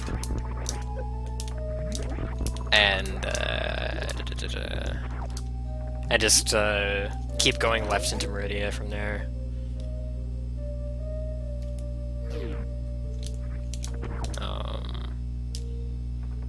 Until you reach the central tube that connects it to West Brinstar. The one that I forgot to... They're the one that I screwed up opening.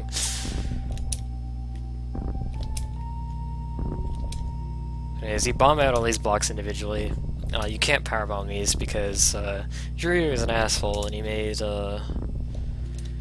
made power bombs not work on shot blocks. They only work on regular bomb blocks. To, I don't know, to force you to bomb every individual block there, I don't know. I don't know why you would do that. That's so annoying. Anyways, now that you've hit that switch, that opens the beam combo gate. The beam combo is in that sandfall room.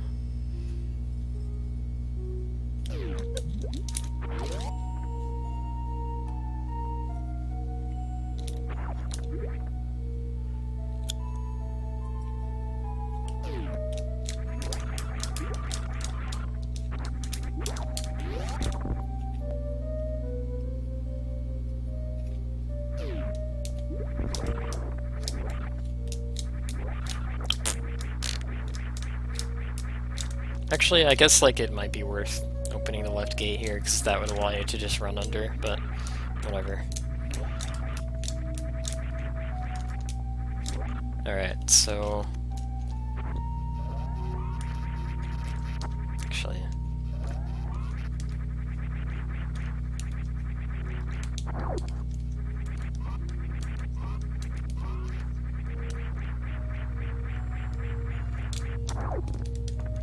I don't know how that works at all, but anyways, ignore what I just did. You need to get across here without falling in the sand. Wow, nice. That's what happens when you accidentally quick drop. Don't do that. Be careful of turning around here. Do so very carefully. Don't do it as you're like hitting the sand on the way down. That's what caused that. Basically what I'm doing here is I'm just holding run and mashing jump. That's letting me screw attack with every spin jump to get rid of those ouches.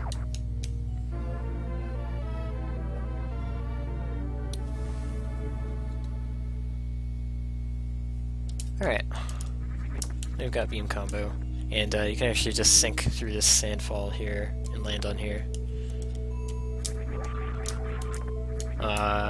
So now you can combine as many beams as you want.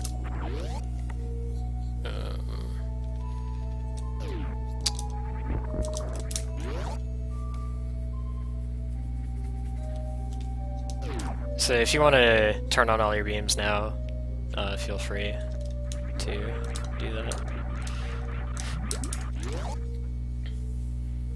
It's not necessary yet.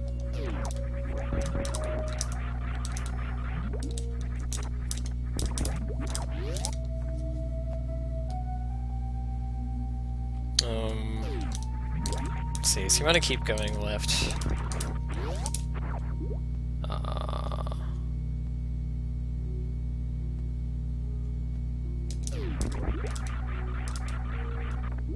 And then when you reach that room, you actually want to run over to the right here and hit up the missile refill, because you're going to need all these missiles for Torian.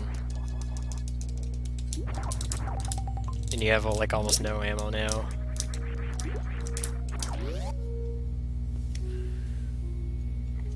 You would pass by this normally if you didn't have beam combo, if you were going the bottom path. But anyways, now we're pretty much met up with where we would have been without beam combo.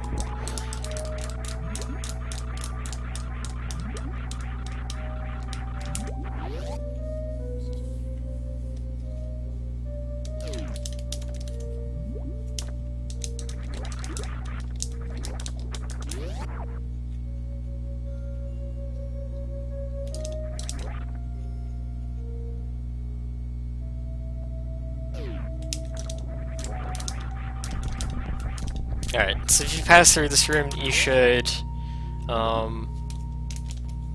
see the screen shaking. And that should tell you that, this tube here is now broken. This is the Ridley tube, we call it. It breaks once you've defeated Ridley. There's some odd things that can cause it to not break when it should. I think that has to do with like when you, like, if you kill Batoon after Ridley or something. Yeah, if you kill Batoon after Ridley but before Dragon, I think it messes it up. But anyways, if the tube happens to not break, it should break, but if it doesn't, what you can do to guarantee that it'll break is go back out here to this broken tube and go up through this door. Yeah, so going into that room, for whatever reason, will force the tube to break, if it wasn't breaking before.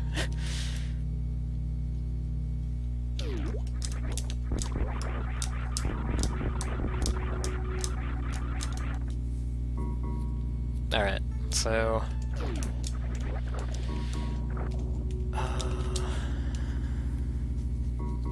Ridley Tube Guardian. We're almost done.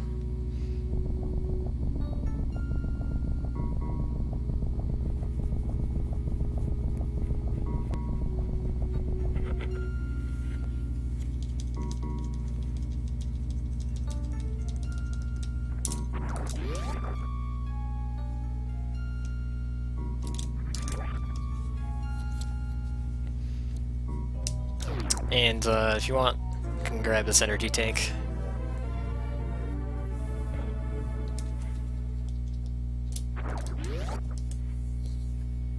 Mother Brain's Rainbow Beam does 439 damage in this hack instead of 300, so having extra E-tanks, definitely a good idea. Alright, so now you go up to the top of that room. Go across Sand Canyon, and now we're gonna take a dip into Norfair to get the last Norfair Guardian. So now we open these green gates. I'm actually starting to think that that should have been opened before. Would have been a good call. Because now we're really low on supers. But I think we can make do with this.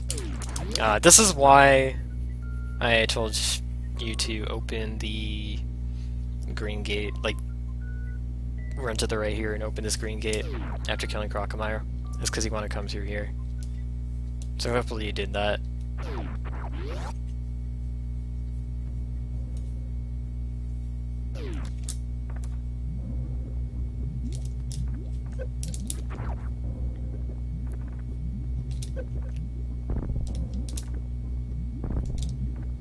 Pretty sure it's faster to go through this tunnel rather than take the top route.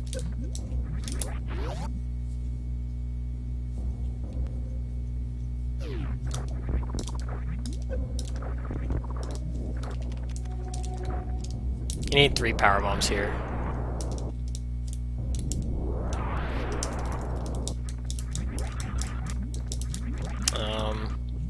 You can't run when you're in lava if you have speed booster equipped, so that's why Screw Attack and Space Jump is so good here, because it still lets you move fast.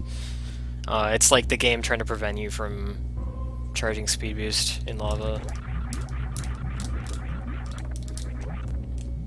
It's a quirk from vanilla that people might not be familiar with.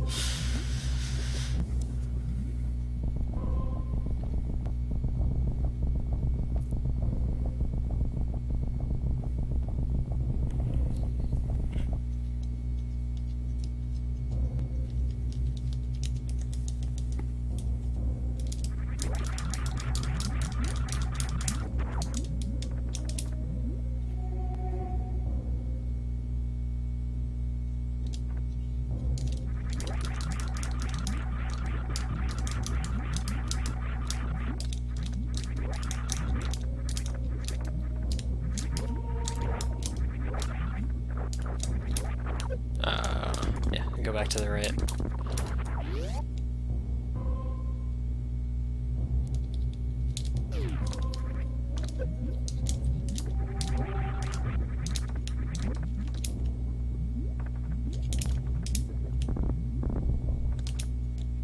Oops.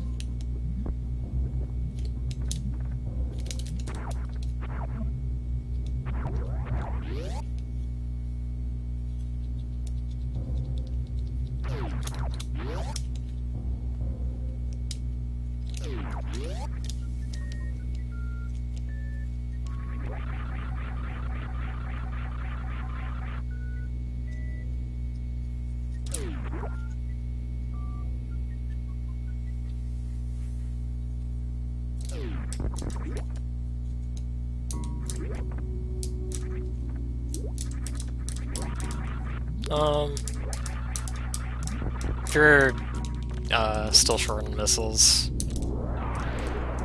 and by short I mean it takes like freaking 60 or 70 to 70 worth to actually get into Turian. You can powerbomb that and come over here, and there's a missile on the floor here.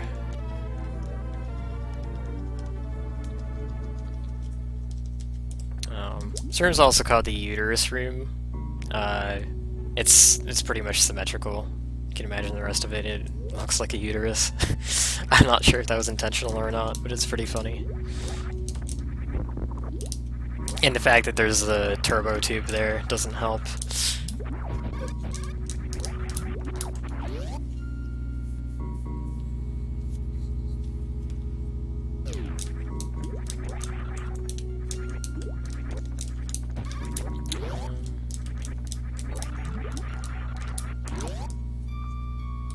Alright, so you want to come up through here.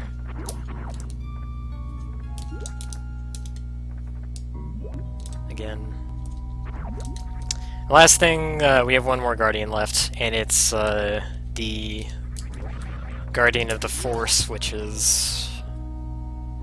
We did 2 on the way to Botwoon. Now it's time to do the other 2. So each time you're in this room, if you're like low on supers like I am, what you want to do is hit up all these cack attacks, and then they'll respawn when you come back into the room. You can hit them up again. You go in here, and you do a diagonal bomb jump, basically. You don't have to do anything fancy. I used to think you did, but you really don't. The sandfall sort of keeps you suspended in it. Anyway, so you can jump up through here. You can actually hit the left switch without going all the way to it and bombing it. There's something you can do with the wave beam to hit it. What you can do is screw attack over from here to the right side, and as you hit the wall, just shoot your wave beam. The additional horizontal momentum that your shot's gonna get from your movement will cause it to hit the switch. If you can't figure out how to do that, then the path to it is well, you just go up here, and then, you know, go to it.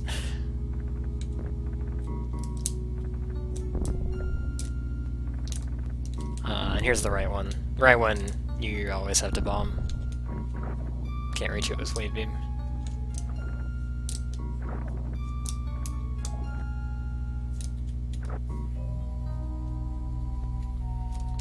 Ideally, you want to bomb jump back across this as well. If you somehow mess this up, then you fall through this sand pit, and yeah, fall to shame. Alright, let's hit up these guys for supers again. Now we're pretty good on supers. There we go.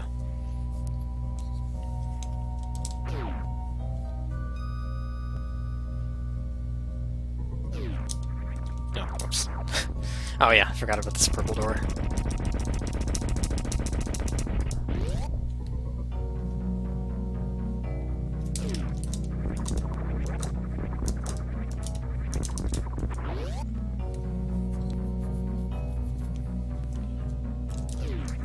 Yeah, most evil hiding spot is Guardians in the ceiling. After all you had to go through to get back here, it's in the goddamn ceiling.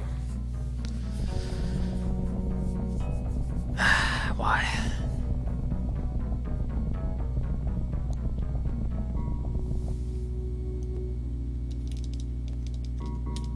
Yeah, that's the last Guardian. Now you shoot that gate open. That opens this. Now you're back in this room with the red gates and crossroads here. And if you're still short on ammo, like, this is plenty of ammo, but if you don't have, like, the equivalent of, like, 75 missiles, like, 5 missiles to a super, the best thing you can do to farm at this point is go left through these 2 rooms, and then farm the Zoas. in the sand. This is what we used to do every run, actually, because it was just so important to have ammo for Turian. Shoutouts to JRP.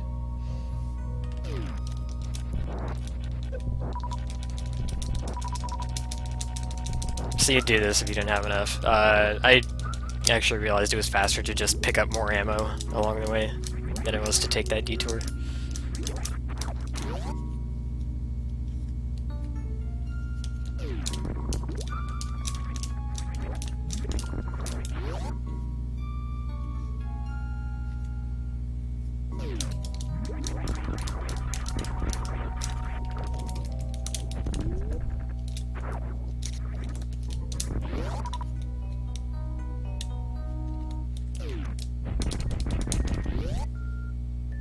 And here we are. The entrance to Turian.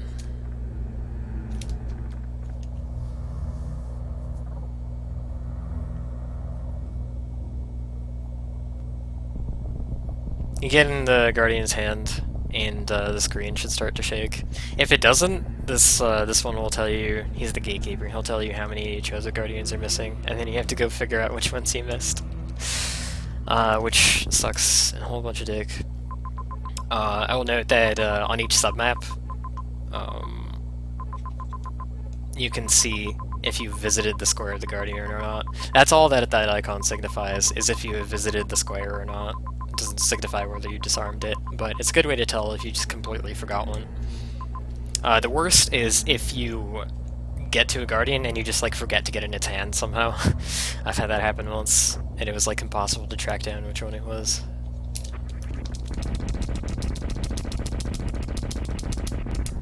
Alright, so if you haven't equipped all your beams now... Actually, I should mention what you might want to do is... what you might want to do is go up...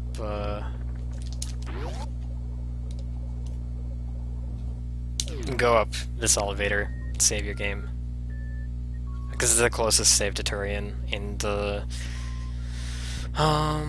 things can go wrong in Turian if you don't know how to handle Metroids, or you have low ammo. So, suggest if it's your first run, you should probably save there. Once you know how to deal with Turian, it really isn't bad at all. But yeah. Alright, so now you're gonna equip your beams if you haven't already. If you don't have beam combo, you're gonna switch to ice here. Actually, you know what? No, I'll show it with beam combo. I'll save no beam combo for another tutorial. Alright, so these Metroids, you can ignore these guys. Just blast the door open, preferably with 5 supers, to avoid taking a whole bunch of damage. Alright, so... basically, each room in Turian, most rooms have infinitely respawning Metroids. You have to kill a certain amount of Metroids to open each door. The amount of Metroids depends on the room.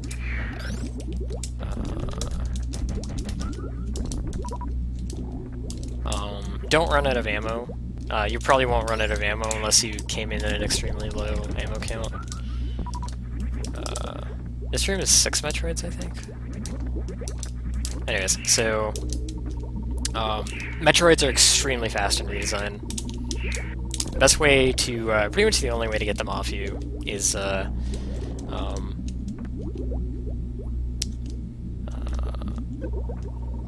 jump, lay a bomb in midair, jump again, so that the bomb explodes them off on your way down, so that the gravity helps you get away from them. And then, since they're grouped, you can freeze them all. Usually your missiles will hit all of them at the same time. If you're getting overwhelmed with how much damage you're taking, screw attacking will stop them from damaging you momentarily. Yeah, so that's basically what you want to do. I think most people Yeah, you can use this in vanilla as well. I prefer it in vanilla. What most people do in vanilla is they lay a bomb, and then they try and roll into it. And this doesn't really work in redesign because your morph ball is shit. And unless you have like something like that to protect you, the Metroids are so fast that they're just gonna catch up to you when you're rolling anyways. They're gonna grab you. So it's not a good option.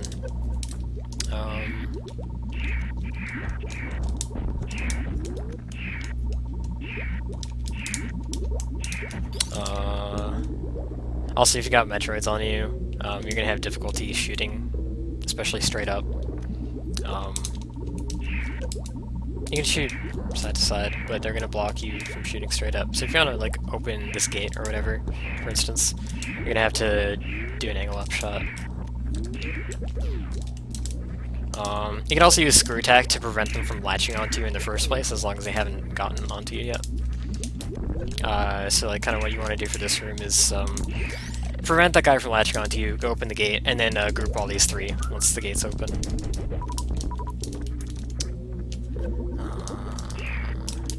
Then just group these three. Usually you want to group 3 at a time.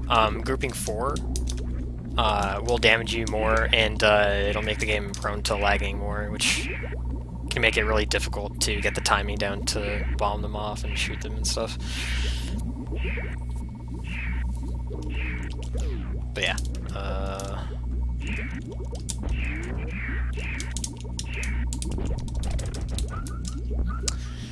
It's generally best to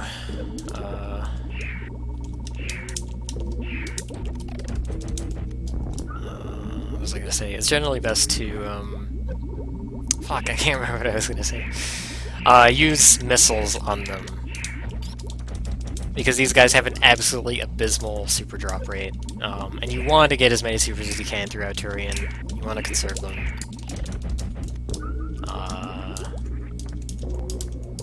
Actually, it doesn't matter so much since we have beam combo, but Mother Brain takes a lot of damage from supers.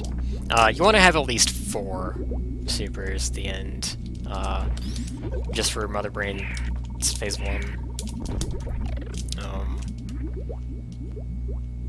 Yeah, I guess that's it. Let's just go. This room takes 6, I think. Oh, another thing is a good technique in general throughout Turian to keep in mind is if you can't beeline a room and get enough Metroids just by beelining it to the end, then you're going to want to camp by the latest respawn point at the end of killing your current batch, so that you can like get a repeat of it. If that makes sense.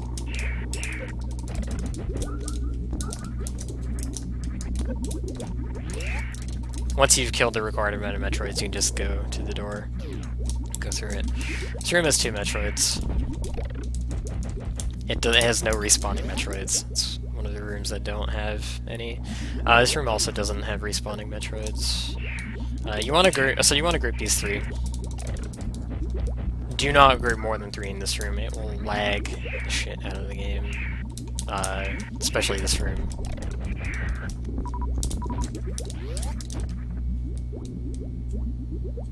I forget how many you need here. It's like 7 or 8. So there's 3. Here's what I mean by camping the previous spawn point. Is if you just stay here a little bit longer, you'll get that you'll get a repeat of that Metroid when it respawns.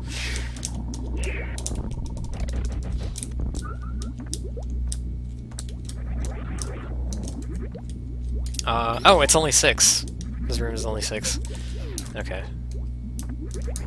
Yeah. So I guess you don't really need the repeat here. Yeah, that's plenty. It's more than enough.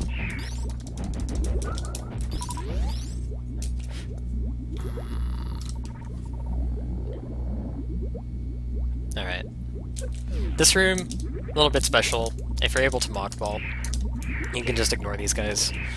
So like, this is the cue I use. Once you get to this this blue orb tile. This ledge, you want to mockball into this raised ledge. Mockball under this gate. This lets you skip an entire Metroid room. You don't even have to kill the ones in this room either. But if you're not comfortable with that, or you mess it up, you want to kill these guys. Take out that bomb block. Shoot that gate open as well. Don't remember how many you need for this. Probably like 5. Oh my god.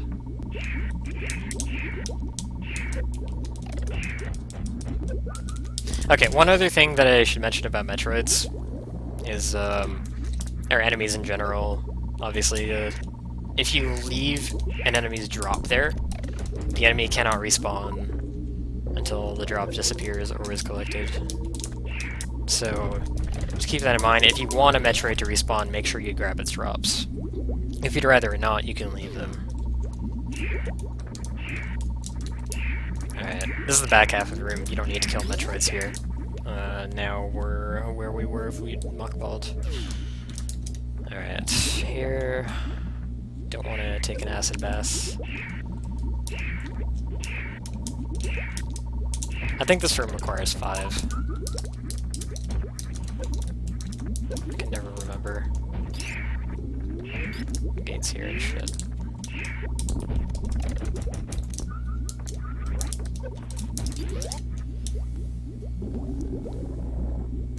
Alright, this room... this room only takes like 6 or 7, I think. I want to say it's 7. There's 3. Here's 3 more. Oops.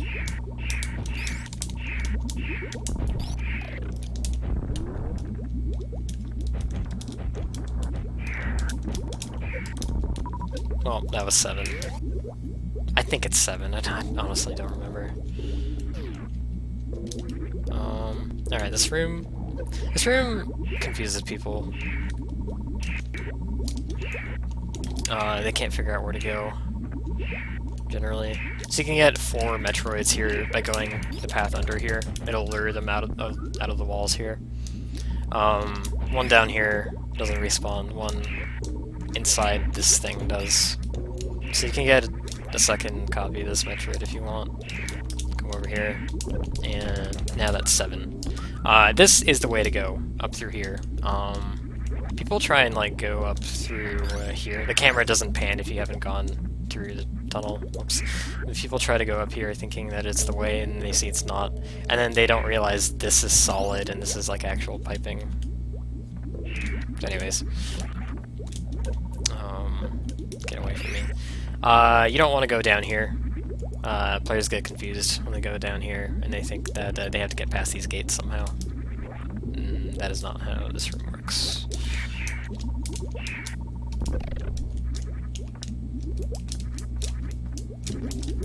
So, you go up here.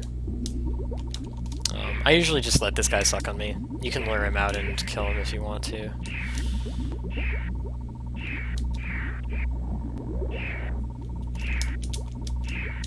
I usually actually group him with the guys over here.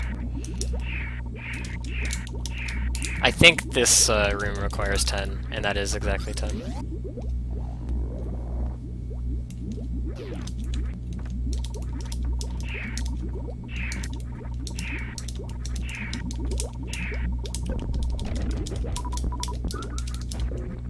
You need 3 here, and this is the last Metroid room.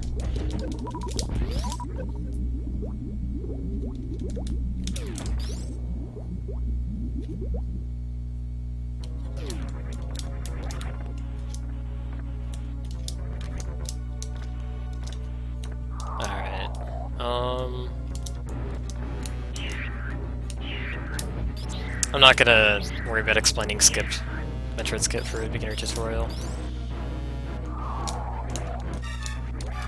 If I get it, then that's cool, I guess. Yeah, I got it. You don't have to worry about that, you can just do You just get grabbed by it whenever, if you don't want to do that. If I make like an intermediate tutorial, I'll explain it there.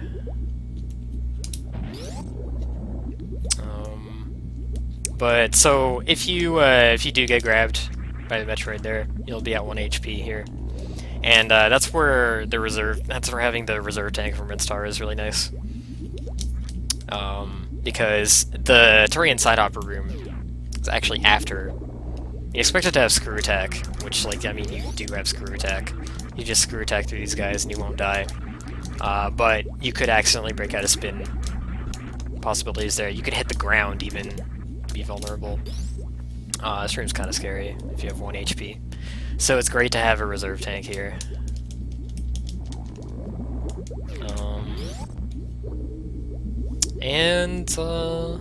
Rich, go in here, refill your stuff, and save.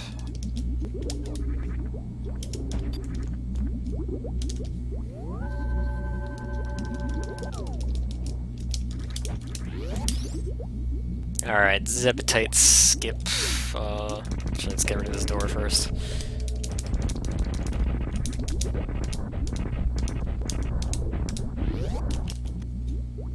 Alright, so for Zebetite skip, what you want to do is you want to wait for this Rinka underneath this Zebetite to spawn. You're gonna freeze it in place. This is gonna be the same way as you do in vanilla. So, and then what you do is you get hit by something like a Rinka, and then you do a spin jump. You try and do as small of a spin jump as you can.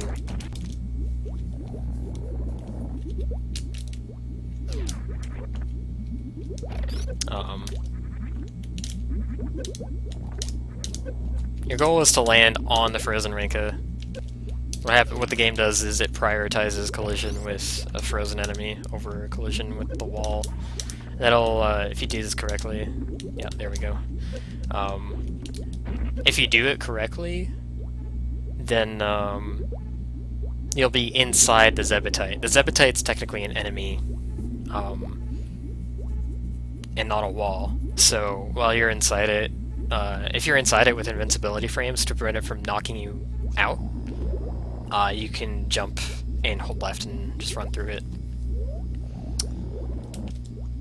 Do that again. But yeah, if you know how to do Zebetite skip in vanilla, it's same shit. This is something that I feel like is hard to explain. It's hard to get used to doing. It's pretty easy in general, but hard to learn. I don't know, it took me a while until I fully grasped what was going on. A lot of reasons why it might not work is if you're doing like... oh wait, that worked. What? Oh, actually... Hold on.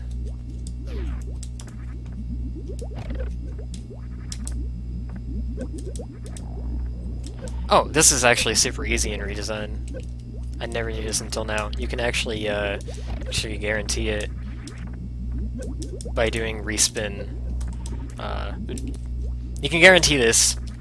Freeze the Rinka. Oh my god. Freeze it in place, please. Do a straight jump here. Get hit. And then Respin. Flush with the wall. That's actually super easy. I bet this works in PB too. Holy crap. This is the third thing that I've learned doing this tutorial. Oh my god. Yeah, that's actually so easy. I'm never failing this ever again. Oh my god. Alright. If you can't figure it out, it's not too much shame in just blasting the Zebetites. Each one takes 11. They have 1000 HP each, so they would die to 10 missiles, but they regenerate, so they'll always take at least 11.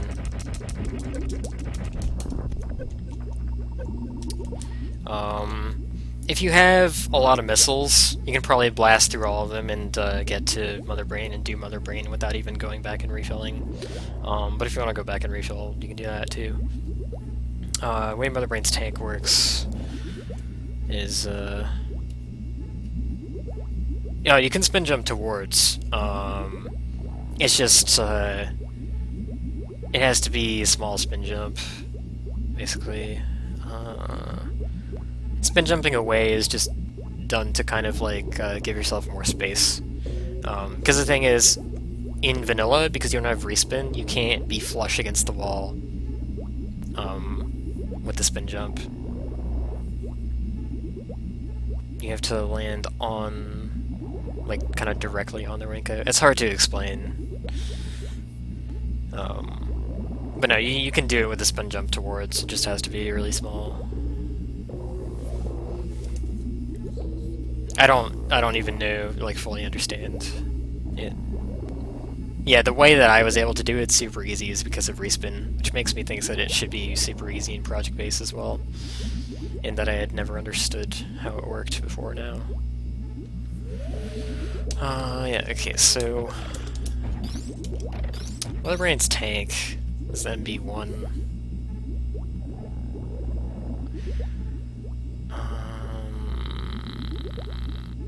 So it's got glass around it. You shoot six. You hit it 6 times with any kind of type of missile, and the front of it breaks open. Now the brain's exposed. An additional 12 hits to either the brain or the glass will completely break the glass, and the glass will be forever broken. That actually sets an event that makes the glass never return.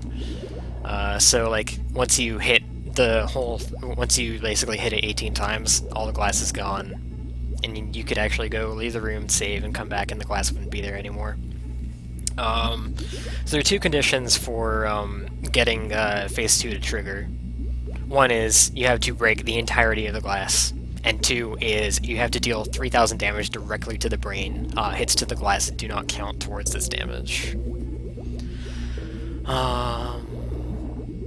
So, missiles don't really do shit to Motherbrain in Redesign. She takes 50 damage from missiles, but she takes 750 from supers, so she's insanely weak to them.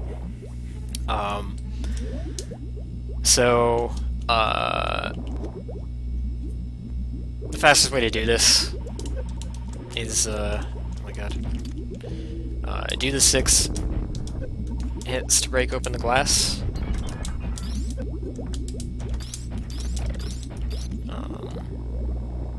Do 8 more missile shots. It doesn't even matter if they hit the brain, really. What matters if it hits the brain is her supers, since 4 supers will do all the damage necessary. So you have, you do 6 missile shots to break open the glass, and then you do 8 more so that the glass has taken 14 hits. Now it's taken 14, all 4 supers of these will both just bring the brain to 0 HP, and will result in 18 hits to the glass. What the fuck? Okay. One of my missiles missed, I guess. Yeah, I guess that's why Linka said that. I didn't really understand that. That makes sense. Anyways, so, just do zip skip again.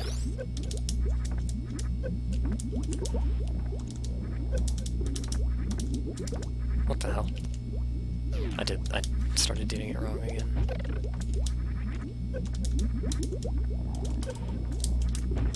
Yeah, okay.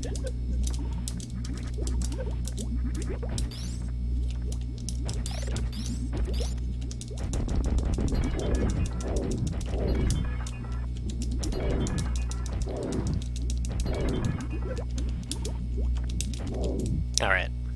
So now brain is activated. If you've got beam combo, which you probably should if you're a beginner. Alright, so Mother Brain 2, she has 18,000 HP. Your Plasma Ice Wave combo, Charge Shot, does about 750, a little more than that. So that means 24 shots will kill Mother Brain. When Mother Brain is below 25% health remaining, so below, what is it, 4,500? Yeah, below 4,500 HP. she'll start doing her red beam, or her ketchup, as people like to call it. People like to name her attacks after fast food.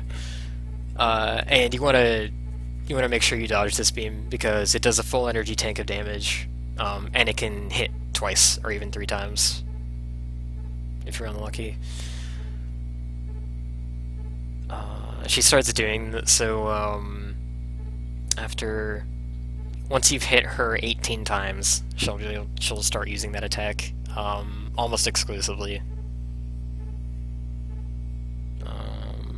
So you want to keep count of your shots to be aware of when that's about to happen, so you can be ready to deal with it. And probably the best way to deal with it is just to screw attack through it. You can just screw attack through the red beam, and you won't take damage. You cannot screw attack through her onion rings, her blue rings. Those are deadly, actually, because they ignore iframes. So if she shoots a volley of 4 at you, they can all hit you. They do 20 damage each, so that racks up to 80 damage really fast. You need 439 to survive at the end of the fight, and that's about it. Okay, so I guess I'll mention, if you don't have beam combo, you want to switch to plasma, and it takes 48 shots, she'll start catch-upping after 36. And if you're only using plasma, then it actually pays to use the rest of your supers. Each super does double a plasma shot. Plasma does about 375, super does 750, plasma ice wave does about 750, you get the idea. But yeah. 2, 3, 4, 5, 6, 7, screw attack is OP, 8, 9, 10, 11. The thing you gotta remember is just that you have to be holding the run button for screw attack to work in this hack.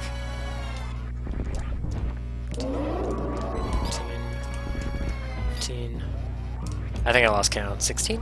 17? 18? Well, now I'm expecting her to do catch up. She's rearing her head back, that's how you can tell she's gonna do it. And you can tell when her hand flinches like that, that's when it goes off. That's her cue.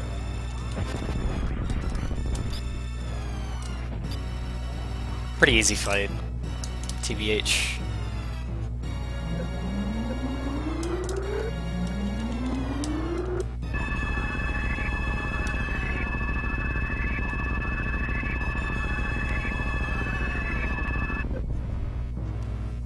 And what Rainbow Beam does in Redesign, that it doesn't do in Vanilla, is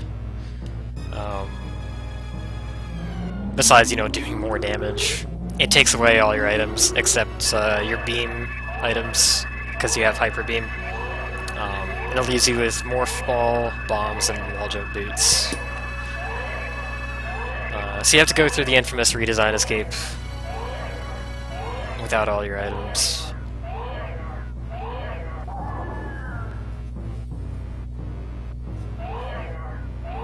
And the escape is, escape timer is really generous. You get 25 minutes.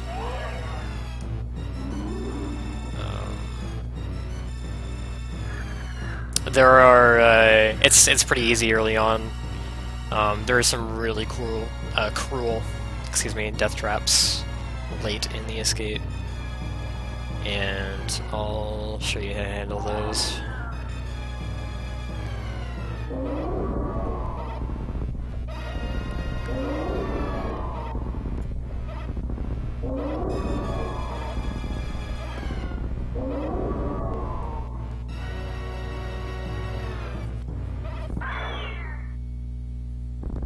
And, oh yeah, Mother Brain 3. Mother Brain 3 is not free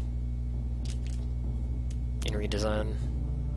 Because you have no items and you have no suits, you're gonna take 4 times damage from every attack, so you don't have your suit's defensive capabilities. So you want to make sure onion rings don't hit you. The strat I like to do is basically mash A and X by fat fingering my whole thumb onto it, lightly, so that I do these tiny jumps, and the tiny jumps get me in a good position to shoot her head You want to be shooting her as much as possible to knock her back and prevent her from just shitting on you with attack after attack. Yeah, just be careful during that fight. You can definitely die. Alright. Escape time. Shoot the floor open. Time for some slow morph ball action.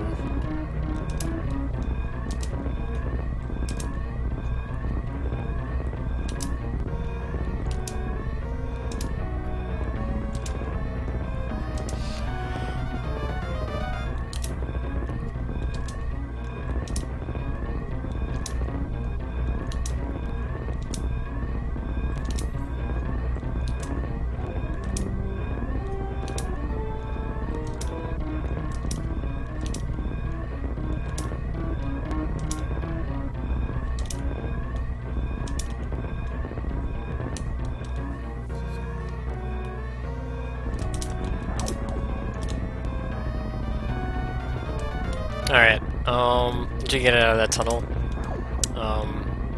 Don't go down here. That door is just there to confuse and mislead you. What you need to do is, you need to come here and you need to shoot that shutter out.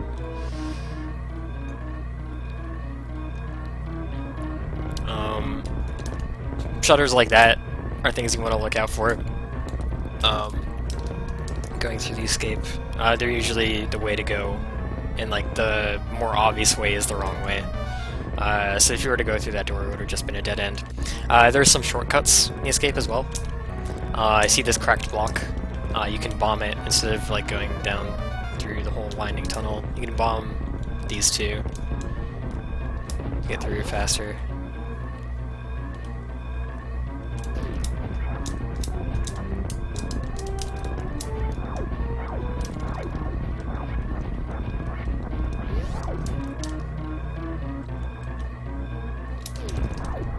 Alright, so you're going to see blue platforms, or you're going to pass by this blue platform that looks like, oh hey, I should go up here, but that's not actually the correct way to go. You'll get to a red door that you won't be able to open because you have no missiles. So you have to go all the way left here, climb up these instead. Go over here, and let's grab this missile. This is a 10-pack. There's a missile in the escape. And you have to open 2 red doors. Be very careful you don't waste your missiles, because you can't get any drops. None of these guys drop missiles. So it's 10, that's all you got. Gotta open 2 red doors, can't waste any. If you waste one, you're screwed. Alright, so if you're fortunate enough to be able to mock ball, you can mock ball under this gate, skip another room. Your cue for that is kind of like, there's like 2 pirates here, I guess. If you kill the second pirate, wait, is there 2? I guess there's just one over here. But you kind of want to do it before this, or as this, this stair ramp thing is about to come on screen. If you can't do that, you're gonna bomb this out and go down here.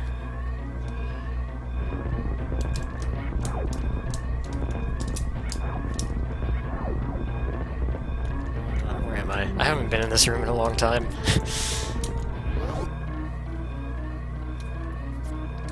Yeah, there's no saves until you beat the game, so don't die. No, I keep thinking that crouch jump works and it doesn't.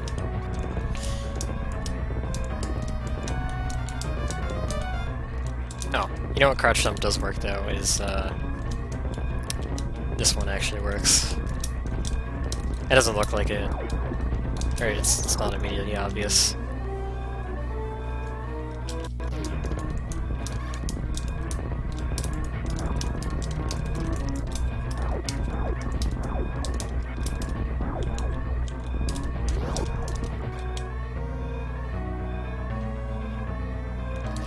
Still no danger, really. Alright, so let's gonna look like you're supposed to go down through this like winding tunnel, and you can, but cracked block here, you can bomb. And actually, so you can go into this tunnel and down through here as well, but it's not faster to do that. So just take this one shortcut and then just shoot the shutter open. Yeah. Now here you're looking for blue platforms to climb up. You can climb on either side, but obviously the left is faster. Then you go up the left.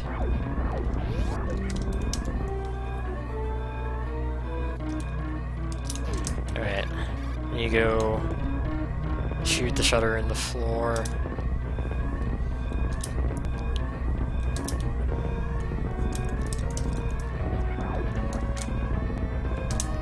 Top path is a dead end, I think. I think a gate shuts in front of you. It's too fast to get past.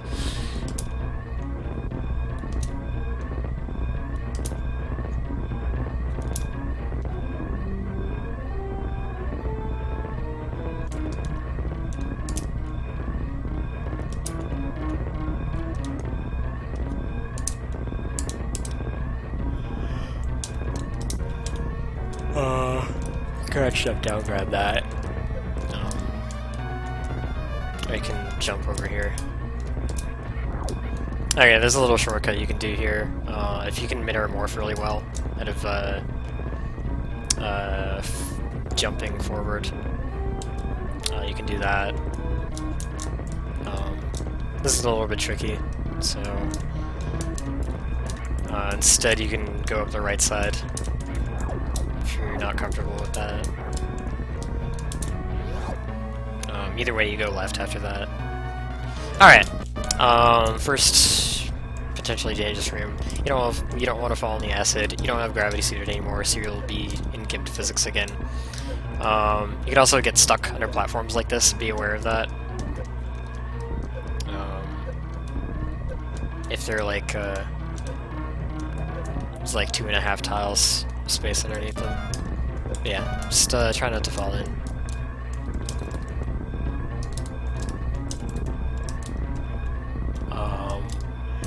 If you're rounding off a higher ledge like this, you can actually just like run off and you'll land on the platform in front of you.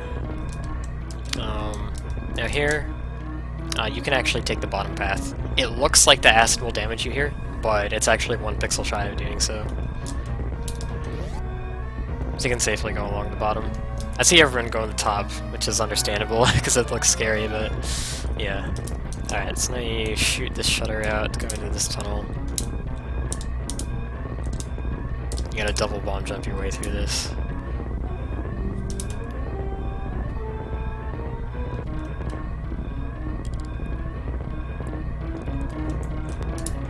Shoot this shutter. Do it again.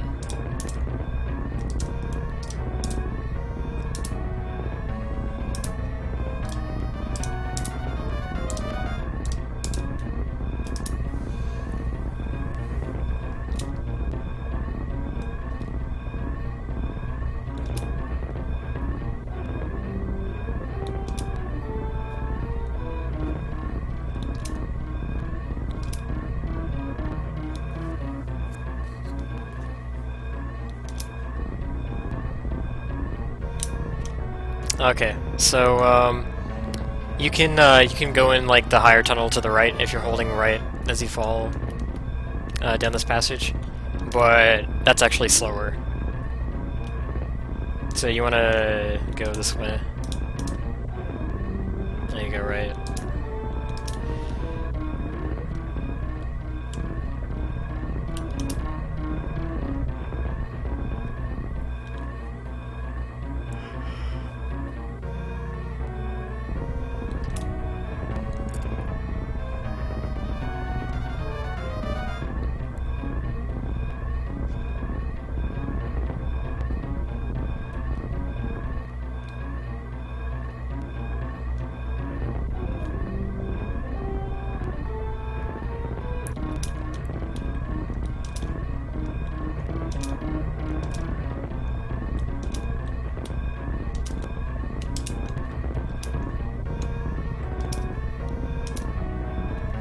This shutter is like inside the wall here, so you can lay that bomb not next to it visually, but just like under the thing there. It'll still take.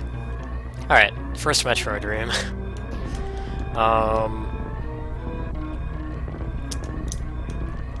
You want to roll under here, and it shouldn't get you. Preferably Mock Ball. Like, see how this works a lot better, and you even get it off screen. But if you can't do that, it pretty much does still suffice to just roll under. As long as you don't dawdle. See, it gets stuck on this platform, and it'll get around it eventually, but it'll get stuck on that platform for long enough. You make it through. Alright, you shoot this floor shutter out. Alright, Metroid room number 2. Don't worry about that guy, he can't hurt you. Alright. So just watch what I do. So this Metroid just like comes out of nowhere. Oh my god, he's really scary. The thing about Metroids is you no longer have your suits. You don't have Ice Beam anymore, so you don't really have a way to dispatch it or deal with it or like really get it off you. So you don't want to have it grab you, obviously.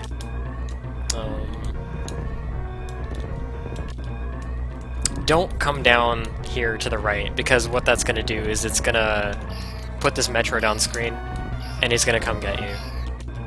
I'm going to fall off to the left. Then, so you get down here, you jump, you run,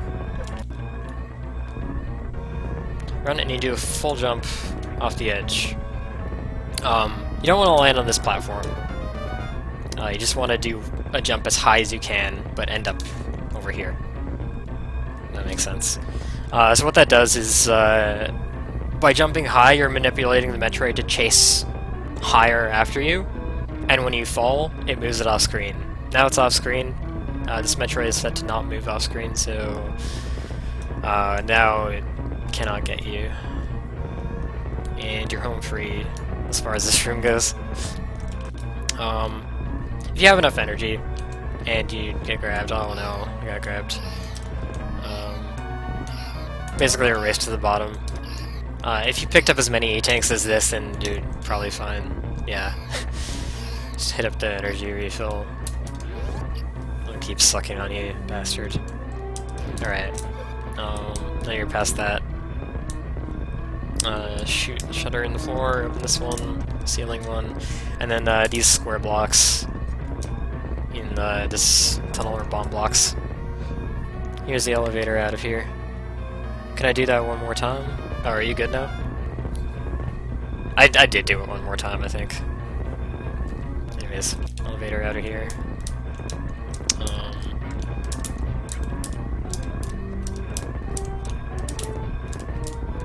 This is where the second red door is. Make sure you don't waste your missiles.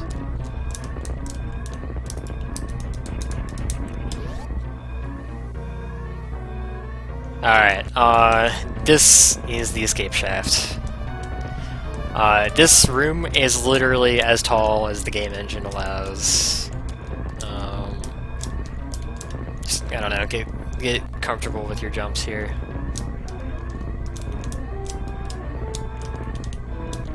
What I like to do is,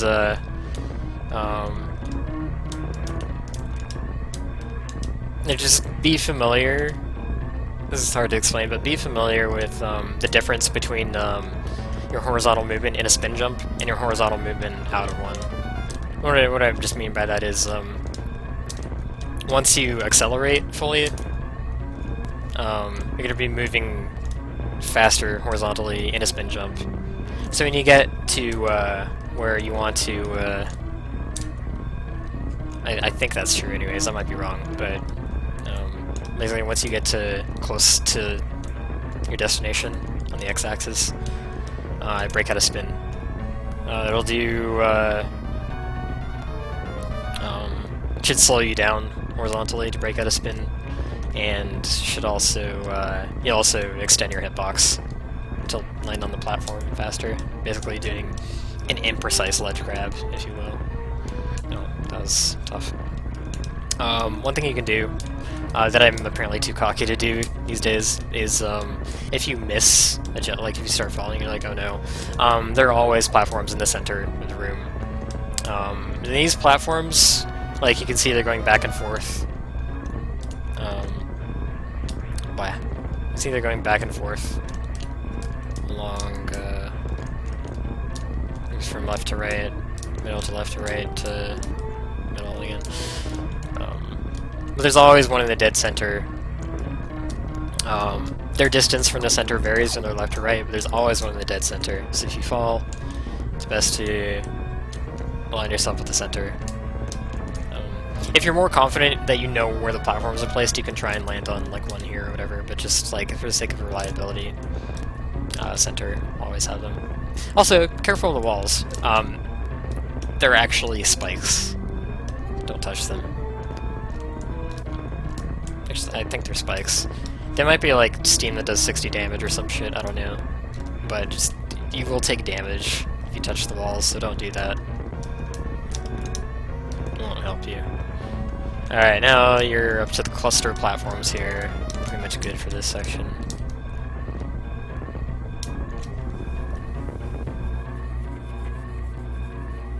Now we're out of Turian. We only got criteria left.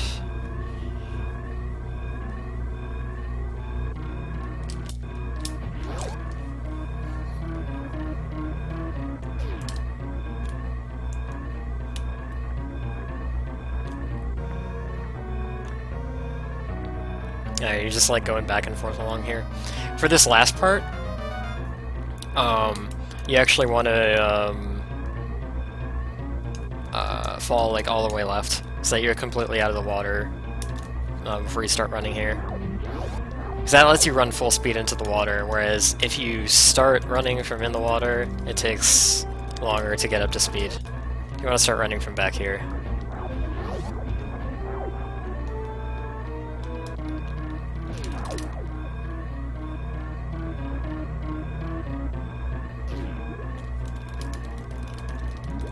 Arm pump your dick off. You're in water.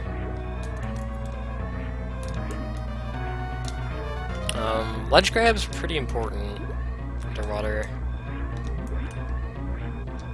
Fastest way to get up platforms is generally jump as soon as you touch the next platform, as long as you're going to be able to reach another platform with your jump. Your feet should be off the ground as much as possible when you're trying to ascend. Over here, you can jump from platform to platform here, or you can fall down and come from here. I'm not sure which is faster, but you want to start ascending. Now, when you get to a gap that's as big as this, what you want to do is you don't want to like turn around and jump instantly. You want to run a bit of distance on this platform and then turn around, give yourself time to build up some speed, and then jump. There you go, like that. With platforms that are closer together, like these ones, you can just jump immediately. Do a crouch jump to get up here. It can be hard to get out of this water. You kind of gotta wait for the tide to be favorable. Alright, now, coming up, lava rooms. If you take too long, these rooms will fill up with lava and you will die. This one... I don't know, you really shouldn't die here. All you have to do is just go up from here. I guess you can die if like you fall down like that. Like that's no good. You don't want to do that.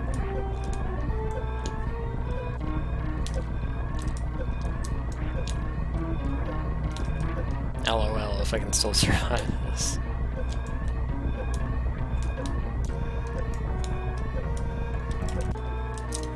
Yeah, just don't be slow and you'll be fine in this room especially.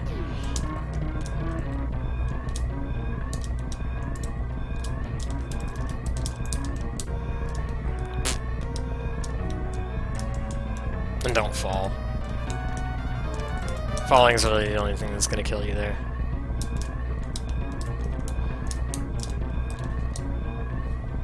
Let's go through this tunnel. Like, you gain so much height, lava really shouldn't catch up to you. This room's super simple. The only thing you gotta do is, you gotta jump over this mushroom. You don't want to jump over this one, though. You just want to hold straight left. If you go through the room as fast as you can, the lava shouldn't catch up to your feet. Alright. Third room. Hug the left wall. Otherwise, you're gonna fall in here. And that's no good. Actually, can you get it out? And if you fall down here, that'd be pretty funny.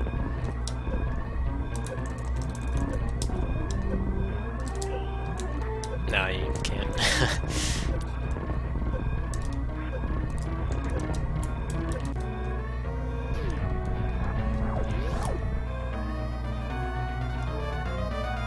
Alright. Now we're in green criteria. I think there's still, like, lava in this room. Yeah, there is. It's just extremely slow. If you die in this room, you basically deserve it. It takes so long for the lava to fill up. But it is there. Just be aware of that.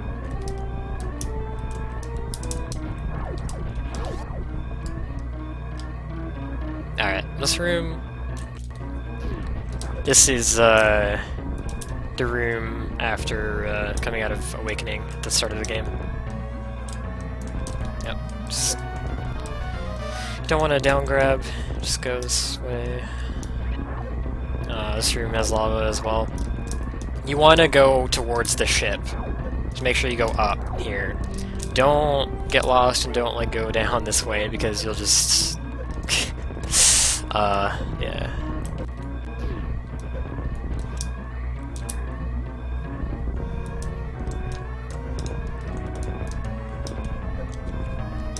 Steam can be a pain in the ass here, too. This guy dive kick? I swear I saw this guy dive kick.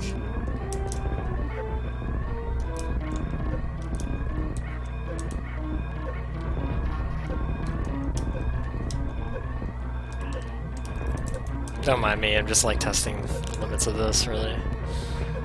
Anyways.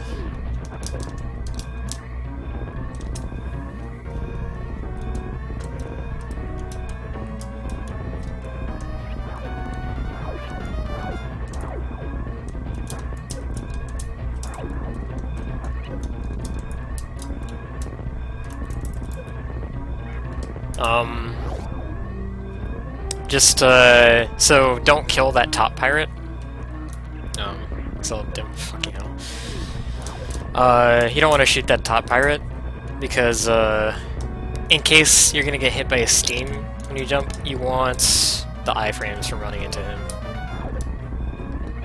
So just run into him. You can shoot all these guys, but run into the top pirate, always.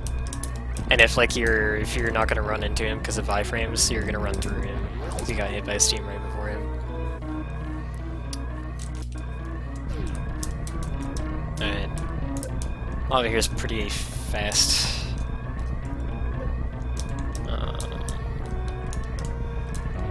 Actually, I'm curious. Oh, that's a cave-in. Alright.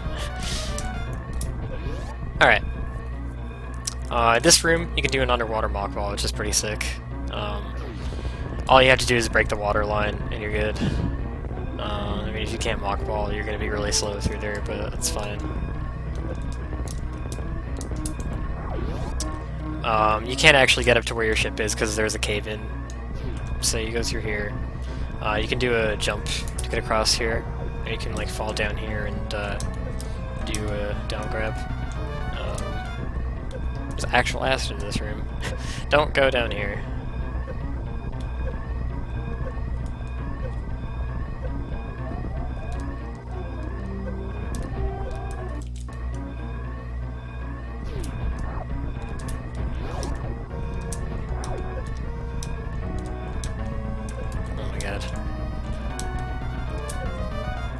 shit. Alright, this room. The last scary room in the escape, you have to do wall jumps here. Just don't mess up your wall jumps. You also don't have very much leeway if you screw up. Like, see, the acid is already to your feet here. This is probably the room that you'd be most likely to die in. And it's right at the end. It's just like, don't choke. Just keep calm. Wall jump. You can do a wall jump like this to get out of here. Like, once you're up here, you're pretty much fine. The acid's probably not going to catch up to you unless you're really slow. Ow. Like, even if you get steamed a bunch here, you're probably fine. It's just the first bit.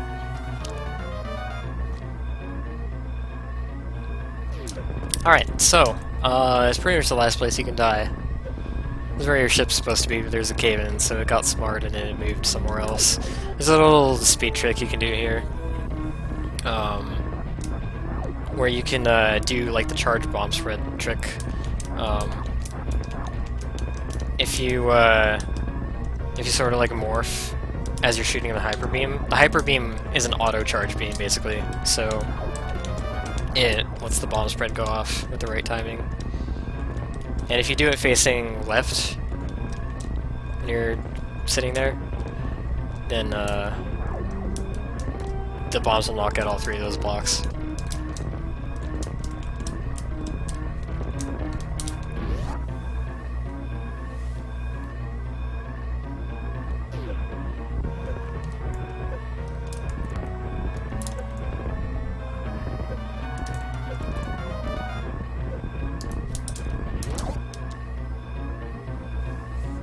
Alright, so now, courtyards. Courtyard 1, the final boss. Oh my god. Steam, why? This part of criteria floods after you kill Ridley. So you have to deal with quite a slog if you mess up here. This jump's really scary because the screen's shaking and it's very tight and you've got steam to deal with. So what you want to do, actually, is you want to like stand somewhere over here and wait for a steam to come out, purposefully take damage from it to get iframes, and then like get up to full running speed and do the jump. If you miss it, it costs about an entire minute. This is what you have to do to get back.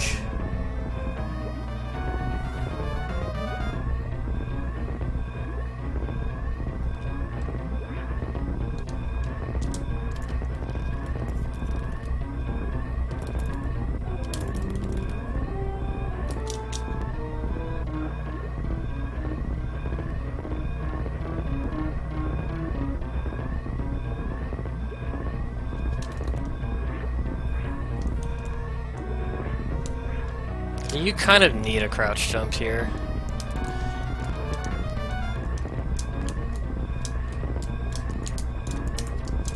Oh my god.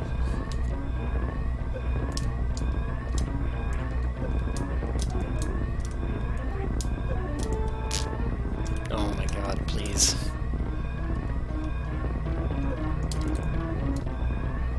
There you go.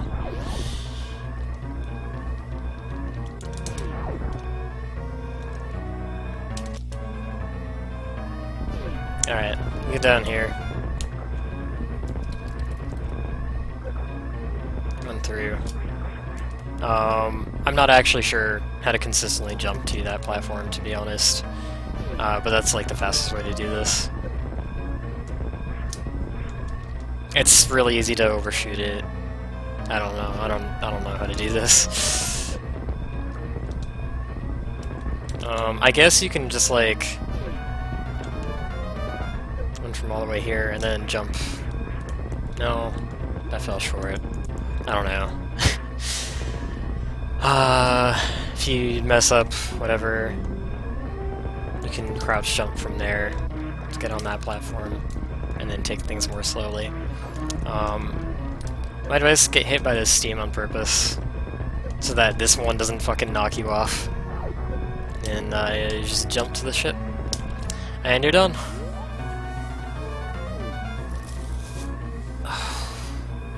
what a game.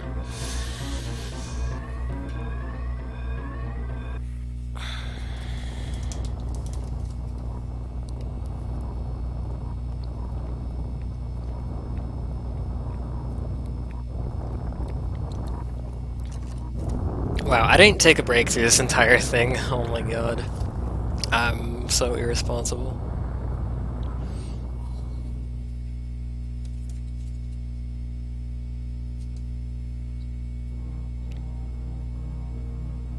Oops. I didn't eat anything either. I ate right before, but I didn't eat anything during.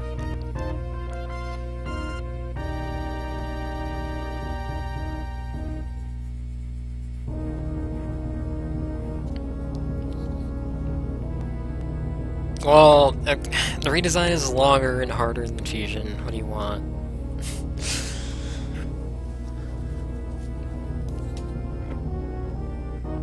Hey, Kirby's tutorial is segmented. This was a single sitting. It was actually literally single sitting. I have not actually gotten up for 10 hours. Oh my god. The things this game does to me. The things I have to do.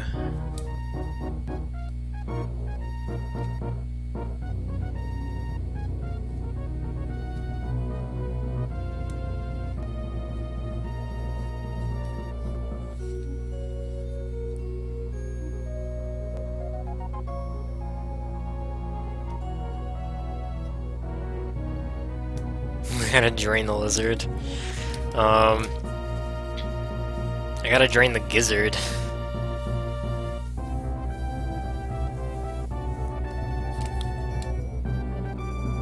Yeah, so I'm probably going to make like an intermediate tutorial at some point that glosses over a lot of like glosses over more stuff but goes more in depth into different stuff. Yeah, thanks for the 420 Cappy.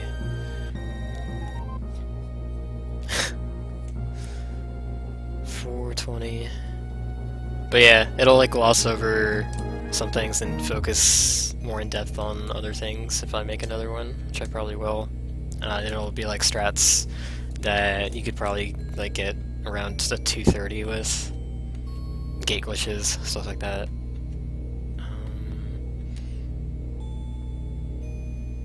But I don't know when I'll do that. I might do it soon, I might not. If you have any questions about this game in general, or anything in the tutorial, feel free to hit me up. Best way is probably on Twitter or my Discord. Could leave YouTube comments, I guess, but I might not read them.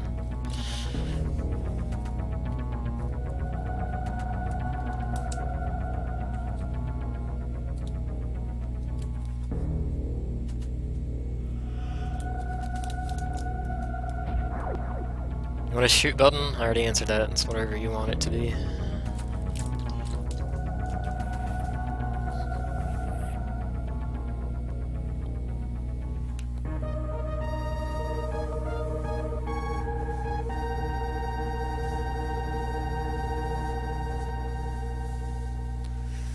Alright, thanks for watching.